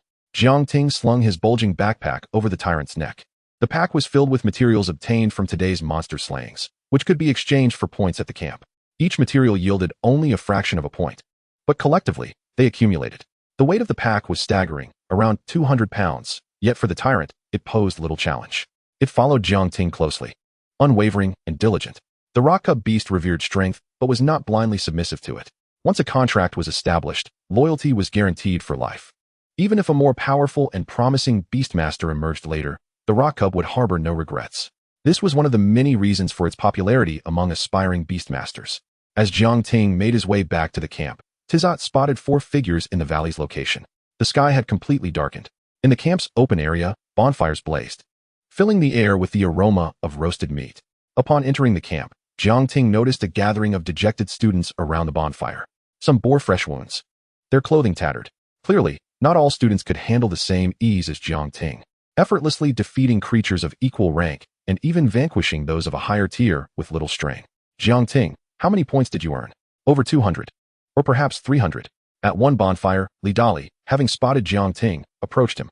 Knowing Jiang Ting's formidable strength and that his second beast was a rock cub, Li Dali understood that wilderness exploration was not akin to a competition. Strength alone did not guarantee victory. A moment's carelessness could lead to calamity. After a long day of exertion, Li Dali had managed to acquire only 150 points. He presumed Jiang Ting could only have garnered around 300 points, which was already a bold estimation on his part. His voice was not loud, yet the surrounding students, all at the bronze tier, were attentive. Many had also noted Jiang Ting's summoned rock cub, eager to make comparisons. Nearby Li Dali, seated at the same bonfire, was a girl who bore a striking resemblance to him. She was none other than Li Dali's younger sister, Li Jiangru. Li Jiangru observed her brother's enthusiastic demeanor towards Jiang Ting, feeling a tinge of disdain in her heart. Historically, numerous contract beasts with immense potential had ultimately faded into obscurity.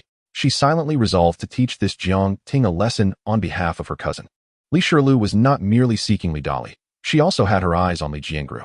Although Li Jiangru attended a county-level school, it was significantly superior to the Qingteng Middle School where Li Dali studied.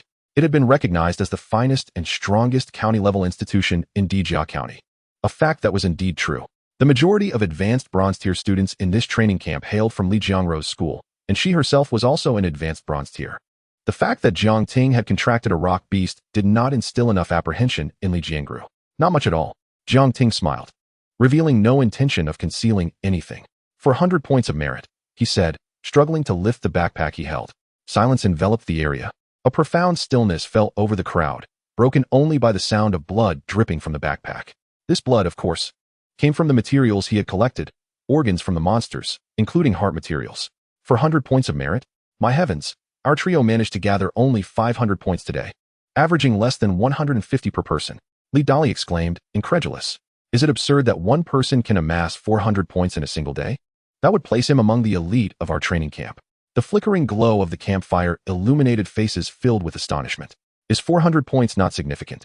Li Dali's eyes widened in disbelief, his voice slightly stammering. He had labored tirelessly to secure 150 points, all while facing considerable risks. Jiang Ting's points were more than double his own, nearing triple. Nearby, Li Jiangru's pupils constricted slightly upon hearing this revelation. 400 points. She was taken aback. Despite being an advanced bronze-tier beast master with 2 advanced bronze-tier beasts, the challenges of earning merit points were not vastly different from those faced by other students. Regardless of the level of one's beasts, defeating an opponent of the same tier only yielded 1 point, while defeating one of a higher tier granted 10 points. Li Jiangru had only managed to earn 350 points today, 50 of which had come from material exchanges.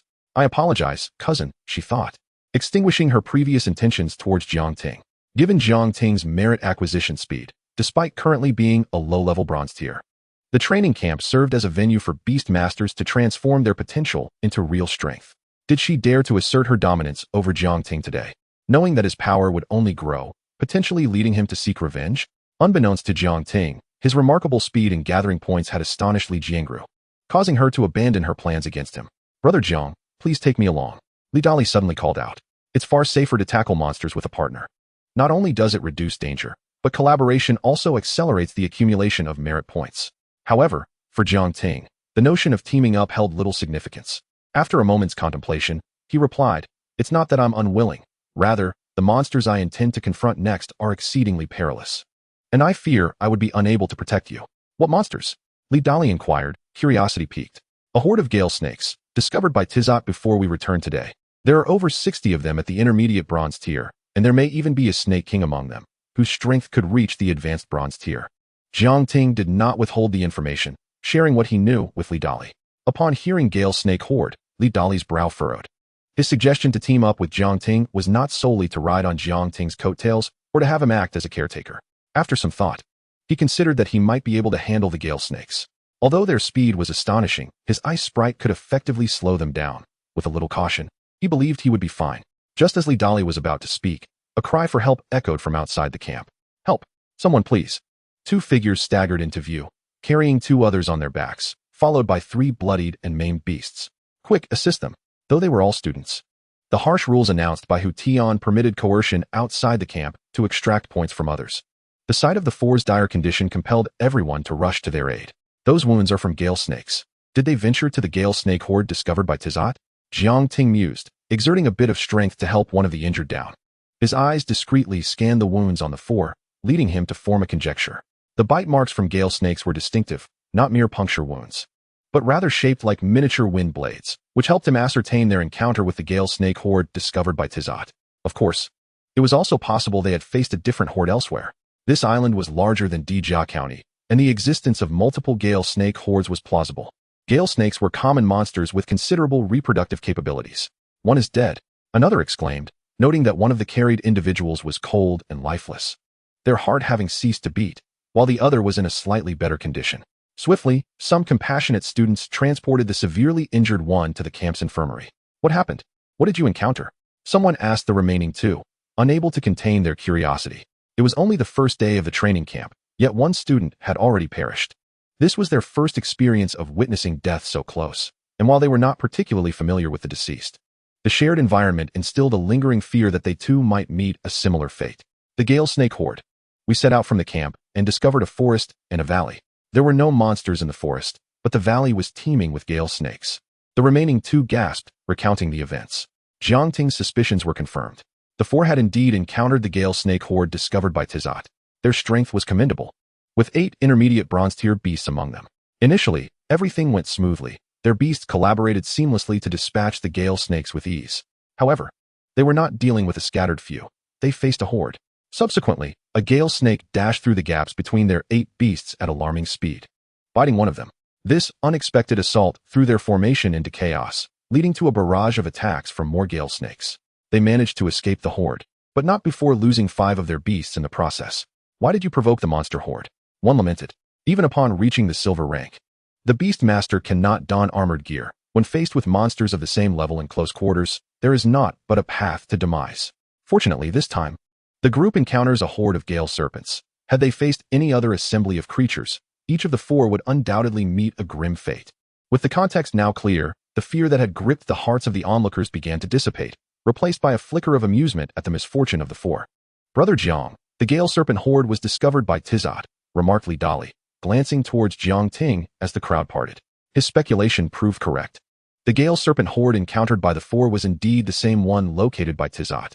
Despite the loss of one member, Jiang Ting remained remarkably composed.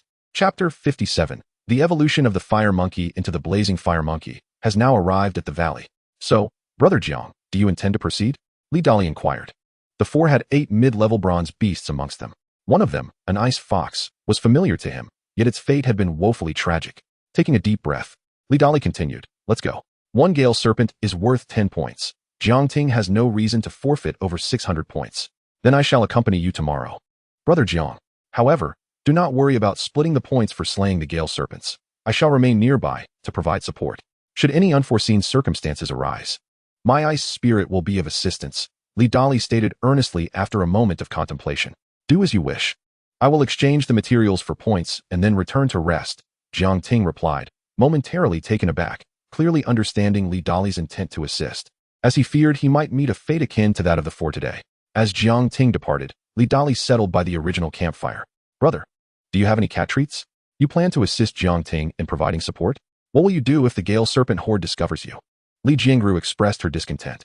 Even she could not guarantee her own safety against the Gale Serpents, yet her elder brother, Li Dali, was intent on accompanying Jiang Ting. In her eyes, Li Dali appeared rather reckless. Of course, Jiang Ting was equally viewed in that light. Faced with the Gale Serpent Horde, for mid-level bronze beasts had suffered 1 death and 1 injury, leaving only 3 of the 8 beasts to return. A low-level bronze beast could amass points rapidly, indicating formidable individual combat prowess. Yet the situation drastically changed when confronted with a multitude of monsters. You do not comprehend. Enhancing a situation is not as vital as providing aid in times of need. If you are truly concerned for my safety, why not accompany me tomorrow? Li Dali chuckled. Dream on. Li Jiangru rolled her eyes, sighing inwardly. Though she spoke thus, she would indeed follow Li Dali the next day. The fate of Jiang Ting was of little concern to her, as he was merely an outsider. However, Li Dali was her brother, not just another stranger. Within the instructors' quarters at the camp, a number of instructors convened. In the span of a single day, 3 students had perished. According to the surveillance data, the cause of death for these 3 students was their overestimation of their capabilities, challenging monsters well beyond their means or confronting overwhelming hordes. The student who had amassed the most points was Jiang Ting from Yanglu Middle School, a low-level bronze beast master who had garnered 420 points. The instructors meticulously organized the information and compiled reports. A student from a village school? This Jiang Ting warrants closer scrutiny, Hu Tian remarked, raising an eyebrow in surprise. The student with the highest points on the first day was not from a county-level school, but from a village-level institution. The dormitory building was co-ed, with single-occupancy rooms equipped with showers. Jiang Ting placed his points wristband against the electronic door lock. Points 1. With the deduction of points displayed on the wristband. The door swung open. Before returning to the camp, Jiang Ting had filled his stomach with edible monster meat. Upon entering his room, he headed straight for the shower, and after freshening up, sat down at the computer desk. Indeed, each dormitory was furnished with a computer, albeit without internet access. However, the computer stored a wealth of information regarding beasts. Jiang Ting diligently perused various monster encyclopedias and battle footage. While the footage featured no connection to his beasts, Tizot and the Tyrant, the principles of commanding beasts in combat, regardless of their attributes and skill combinations, bore a certain universality. Moreover, Jiang Ting could discern that the training camp S provided materials and the quality of the battle footage surpassed that of his school, showcasing numerous monster types previously unseen, which proved immensely beneficial. Tizot lay in the beast space, absorbing spiritual energy to recover. The majority of Tizot's combat techniques relied on wind blades and wind pressure cannons, which were highly draining. In contrast, the Tyrant, even without deploying skills, wielded a colossal fist capable of overwhelming monsters of the same rank. Consequently, the Tyrant's energy expenditure was minimal, making it easier for Jiang Ting to summon. Rock. The Tyrant crouched beside the bed, its ebony eyes fixated on the mobile phone, which played battle videos of the Rockling series beasts. Whenever a particularly thrilling or instructive moment arose, the usually stoic Tyrant could not help but exclaim in surprise. Before long, the second day dawned. The cafeteria, akin to the dormitories, required merely 1 point to enjoy a meal crafted from second-tier materials. After breakfast, Jiang Ting stepped outside the camp and soon encountered Li Dali and Li Jiangru. Brother Jiang, allow me to introduce you. This is my sister, Li Jiangru. She is far more formidable than I am, possessing advanced bronze rank strength at Hualin Middle School, Li Dali announced earnestly. Jiang Ting nodded politely at Li Jiangru. Hualin Middle School was the finest institution in Dijia County, and he had heard of its reputation. The top-tier students therein were said to surpass even those from city-level schools who enjoyed city-level resources. Li Jiangru's advanced bronze rank was a testament to this. In the training camp, the majority of students were low-level bronze rank, totaling only about 30. Li Jiangru acknowledged Jiang Ting with a nonchalant nod. Her demeanor neutral, a blend of indifference and respect. After all, were it not for Jiang Ting, she would not have to waste time accompanying Li Dali. Jiang Ting refrained from further conversation, summoning Tizot, but leaving the tyrant behind. He intended to expedite his journey to the Gale Serpent Horde. The tyrant's speed was notably sluggish. Summoning it now would only hinder his pace. In silence, they reached the entrance of a valley. The ground was strewn with debris, and Jiang Ting could discern the remnants of wind blade damage, alongside a mixture of deep and shallow footprints, with some stones stained by dried blood. Clearly, these were the traces left by the four during their flight from the Gale Serpent Horde the previous day. Upon witnessing this scene, Li Dali's expression darkened, a tinge of gravity settling in his heart. Li Jiangru, too, adopted a serious demeanor, summoning a blazing fire monkey with a swift motion. Jiang Ting gazed at the nearly 2-meter-tall blazing fire monkey, enveloped in brilliant yellow flames, a flicker of surprise crossing his gaze. The blazing fire monkey is one of the free beasts provided to village-level schools by the Great Xia Kingdom. My sister has a penchant for fire monkeys. Hence she raised one, Li Dali explained. Though these free beasts may have low initial bloodlines, with dedicated effort and resources, their potential is promising. Jiang Ting nodded in understanding. Some individuals are simply drawn to specific types of beast companions, even if their initial lineage is not particularly high and their early combat capabilities are modest. Yet, they resolutely choose to invest resources and energy into their development.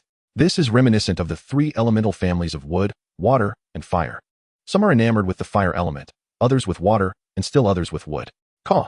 Tizot soared from the valley, gliding above Jiang Ting's head, while the Gale Serpent swarm remained positioned as before. The tyrant. Jiang Ting hesitated no longer and extended his palm. The tyrant, now standing at a height of 1.5 meters, emanated a formidable aura as it emerged from the magic array. Chapter 58, The Wrathful Serpent King. Setting forth. After summoning the rock cub, Jiang Ting signaled Tizot to lead the way from the skies. The Gale Serpent swarm was not far from the valley's entrance. There they were. So many Gale Serpents. After traveling a short distance into the valley, Li Dali and Li Jiangru came to a halt. At this moment, they were just within sight of the Gale Serpent swarm at their maximum range. Before them stood a massive boulder, towering 3 stories high. Its surface was riddled with bowl-sized cavities, each housing a long serpent with azure scales. Atop the giant rock was a distinctly larger cavity, the size of a basin. Gazing from a distance at the densely packed hollows and the serpents writhing on the ground, Li Dali felt a chill creep over him. One by one, the Gale Serpents did not instill fear in him. But this was a swarm. The Gale Serpents were not fond of one-on-one duels. Upon detecting an enemy, they would swarm in mass. So many Gale Serpents. Upon witnessing this scene, Li Jiangru's expression darkened as well. If she were to find herself amidst the Gale Serpent swarm, while she would ultimately survive, it would undoubtedly be a harrowing experience. Caw! Tizot screeched piercingly from above. The Gale Serpents within the cavities began to slither out onto the ground, restlessly flicking their tongues and hissing in anger. Some Gale Serpents even lashed their tails, generating wind blades a meter long in an attempt to strike Tizot. However, Tizot soared at an altitude of several thousand meters. These Gale Serpents, being only of the intermediate bronze level, found their wind blades dissipating after traveling about a kilometer, unable to touch a single feather of Tizot. This exemplifies the undeniable advantage held by flying beasts. As long as a flying beast chooses not to engage, it can effortlessly ascend to a greater height. No matter how powerful or peculiar the attacks may be, they ultimately prove ineffective due to the sheer distance. Of course, there are exceptions like the Ice Sprite, which possesses the ability to fly but at the cost of consuming vast amounts of spiritual energy and can only soar at low altitudes not exceeding several dozen meters, rendering it incapable of competing with a creature like Tizot, which naturally possesses wings and can easily ascend to several thousand meters as its strength grows. Minor-level wind blades. Jiang Ting observed the wind blades released by the Gale Serpents, his eyes gleaming with insight. Most wild creatures typically lack high skill proficiency. Yet, there are exceptions. For instance, the Gale Serpents, upon reaching the lower bronze level, can automatically attain minor-level proficiency without any deliberate training, simply by meeting the requisite level. Creatures like the Gale Serpent are not in short supply. Tyrant, go forth. Jiang Ting did not act recklessly. He allowed the tyrant to engage the Gale Serpent swarm independently while he remained at a relatively safe distance. One that was not too far, but where the serpents could not immediately detect him. With a resolute step, the tyrant advanced without hesitation, soon appearing before the multitude of Gale Serpents. Hiss! The sudden emergence of the tyrant instantly captured the attention of the majority of the Gale Serpents. The air filled with wind blades, howling as they sliced towards the tyrant. Some Gale Serpents slithered close to the ground, charging at the tyrant with their jaws agape. Bang, bang, bang. The tyrant's fists surged with earthy light, thick layers of rock enveloping them. Utilizing a low-level major skill, Rock Fist, the tyrant unleashed punches like a tempest, dispersing the incoming wind blades. Although cracks appeared in the stone covering its fists, they remained largely intact. Crack! A Gale Serpent leapt, sinking its fangs into the tyrant's midsection. Yet, it only left 2 minuscule puncture wounds the size of green beans, and the serpent's teeth ached in response. Given the overwhelming number of Gale Serpents, employing skills to eliminate them would deplete too much spiritual energy. Without Jiang Ting's command, the tyrant adeptly swung its fists, delivering precise blows that drove 2 Gale Serpents' heads into the ground. With sheer brute force, it dispatched 2 similarly leveled Gale Serpents. Crack! Tizot was not idle either, occasionally diving down. Utilizing the keen vision afforded by its major-level eagle eye, it deftly dodged the incoming attacks from the Gale Serpents and retaliated with a flurry of wind blades.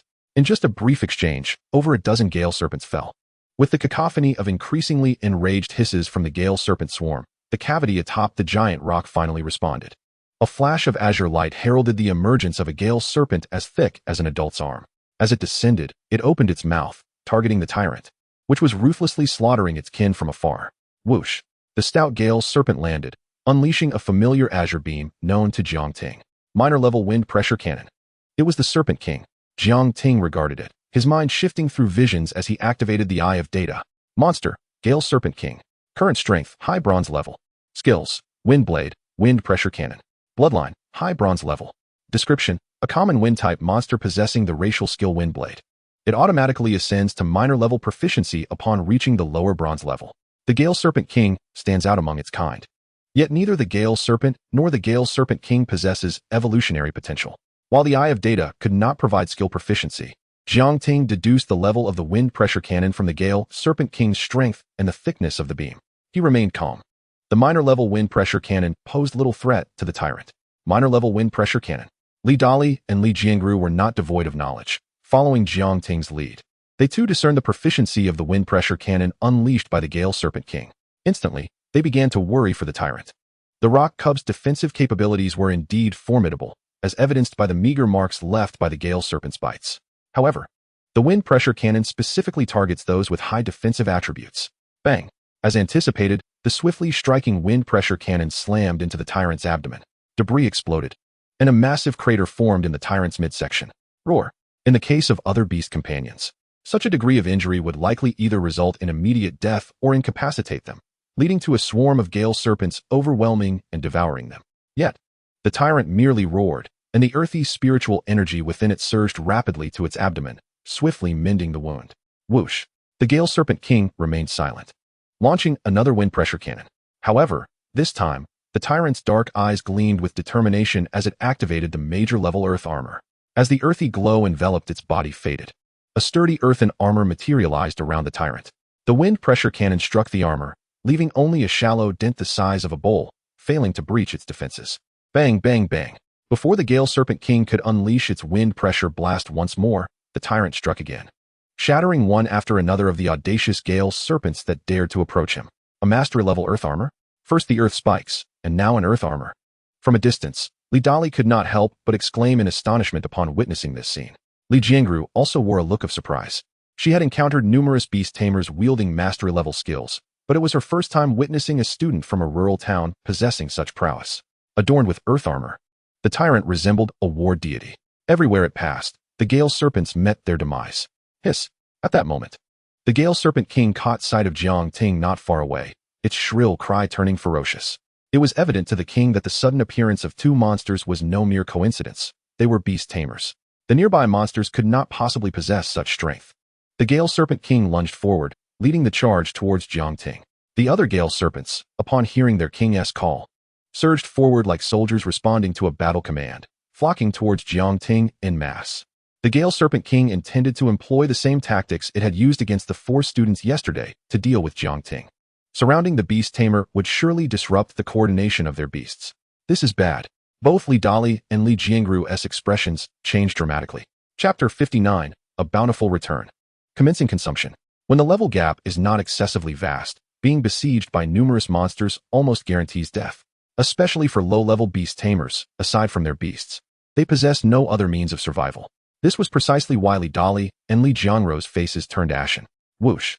Just then, a tempest abruptly arose. Behind the serpent horde, a robust tornado swiftly took shape. Nearby debris, fallen leaves, and the corpses of gale serpents were all drawn into the vortex. It was the skill known as Hurricane Spiral, unleashed by Tianxua. Hiss. Among mid-level bronze monsters, the gale serpent is considered one of the lighter specimens. However, Tianxua's mastery-level Hurricane Spiral generated an overwhelming suction force. The nearby gale serpents were yanked off the ground, spiraling helplessly into the vortex. While the ones in front were minimally affected, they nonetheless slowed down visibly in their attempt to resist the pull of the Hurricane Spiral. Hiss. The Gale Serpent King, being of a higher level, was less affected in terms of speed and continued to advance towards Jiangting. Yet, having absorbed a multitude of gale serpents, the Hurricane Spiral began to move as if propelled by an invisible hand. The effect of the mastery-level Hurricane Spiral allowed Tianxua to control it, albeit at the cost of additional spiritual energy. The longer the control lasted and the farther the distance, the greater the energy expenditure. Hiss. The Gale Serpent King sensed the intensifying suction and flicked its crimson tongue. Instantly, it abandoned the idea of tearing Jiangting apart and lashed out its tail, sending forth a wind blade over a meter long, hurtling toward Jiangting. Trees along its path were mercilessly sliced apart by the wind blade. Li Dali shielded his face with his hands, unable to bear to watch. Rest assured, the mastery-level earth armor can be bestowed upon a beast tamer. No wonder he dared to confront the horde of gale serpents. Li Jiangru, however, found her composure restored. Ah, it seems so. Li Dali suddenly dropped his hands. His face flushed. He had never encountered a beast tamer adorned with master-level earth armor, hence he failed to realize it at first.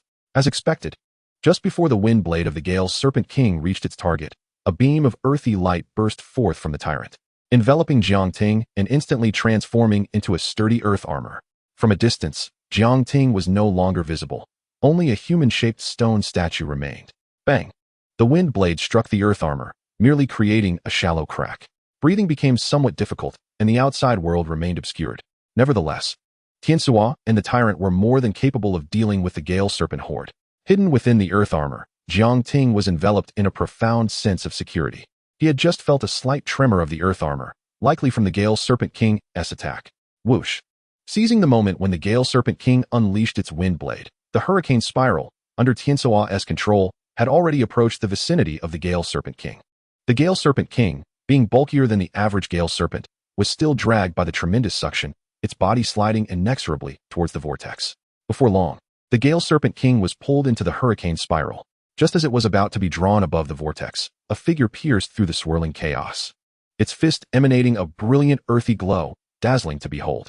This figure was none other than the tyrant, its immense weight rendering it impervious to the effects of the Hurricane Spiral. Shattering rock fist. Bang! The tyrant's fist struck down, burying the Gale Serpent King's head into the ground, yet it remained alive. With another blow, the ground erupted with earth spikes, thrusting the Gale Serpent King's head back above the surface. Bang! With yet another shattering rock fist, both the Gale Serpent King and the earth spikes below were obliterated. The stone stained with the Gale Serpent King's blood shot out in all directions, only to be consumed by the Hurricane Spiral and whisked away into the air. Rock on rock. The tyrant seized the corpse of the Gale Serpent King and swung it like a whip, roaring a warning to Tianxua in the sky, signaling him to terminate the Hurricane Spiral. Otherwise, the remaining Gale Serpents would not be vanquished. Bang bang bang. Tianxua decisively ceased the Hurricane Spiral. As it dissipated, a number of disoriented Gale Serpents tumbled to the ground, their minds clouded and unable to discern their bearings. With the tyrant delivering one punch after another and Tianxua wielding wind blades to reap the remaining Gale Serpents, the ground soon became littered with their corpses. The tyrant approached Jiangting, gently parting the earth armor with its fingers. All foes had been vanquished. Emerging from the earth armor, Jiangting could smell the thick scent of blood, yet a smile graced his lips. That was over 600 points of experience. 10 points. 10 points. 30 points. Jiangting hurriedly scanned the points with his point bracelet, noting that the Gale Serpent King alone had granted him 30 points.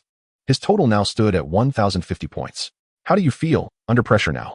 Li Dali noticed his sister's solemn expression and casually inquired. Li Jiangru nodded noncommittally. Now that the Gale Serpent horde has been dealt with, I too must gather points to exchange for resources and enhance my strength. Otherwise, In the upcoming month-end point competition, I might truly be outdone by Jiang Ting. Li Jiangru found it hard to believe that a student from a rural town could evoke such immense pressure within her. Really? Li Dali watched in astonishment as his sister turned to leave. He had merely spoken offhandedly, not expecting such a shocking revelation.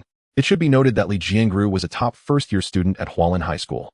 Previously, he had believed that Jiang Ting would eventually surpass his sister, even rivaling the elite students of the city. However, Li Dali had not anticipated it to happen so soon. The more formidable Jiang Ting became, the more it reflected the excellence of Li Dali's own vision.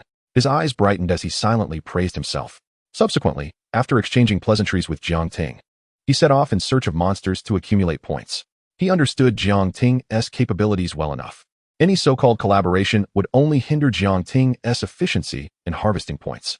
After vanquishing the tempestuous serpents, Jiang Ting did not pause in his pursuit of monsters. Tizot diligently scoured the area for additional beast clans. The points accrued from the swift serpents left Jiang Ting unsatisfied with merely slaying monsters one at a time. Time slipped by, and at last, Tizot unearthed a formidable horde of intermediate bronze-tier giant ants. The giant ants bore a stark contrast to the tempestuous serpents. While the latter boasted remarkable speed, their offensive capabilities were lacking. In contrast, the giant ants possessed formidable defense and strength, albeit at the expense of speed and agility. Jiang Ting found himself able to evade the giant ants with relative ease. Points, 1,900. The number of giant ants surpassed that of the tempestuous serpents, yielding over 800 points. As dusk gradually enveloped the sky, Jiang Ting showed no hesitation in returning to the camp, intent on expending all 2,000 points. He first ordered the wind cloak meditation technique. Jiang Ting refrained from immediately purchasing the mental energy potions, opting instead to cultivate the wind cloak meditation technique. He intended to ascertain how much mental energy he would consume upon reaching a certain level of proficiency before deciding on the quantity of potions to acquire. At the moment Jiang Ting placed his order, a sensation of excitement rippled through the instructor's gathering room, ignited by his actions. Chapter 60, Mastery of the Wind Cloak. Preparing for Dual Evolution. In the chamber of numerous instructors, a large-screen computer displayed Jiang Ting's combat performance from earlier that day. Is this truly the caliber of Beastmaster that a village-level student can cultivate? When I was at Jiang Ting's level, I could only be his punching bag. How is it that every skill his beasts exhibit is at the master level? The instructors clustered around Hu Tian, pointing at the screen with astonishment. The island possessed a unique magnetic field, yet the camp's facilities and the surveillance systems installed on the island were specially designed to function effectively. It's not particularly impressive. It's akin to what I achieved in my day, Hu Tian remarked nonchalantly, arms crossed, though internally he shared the astonishment of his colleagues. Under comparable circumstances, unless one possessed a significant attribute advantage, no student within the training camp could rival Jiang Ting's prowess. In just 2 days, Jiang Ting had amassed 2,000 points. If converted entirely into training resources, could he perhaps secure first place in the points competition? An instructor suddenly proposed. The hope is rather slim. There are several capable students at Hualin High School. Their beasts are all at the advanced bronze tier, and their bloodlines have reached the silver tier, with combat prowess just shy of silver. Moreover, they have been stuck at the advanced bronze stage for quite some time, unable to break through to silver, Hu Tian countered. Shaking his head, there's no hope for the first month. Perhaps in the second or third month, a few from Hualin High might ascend to the silver tier. But Jiang Ting's chances are even less likely. The chief instructor was indeed correct. The limitations on the combat prowess of Beastmasters stemmed significantly from the difficulty of elevating their own levels. However, Jiang Ting did have a chance within this training camp. There existed a secondary meditation technique named Spirit Gathering, which, while lacking in other effects, remarkably accelerated the rate of level advancement. At that moment, an instructor interjected, yet, time remains too constrained, unless he can elevate his proficiency to the master level in a short span. Hu Tian shook his head in rebuttal. Reaching the master level in a meditation technique is an arduous task, even someone heralded as a young genius like myself. Though I did not ascend the Great Xia Youth rankings, still surpassed 90% of my contemporaries at 24.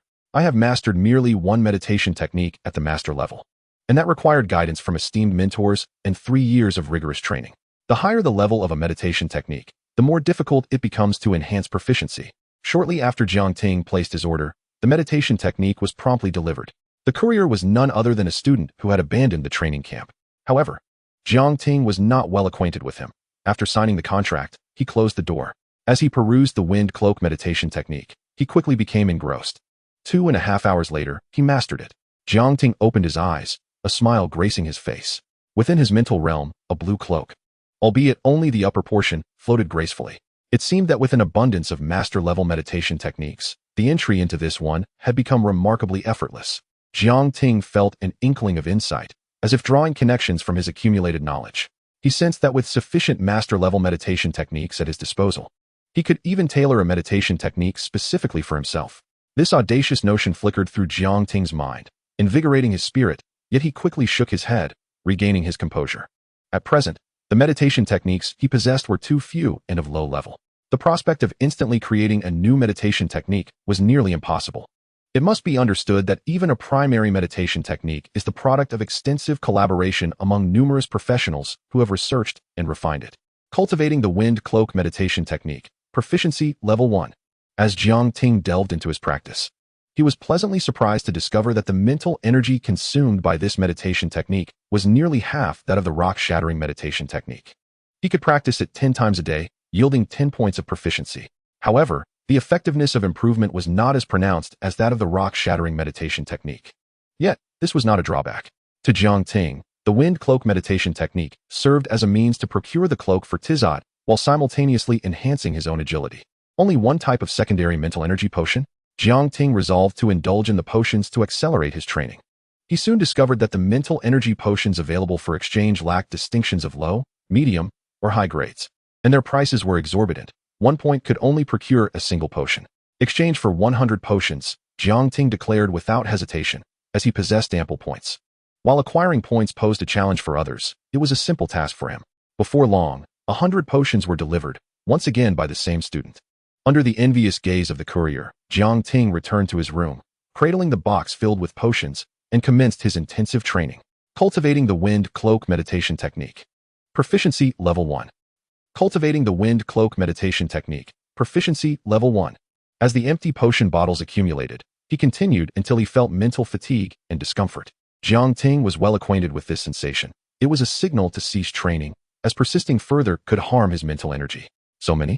Jiang Ting was taken aback upon counting 10 empty potion bottles.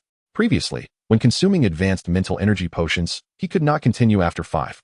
Yet, utilizing the potions provided by the training camp had doubled his capacity. One could only conclude that the training camp indeed offered exceptional training resources. Wind Cloak meditation technique. Proficient level 10, 300. Jiang Ting beamed at the panel before him. With a daily gain of 110 points in proficiency, he would reach the master level in merely 10 days. In the days that followed, Jiang Ting first took Tizot and Tyrant outside to hunt bronze-tier monsters for point accumulation, returning to the dormitory in the afternoon to continue his intensive training. On the 12th day of the training camp, Jiang Ting refrained from rushing out to amass points. After all, the intermediate bronze-tier monsters near the camp had nearly been exhausted. Engaging higher-tier bronze monsters proved inefficient, as encountering a horde of advanced bronze monsters would necessitate retreat. It would be far more prudent to elevate Tizot and Tyrant to intermediate bronze tier, subsequently enhancing their bloodlines through evolution, potentially enabling them to confront advanced bronze monster hordes. However, before embarking on that endeavor, Jiang Ting resumed his cultivation of the Wind Cloak meditation technique. Today marked the momentous occasion to strive for mastery proficiency. Wind Coat meditation technique. Proficiency level 1. Wind Coat meditation technique has reached the mastery level. As the information flashed across the panel, a skill badge once again appeared in Jiang Ting's mind. Tiansuo.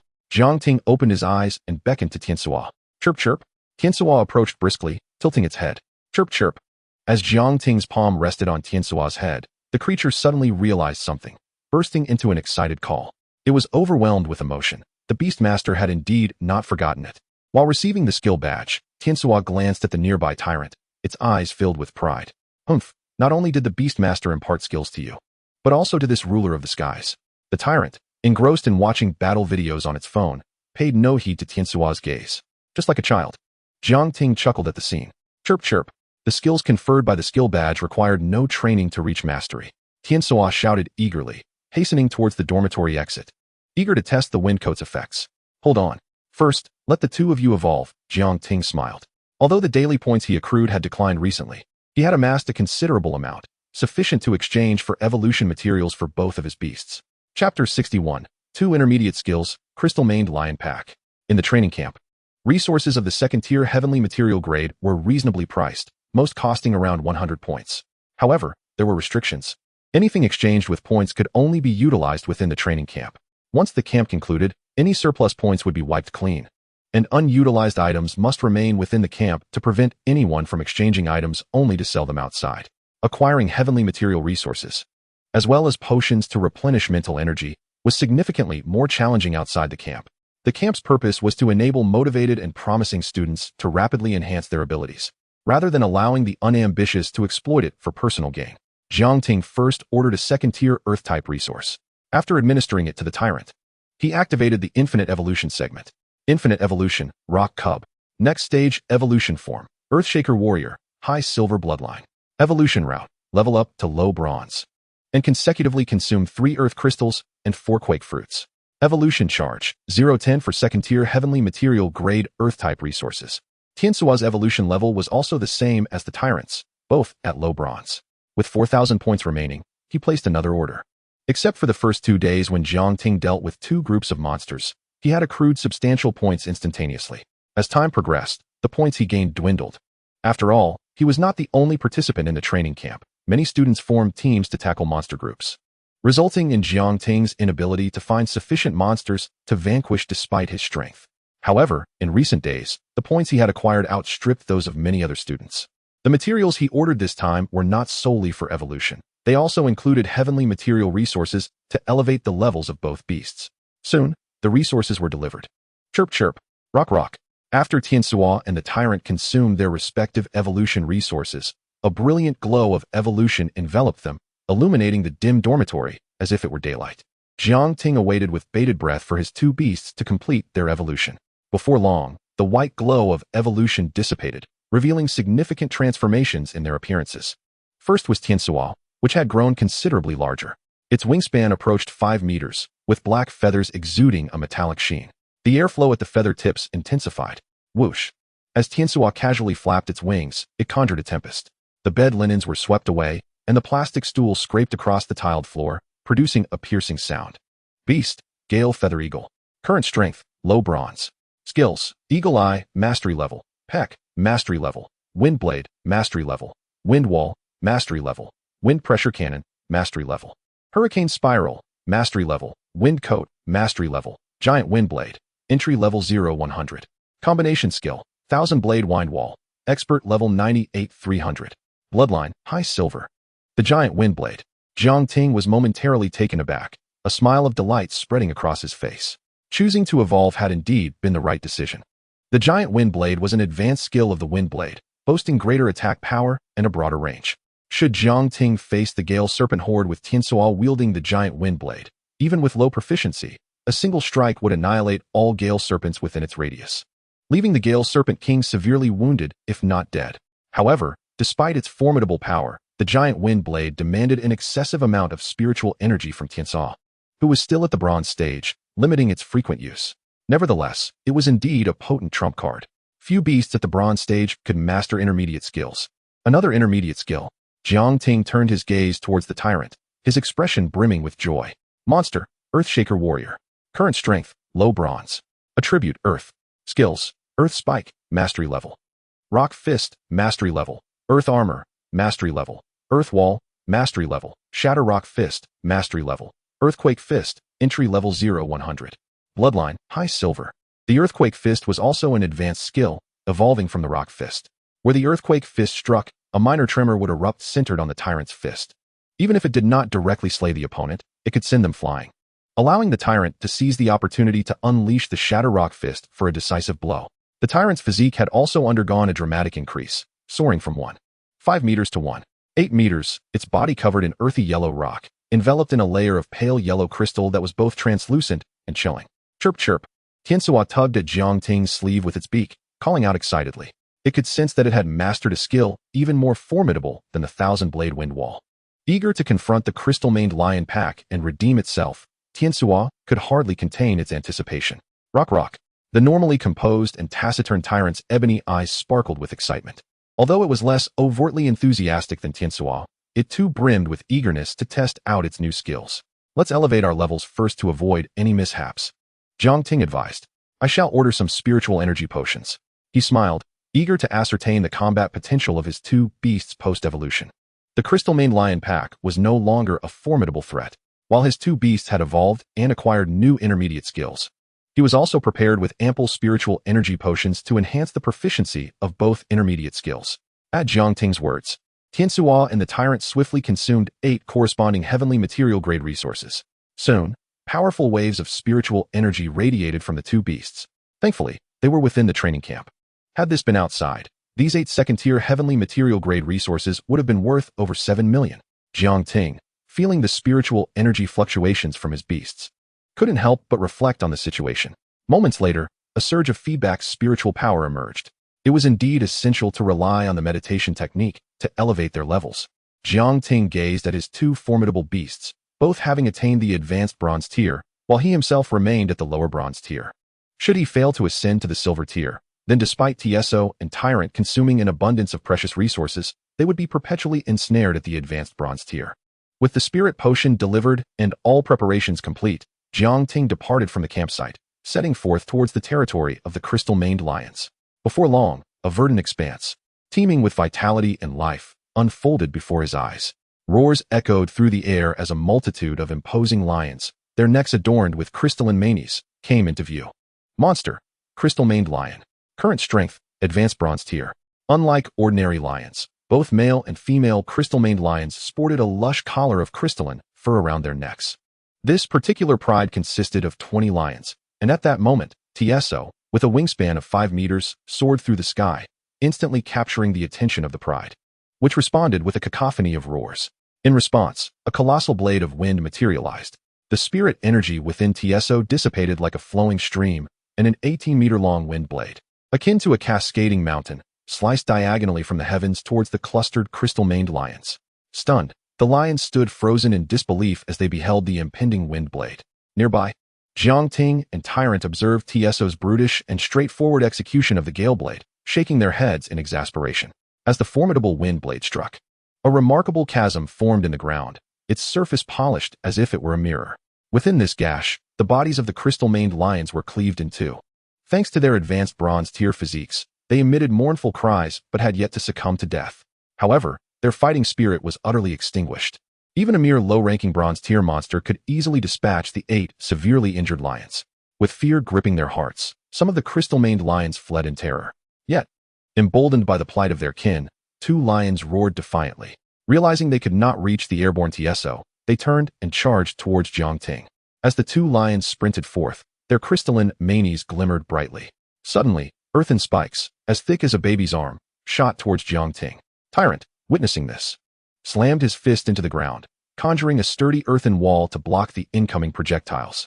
With a powerful strike, he shattered the wall, sending a cloud of dust and debris swirling through the air as the 2 crystal-maned lions approached. Tyrant, maintaining a calm demeanor, glanced back at Jiang Ting, who had retreated to a safe distance behind him, before turning to unleash a deep, resonant roar. Raising his right hand high, the surrounding air seemed to warp, emitting a hissing sound. With a resounding crash, Tyrant's fist struck the ground, causing a violent tremor to ripple outward in a 20-meter radius. Cracks spread like a spider's web from the epicenter of the impact. The 2 crystal-maned lions, eyes wide with terror, felt the ground beneath them heave like boiling water, and an overwhelming force propelled them skyward, beyond their control. Tyrant positioned himself beneath the 2 descending lions, his arms drawn back like a bow, and unleashed a barrage of rock fist strikes. The heads of the 2 lions, falling one after the other, were obliterated as if struck by a mighty hammer, their lifeless bodies crashing to the ground with a dull thud. The entire process unfolded with a fluidity akin to flowing water, devoid of any hesitation. Were any other members of the training camp to witness this, they would undoubtedly be rendered speechless. Even among those deemed the strongest, it was inconceivable for their beasts to dispatch a creature of equal rank with such swiftness. Well done, Jiang Ting remarked, traversing the fissured ground as he patted Tyrant's shoulder. At that moment, TSO, having scattered the fleeing lions, swooped down from above. Releasing its grip, the carcass of a crystal-maned lion plummeted to the ground. Observing Jiang Ting's gesture of encouragement towards Tyrant, TSO strutted over with an air of pride, puffing out its chest as it gazed at Jiang Ting. Beastmaster, where's my pat? It seemed to demand, vying for attention. Jiang Ting chuckled. All right, you shall have yours too. He then reached out to stroke TSO's sleek little head. With the combined might of TSO and Tyrant, and with half a month remaining, Jiang Ting believed that as long as he elevated his own strength, Securing a top position in the points competition should pose no significant challenge. Currently, TSO and Tyrant were capable of handling low-ranking silver-tier monsters. However, the uncertainty lingered regarding whether Beastmasters would be considered valid targets in the points competition. Given the brutal rules of the training camp, Jiang Ting suspected it was highly likely. Thus, the level of the Beastmaster was of paramount importance. While Jiang Ting possessed the advantages of enhanced speed and reflexes due to the wind breath and wind cloak meditation techniques, the reality remained that the overall physical prowess of a low-ranking bronze-tier Beastmaster could not compare to that of an advanced bronze tier. Of course, Jiang Ting held an advantage among his peers of the same rank. Tyrant turned its attention, its dark orbs fixated on TSO. Your Gale Blade execution needs refinement. TSO was taken aback, flapping its wings in protest. It could not fathom the issue, retorting, "What's wrong? Did you not see that my Gale Blade nearly annihilated 8 crystal-maned lions?" Unperturbed by TSO's rebuttal, Tyrant calmly gestured. Releasing the Gale Blade from the air is less effective than executing it from the ground in a horizontal fashion. This way, within the 18-meter-wide sweep of the blade, no crystal-maned lion could escape. Of course, if a crystal-maned lion crouches close to the ground or leaps into the air, it could evade the Gale Blade. TSO paused, mulling over Tyrant's explanation. Jiang Ting's eyes lit up with realization. Tyrant was indeed astute. All he needed to do was nurture Tyrant's evolution to acquire racial skills, or impart skills through other means, allowing Tyrant to autonomously research and integrate them into combat without needing Jiang Ting's constant oversight. TSO, tilting its head in confusion, seemed to lack understanding. It believed its sole purpose was to engage in battle and unleash its abilities, leaving the other considerations to the Beastmaster. Jiang Ting smiled wryly at this. Tyrant and TSO each held their own perspectives. Strictly speaking, neither was in the wrong. Tyrant's capacity for self-reflection and analysis meant that Jiang Ting need not expend unnecessary energy, rendering Tyrant the ideal beast for any Beastmaster. The essence of being a Beastmaster lay in the ability to command, overseeing the battlefield, strategizing, and providing appropriate directives in response to varied situations. Points earned 1. Points earned 1. TSO and Tyrant's elevation to the advanced bronze tier, along with their successful hunt of a crystal-maned lion, yielded a modest point reward. Fortunately, with their heightened levels, confronting low-ranking silver-tier monsters would pose no issue. After harvesting the crystalline manes of the crystal-maned lions, Jiang Ting continued his exploration with his 2 beasts. Before long, they encountered a low-ranking silver-tier monster, a 2-meter-long wood-shield wolf. With a fierce glare and drool dripping from its jaws, the wood-shield wolf appeared menacing. After calling out, he decisively sprinted towards Jiang Ting. In the air, the Tizot unleashed 6 blades of wind. Bang, bang, bang. It seemed as if the wooden shield wolf had eyes on its back. Robust vines sprouted forth, blocking the wind blades. 5 of the blades dissipated, yet one still descended, tearing through the wolf's back and exposing its crimson flesh. Indeed, the silver tier proved to be a watershed moment. Witnessing this scene, Jiang Ting was not particularly surprised. After returning home these past few days, he had reached a point where he could no longer continue his meditation practice. Rather than resting immediately, Jiang Ting chose to spend some time perusing materials related to beast taming. Among these, the disparity between the bronze tier and the silver tier was mentioned. The silver tier had the ability to infuse spiritual energy into flesh and fur, amplifying functionality. In contrast, if a high-level bronze tier creature were struck by the Tizot's wind blades, the wounds would be far more severe, at least deep enough to expose bone, hindering movement. Howl. The wooden shield wolf, having endured the wind blade's assault, sank down momentarily. Yet the ferocity in its eyes only intensified, and amidst its furious roar, its speed increased. Without the need for Jiang Ting's command, the tyrant charged forward. Bang! A spike of earth accurately erupted from the ground, propelling the wooden shield wolf into the air. A rich yellow glow enveloped the tyrant's fist. With a single punch, the air hissed in response. Chapter 63, High-Level Bronze Tier, Cultivating Spiritual Artifacts. Bang! The fist struck precisely at the wolf's forehead. The power of shattered rock erupted from the punch, accompanied by a series of minute-cracking sounds. The wooden shield wolf let out a wail, its body flying away. Not shattered? This is indeed the silver tier. Observing the wolf's head, Jiang Ting noted the indentation at the forehead, a distinct fist mark, yet it had not been obliterated. He was slightly astonished. A low-level silver tier creature could withstand the tyrant's shattering punch without succumbing completely. The infusion of spiritual energy throughout the body in the silver tier was indeed formidable. However, this was where it ended. The tyrant pursued, though its speed was not particularly swift. The wooden shield wolf attempted to rise and flee. The tyrant's sudden onslaught instilled terror within it, causing it to question whether it was truly facing a high-level bronze tier beast. Yet, just as the wolf with a throbbing head, struggled to rise. The tyrant was already before it, delivering a simple and direct shattering punch from above. Bang! The wooden shield wolf's head was driven into the ground, its body twitching for a moment before falling still. The tyrant grasped the wolf by the neck, lifting it before Jiang Ting. 10 points. If one punch could not slay a low-level silver-tier wooden shield wolf, then 2 would suffice. If any other students were to witness this scene, they would undoubtedly be left dumbfounded. To kill a low-level silver-tier creature with just 2 punches was something they could never accomplish. That night, Jiang Ting exchanged materials for points and returned to his dormitory to freshen up. The Tizot squatted on the ground, its wings covering its face. Meanwhile, the tyrant held Jiang Ting's phone, engrossed in various battle videos.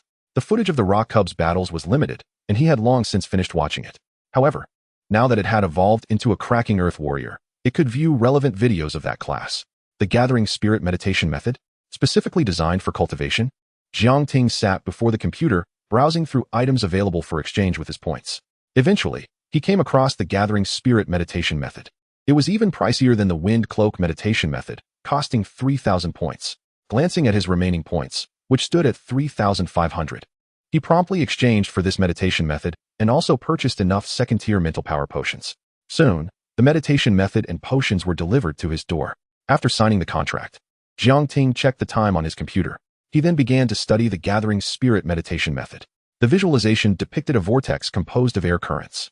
Nearly 2 hours later, Jiang Ting had sketched the overall hazy outline of the vortex in his mind. Success!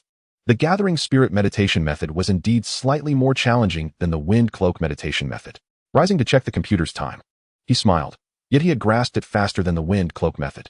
This was due to Jiang Ting's proficiency with numerous advanced meditation methods.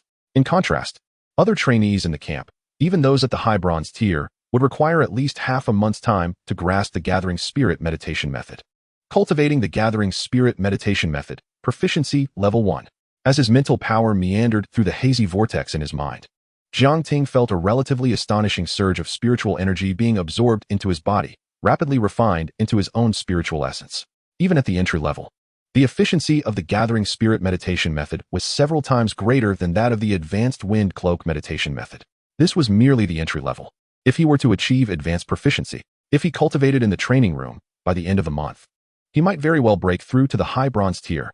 Jiang Ting sensed the efficiency of his cultivation, his heart pounding with excitement. The high bronze tier not only meant he could navigate the points competition with ease, but it also indicated that he was very close to the silver tier. And the silver tier would enable him to empower his beasts. The training room was a place rich in spiritual energy. Depending on the concentration of spiritual energy, the cultivation efficiency varied accordingly. Jiang Ting had read online that city-level schools typically included training rooms. Ordinary students could access the training room daily, while those who distinguished themselves among their peers could enter advanced training rooms equipped with artifacts that significantly enhanced cultivation. This was why city-level students, even if lacking in combat prowess, were still leagues ahead of students below the city level in terms of advancement. For students below the city level, accessing a training room meant spending money, and the cost was exorbitantly high. A single hour in the training room could cost 200 points. Jiang Ting was astonished when he searched for training rooms online. However, he did not dwell on it for long and immediately booked an hour session. Soon after, a fellow student knocked on his door, ready to take Jiang Ting to the training room. The training room was compact, roughly 10 square meters. The interior was empty, with formations etched onto the walls. Once prepared for cultivation, one would press a button, and the room would release a rich wave of spiritual energy. The student pointed to a red button on the wall beside the room. Understanding, Jiang Ting nodded in thanks. Once the other student departed, he pressed the button. Buzz. The previously dim formations on the wall suddenly lit up, and an invisible wave of spiritual energy surged through the air. Cultivating the Gathering Spirit Meditation Method, Proficiency Level 1. The cultivation efficiency had at least multiplied tenfold. After a single session of the Gathering Spirit Meditation Method, Jiang Ting inhaled the air thick with spiritual energy. The efficiency of cultivation was astonishing. If he could train in the training room every day, he could hardly imagine how swiftly he would elevate his level. Of course, Jiang Ting merely entertained such thoughts. The points earned in the training camp were easily obtainable, allowing him to utilize the training room. In the outside world, even a well-off family could hardly sustain the expense of training in a training room every time. As the month drew to a close, within the training room, a booming force emanated from Jiang Ting, causing his clothes to swell. He had reached the high bronze tier. The speed of this improvement was akin to riding a rocket. Jiang Ting stood up, feeling the changes in his body. At this moment, he could strike a blow strong enough to incapacitate the ancient wood. However, if one were to employ the shattering fist, dealing with Old Wood would pose no challenge. Thousands of miles away, Old Wood was stationed at the Beastmaster base, overseeing a group of fire monkeys, water crocodiles, and leaf dogs, when suddenly his body trembled, and he sneezed. Woof! Old Wood sensed something amiss. At the edge of the camp, most of the instructors stood upon a precipice, and the protective barrier ahead had opened a gap, seemingly awaiting someone's arrival. Roar! Shortly thereafter, a resonant dragon roar filled the air, emanating an aura of intimidation. A serpent-like dragon, hundreds of meters long, its scales gleaming white and exuding a chilling aura, entered through the gap. The appearance of the white dragon instantaneously caused the surrounding temperature to plummet. The dragon clutched a massive iron box, hurling it to the ground with an audible thud of flesh meeting metal. "Bai Qiuming, you finally arrived," Hu Tian exclaimed, his eyes brightening at the sight. According to their previously agreed-upon time, Bai Qiuming was indeed tardy. A figure leapt from atop the white dragon and landed on the ground. "I encountered a few troublesome high-level platinum sea beasts on the way. My ice and snow perception abilities are not as proficient as your flood giant whale, so I couldn't avoid them in advance. However, the criminals have all been safely secured, along with a level 2 cultivation tool," Bai Qiuming explained. With a flick of her palm, a radiant transparency appeared, revealing a pendant. Chapter 64, The White Spirit Pendant. Who is the first? Back during our military competition, the rewards were merely the usage time of cultivation tools. Yet now, at a county-level training camp, they are offering a level 2 White Spirit Pendant as a reward. Hu Tian remarked. A sense of disbelief etched across his face as he gazed at the pendant-like cultivation tool. Cultivation tools differ from combat tools. Each is exceptionally rare, worth its weight in gold. For beastmasters like Hu Tian, their only limitations lie in their beast lineage and personal level. The former is easier to select, allowing one to choose high bloodline beasts with mature evolution paths.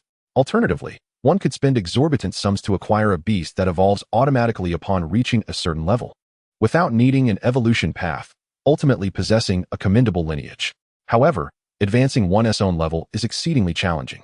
Most can only rely on effective meditation techniques and training rooms rich in spiritual energy, culminating in the use of cultivation tools. Had you succeeded in the entrance exam for the 3 major military academies, you would have gained almost permanent usage rights to cultivation tools, Bai Qiuming stated, retracting the level 2 cultivation tool, the White Spirit Pendant. The 3 major military academies, Hu Tian muttered, his lips twitching. The 3 major military academies demand that one enjoy a certain amount of resources while also bearing commensurate costs. It wasn't that I couldn't gain admission. Rather, I, Hu Tian, had the elderly above me and dependents below. What would happen to them if I were to perish? At this declaration, silence enveloped the crowd. The many instructors behind Hu Tian flushed, seemingly recalling some amusing thought. The 3 major military academies are the pinnacle of education. Established jointly by the 5 major military divisions of the Great Xia Kingdom, exclusively admitting warriors from military backgrounds. These instructors had witnessed that year's competition firsthand. It was not that Hu Tian lacked the desire to enter the 3 major military academies. Rather, during the practical assessments, he had been soundly defeated by several colleagues, utterly powerless to retaliate. In truth, Hu Tian was not weak. Among most warriors, he could be deemed a prodigy. At the age of 26, he had ascended to the high platinum tier and had successfully cultivated a particularly challenging level 5 meditation technique to mastery. It was precisely due to the additional effects of this mastered meditation technique that he could merge with his fire-type beast to enter the super beast state at the port. However, those capable of passing the entrance exams for the 3 major military academies were, without exception, the Cr. de las Army of Genius. Once a prodigy, Hu Tian found himself overshadowed in the presence of these exceptional talents, inevitably becoming mediocre. Such sentiments could not be voiced aloud. After all, one must maintain a semblance of dignity before outsiders. The instructors exchanged knowing glances, choosing to remain silent. Both Bai Qiuming and Hu Tian were second lieutenants in the military, yet they belonged to different divisions. Thus, Bai Qiuming was not particularly familiar with Hu Tian's circumstances. Nevertheless, she did not dwell on it excessively, opting instead to ensure the criminals were properly secured before verifying that the chips implanted in their foreheads were functioning correctly to prevent casualties. Each criminal had been implanted with a control chip in their forehead, which could be activated remotely to cause instant death if necessary. While students at the training camp could fall victim to monsters, they were not permitted to be killed by criminals or other beastmasters. Old Wang, take the others and secure these criminals, Hu Tian instructed the instructors before turning to Bai Qiuming. Second Lieutenant Bai, what on earth is happening? Why has the investment in educational resources increased tenfold this year? I am not certain, Bai Qiuming replied, her voice as frigid as her white dragon. Even with such substantial educational investments, no matter how talented an individual may be, it is impossible to become a true powerhouse in a short time. However, our great Xia kingdom has always been one to remain vigilant in times of peace, with an eye to the future. Though Bai Qiuming did not articulate it explicitly, Hu Tian understood, a significant crisis loomed on the horizon. This threat would not arise from the four other nations, as they were clearly not on par with the great Xia kingdom. The once glorious Free Federation had already fallen behind. As for the nature of this impending crisis, Hu Tian lowered his gaze, focusing not on the dirt and rubble beneath his feet, but rather on the island below. What outstanding members are present in this training camp? Bai Qiuming inquired. There are a few decent candidates, but only one stands out, Hu Tian responded, retrieving a tablet and handing it to Bai Qiuming. The tablet displayed a document of particular interest. Upon opening the document, the first image that met Bai Qiuming's eyes was that of the strikingly handsome Jiang Ting. Below the photo were the latest images of Tizot and Tyrant, along with detailed information regarding Jiang Ting's progress in recent days. His beast has evolved into the Wind Eagle, and he has also advanced the Rock Cub into a groundbreaker warrior, to elevate from a low-level bronze tier to a mid-level bronze tier in just 20 days, and to have mastered the spirit-gathering meditation technique to perfection, Bai Qiuming noted, her previously calm eyes now shimmering with palpable surprise as she absorbed the information regarding Jiang Ting's rapid progress. For an ordinary county-level student to ascend from a low-level bronze tier to a high-level bronze tier would typically require at least a year. Even for a genius among county-level students, the average time would still be around 6 months. In stark contrast, Jiang Ting accomplished this feat in merely 20 days. Even Bai Qiuming herself had taken a month and a half for a similar ascent. Jiang Ting's speed of advancement from low-level bronze to high-level bronze was virtually unparalleled worldwide. It could be that he has a particular affinity for the spirit-gathering meditation technique, much like I do for the firestorm meditation technique, Hu Tian observed with a smile, referring to his own mastery of the level 5 meditation technique, which had enabled him to achieve the super beast fusion without meeting the diamond tier threshold. His mastery had taken less than 20 days. Bai Qiuming continued to scrutinize the list of notable individuals, remarking coolly, I understand what you mean. Each individual possesses a meditation technique that suits them best, just as some excel rapidly in mathematics while others struggle to grasp even the basics. The same principle applies to meditation techniques. It's all about compatibility. As long as one discovers a meditation method that suits them, they can swiftly ascend to a master level. It is not the case that one must spend a lifetime devoid of access to the profound techniques of meditation. The distinction is palpable. Jiang Ting practices merely a secondary level meditation technique, whereas mine is at the quintessence of the fifth level. Hu Tian's complexion flushed slightly as he argued vehemently, incessantly emphasizing that his meditation technique is of a higher echelon than Jiang Ting's. Indeed, Bai Qiuming chose not to engage in contention, having gathered some understanding of her partner's temperament prior to their meeting. Much like the issue concerning the 3 major military academies, she refrained from confronting Hu Tian about his inadequacies, which prevented him from gaining admission to those prestigious institutions. Do you have any inkling as to who might secure the top spot in this points competition? Bai Qiuming inquired as she perused the list, walking briskly. I do. Zhou Hua, Li Jiangru, and Wang Yunpeng from Hualin High School. I believe Jiang Ting also stands a chance, Bai Qiuming remarked. Chapter 65. Jiang Ting's contemplations as the points competition commences. Hu Tian frowned slightly. I have considered this as well. But Jiang Ting's ascension to the advanced bronze tier has been remarkably swift. Zhou Hua and his companions were already at the advanced bronze tier before entering the training camp, their foundational strength far surpassing that of Jiang Ting. Furthermore, Wang Yunpeng's grass spirit python is of the wood element. Unless he has neglected to invest resources and energy into nurturing it, it would surely possess the necessary skills inherent to its kind. Yet that seems highly improbable, as Wang Yunpeng has been fully equipped with resources since his awakening. While Jiang Ting's potential is substantial, combat is not dictated by potential but rather by tangible power. The two continued their conversation as they approached the training camp. The moment Bai Qiuming arrived, she was immediately recognized by the students, triggering a wave of excitement. Who is that next to Commander Hu? Gasp, it is Lady Bai? Lady Bai is a genius who emerged from our Dijia County, possessing an advanced platinum tier at the mere age of 23. 23 and already at the advanced platinum tier? Commander Hu seems to be 26. Does this not imply that Lady Bai is even more talented than him? My goodness, I never expected Lady Bai to be here. I must perform exceptionally well in the points competition to catch her eye. The students were abuzz with fervor. For them, the platinum tier signified a formidable strength. Moreover, The fact that Bai Qiongming was only 23, with both power and potential, rendered her future trajectory unfathomable. To manifest oneself in the presence of such a prominent figure and receive validation is an immense source of motivation. Despite being at the platinum tier, Hu Tian could not escape the keen observations of the students, even from a distance. He smirked, feeling a sense of resignation. Though he and Bai Qiongming both occupied the advanced platinum tier, his combat prowess was overshadowed by hers. In terms of potential, she held the advantage due to her youth. Bai Qiongming is here. Go tell Jianggu. Li Dali, amidst the crowd, watched as Bai Qiongming and Hu Tian vanished from sight and immediately made his way to Jiang Ting's dormitory. However, he discovered Jiang Ting was absent. Glancing at the time, realization dawned upon him. Jianggu is truly diligent. The points competition is about to commence, yet he is still outside hunting monsters. How can Jianggu be so impressive and still strive for improvement while I remain idle? Li Dali inhaled deeply, his admiration for Jiang Ting intensifying. Inspired, he turned and ventured outside the camp.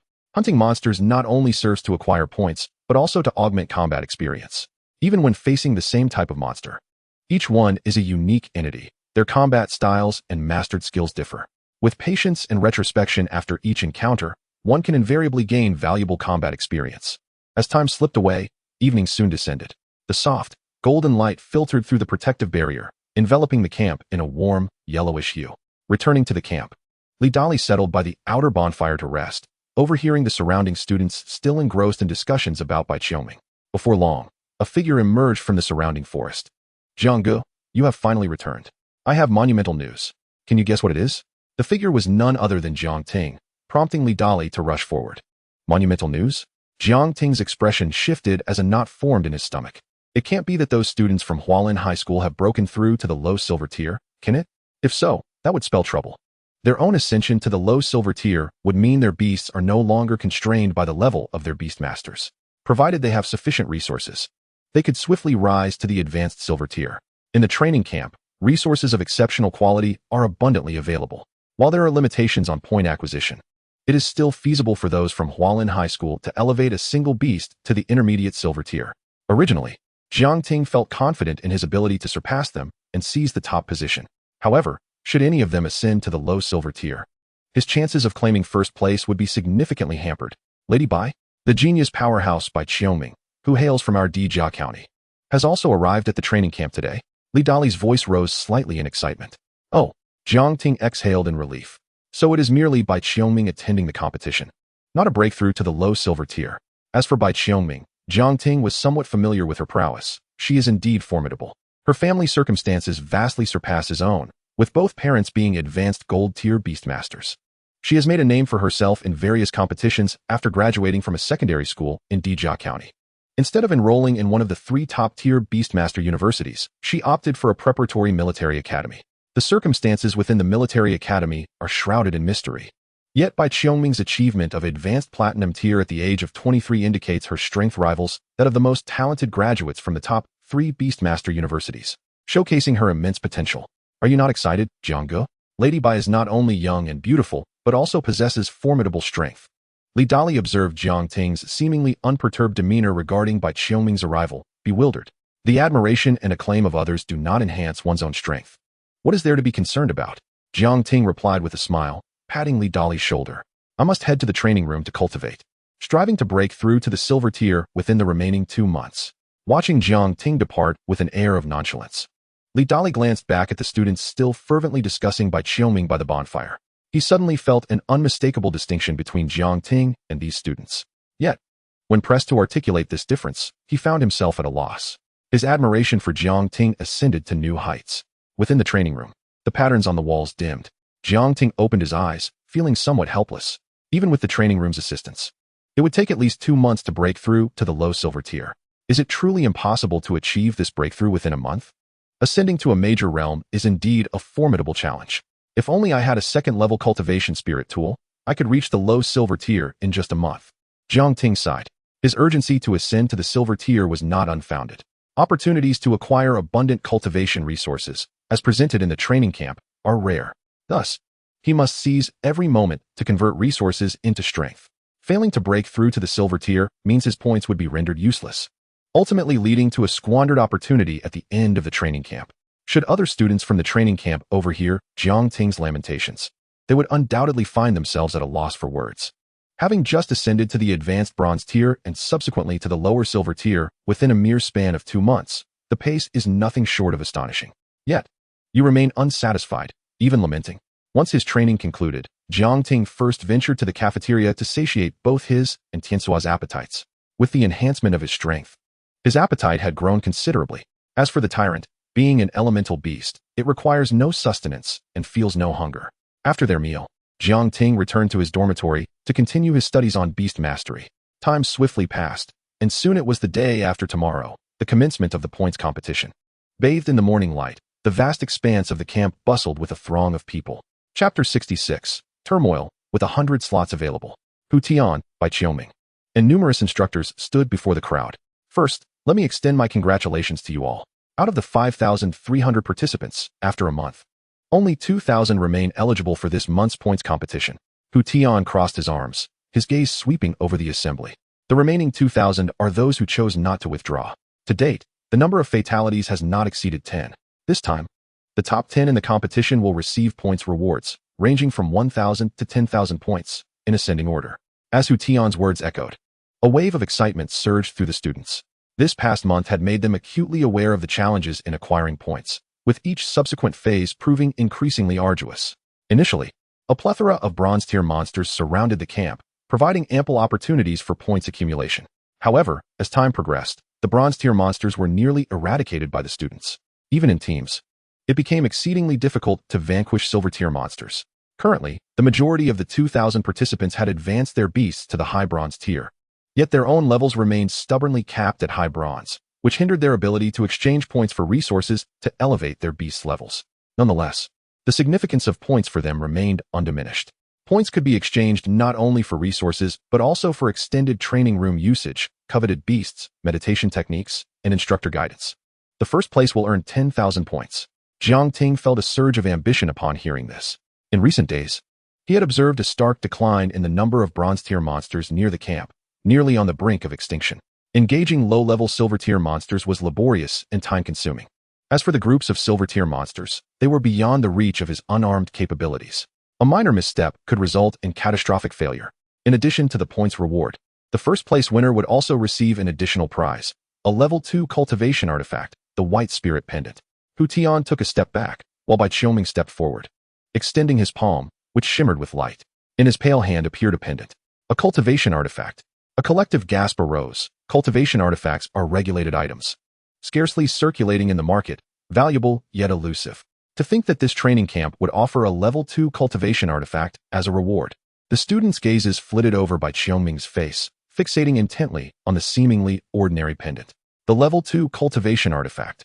Among the crowd, Zhou Hua, Li Jiangru, and Wang Yunpeng exchanged glances, their eyes brimming with evident desire.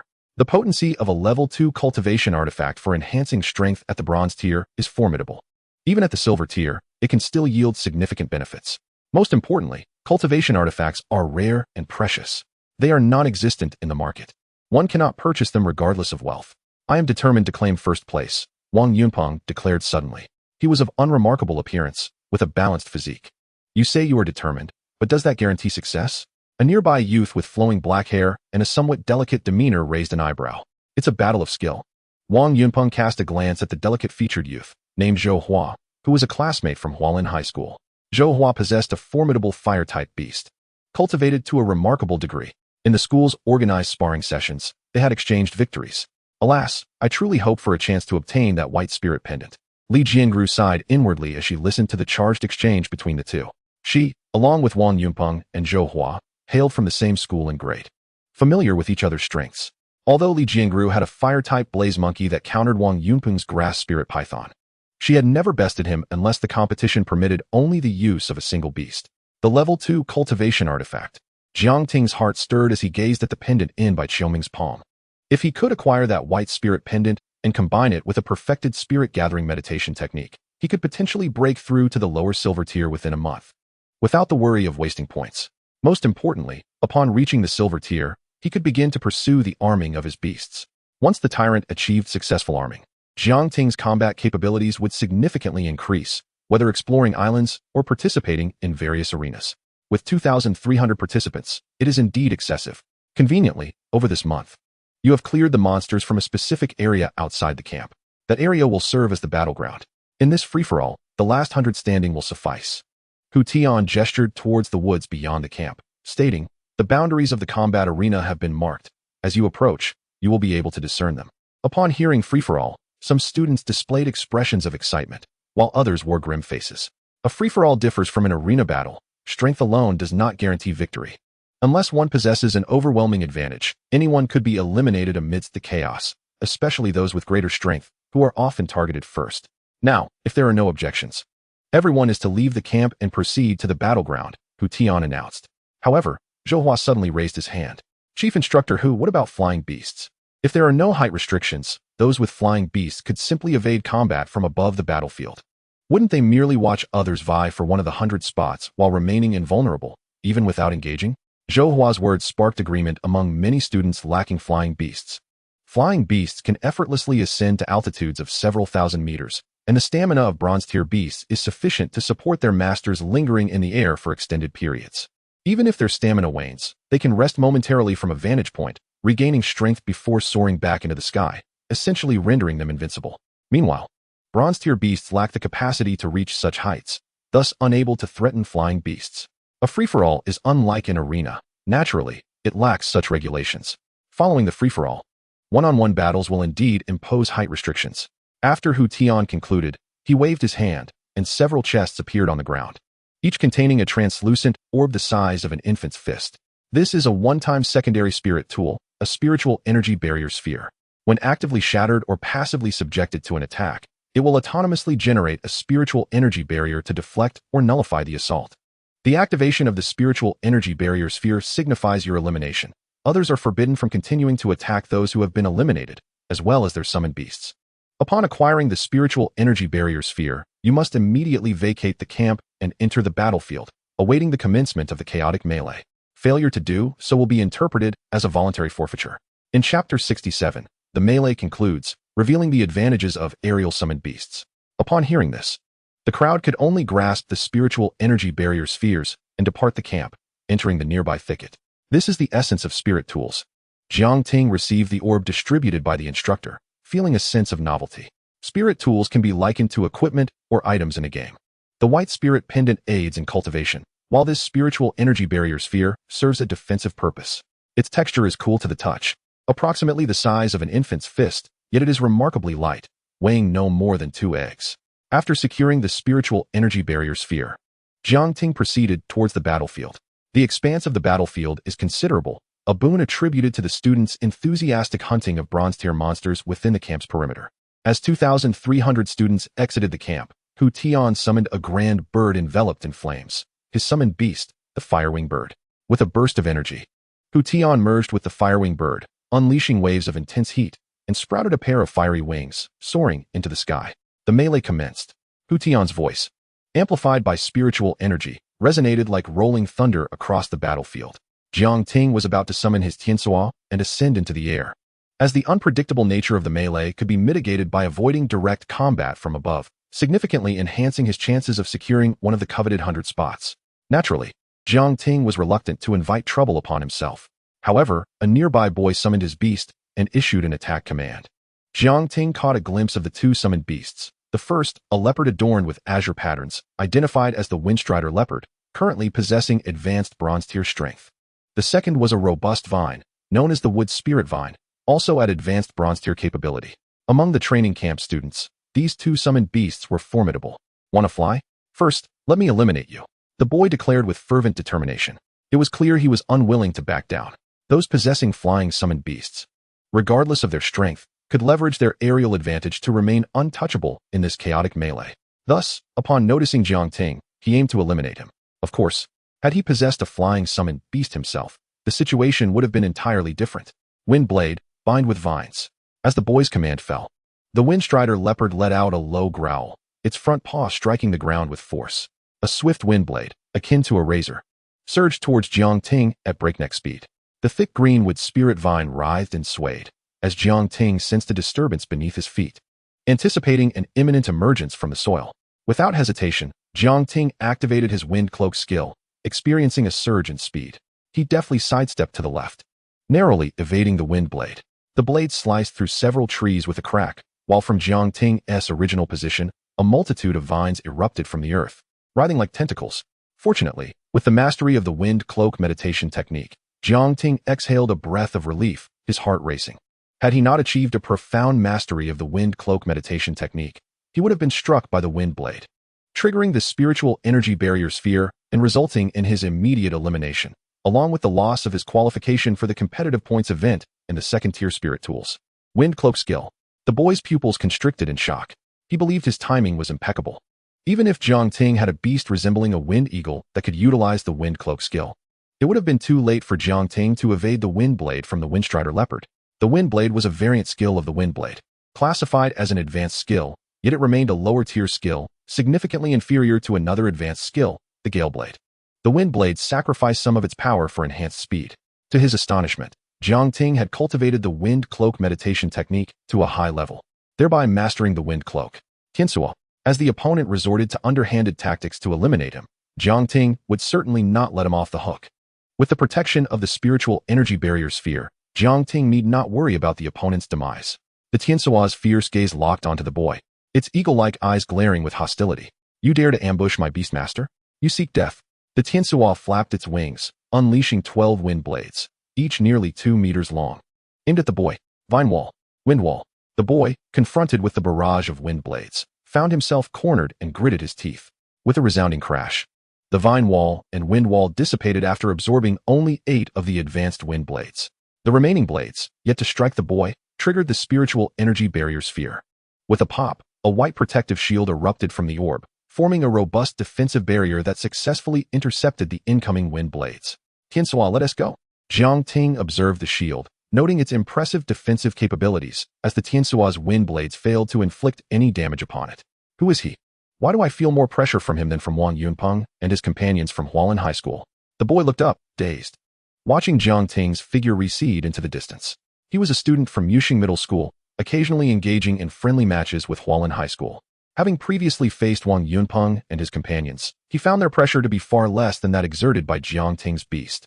Was it because the summoned beasts could attack their beast masters? As trees and rivers shrank beneath him, the air grew thin and the temperature dropped.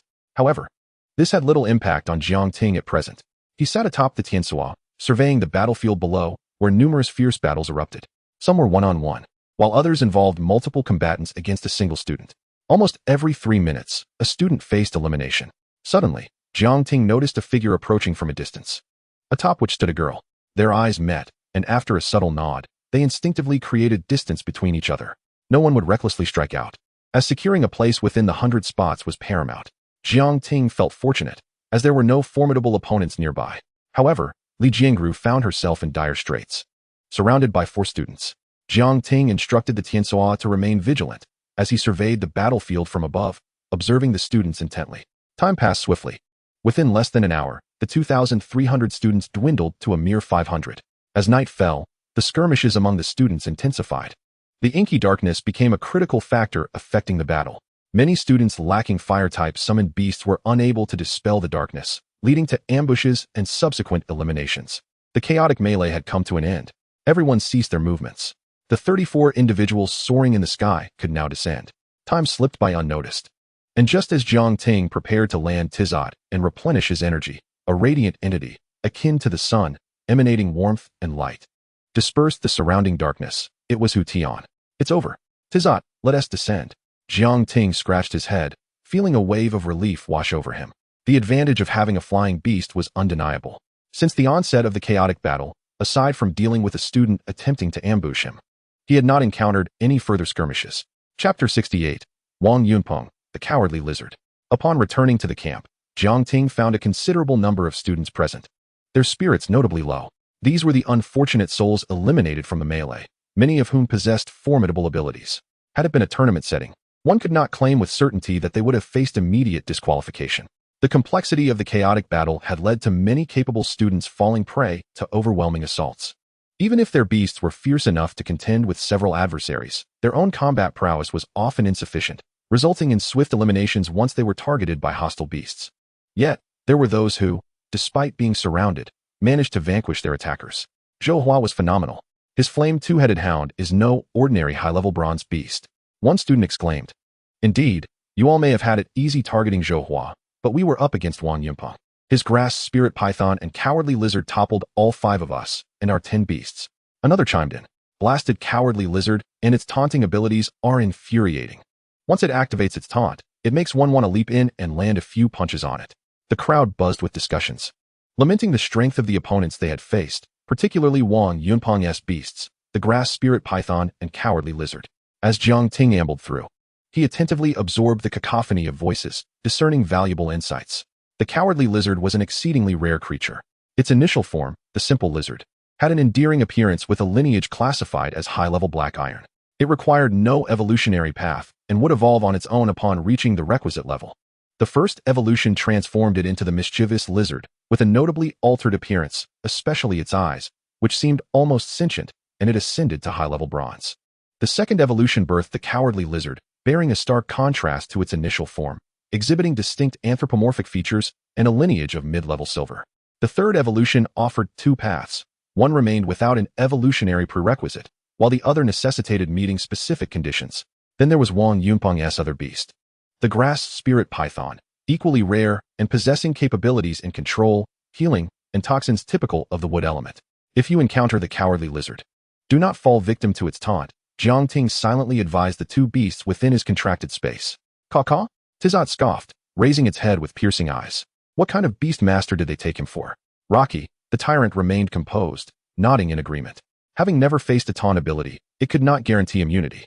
As a beast master, I shall do my utmost, it declared. The term Rocky series referred to beasts that had undergone the Rocky phase, regardless of their subsequent evolutionary forms. For instance, Tizot, currently a gale feather eagle, had evolved from a wind eagle and was part of the wind eagle series. Similarly, the storm giant eagle, also an evolution of the wind eagle, belonged to the same series. Beasts within the Rocky series, originally tempestuous in nature, would become increasingly volatile with each evolution, ultimately losing their capacity for rational thought and descending into sheer madness during combat. In contrast, the tyrant exhibited a higher intellect, a steadier demeanor, and a calm disposition. Jiang Ting surmised that when Tizot and the tyrant encountered the cowardly lizard, the likelihood of the tyrant succumbing to its taunting was minimal. As time progressed, the remaining students gradually returned to the camp. The siblings Li Dali and Li Jiangru had survived elimination.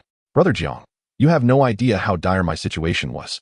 I was nearly eliminated, Li Dali exclaimed, rushing towards Jiang Ting with a bittersweet expression. Since becoming a beast master, he had never experienced such an intense ordeal, with both of his beasts on the brink of exhaustion. Indeed, I witnessed everything from above. Just as you dispatched one opponent, another was already fixating on you. Fortunately, you were swift. Otherwise, you would have found yourself surrounded and likely eliminated, Jiang Ting acknowledged with a nod. How fortunate it is to have a flying beast. Why didn't I contract one earlier? Li Dali lamented, momentarily stunned before his envy surfaced. At that moment, Hu Tian appeared before the gathered crowd. Noting the lateness of the hour, he instructed everyone to return and rest, to regain their strength for the score competition scheduled for 8 o'clock the following morning. The next day at 8 o'clock, sunlight streamed through the island's protective barrier, bathing Jiang Ting in warmth. Outside the camp, the forest had been completely cleared, leaving an expansive open area equivalent to several dozen standard football fields, ample space for bronze-tier beast masters to engage in combat. The 100 survivors from the previous day's chaos were once again presented with a spirit barrier orb. The rules for today were straightforward, one-on-one eliminations until the top 10 were determined. Now, please step forward to draw lots, Hu Tian, by Qiuming. And several instructors addressed the participants. One instructor held the lot box containing matching number cards. The 100 students lined up in an orderly fashion to draw their numbers. Soon, it was Jiang Ting's turn. I am number 43, he noted, observing the orb in his grasp emblazoned with the number 43, indicating he would participate in the 43rd match. The rules for this competition mirrored those of the previous melee, with only range restrictions placed on flying beasts. The altitude limit of 3,000 meters was virtually inconsequential, as bronze-tier beasts lacked the capability to strike at such heights. Isn't there supposed to be a height restriction? Someone questioned. This 3,000-meter limit feels virtually meaningless. What is the difference between having it and not? Surely, you want to directly attack the beast masters? No matter how high a flying beast ascends, if its master is eliminated, it loses its purpose, Hu Tian replied, his hands clasped behind his back. There are limits to endurance. Even if one were to soar high on a flying beast, they will eventually exhaust their stamina. The flying beasts I have encountered are numbered in the thousands, if not tens of thousands.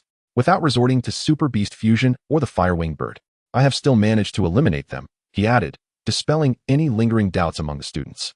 The competition commenced swiftly, with the initial matches showcasing intense exchanges between the beasts. It was not until Wang Yunpeng, Zhou Hua, and Li Jiangru took the stage that the pace quickened dramatically. Wang Yunpeng's combat was particularly expedient. He summoned only one beast, the cowardly lizard, which measured 2 meters in length and bore a coat of bronze-hued scales. With a disdainful smirk gracing his lips and a gaze laden with contempt, akin to that reserved for refuse, Wang Yunpeng faced his opponent, a student from Muting Middle School named Ji Huan, who commanded 2 advanced bronze-tier beasts. Chapter 69. The Battle Against Xiaoyu, Steel Wing Bird, and Vine Armor Ape. Taunt. Commanded Wang Yunpeng. The fearsome lizard struck the ground with its dual claws, emitting peculiar sounds from its throat, a cacophony reminiscent of both avian calls and beastly roars, suffused with provocation. Instantly, Ji Huan's 2 beasts fell under the sway of this taunt, compelled to engage the fearsome lizard. Bang, bang, bang. The scales of the fearsome lizard boasted exceptional defense and formidable power. It withstood the onslaught of Ji Huan's beasts, advancing boldly toward him. With a sudden burst of force, the fearsome lizard surged forward, its elongated claws shimmering ominously, exuding an aura of danger. As Ji Huan attempted to evade, it was too late. He was struck, and his protective barrier shattered. What strength! Ji Huan's beasts couldn't even breach the fearsome lizard's scales, unless unforeseen circumstances arose. Wang Yunpeng was poised to claim the top spot in this points competition. Not necessarily, for Zhou Hua's prowess is not to be underestimated. Moreover, the attributes of his 2 beasts perfectly counter Wang Yunpeng's. Witnessing Wang Yunpeng swiftly triumph over Ji Huan with but a single beast, the crowd erupted in astonishment. His fearsome lizard has grown even stronger. Amidst the spectators, Zhou Hua inhaled deeply, his expression grave. It is likely that Wang Yunpeng's grass spirit python has also seen a rise in power. I shall not entertain the notion of securing the top position this time. Li Jiangru observed the distant, arrogant figure of Wang Yunpeng, silently acknowledging his merit. This Wang Yunpeng is quite impressive. He has elevated the passive skill of the fearsome lizard's resilient scales to a masterful level. Typically, beasts of the same tier find it exceedingly challenging to breach the defenses of the fearsome lizard.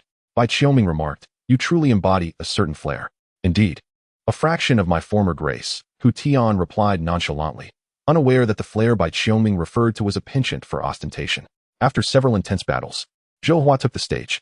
His adversary also commanded 2 advanced bronze-tier beasts, representing those fortunate enough to secure a position among the top 100 from the melee. While his own level may not have reached advanced bronze, both of his beasts assuredly had. The fire-type Blaze Fox and the wood-type Treant Warrior stood ready. Upon Zhou Hua's entry into the arena, Jiang Ting immediately summoned his 2 beasts. One was a fox with fur radiant as crimson flames, its voluminous tail inviting a touch, while the other was a towering 2-meter Treant, its trunk sprouting 2 arms. As it moved, the dense roots appeared to writhe like tentacles, sending shivers down the spine. Zhou Hua's opponent possessed a flying beast. As the battle commenced, the adversary aimed to leap onto his beast and ascend into the sky.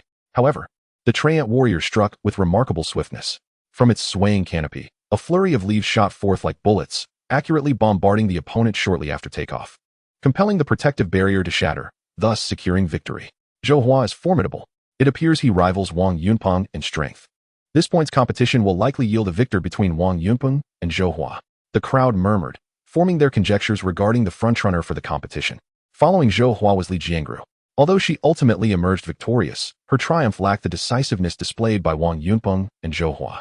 Even the discerning could recognize that while Li Jiangru surpassed others, she remained a tier below Wang Yunpeng and Zhou Hua. Next came Li Dali, whose battle was exceptionally fierce. His ice spirit's energy core was nearly depleted, and the giant rock elephant bore numerous wounds but managed to secure victory. Soon, it was Jiang Ting's turn to take the stage. "Go for it, brother Jiang." Li Dali cheered, returning with his 2 beasts in recovery, and fist-bumping Jiang Ting. Indeed, Jiang Ting nodded, smiling as he exchanged a fist bump with Li Dali.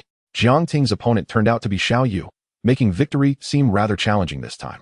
Li Jiangru approached Li Dali, observing Jiang Ting's opponent with a furrowed brow. "Is this Xiaoyu truly formidable?" Li Dali expressed confusion.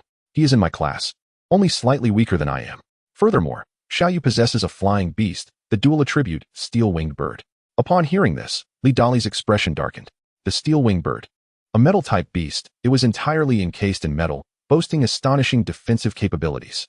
In its lower tiers, the steel-winged bird rarely encountered rivals of its kind, capable of flight, resilience, and offense. Who could prevail? It is hard to say. If Jiang Ting's Wind Eagle series can ensnare the steel-winged bird, then the outcome will hinge on the second beasts of both combatants. Jiang Ting's second beast, the Earthbreaker warrior from the Rock Cub series, is countered by Zhou Hua's second beast, the Vine Armor Ape, which possesses an advantage over the Earthbreaker warrior. I favor Xiao Yu in this matchup. As Jiang Ting entered the arena, he did not incite much discussion among the onlookers. However, Bai Qiongming and Hu Tian, well aware of Jiang Ting's potential, closely monitored the duel. Listening to Hu Tian's speculations, Bai Qiongming nodded slightly. In truth, she leaned towards Jiang Ting. However, expressing this would likely provoke Hu Tian. In the arena, Xiao Yu wasted no time, summoning both the steel-winged bird and the Vine Armor Ape.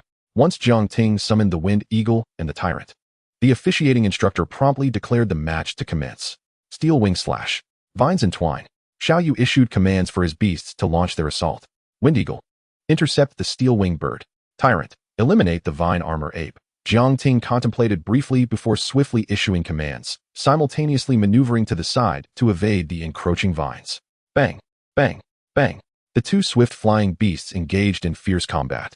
The Wind Eagle effortlessly unleashed a dozen wind blades, striking the wings of the steel-winged bird and thwarting its advance toward Jiang Ting. True to its metal nature, the steel-winged bird exhibited remarkable resilience. The 12 wind blades merely left a few cracks on its wings.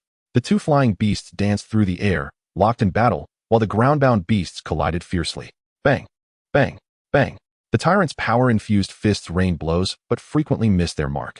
Even the occasional hit on the Vine Armor Ape barely affected it due to its protective vines. You possess the Earthbreaker warrior from the Rock Cub series, a surprising revelation. However, the Rock Cub beasts have a glaring weakness. Their heavy bodies restrict their speed. Regardless of your Wind Eagle series having the Wind Cloak ability, even at a master level, it currently lacks the opportunity to apply it to your Earthbreaker warrior. A smile crept across Xiao Yu's lips. He intended not to allow the Vine Armor Ape to bypass the tyrant to directly assault Jiang Ting. Rather, he aimed to determine the victor through the clash of their beasts. At present, the scales of victory seemed to tip in his favor. You speak the truth. Jiang Ting nodded, as the energy within him began to circulate, emitting waves of spiritual energy. If the tyrant refrained from employing Earthquake Fist, it would indeed struggle to neutralize the Vine Armor Ape. Tizot found himself ensnared by the steel-winged bird, incapable of bestowing the Wind Cloak upon the tyrant. The speed was insufficient to keep pace with the Vine-scale ape, and the tyrant would be gradually worn down to his demise. With a graceful gesture, Jiang Ting raised his palm, directing it towards the tyrant. A translucent, pale blue wind cloak swiftly enveloped the tyrant's form, a faint white aura manifesting upon his surface. The tyrant, his obsidian eyes fixed intently on the vine-scale ape, surged forward. His fist radiated a rich, earthy glow, exuding an overwhelming sense of might. Chapter 70. Battle against Li Jiangru and the Cold-Blade Spider. Startled, the vine-scale ape perceived the tyrant's previously sluggish speed suddenly escalate. With the increase in velocity came the sheer force of his fist. The reflection of that fist rapidly filled the vine-scale ape's vision, a moment of peril looming. In a desperate bid, thick, vine-like tendrils intertwined to form a net. Boom. The shattered rock fist was unleashed. The vine-scale ape let out a pained howl as its body was sent hurtling backwards like a ragged sack. Despite the cushioning effect of the vine net, its head still caved in under the impact of the shattered rock fist. Vine-scale ape, Xiao Yu exclaimed, calling out to his companion. The vine-scale ape emitted a mournful cry, its hands cradling its deformed head. In a haze of confusion, it was unable to respond to Xiao Yu's calls. Without the need for Jiang Ting's direction, the tyrant lifted his palm, unleashing earthen spikes. Bang, bang, bang. Xiao Yu dodged the first two spikes. Yet lacking the physical prowess of a beastmaster who could merge with a super beast, he ultimately fell short compared to his monstrous adversaries. The third spike breached Xiao Yu's protective barrier. A robust tree root surged in from beyond the battlefield, binding and dragging away the vine-scale ape. It was a means of transporting it for healing. I've lost. Jiang Ting, you are truly formidable. Xiao Yu, feeling the protective barrier of spiritual energy, summoned the steel-winged bird back. Taking a deep breath, he turned to Jiang Ting with a wry smile. You are impressive as well, Jiang Ting replied with a smile. If it were any other student, they would likely not have stood a chance against Xiao Yu. Yet, he possessed numerous advanced skills, and his mastery of the wind cloak meditation was also at an advanced level. Otherwise, the tyrant would not have been able to catch up to the vine-scale ape, nor would the shattered rock fist have rendered the vine-scale ape incapable of fighting back. Xiao Yu had been defeated. Jiang Ting's recently executed skill was indeed the Wind Cloak. His mastery of the Wind Cloak meditation had reached an advanced level. It was absurd. Both were in their first year of high school. Yet while my most proficient meditation method is merely at an intermediate level, he has attained an advanced level. One could only say Jiang Ting is extraordinary. As Xiao Yu descended from the stage, the crowd erupted in gasps, marveling at Jiang Ting's prowess. Brother Jiang is amazing. Now, he has triumphed over Xiao Yu. And soon he will defeat Zhou Hua and Wang Yunpeng to claim first place. Li Dali cheered. Li Jiangro's eyes widened in astonishment. She had initially thought Jiang Ting would be bested by Xiao Yu, only to see him nonchalantly dispatch Xiao Yu. Could it be that he had not yet revealed his full strength? His wind beast mastery surely encompasses combination techniques, which he had not employed. An instinctive feeling warned Li Jiangru that Jiang Ting was holding back. Contemplating this, Li Jiangru felt a shiver run down her spine. She feared she might no longer be his match. A month prior, she had considered Jiang Ting impressive, yet not a rival. However, with a month past, she realized she was outmatched. Placing her in Xiao Yu's position, the battle might have unfolded differently, but the outcome would remain the same. She would lose to Jiang Ting. Jiang Ting possesses remarkable abilities. Amidst the crowd, Zhou Hua gazed at Jiang Ting's silhouette, murmuring softly, "Penggu, why do you appear so solemn? Is that Jiang Ting placing pressure on you?" A subordinate beside Wang Yunpeng noticed the shift in his demeanor and inquired, "Pressure? No. He merely has enough merit to squander more of my time." Wang Yunpeng replied with a faint smile. It was all as anticipated. Based on current circumstances, Jiang Ting's strength ranked just below Wang Yunpeng and the other two. Bai Qiongming and Hu Tian were not particularly surprised by Jiang Ting's victory over Xiao Yu. Before long, 100 participants had been reduced to 50. Another round of drawing lots commenced to determine the 25 who would advance. Notably, the swift and decisive battles of Wang Yunpeng, Zhou Hua, and Jiang Ting led their opponents to forfeit. Meanwhile, Li Jiangru often required more time to secure her victories. This resulted in those matched against her feeling hopeful of their chances. Nevertheless, Li Jiangro's prowess rightfully placed her alongside Wang Yunpeng and Zhou Hua, ultimately leading to her victory. Conversely, Li Dali was quickly eliminated. As the series of battles concluded, only 7 remained. I have a bye? Among the 7, the first to draw was Wang Yunpeng, who surprisingly obtained a bye. This meant he could advance directly to the next round without participating in this one. Wang Yunpeng raised an eyebrow, taken aback. Yet for him, whether he had a bye or not was inconsequential. Even without a bye, he was confident in his ability to defeat the others. The remaining 6 engaged in the draw. Number 3. Jiang Ting glanced at the number ball in his hand, then looked towards Li Jiangru. What a coincidence. I am also number 3. Li Jiangru felt a swirl of emotions. Though she believed herself superior to Jiang Ting, facing him in battle left her uncertain of her chances of victory. This puts me in a difficult position. On one side stood his dear sister, while on the other, his close friend. Li Dali's gaze oscillated between the two. Feeling utterly helpless, he then had a sudden realization. Why not support each of them once? Soon, the drawing concluded, and the battles commenced. The first to enter the arena was Zhou Hua. Students who reached this round were generally formidable. Thus, it took Zhou Hua roughly 5 minutes to eliminate his opponent. In the second match, a contestant named Shi Chengxian from Hualin High School faced an opponent from a similar village-level school as Jiang Ting, although from a different province. Their strengths were closely matched, and neither possessed flying beasts. The fierce battle continued until both competitors' beasts were exhausted, ultimately leading to Shi Chengxian claiming victory by a narrow margin. Next came the battle between Jiang Ting and Li Jiangru, the fire monkey versus the cold blade spider. As Jiang Ting summoned his beast, he cast a glance at the cold blade spider. Its body was entirely black, with 8 flat, hairless appendages that resembled razor-sharp blades. Both the cold blade spider and the steel-winged bird belonged to the steel category, yet the cold blade spider was only partially covered in steel, far inferior to the steel-winged bird, whose entire body was encased in steel. However, this meant the cold blade spider possessed remarkable speed and agility. Screech, roar, Tizot, and the tyrant emerged from the summoning array. With the judge's command, the battle commenced. Fire monkey, fireball. Cold blade spider, steel blade slash. The fire monkey clapped its hands, conjuring a fireball the size of a basin, hurling it towards Jiang Ting. The cold blade spider dashed forward, its 8 steel-like claws springing forth with incredible elasticity. Both the fire monkey and the cold blade spider had their sights set on Jiang Ting. The fists of the Earthshaker warrior are terrifying indeed. Those who have faced defeat at the hands of Jiang Ting can attest to this with vivid clarity. Even as an observer, Li Jiangru is acutely aware of the situation. Thus, she resolves to evade the tyrant and launch a direct assault on Jiang Ting. A whirlwind swirls, the howling winds rise, and a tornado rapidly takes form in the center of the arena. The leaves, twigs, and debris on the ground are drawn into the vortex, transforming the once clear tornado into a murky tempest. Chapter 71. Overwhelming Power, the First Contest. The whirlwind promptly engulfs the fireball of the fire monkey. In an instant, the unremarkable tornado metamorphoses into a fiery cyclone. The fire monkey and the frostblade spider struggle to maintain control against the suction of the whirlwind, expending considerable effort and noticeably slowing down. "Come back," Li Jiangru exclaims in alarm, her body uncontrollably sliding toward the whirlwind. Fortunately, the vast expanse of the battlefield provides her some respite. She leaps onto the frostblade spider, swiftly maneuvering to Jiang Ting's flank. Here, the influence of the whirlwind is minimal. "Tiansuo, cast a wind cloak on the tyrant. Ascend into the sky and unleash your attacks freely." Jiang Ting stands firm, observing Li Jiangru's change of direction as he calmly issues commands. With a screech, Tiansuo applies the wind cloak to the tyrant and soars into the air. A flurry of wind blades rains down upon Li Jiangru, occasionally interspersed with powerful wind pressure cannons that devastate the ground, as if it were turned upside down. Seated atop the frostblade spider, Li Jiangru internally laments. The speed of the wind blades and pressure cannons is simply too swift. She dares not dismount from the frostblade spider. For unlike Jiang Ting, she lacks the wind cloak ability. Should she be forced to evade without the spider's assistance, she would inevitably be struck by Tiansuo's attacks, shattering her protective barrier. It seems Li Jiangru is nearing her limit. The frostblade spider is compelled to protect her, unable to spare a moment for offense.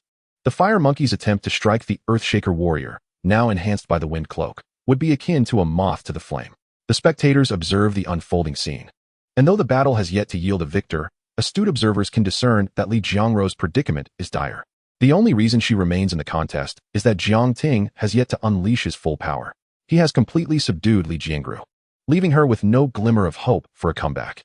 "Fire monkey, unleash your fire fist on him," Li Jiangru commands weakly, gazing at the tyrant, who stands resolute beside Jiang Ting like an immovable mountain. Defeat cannot be acknowledged. The fire monkey hesitates, glancing at Jiang Ting and then at the tyrant, whose form is wreathed in swirling air currents. Am I to strike an Earthshaker warrior clad in a wind cloak? Ultimately, the fire monkey obeys Li Jiangru's order. Charging towards Jiang Ting with a solemn expression, its right fist ignited in searing flames. With a sudden movement, the tyrant intercepts the fire monkey's attempt to circumvent him, delivering a simple yet powerful punch that sends the fire monkey sprawling. Indeed, the wind cloak proves its worth. Jiang Ting muses, observing the fallen fire monkey with a nod of approval. Had the tyrant not possessed the wind cloak ability, the fire monkey might have successfully bypassed him to launch an attack. At that moment, Tiansuo, soaring in the skies, seizes the opportunity. A precisely aimed wind pressure cannon strikes, shattering the protective barrier encasing Li Jiangru. As expected, Jiang Ting emerges victorious. The battle appears lackluster, devoid of bloodshed. Lackluster? Can you not discern the underlying intricacies? The absence of bloodshed in determining the victor only underscores Jiang Ting's formidable strength, as he utterly overwhelms Li Jiangru. "Thank you," the two acknowledge, retracting their beasts as they exit the battlefield side by side. Li Jiangru hesitates for a moment before whispering, "Just now, the tyrant had ample opportunity to unleash his skills and inflict severe injury upon the fire monkey. While healing is available on site, there would still be a significant aftermath. You are the sister of Li Dali. Such actions are but trifles," Jiang Ting replies with a nod. His restraint in refraining from employing the shattered rock fist against the fire monkey was indeed a consideration of this nature. Li Jiangru pauses briefly, quickly regaining her composure. Though her heart is filled with wry amusement, she had assumed Jiang Ting's reluctance to strike her was out of compassion, only to realize it was due to her status. She never expected that her brother, weaker than herself, could assist her in such a manner. Ping Gu, one of Wang Yunpeng's subordinates, remarks, observing the still composed Wang Yunpeng.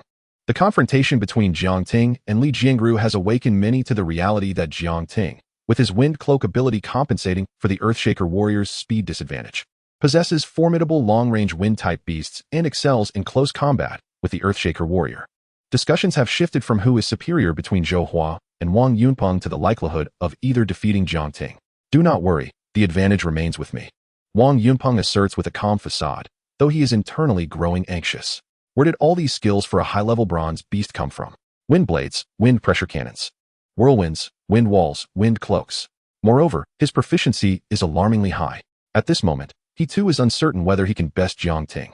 Since successfully constructing the beast space and awakening, I have entered the training room weekly, renting cultivation tools to elevate my level to high-level bronze. My grass spirit python and cowardly lizard undergo daily combat training, and I have even expended a fortune on expert guidance. No matter how talented you are, the ultimate victor will be me. Wang Yunpeng closes his eyes, silently encouraging himself. How on earth has this lad cultivated his beasts? Just now, the proficiency of his whirlwind reached mastery level. How many mastery level skills does he possess? Surprise flickers in Hu Tian's eyes. The students lack combat experience. Their insight's insufficiently sharp to recognize that Tiansua's whirlwind proficiency has reached mastery level. Yet Hu Tian has discerned this. Perhaps there is some secret to him? But what does it matter? Who among us is devoid of secrets? Bai Qiuming states calmly, her voice steady, though internally she feels a stir of emotions. Indeed. Hu Tian nods, acknowledging that he too harbors many secrets. Following the conclusion of the battle between Jiang Ting and Li Jiangru, only 4 contenders remain. Unexpectedly, Zhou Hua and Wang Yunpeng draw lots to face each other, while Jiang Ting is pitted against Shi Chengxian. Jiang Ting, could you go easy on me in our match? Shi Chengxian approaches Jiang Ting with a pained expression, for he is not even on par with Li Jiangru. What do you think? Jiang Ting smiles.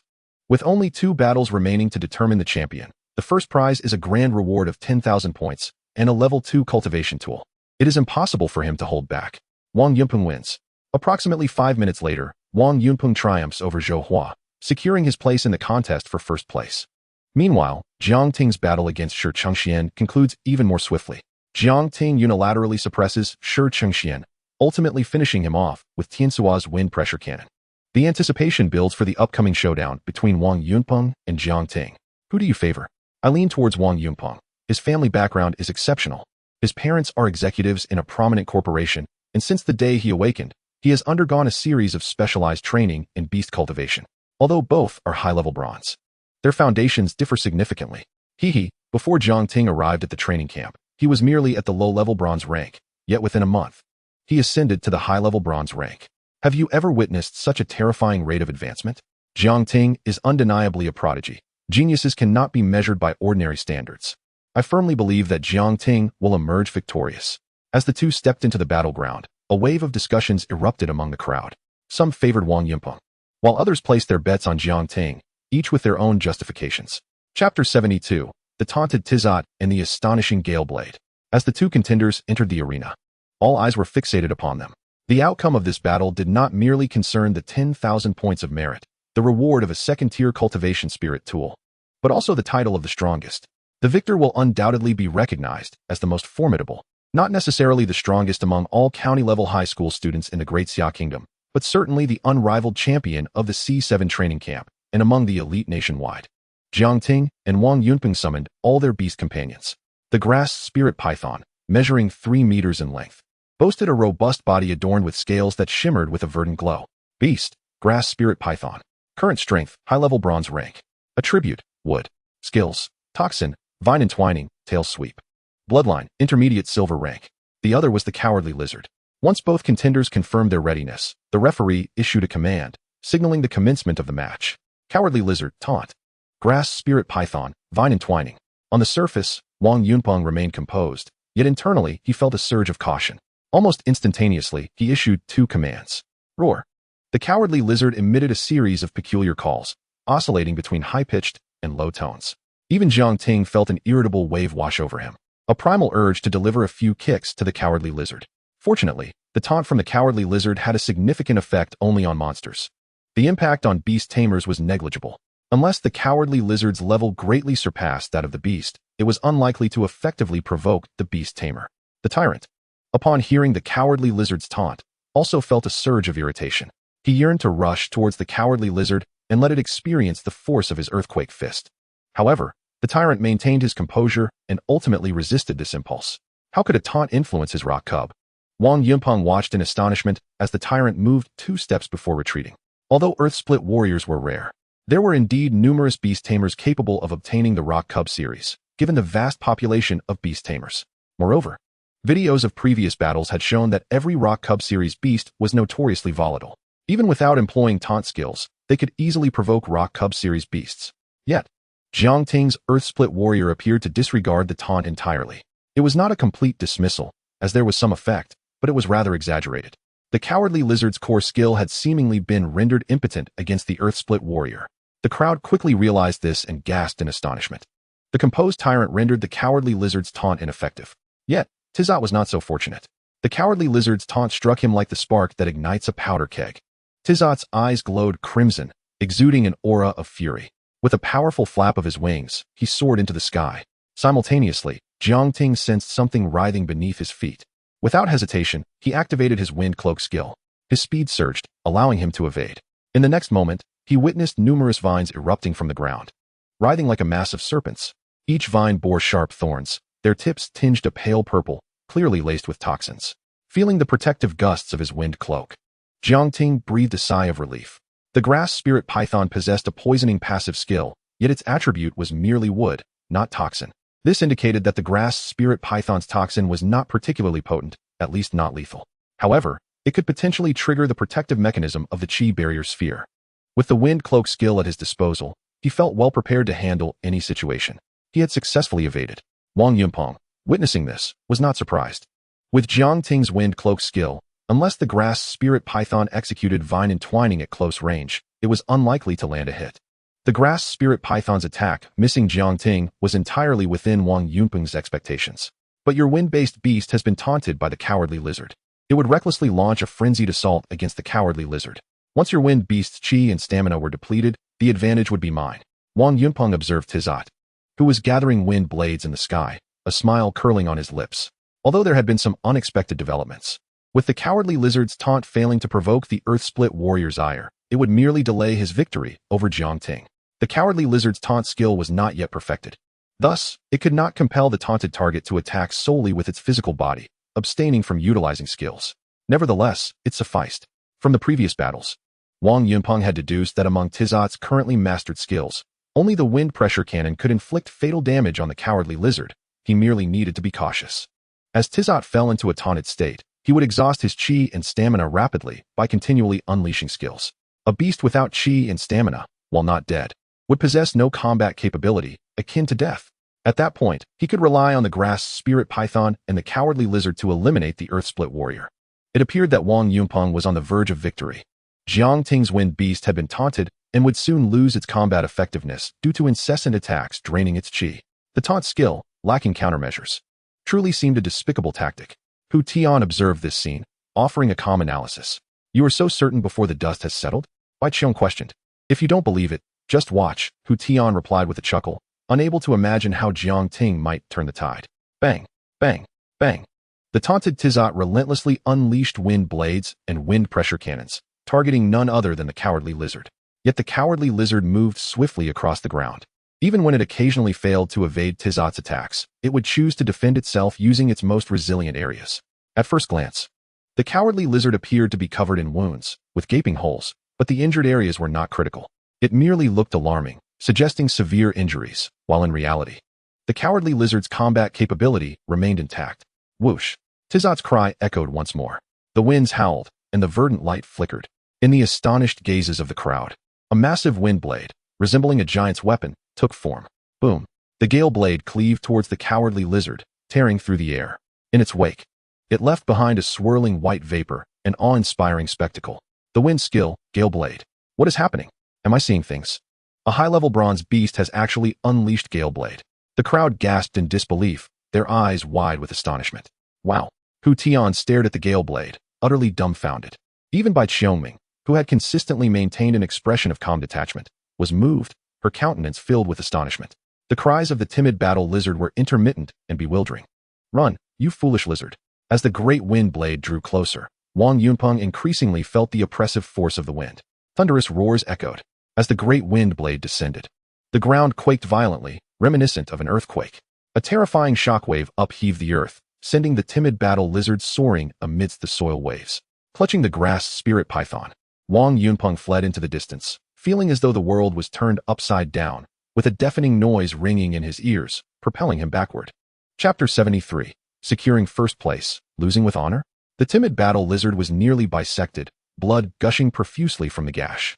Roots dragged the lizard away from the battlefield for treatment. Its injuries were grave. Without prompt healing, death was highly probable. However, such severe wounds necessitated a prolonged period of recuperation before it could resume training and cultivation. My timid battle lizard, Wang Yunpeng, covered in dirt and grime, rose from the ground, eyes bloodshot as he gazed at the lizard being taken away. His grasped spirit python was formidable, yet in his eyes, it paled in comparison to the importance of the timid battle lizard. Intermediate skill, Great Wind Blade. Wang Yunpeng, furious, stared at the immense chasm that had formed in the ground, momentarily taken aback. At that moment, Tianxua plummeted from the sky. After a relentless barrage, the remaining spiritual energy and stamina had dwindled. Releasing the Great Wind Blade caused Tianxua to momentarily lose consciousness, feeling weak. Fortunately, as a high-ranking bronze tier, falling to the ground resulted only in some pain, with no serious repercussions. Wind Cloak. Jiang Ting, with a wave of his hand, cast the Wind Cloak skill on Tyrant. Bang! Tyrant disregarded the grass spirit python, effortlessly tearing through the vines that ensnared him. Ultimately, with a simple yet powerful punch, Tyrant shattered Wang Yunpeng's protective shield, sealing the victory. This battle was truly an eye-opener. The display of intermediate skills was extraordinary. Jiang Ting was simply remarkable. The crowd exclaimed in awe. Intermediate skills are generally mastered only when the Beast Master reaches the golden tier. Sister, how do you perceive your brother's judgment and discernment? Having established a close rapport with Jianggu early on, he had successfully secured a powerful ally. Witnessing even Wang Yunpeng's defeat at Jiang Ting's hands, Li Dali proudly placed his hands on his hips. Although his strength was lacking, his ability to ally himself was commendable. Li Jiangru was speechless. She had never realized her brother possessed such audacity. However, she acknowledged that her brother was not mistaken. Jiang Ting was indeed formidable. You are mistaken. Bai Qiuming, seeing Hu Tian's defeated expression, could not help but chuckle. Who would have thought this lad's beast mastery would be so outrageous? Mastering intermediate skills at the high bronze tier. Hu Tian scratched his head, attempting to mask his embarrassment. This indicated that his wind-type beast's final evolutionary form likely possessed a remarkably high lineage, possibly platinum or even starry tier. Bai Qiuming observed Tianxua being recalled into Jiang Ting's beast space and conjectured, it's highly probable. According to the latest research, if a beast's evolutionary path leads to a final form with a high lineage, the skills mastered will be numerous and of a higher caliber, allowing for the acquisition of advanced skills at a lower level. Hu Tian nodded in agreement. With the first place determined, the next battles would determine 2nd and 10th places. Peng Gu, your timid battle lizard is in dire straits. It will be at least half a month before it can undergo training again. One misstep leads to another. Wang Yunpeng's subordinate remarked ominously, a shadow of darkness flickering in his gaze. Oh, and what do you propose we do? Wang Yunpeng scoffed softly. The matter of the timid battle lizard already vexed him, and his subordinate's reminder only stoked the flames of his irritation. While it was true that Jiang Ting was beyond reproach in the training camp, once they left, with Peng Ge's parental connections, dealing with a village-level student would be a trivial task. I saw you in Jiang Ting's battle, and many people recorded it on their phones. Those videos cannot be allowed to circulate. His subordinate whispered urgently. Having spent considerable time together, he believed he understood Wang Yunpeng well. He liked to show off. And such a battle, detrimental to his reputation, would undoubtedly be suppressed. Fool. Wang Yunpeng's inner fury could no longer be contained, and he hissed in reproach. What have I said that is wrong? His subordinate was taken aback, confusion etched on his face. Do you think Jiang Ting is formidable? Indeed. How does his potential compare to mine? Not as great as Peng Ge's. Speak honestly, I won't hold it against you. After a few exchanges, Wang Yunpeng found himself calming down. His subordinate hesitated, scrutinizing Wang Yunpeng for a considerable time, sensing that he was not speaking falsely. Taking a deep breath, he summoned his courage to declare, that's incredible. In the past, among students of municipal high schools, there were hardly any with high bronze tier beasts mastering intermediate skills. Peng Gu, you aren't even worthy to carry Jiang Ting's shoes. Bang! Wang Yunpeng's lips twitched as he delivered a playful slap to his subordinate's head. Peng Gu, why did you hit me? His subordinate looked at Wang Yunpeng with a grievance. Did we not agree to speak the truth? Your words cut like daggers, wounding my heart. Wang Yunpeng ignored his subordinate's pained expression and continued, I would be mad to target Jiang Ting. His growth rate is so rapid that if he maintains such momentum, he could easily choose any top-tier Beastmaster university, even the 3 premier institutions. To have my parents exert influence against Jiang Ting, wouldn't that be a grave mistake? Furthermore, regarding my defeat by Jiang Ting, I should not conceal it, but rather publicize it far and wide. Huh. His subordinate's eyes widened in shock. Wang Yunpeng's earlier statements were comprehensible, but the latter part was utterly confounding. To lose to Jiang Ting and publicize it, is losing considered an honorable feat? Haha, you are clearly suited only to be a sidekick. If Jiang Ting rises swiftly, then losing to him is not shameful. On the contrary, I sincerely hope he strengthens his path as a beast master, defeating more talented individuals along the way. In that case, my loss to him would not only be devoid of shame, but would also enhance my reputation. Wang Yunping's gaze grew inscrutable, a smirk gracing his lips. But many people have videos. Penggu, you lost to Jiang Ting so quickly, with barely a chance to retaliate. His subordinate remained perplexed. Spend a little money. This can easily be resolved.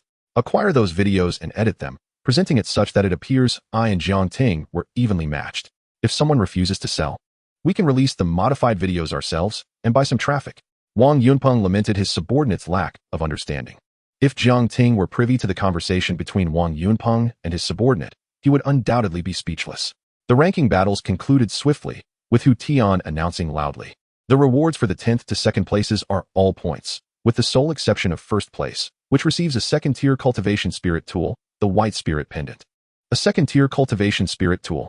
Damn it, I heard that Jiang Ting was merely a low-level bronze rank just a month ago. And now he has ascended to high bronze rank. With such a 2nd-tier cultivation spirit tool in his possession, it is likely that by the conclusion of the training camp, he will reach the silver rank. Perhaps, he may not even need to wait until the camp's end. I believe Jiang Ting could achieve silver rank even sooner. I yearn for a cultivation spirit tool. My appearance is quite appealing. I wonder what Jiang Ting thinks. Dude, you're a guy? Amidst the envious gazes of the crowd, Jiang Ting approached by Qiuming. Congratulations, Jiang Ting, on receiving the 1st month's training camp, 1st place reward. This is also the most valuable reward among the 3-point competitions.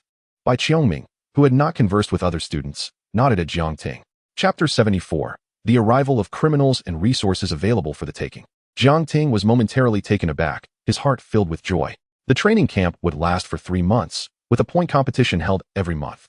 To his astonishment, the reward for 1st place in the 1st month's competition turned out to be the best among the 3 competitions.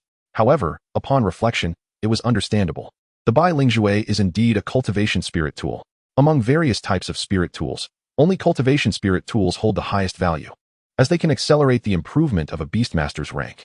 For a beastmaster to enhance their strength, having an appropriate meditation method, a training room, and cultivation spirit tools are of paramount importance. Just like students in municipal schools, even those who are not particularly powerful can utilize cultivation spirit tools for a limited time each month. In contrast, students from lower-tier schools have no opportunity to use cultivation spirit tools unless they pay for it themselves. My goodness, Bai Lingjue is the best reward among the 3-point competitions. How infuriating that the best prize has been claimed by Jiang Ting. I truly envy him. Upon hearing Bai Qiuming's words, the gazes of numerous students toward Jiang Ting were filled with envy. Is Bai Lingjue truly the best reward? There are still 2 more opportunities ahead. Who knows, there may be more cultivation spirit tools. Some students, like Wang Yunpeng, despite losing to Jiang Ting in the 1st competition, did not succumb to despair. Instead, their unwillingness to accept defeat motivated them to work even harder after the competition, striving to claim 1st place in the subsequent 2 competitions. Yet, knowing that the rewards for the next 2 would not match the Bai Lingjue, they sighed inwardly. With the 1st month's point competition officially concluded and all rewards announced, numerous students prepared to disperse. Some would go hunt monsters to earn points, while others would practice meditation methods to enhance their own strength. Just then, an announcement was made. Hu Tian stepped forward, his voice amplified by spiritual energy, resonating throughout the camp, ensuring every student could hear him clearly. Is there more to discuss? Could there be another situation? Many students paused in their departure, their curious gazes fixed on Hu Tian as they awaited his next words. Starting tomorrow, a group of criminals, approximately 100 in number, will be scattered across the island. They were originally sentenced to death, so if you encounter them, you may act without reservation. This is also to allow you to experience bloodshed ahead of time. Hu Tian's words instantly stirred a tempest of reactions. Criminals? 100 death row offenders.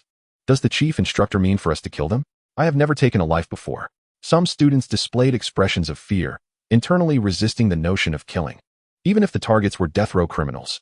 Others, however, were eager and looked forward to the morrow. What rewards might await? Jiang Ting remained calm. While he could not condone the indiscriminate killing of innocents, Hu Tian did specify that these criminals were to be executed. Moreover, criminals facing execution typically have blood on their hands, having harmed innocent beastmasters and significantly impacted society.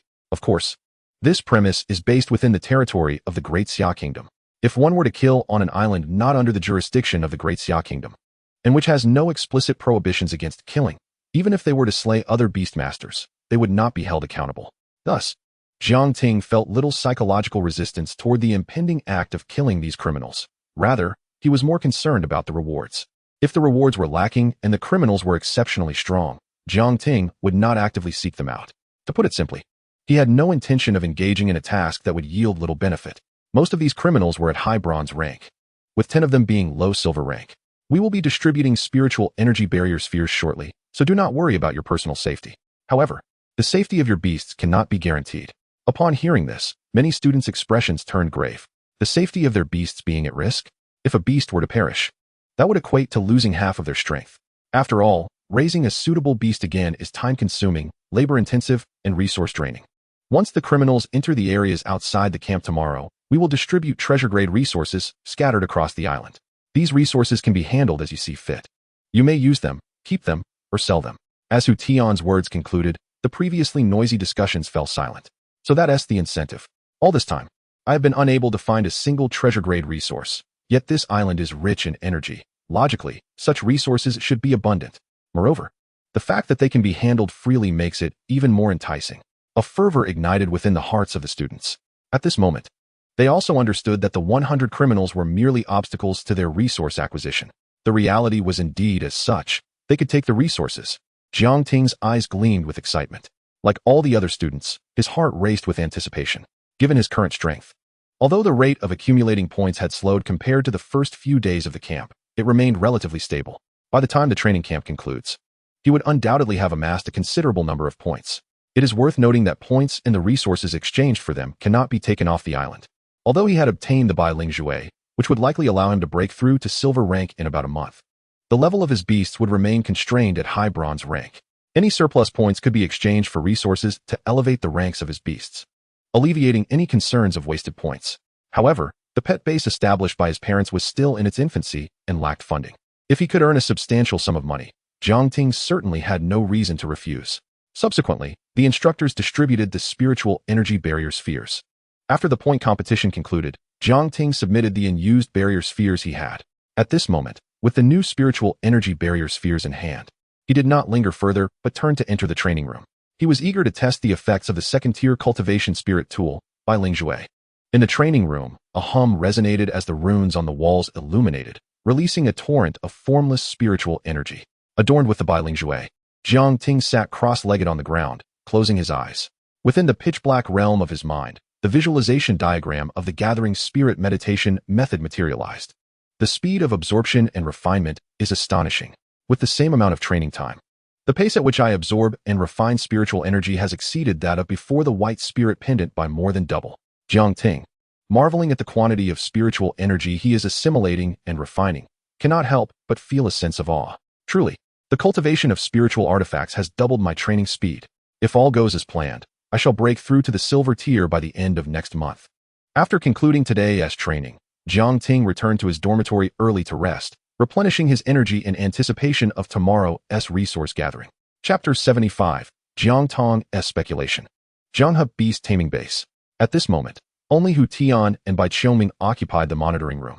The other instructors were escorting 100 criminals to various locations on the island. Unexpectedly, one of the criminals assigned to them was Gu Ming. Hu Tian raised an eyebrow, his surprise evident as he observed one of the surveillance screens. The footage revealed a fierce-looking young man. Upon being delivered to a valley, he immediately summoned 2 beast companions. Both were low-level silver-tier beasts, a massive, springy battle frog the size of a grinding wheel, and a 3-meter-tall, shadowy bear with elongated claws resembling blades. Enshrouded in black mist, Gu Ming stands as the foremost low-level silver tier among the 100 criminals, unmatched in strength. I hope these students will recognize the danger and retreat. Otherwise, encountering Gu Ming without choosing to flee could have dire consequences, especially if even one of his beasts were to perish, as the repercussions would be significant. Bai Qiuming remarked. Before escorting the criminals to the C7 training camp, she had gathered some intelligence on them. The other 9 low-level silver-tier beasts could hardly hope to slay a typical beast master of their rank. Only Gu Ming is an exception, holding a record of 3 kills against peers, showcasing his ferocity in combat. Have you contacted the Ma group? Hu Tian inquired of Bai Qiuming. I have. The evolutionary route and meditation techniques for the Earth-Shatter warriors will be delivered in half a month. With the acquisition of the White Spirit Pendant, along with the perfected spirit gathering meditation method and the second-level training room within the camp, it was easy for the 2 of them to deduce that Jiang Ting would break through to the silver tier in a month's time. The transition to the silver tier signifies a qualitative change for both beast tamers and their beasts, with spiritual energy permeating every corner of their bodies. resulting in a substantial enhancement of physical capabilities. Upon reaching the silver tier, a beast tamer gains the ability to arm their beasts. However, to do so, one must not only prepare the necessary resources, but also master the corresponding meditation techniques. The materials and meditation methods for the Earth Shatter Warriors are under the purview of the Ma Group. Given Jiang Ting's exceptional performance, Hu Tian utilized his authority to procure the requisite materials and meditation techniques for Jiang Ting's transformation into an Earth Shatter Warrior. That is indeed remarkable. It is surprising to see so many county-level students here. While there are several high-level bronze-tier individuals among them, it is Jiang Ting, the one with the lowest rank, who is the first to break through to the silver tier. Hu Tian nodded, filled with sentiment. Bai Qiongming remained silent, yet her shifting gaze mirrored Hu Tian's sentiments. Even at their age, their advancement in rank was nowhere near as swift as Jiang Ting's. Meanwhile, in Suzhou City, Zhejiang Province, each of the 13 provinces in the Great Xia Kingdom boasts a core city, characterized by its prosperity and development. The beast tamers residing in these core cities generally possess superior strength compared to those in ordinary cities, with platinum-tier beast tamers not being uncommon. Suzhou City stands as the core city of Zhejiang Province. Under the night sky, a figure leaned against the window on the second floor of a serene villa, nestled among mountains and rivers, gazing at the shimmering reflections upon the water's surface.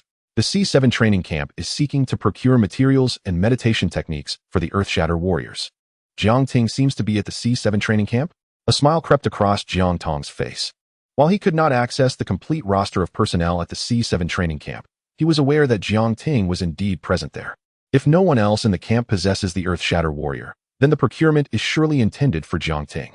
As for Jiang Ting's rock cub evolving into an Earth Shatter Warrior, Jiang Tong felt only mild surprise, not bewilderment. After all, there is a rock cub and a corresponding evolutionary route within the C7 training camp. It is astonishing that he is on the verge of becoming a silver-tier beast tamer in such a short span of time. After a moment of contemplation, Hu Tian suddenly had a thought. Jiang Ting is currently isolated within the training camp, cut off from the outside world. However, his parents remain in Yanglu Town. Gather detailed information about Jiang Ting's parents and their recent circumstances. Jiang Tong dispatched a message to his subordinates. Soon enough, the information regarding Jiang Ting's parents and their current situation was relayed to Jiang Tong. They have established a beast taming base named Jianghe, selling free beasts provided by the authorities. The situation appears dire. Yet, this aligns perfectly with my intentions. Upon reviewing the information, Hu Tian smiled. The startup capital for establishing a beast taming base is relatively low, requiring merely a few $100,000. However, sustaining such a base and achieving profitability poses significant challenges. Without connections, a base is likely to fold swiftly. Firstly, the types of beasts for sale lack the necessary connections and unique, powerful beasts to garner recognition. Without a reputation, potential customers will not come to purchase.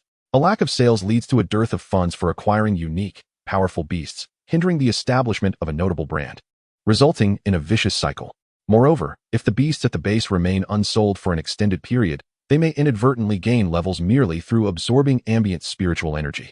However, a beast tamer can only contract beasts of a lower rank, with the maximum level not exceeding their own. The beasts at Jiang Ting's parents' base are 3 types of limited potential free beasts: fire monkey, water crocodile, and leaf dog. A beast taming base of this nature should seek partnerships with various schools to sell their beasts en masse, thereby facilitating a swift influx of capital. Schools are also supported by official entities in their procurement. However, ordinary beast taming bases lack the necessary identity and background to secure such collaborations. Thus, Jiang Ting's parents' base finds itself ensnared in this predicament. It is still uncertain whether Jiang Ting will indeed ascend to the silver tier once the training camp concludes. If that is the case, I shall promptly present several projects to collaborate with Jianghe Beast Taming Base. Jiang Tong ultimately restrained his impulses. As dawn broke, Jiang Ting waved goodbye to the Li siblings and departed the camp alone. He was not surprised by their choice to act together.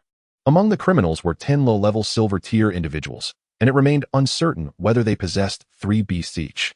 Yet, even with a single beast, it would constitute a significant disadvantage for most beast tamers. Apart from the Li siblings, numerous students within the training camp also opted to form teams. Although this may result in diminished returns and potential discord over uneven distributions, the enhancement in safety was substantial. Gazing intently at the ground, one might discern the glowing resources alongside faces that do not belong to students. After departing from the camp, Jiang Ting summoned Tizot. Perched upon Tizot's back, he soared into the sky. Chapter 76, The White Sphere, the Ridge Lizard, and the Mighty Gu Ming. Caw. Soon, Tizot, utilizing its eagle eye, pinpointed an object on the ground. It was a transparent sphere emanating a faint white luminescence, a resource ready for collection. As Tizot descended, Jiangting clearly observed the white sphere. The resources distributed by the training camp were contained within these specially designed white spheres. The white sphere functioned as a unique vault, which could only be opened through specific means. If one attempted to forcibly destroy it, the resources within would be automatically obliterated. To achieve such destruction, one would need to possess at least the strength of a low-level golden rank. The utilization of white spheres for resource containment was also a measure to prevent monsters and criminals from seizing them. Roar. Beside the white sphere lurked a low-level silver rank monster. This creature, a 3-meter-long lizard covered in gray-brown scales, boasted spiny protrusions of gray-brown rock along its back, extending from its head to the tip of its tail. The ridge lizard. Jiangting observed this gray-brown lizard. Despite its level, his data perception could not take effect. Nevertheless, the knowledge acquired over the past few days regarding beast taming flooded his mind. Monster, ridge lizard. Current strength, low-level silver rank. Attribute, earth. Skills, ridge scales, rock spikes. Earth spikes. Bloodline, low-level silver rank. The ridge lizard's attack power was not particularly formidable, but its agility and robust scales provided considerable defense, making it exceedingly difficult for similarly ranked beasts to dispatch it swiftly. Roar. Drawn by the allure of the white sphere, the ridge lizard approached. While the white sphere protected the resources, it did not completely insulate them from the spiritual fluctuations emanating within. Upon noticing Jiangting and Tizot, the ridge lizard emitted a threatening roar, attempting to intimidate them into retreating. Wind pressure cannon. Jiangting's eyes flickered, and without hesitation, he commanded Tizot to initiate an attack. Whoosh. A solid blue beam surged forth, striking the ridge lizard. Bang. The ridge lizard, unable to evade in time, slightly adjusted its position to absorb the impact of the wind pressure cannon. The cannon, possessing formidable penetrating power, immediately created a gaping wound on the ridge lizard's back. Roar. The ridge lizard was taken aback. Despite being an earth-type monster and possessing commendable agility, it was still struck by the wind pressure cannon. Even though its level surpassed that of Tizot, the pain coursing through its body ignited the ridge lizard's ferocity, its eyes turning crimson, with its front claws pounding the ground. It created a dull thud and stirred up clouds of dust. Earth spikes? Jiangting sensed a shift in the ground beneath him, as if something sharp was about to erupt from the earth. He swiftly moved sideways to evade 3 earth spikes glimmering with a yellow hue. Roar? The ridge lizard, bewildered by this turn of events, let out a puzzled roar. Evaded? Its earth spikes had previously proven effective against high-level bronze monsters, yet now, a high-level bronze human had managed to dodge them. This caused the ridge lizard to question its own existence. The proficiency of its earth spikes had reached at least a minor success level. Without the dedicated training of a beast tamer, achieving such an enhancement, even for a low-level skill, indicated the ridge lizard's potential. Jiangting reflected on the 3 sharp earth spikes and concluded that his ability to evade them stemmed purely from his current physical attributes, not to mention strength. His reflexes and speed, aided by the wind cloak meditation method, had already surpassed those of his peers in the realm of beast taming. As long as he remained dedicated to practicing the wind cloak meditation, his speed would only increase, easily surpassing even those of higher-ranked beast tamers. A swift beast tamer naturally held significant advantages, one of which was the ability to engage in battle without excessive concern for their beast's safety. Wind pressure cannon. Aimed at its head. Bang. Another wind pressure cannon was launched. Although the ridge lizard could not evade, it twisted its body, using other parts to absorb the impact. Caw. Tizot, witnessing this, grew indignant and unleashed a flurry of wind blades. However, the ridge lizard's robust defense, with scales even covering its neck, rendered the wind blades largely ineffective. Only the wind pressure cannon could shatter the ridge lizard's scales and inflict notable damage. Of course, had Tizot employed the gale blade, it would have undoubtedly vanquished the ridge lizard in a single strike. Yet, the consumption of a mid-level skill was too great for Tizot at this moment, preventing its use more than a few times. Roar. Enduring continuous damage, the ridge lizard's breath grew increasingly ferocious. The wind pressure cannon's inability to strike crucial points made it difficult to dispatch the ridge lizard swiftly. In future encounters with such monsters, it would be prudent to leave the task to Tyrant. The number of resources allocated by the training camp was limited, and other students were also searching for resources.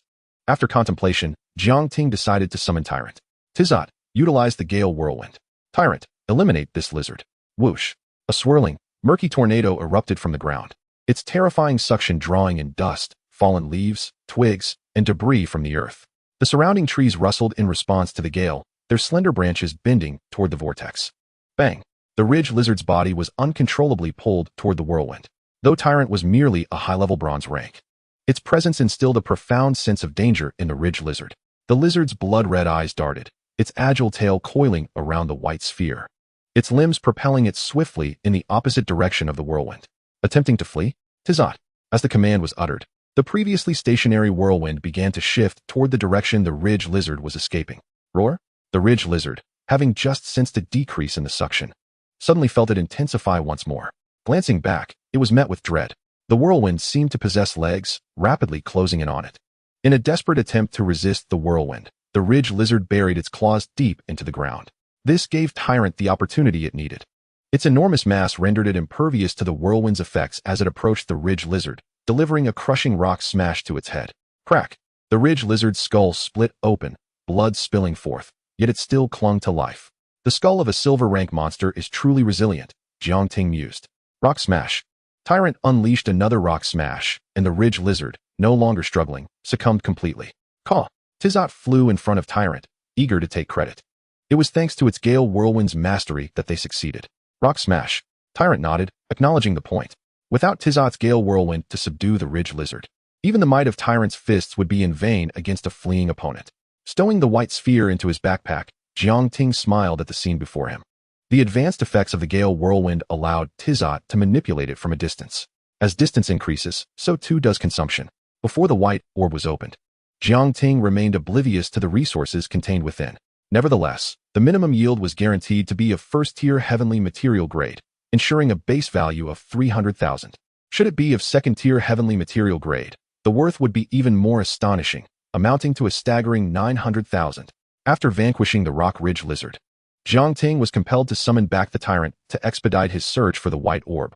Otherwise, the pursuit would be significantly hampered. After all, Tizot possessed remarkable flight speed, while the sluggish Tyrant could hardly keep pace. Summoning and retracting summoned beasts invariably consumed the energy of a beastmaster. Time elapsed, and in the blink of an eye, 2.5 days had passed. The minimum yield thus far was a resounding 3 million. Standing amidst a grove, Jiang Ting retrieved a white orb from beside the carcass of a monster and stowed it in his backpack. At this moment, his backpack contained a total of 10 white orbs. Over the course of the past 2.5 days, he encountered 5 criminals, none particularly formidable, all of whom belonged to the advanced bronze tier.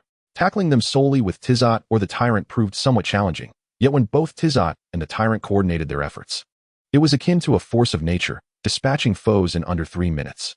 Jiang Ting felt little discomfort in not personally slaying the criminals. Rather, it was through the prowess of his summoned beasts. Uncertain of how many resources remained, Jiang Ting called back the Tyrant and piloted Tizot skyward once more. Resources were finite, and with 2.5 days gone, he had no way of knowing how many remained. Although he already possessed 10 white orbs, the highest yield among all the students he encountered, he would not disdain any additional resources he could procure. Just as Tizot soared a short distance, it alerted Jiang Ting to a distant dark speck. A flying monster, perhaps? Observing the dark spot, Jiang Ting noted that this island harbored aerial creatures. While their numbers were few, they were formidable, most being of the advanced silver tier. Previously, Jiang Ting had opted to evade them, but this time he decided to land Tizot first. Caw! Upon closer inspection, Jiang Ting discerned that the flying beast was not alone. There were several individuals atop it, 5. To be precise, with Tizot's adept eagle-eyed vision, Jiang Ting could not clearly make out the details, but Tizot saw everything with clarity. Since the flying beast was carrying people, it was likely that they were instructors escorting eliminated students. Analyzing the information relayed by Tizot through their bond, Jiang Ting felt a wave of relief wash over him. Thus, he instructed Tizot to continue onwards. As the 2 flying beasts approached, Jiang Ting finally perceived the form of the previously indistinct speck, a colossal eagle, its feathers resembling those forged from gold. Upon its back were 5 individuals, 1 instructor and 4 students. The students appeared pale, their eyes unfocused, and their breaths unsteady. Just as Jiang Ting had surmised, the instructor was escorting the students, who were evidently suffering from the mental backlash of their beasts' deaths, a consequence of the severed contract. They had likely encountered a low-tier silver criminal. Otherwise, even if the students were outmatched by an advanced bronze-tier criminal, their beasts should not have been slain. Jiang Ting scrutinized the 4 students, recognizing them dimly. Although their beastmaster ranks had not reached the advanced bronze tier, both of their beasts were genuinely of that caliber, with combat prowess ranking among the upper echelons of all students. Be cautious of a criminal named Gu Ming in the valley ahead. He is of low-tier silver grade. Gu Ming possesses a formidable elastic battle frog. Even our four combined cannot match him, and we already lost one beast. The four students spotted Jiang Ting and immediately shouted a warning. Low-tier silver criminal Gu Ming possesses an elastic battle frog. We four are no match for him, they reiterated. Thank you for the warning. Jiang Ting nodded appreciatively, simultaneously preparing to redirect Tizot's exploration. Given that Gu Ming could kill a beast even when four were united against him, it was evident that his strength placed him among the most formidable of low-tier silver criminals. Gu Ming has 10 white orbs. One student hesitated before adding. Jiang Ting's gaze flickered at this revelation. It would be somewhat remiss not to pursue Gu Ming now. Tizot, follow the trajectory of the golden-winged eagle and focus your attention on the valley. Let us see if we can locate the criminal, he commanded. Tizot, understanding the directive, flapped its wings vigorously and soared ahead, its keen eyes absorbing the landscape below. Approximately 15 minutes later, a valley came into view. Caw. Tizot observed that amidst the formerly dense woodland lay an expanse of open ground. Several summoned beasts were engaged in combat there, one of which was the frog. Jiang Ting promptly directed Tizot to descend outside the valley. Upon landing, he summoned the tyrant and swiftly made his way into the valley. More students have arrived. Gu Ming noted, his sharp instincts alerting him as he glanced toward the dark spot in the sky, a cruel smile creeping across his lips. During his capture by the Great Xia Kingdom, he had lost one beast, yet he still possessed 2 low-tier silver beasts. In Gu Ming's eyes, the students from the training camp were utterly ineffectual. The earlier 4 students, dispatched by the golden-winged eagle, had seen their beasts fall to Gu Ming's hand. Moreover, triggering the students' energy barrier spheres was also advantageous for criminals. Activating one would delay their execution by a month. Securing a white orb would extend their reprieve by half a month. The specter of death loomed ominously, and Gu Ming had slain over a dozen ordinary beastmasters, deriving a perverse satisfaction from the fear he sensed in their final moments, knowing he too would ultimately face death, yet yearning to postpone it. Ribbit, ribbit. In the center of the clearing, Gu Ming's 2 low-tier silver beasts effortlessly fended off the attacks of 5 advanced bronze beasts.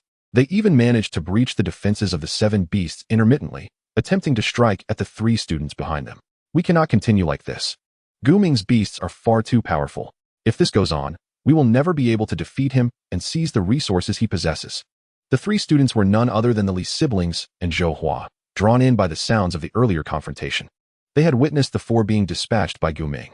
However, considering that Gu Ming had endured the earlier ambush, he must have been somewhat drained. If they combined their strengths, perhaps they could secure a victory. Yet, Gu Ming's elastic battle frog and amber scorpion exceeded their expectations in combat prowess. Li Dali is right. Even with Jiang Ting here, we might not be able to overcome Gu Ming. Zhou Huan nodded in agreement, with Jiang Jiangru also assenting. The 3 began to command their beasts, preparing to withdraw from the valley. Trying to escape? Gu Ming's eyes turned cold as he discerned their intentions, a cruel smile gracing his lips. 3 months of life? There's no way I'm letting you go. Chapter 77. Slaying the elastic battle frog, astonishment. Boom, boom, boom. The pincers of the amber scorpion crashed down onto the ground, unleashing a surge of spiritual energy. The hard surface rapidly transformed into sand, enveloping the 5 summoned beasts of Zhou Hua and his companions within. The shifting sand swirled, forming a vortex. Roar. The 5 summoned beasts struggled with all their might, attempting to escape the sandy whirlpool. Yet, their efforts were utterly futile. The sand vortex resembled an abyss, intent on devouring the 5 summoned beasts entirely. Boom, boom, boom. The 5 summoned beasts unleashed their ranged skills, targeting the amber scorpion in an attempt to disrupt the vortex. However, the scorpion's crystalline shell exhibited astonishing defensive capabilities. The attacks merely left faint cracks on its surface, failing to interrupt the scorpion's skill invocation. Intermediate skill, sand vortex. Zhou Hua and his companions widened their eyes in horror. They never anticipated that Gu Ming's amber scorpion possessed an intermediate skill. They found themselves in a perilous predicament. Abandoning their summoned beasts to flee would mean being pursued by the ever-watchful elastic battle frog. After all, the physical prowess of a beastmaster could not compare to that of their summoned beasts. Furthermore, their own ranks were merely high-level bronze, a tier below the elastic battle frog. Conversely, if they chose to remain with their summoned beasts, those ensnared in the sand vortex retained a modicum of counterattack capability before being completely consumed, but that was all. Ultimately, they would still succumb to the fate of being ensnared by Gu Ming's beasts, which would unleash a spiritual barrier upon them. Jiang Ting, Brother Jiang. Just as the trio was engulfed in trepidation, Li Dali and his sister suddenly noticed a figure emerging behind them, exclaiming in delight. This is bad. Gu Ming's strength is overwhelming. Brother Jiang, you must flee. The exhilaration on Li Dali's face quickly morphed into concern as he shouted. Jiang Ting, too, took note of the amber scorpion and the sand vortex that was consuming their 5 summoned beasts, feeling an inner astonishment. This criminal named Gu Ming has indeed mastered an intermediate skill with his amber scorpion. Another one has arrived. Since you are here, let us confront him together. Gu Ming's smile grew colder as he observed Jiang Ting's slow approach. He was acutely aware of Jiang Ting's 2 summoned beasts, whose spiritual fluctuations were not particularly formidable, merely high-level bronze. While one was a rare Earth-Shatter warrior, its rank was only low-level bronze. Even if the Amber Scorpion could not engage, Gu Ming felt confident that the elastic battle frog would suffice. Just in time, I have my eyes set on the resources in your possession. Jiang Ting advanced steadily, positioning himself beside Li Dali. Along the way, he unleashed the cloak skill, enhancing the tyrant. Caw! The Tizot in the air launched its assault. A series of solid wind blades sliced through the air towards the amber scorpion, glimmering with a blue radiance under the sunlight. Jiang Ting aimed to interrupt the amber scorpion's sand vortex. Otherwise, it would consume Li Dali and his companions' summoned beasts. If they could not be rescued in time, all 5 would perish. Clang! The wind blades struck the amber scorpion, producing a jarring sound akin to nails scraping against a chalkboard. Simultaneously, a flurry of sparks erupted where the blades met the scorpion. Once the wind blades dissipated, the amber scorpion only bore a few more cracks upon its surface. Elastic battle frog. Eliminate his Earth-Shatter warrior. Gu Ming sneered as he observed the attacked amber scorpion. The damage dealt by Tizot to the amber scorpion indeed surpassed that of any student Gu Ming had encountered. Yet, it merely surpassed. It did not reach the level required to harm the amber scorpion. This left Gu Ming unimpressed with Jiang Ting. Quack! The elastic battle frog croaked twice, bouncing towards the Earth-Shatter warrior. Each leap easily reached heights of 4 to 5 meters. Bang! Bang! Bang! The tyrant unleashed a series of punches, causing the air to hiss. However, the elastic battle frog was remarkably agile, evading the attacks while its resilient tongue, akin to a fired bullet, struck the tyrant, leaving pockmarks on its body. Truly, a summoned beast evolved from a rock cub. The defense of a high-level bronze beast was formidable indeed. Gu Ming could not help but marvel at this scene. It is worth noting that the elastic battle frog's tongue possessed extraordinary attack power, creating bloody holes on high-level bronze beasts. Yet, when it struck the Earth-Shatter warrior, it only resulted in shallow depressions, causing no significant pain. The situation momentarily reached a stalemate. Jiang Ting, this Gu Ming is too much. Zhou Hua gazed at Jiang Ting with a complex expression. It was only through the combined efforts of himself and the Li siblings that they could barely contend with Gu Ming. Yet Jiang Ting alone could rival Gu Ming's strength. Still, Zhou Hua urged Jiang Ting to retreat, lest they, like the 3 of them, find their summoned beasts in peril. Zhou Hua's words rang true. Li Jiangru observed the fiery monkey trapped in the sand vortex, her expression one of sorrow. Her situation was somewhat better. The frostblade spider had been withdrawn into the beast space in advance. Only the fiery monkey remained, but its demise would have a significant impact on her. Though she desperately wished for Jiang Ting to intervene and save the fiery monkey, Li Jiangru refrained from voicing her thoughts. No need for further words. Jiang Ting waved his hand, focusing on the center of the battle. At this moment, Tizot had activated its most penetrating skill, the wind pressure cannon.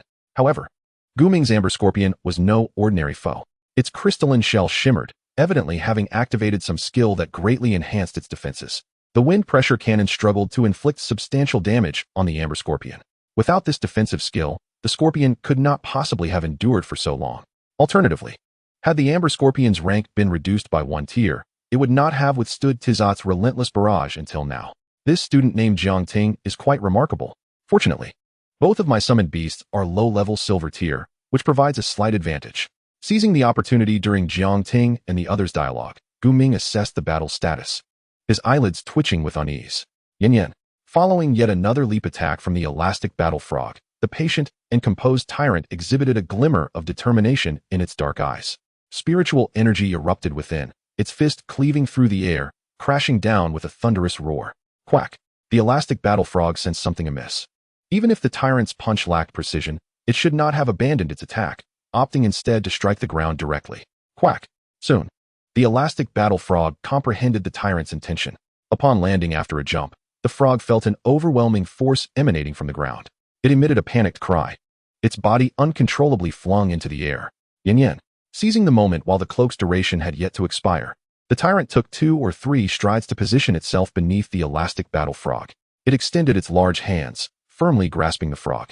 One hand pinned it to the ground while the other formed a fist.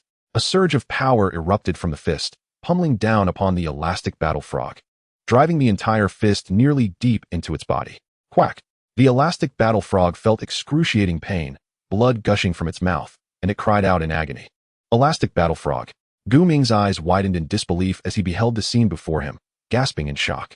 The tyrant's power was terrifying, and its rock-shattering fist was equally formidable, possessing a piercing effect. Several consecutive blows struck the elastic battle frog's vital spots, rendering it silent. Yin. After dispatching the elastic battle frog, the tyrant turned and charged towards the amber scorpion.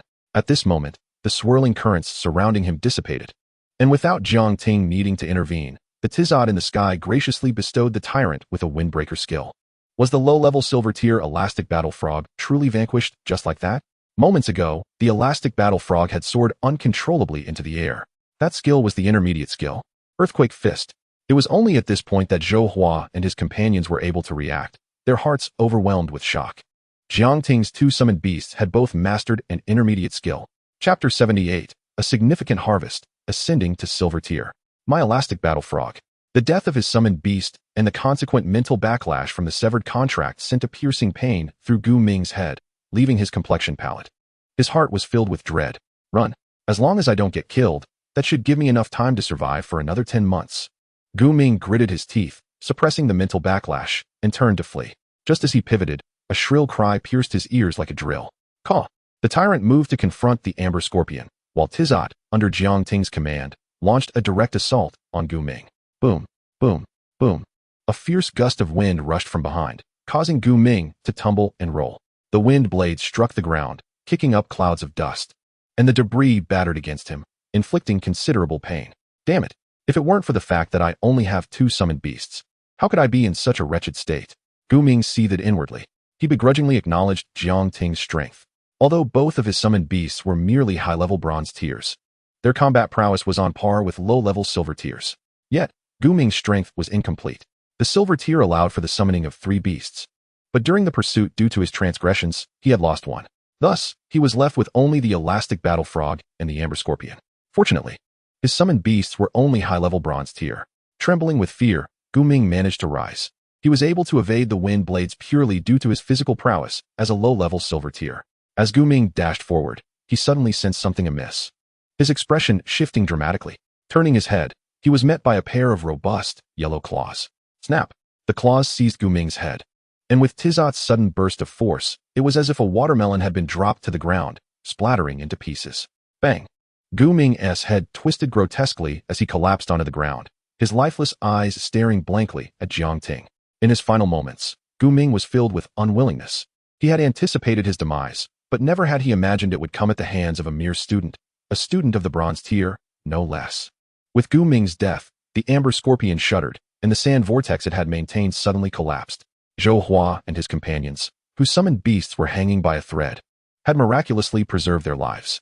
The death of a summoned beast inflicted a mental backlash on its master. Conversely, the death of the master would also result in a backlash for their contracted beasts. This was precisely why the amber scorpion was unable to sustain the sand vortex even before the tyrant had made a move. Rock. The amber scorpion's defenses were indeed formidable, as the tyrant's rock-shattering fist merely created a hole the size of a bowl. However, the more the amber scorpion endured, the more delighted the tyrant became. 3 minutes later, what had once been a sharply defined, crystal-like masterpiece, resembling an exquisite sculpture, had now become a mere lump. Even if the creature that had birthed this amber scorpion were to arrive, it would likely fail to recognize that this pile had once been the amber scorpion. Jiang Ting, we owe you our gratitude this time. Had it not been for you, our summoned beasts would have been annihilated by the amber scorpion. Brother Jiang, you're incredible. Seizing the opportunity while the tyrant dealt the final blow to the amber scorpion, Zhou Hua and his companions rescued their beasts from the sand vortex, expressing their heartfelt gratitude. Simultaneously, they retrieved white orbs from their backpacks and handed them to Jiang Ting. Then I shall not be polite. Jiang Ting's eyes lit up as he observed the white orbs in the hands of the trio. A total of 6 white orbs, guaranteeing at least 180,000. Without pretense, Jiang Ting accepted them directly. After dispatching the amber scorpion, he did not linger for long. After a brief search of the valley and finding no more white orbs, he continued on his path of exploration. Earthquake Fist. Another intermediate skill. Jiang Ting truly was a hidden gem. Within the monitoring room, numerous instructors, having witnessed the entire confrontation between Gu Ming and Jiang Ting, were left utterly speechless. Intermediate skills were not rare, but their manifestation on bronze-tier summoned beasts was an exceedingly rare occurrence. Beside them, Hu Tian and Bai Qiongming appeared calm on the surface. Yet internally, they were equally astonished.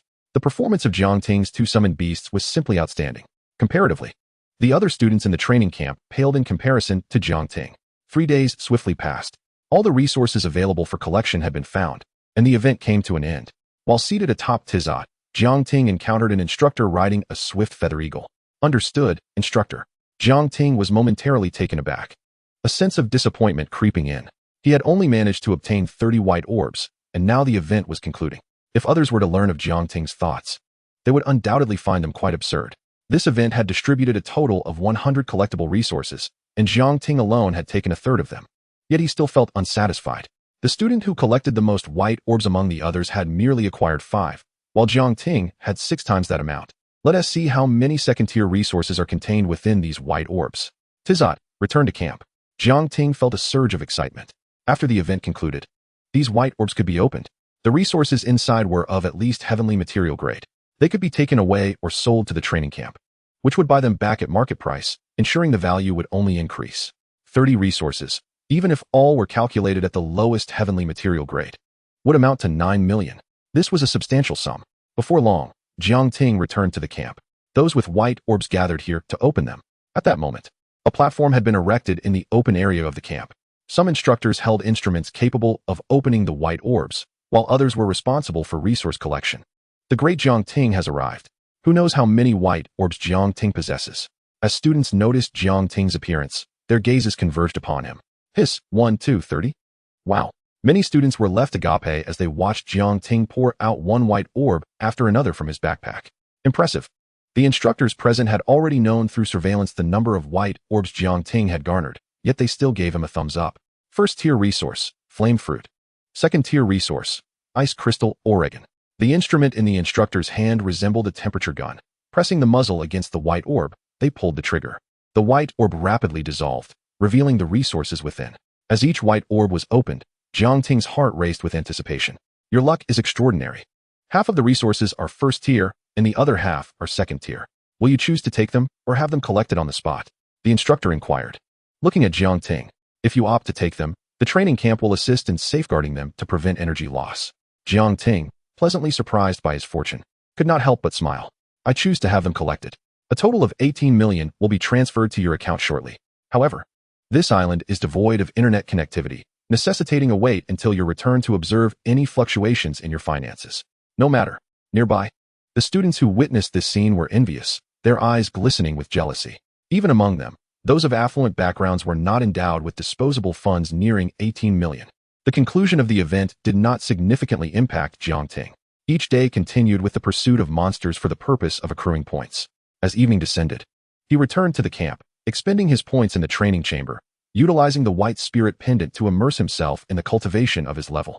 By the end of the month, Jiang Ting, who had been sensing a change in the morning, refrained from hunting monsters.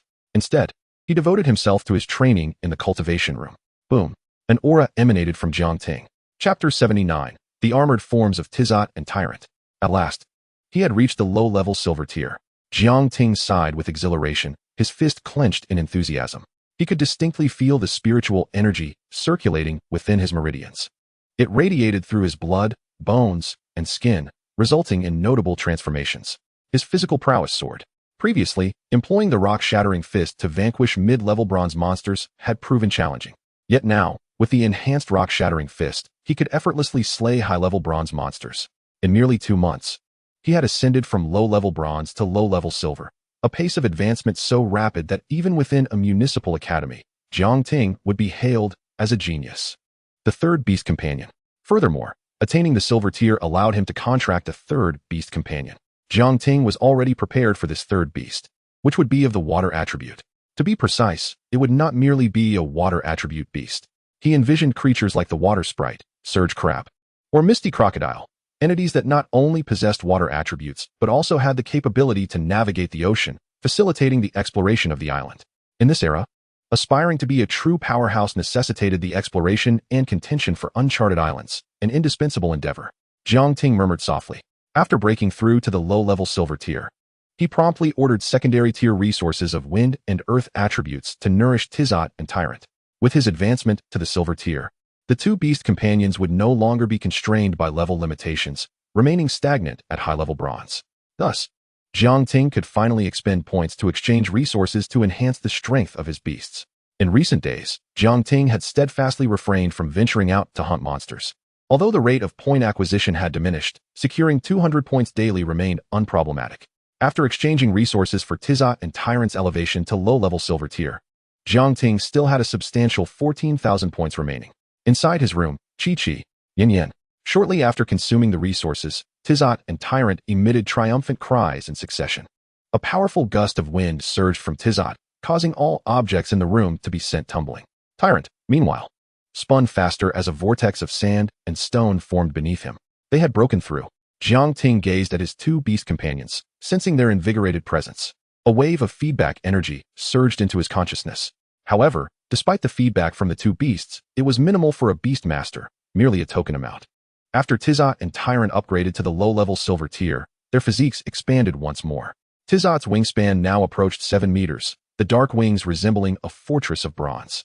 Tyrant stood at an impressive 2 meters and 70 centimeters, towering over Jiang Ting, his thick yellow crystal shell exuding an aura of invincibility. What is this? Jiang Ting swept his gaze across the two beasts, instinctively calling forth the interface. He was momentarily taken aback.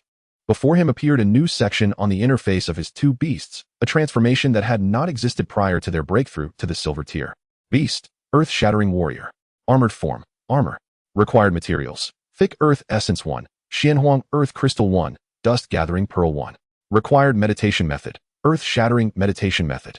Armored Charge: 0, 10, Tier 3 Earth Attribute Resources. Beast, Frost Feather Eagle. Armored Form, Longsword. Required Materials: Hurricane Feather 1, Storm Crystal 1, Gale Pearl 1. Required Meditation Method: Hurricane Meditation Method. Armor Charge: 0, 10, Tier 3 Wind Attribute Resources. Armor Transformation: the ability to directly charge armor. Jiang Ting gazed at the new feature on the interface, his eyes widening in astonishment. The transformation of beast companions into armored forms necessitates the fulfillment of 3 conditions. The first condition, reaching the low-level silver tier. The second condition, gathering the corresponding resources. The third condition, mastering the corresponding meditation method. Only upon satisfying these 3 prerequisites could a beast master facilitate the armoring of their beast companions.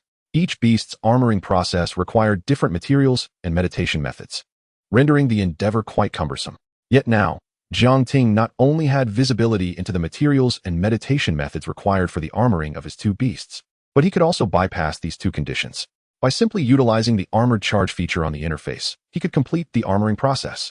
20 items of Tier 3 resources. He thought without hesitation, opting for the Armored Charge. The resources required for the armoring of his 2 beasts were easily collectible Tier 3 materials. However, the meditation methods were far more elusive to obtain. It was far more efficient to utilize the Armored Charge for a swift completion. The training camp also had a reserve of Tier 3 resources. The cost for exchanging points was 300. Jiang Ting resolutely placed an order for 20 items. Soon, a student delivered the resources. Jiang Ting, have you broken through to the silver tier? The delivering student could not help but inquire. As a courier, he was well aware of the contents of the box. Tier 3 resources were exclusively utilized by silver tier beasts. Yes, Jiang Ting accepted the box containing the resources. Nodding slightly, boom, the delivering student felt a jolt at his heart. Had Jiang Ting truly broken through to the silver tier? His rate of advancement was astonishing. Before long, news of Jiang Ting's breakthrough to the silver tier spread like wildfire throughout the camp, inevitably creating a stir and eliciting awe and admiration from countless students. Goodness, Jiang Ting's rate of advancement is faster than a rocket. If it weren't for being in the training camp, who would believe that in just 2 months, he could transform from low-level bronze to low-level silver? Incredible. Gasp. Now that Jiang Ting is at the silver tier, doesn't that mean his beasts can also reach the silver tier? Tomorrow's point competition will likely see him in first place again. Initially, they had hoped to contend for the top spot in the second point competition, but it now seemed entirely out of reach. Who could argue otherwise? By the campfire in the open area, Wang Yunpeng, Zhou Hua, and several others expressed complex emotions upon hearing this news, reflecting on their circumstances. When they had arrived at the training camp, they had boasted the highest rank of high-level bronze.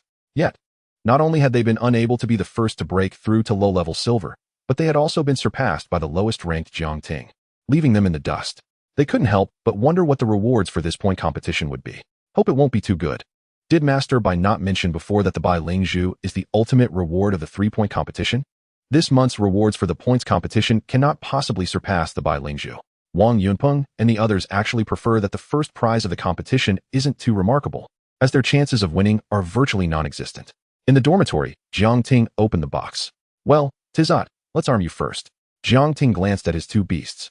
Tizot was his first beast companion, so he decided to start with Tizot. The arming process was a novel experience for Jiang Ting, and it was equally exhilarating for the beast itself. Chirp chirp. Tizot nodded vigorously, his keen eyes shimmering with anticipation. He too was eager to discover what his armed state would look like. Arming charge. With a mere thought, Jiang Ting activated Tizot's arming charge. Instantly, an invisible force enveloped the resources in his hand. Bang! The originally radiant resources dimmed as energy was extracted from them. Jiang Ting exerted a slight pressure with his palm, reducing the resources to mere powder. Chirp chirp. Tizot's body shuddered, feeling the influx of energy and undergoing an indescribable transformation. Hurricane meditation method. Jiang Ting sensed the change within him as a torrent of information flooded his mind, and the spirit energy in his body began to circulate along a specific pathway. To his astonishment, it was the hurricane meditation method, and he was able to access it at the Grandmaster level without any prior training. However, unlike other meditation methods, the hurricane meditation method was uniquely tailored for armed states. The effects of advancing through the ranks, beginner, proficient, or minor mastery, were negligible in terms of boosting levels. The sole advantage of increasing proficiency in such meditation methods was the enhancement of the beast's armed state. The higher the proficiency, the greater the distance and speed of the beast's armed state. Tizot, armed state. Jiang Ting focused on Tizot, and the visualization in his mind shifted automatically. Was that a blue longsword, adorned with black feathers on either side of the hilt? Buzz. At the moment of the visualization switch, Tizot's body erupted in a blue glow. The figure beneath the radiance gradually diminished, ultimately forming a beam of light that landed in Jiang Ting's palm. The moment the beam touched his hand, it transformed into a 2-meter-long sword. Is this the armed state? Jiang Ting felt a rush of novelty as he waved the long sword in his hand. At this moment, with just a thought, he could unleash all of Tizot's active skills. Moreover, their power exceeded that of Tizot's normal state. This was the advantage of the beast's armed state. Upon entering the armed state, the potency of skills was significantly enhanced. My spirit energy is depleting so rapidly. Jiang Ting was astonished. In merely 30 seconds, the spirit energy within him had nearly halved. The skills unleashed in the beast's armed state consumed the beast's spirit energy, while maintaining the armed state required the spirit energy of the beast master. It would be wise to keep the beasts in their normal states for now. The armed state consumes too much spirit energy, while the armed state could be a lifesaver in critical moments, amplifying the power of the beast's skills. It was clear that under ordinary circumstances, it should not be sustained. Soon after, Jiang Ting shifted his thoughts, and the blue longsword reverted back to Tizot. Chirp chirp. Tizot chattered excitedly, reveling in the mystical sensation of the armed state. It felt as though his mind was empty, free from the need to think, an incredibly pleasant experience. You little rascal, Jiang Ting teased, poking Tizot in the belly with a finger.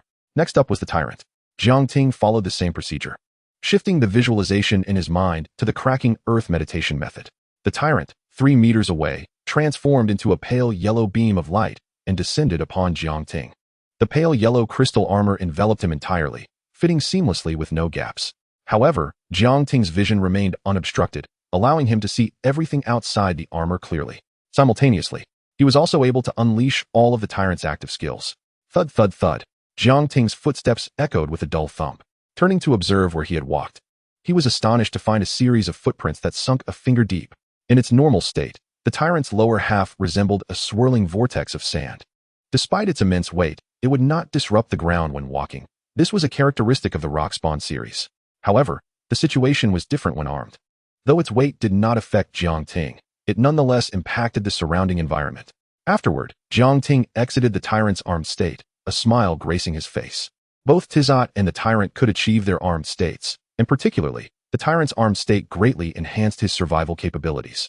Jiang Ting estimated that even a high-level silver-tier monster would find it impossible to harm him while bolstered by the tyrant's armed state. With 8,000 points remaining, he decided to exchange for a third-level meditation method. Jiang Ting was in no hurry to venture out to hunt monsters. Instead, he carefully selected a meditation method. Now at the silver tier, the Gathering Spirit meditation method, while specifically designed to enhance cultivation, would be less efficient for him than any random third-level meditation method at this stage. Before long, Jiang Ting had chosen his meditation method. Meditation method, spirit gathering. Description: the most efficient meditation method among the third-level options. Exchange points, 10,000. Though the description was brief, it underscored the exceptional nature of the spirit gathering meditation method. 10,000 points. Jiang Ting glanced at his remaining points, insufficient for the exchange. However, with both Tizot and the Tyrant having advanced to the low-level silver tier, their rate of point accumulation would soon surpass that of high-level bronze tier monsters. Without hesitation, Jiang Ting placed an order for a batch of spirit energy potions, then set off from the camp with his 2 beasts in search of mid-level silver tier monsters to hunt. By evening, Jiang Ting returned to the camp. After exchanging for the spirit gathering meditation method, he also acquired a third-level training room. The structure of the third-level training room was nearly indistinguishable from that of the second level. Exhausted from his training, Jiang Ting opened his eyes. With the training room, the spirit gathering meditation method, and the aid of the Bai Ling Zhu, he realized that elevating to the mid-level silver tier would take an astonishing 6 months. Even if he pushed the spirit gathering meditation method to Grandmaster level to enhance his training efficiency, he estimated it would still take 3 to 4 months to advance to mid-level silver tier. Alternatively, he could seek out a third-level training spirit tool. Despite the Bai Ling Zhu still holding some efficacy for him, its effects had diminished significantly. However, training spirit tools were incredibly precious. Without this training camp, he would have never obtained one. Training spirit tools are priceless treasures, and there are none available for purchase on the market. Only rental options exist, and even those come at exorbitant prices. The following day, the second points competition commenced as scheduled. Among all the students in the training camp, only Jiang Ting had advanced to the silver tier, so it was without question that he would secure first place. Although the reward didn't surpass the Bai Ling Zhu, it nonetheless brought unexpected satisfaction to Jiang Ting. He was allowed to select any beast with a starting bloodline of the golden tier. Outside the battle arena, numerous students looked on with envy. A beast with a golden tier bloodline meant that it could grow to the golden tier without the need for evolution. Not to mention that the beasts provided as rewards by the training camp would undoubtedly be capable of evolving, with diligent effort in the future. Achieving a single evolution of the beast will elevate it to the illustrious platinum lineage. Even if Jiang Ting cannot acquire the necessary resources, he can rely on time to allow his beast to mature naturally, ultimately transforming it into a platinum tier creature. Of course, this presupposes that Jiang Ting himself also ascends to the platinum tier. Chief Instructor, I have made my choice, Jiang Ting declared as he perused the booklet handed to him by Hu Tian. This booklet detailed the various initial golden tier beasts available for selection. That was quick, Hu Tian remarked, astonished by the hundreds of creatures listed within the booklet. Ah, it seems you have been preparing well for your third beast. You clearly have a well-conceived plan, Hu Tian observed with approval. Impressive indeed. You remind me of my younger self, back when I was like you. Still striving to break through to the silver tier, I had already mapped out my choices for my third and even fourth beasts. Nearby instructors inquired, and what is your selection? Hu Tian prompted. The water-type little water horse, Jiang Ting replied with a smile. An excellent choice, Hu Tian praised. The little water horse can gallop through waves and engage in combat beneath the water. The subsequent evolution routes can also be obtained from a top-tier beast university. Nodding his head appreciatively, Hu Tian continued. Given Jiang Ting's current performance, by the time he takes his entrance exams, the likelihood of him being admitted to a top-tier beast university is quite favorable. Should he consider settling for a first-rate beast university, he would have his pick among the elite institutions within the Great Xia. The evolution routes for the little water horse are universally accessible across all first-rate beast universities. This is precisely why countless students vie fervently to gain entry into distinguished beast universities. Not only to forge connections with numerous promising beast masters, but also to access resources related to beasts that are unparalleled by ordinary institutions. Subsequently, Hu Tian produced a tablet, deftly swiping across the screen before handing it to Jiang Ting. You may select one from these 10 little water horses. Jiang Ting accepted the tablet, which displayed 10 videos showcasing the daily lives and training performances of each little water horse. I choose this one, Jiang Ting stated after patiently watching all 10 videos. Noticing that their performances exhibited little variation. Their temperaments, akin to the gentle nature of the little water horse species, were endearing and approachable. Thus, Jiang Ting opted for the most robust and streamlined of the 10. The transportation will require time. Your chosen little water horse will arrive in approximately 15 days. I will contact you once it has been delivered, Hu Tian informed Jiang Ting as he presented him with a contract. Jiang Ting nodded in agreement, feeling a surge of anticipation in his heart. In just 15 days, he would be able to forge a contract with his third beast, and moreover, one proficient in aquatic combat. At this point, Jiang Ting's lineup of beasts was complete. Tianxua in the air, Tyrant on land, and the little water horse in water. A complete triad of land, sea, and sky. My goodness, I too desire Jiang Ting's little water horse, exclaimed another. Not to mention, the rarity of the little water horse surpasses that of the rock cub. It is said that one of the top-tier beast universities, Starry Sky, has already researched the second evolution of the little water horse. Second evolution? If the little water horse's first evolution reaches the platinum tier, would the second not ascend to the starry tier? Indeed, the daughter of my uncle's neighbor works at Starry Sky Beast University, and it's rumored that she has witnessed the second evolution of the little water horse, which reportedly resembles the mythical Qilin. Does this imply that as long as Jiang Ting facilitates the second evolution of his little water horse, he is guaranteed a starry tier beast? That remains uncertain. Who knows if Starry Sky Beast University will release the evolution route for the little water horse. Furthermore, not all beasts with starry tier bloodlines will inevitably evolve into starry tier creatures. What if they perish midway? As Jiang Ting watched Hu Tian and the other instructors depart, he overheard the discussions of fellow students regarding the second evolution route and the starry tier bloodlines. He realized he need not concern himself with such matters. A single water-type resource of heavenly quality could unlock the infinite evolution potential of the little water horse. All that remained was to gather the corresponding resources and meet the level requirements to facilitate the beast's evolution. Should he fail to procure the necessary resources or fail to meet the required levels, he could still force an evolution through charging, bypassing the requisite resources and level constraints. Following the end of the points competition, Jiang Ting did not allow himself to become complacent.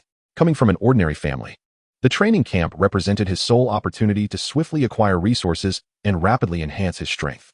Thus, after exchanging greetings with familiar faces like Li Dali, he once again ventured beyond the camp with Tianxua and Tyrant in search of monsters to hunt.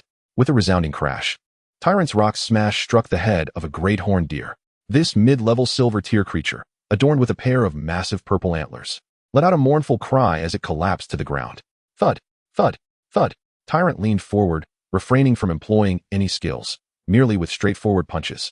It shattered the great horned deer's skull.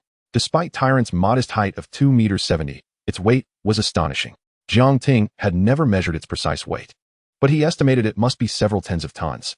This diminutive yet immensely heavy stature indicated an extraordinary density in the materials constituting Tyrant's form. Consequently, this also explained Tyrant's remarkable defensive capabilities. Killing ordinary mid-level silver tier monsters was a straightforward task. Jiang Ting scanned the carcass of the great horned deer with his wristband, earning 30 points. Yet, he felt somewhat dissatisfied with merely defeating a single mid-level silver tier monster. Tianxua, seek out a horde of mid-level silver tier monsters, Jiang Ting commanded. Glancing at Tianxua circling above, with a shrill call, Tianxua acknowledged the order and soared deeper into the island. Soon after, Tianxua returned, bringing good news. I have discovered a swarm of mid-level silver tier mosquitoes. They are likely bloodthirsty wind mosquitoes, known to be quite formidable among mid-level silver tier creatures. Individually, the bloodthirsty wind mosquitoes were not particularly fearsome. However, their innate trait compelled them to never act alone. Upon spotting a target, they would swarm together, draining their prey of every drop of blood. Moreover, as wind attribute creatures, they possessed remarkable speed. Even with Jiang Ting's wind cloak skill, evading their attacks would prove challenging. With Tyrant's armed state, there is no need for concern, Jiang Ting mused, contemplating his decision. Under Tianxua's guidance, they soon found themselves in a damp thicket. The ground was muddy, making each step feel as though they were treading on a carpet. Buzz. The sound of rapidly flapping wings filled the air. Bloodthirsty wind mosquitoes. Jiang Ting suddenly sensed something amiss and turned to see a figure the size of a calf, seemingly attempting to evade detection, swiftly darting deeper into the thicket. This is troublesome. Once a bloodthirsty wind mosquito detects prey, it will hasten back to its nest and alert the others. Sure enough, before Jiang Ting could react, numerous figures emerged from the direction the earlier mosquito had vanished, filling the air with their presence, each one as large as a calf. The rotund abdomen, adorned with concentric azure patterns, harbored at its forefront a slender proboscis, reminiscent of an exquisite metallic creation, exuding an aura of chilling menace. The sanguinary wind mosquito's mouthpart was a terrifying instrument. Once it pierced its target, it could drain the very essence of life within a mere 3 to 4 seconds. So many sanguinary wind mosquitoes. Jiang Ting felt a wave of dread wash over him as he observed the swarm approaching. Suddenly, the tyrant's spirit energy erupted, sending forth a barrage of earthen spikes aimed at the bloodthirsty insects.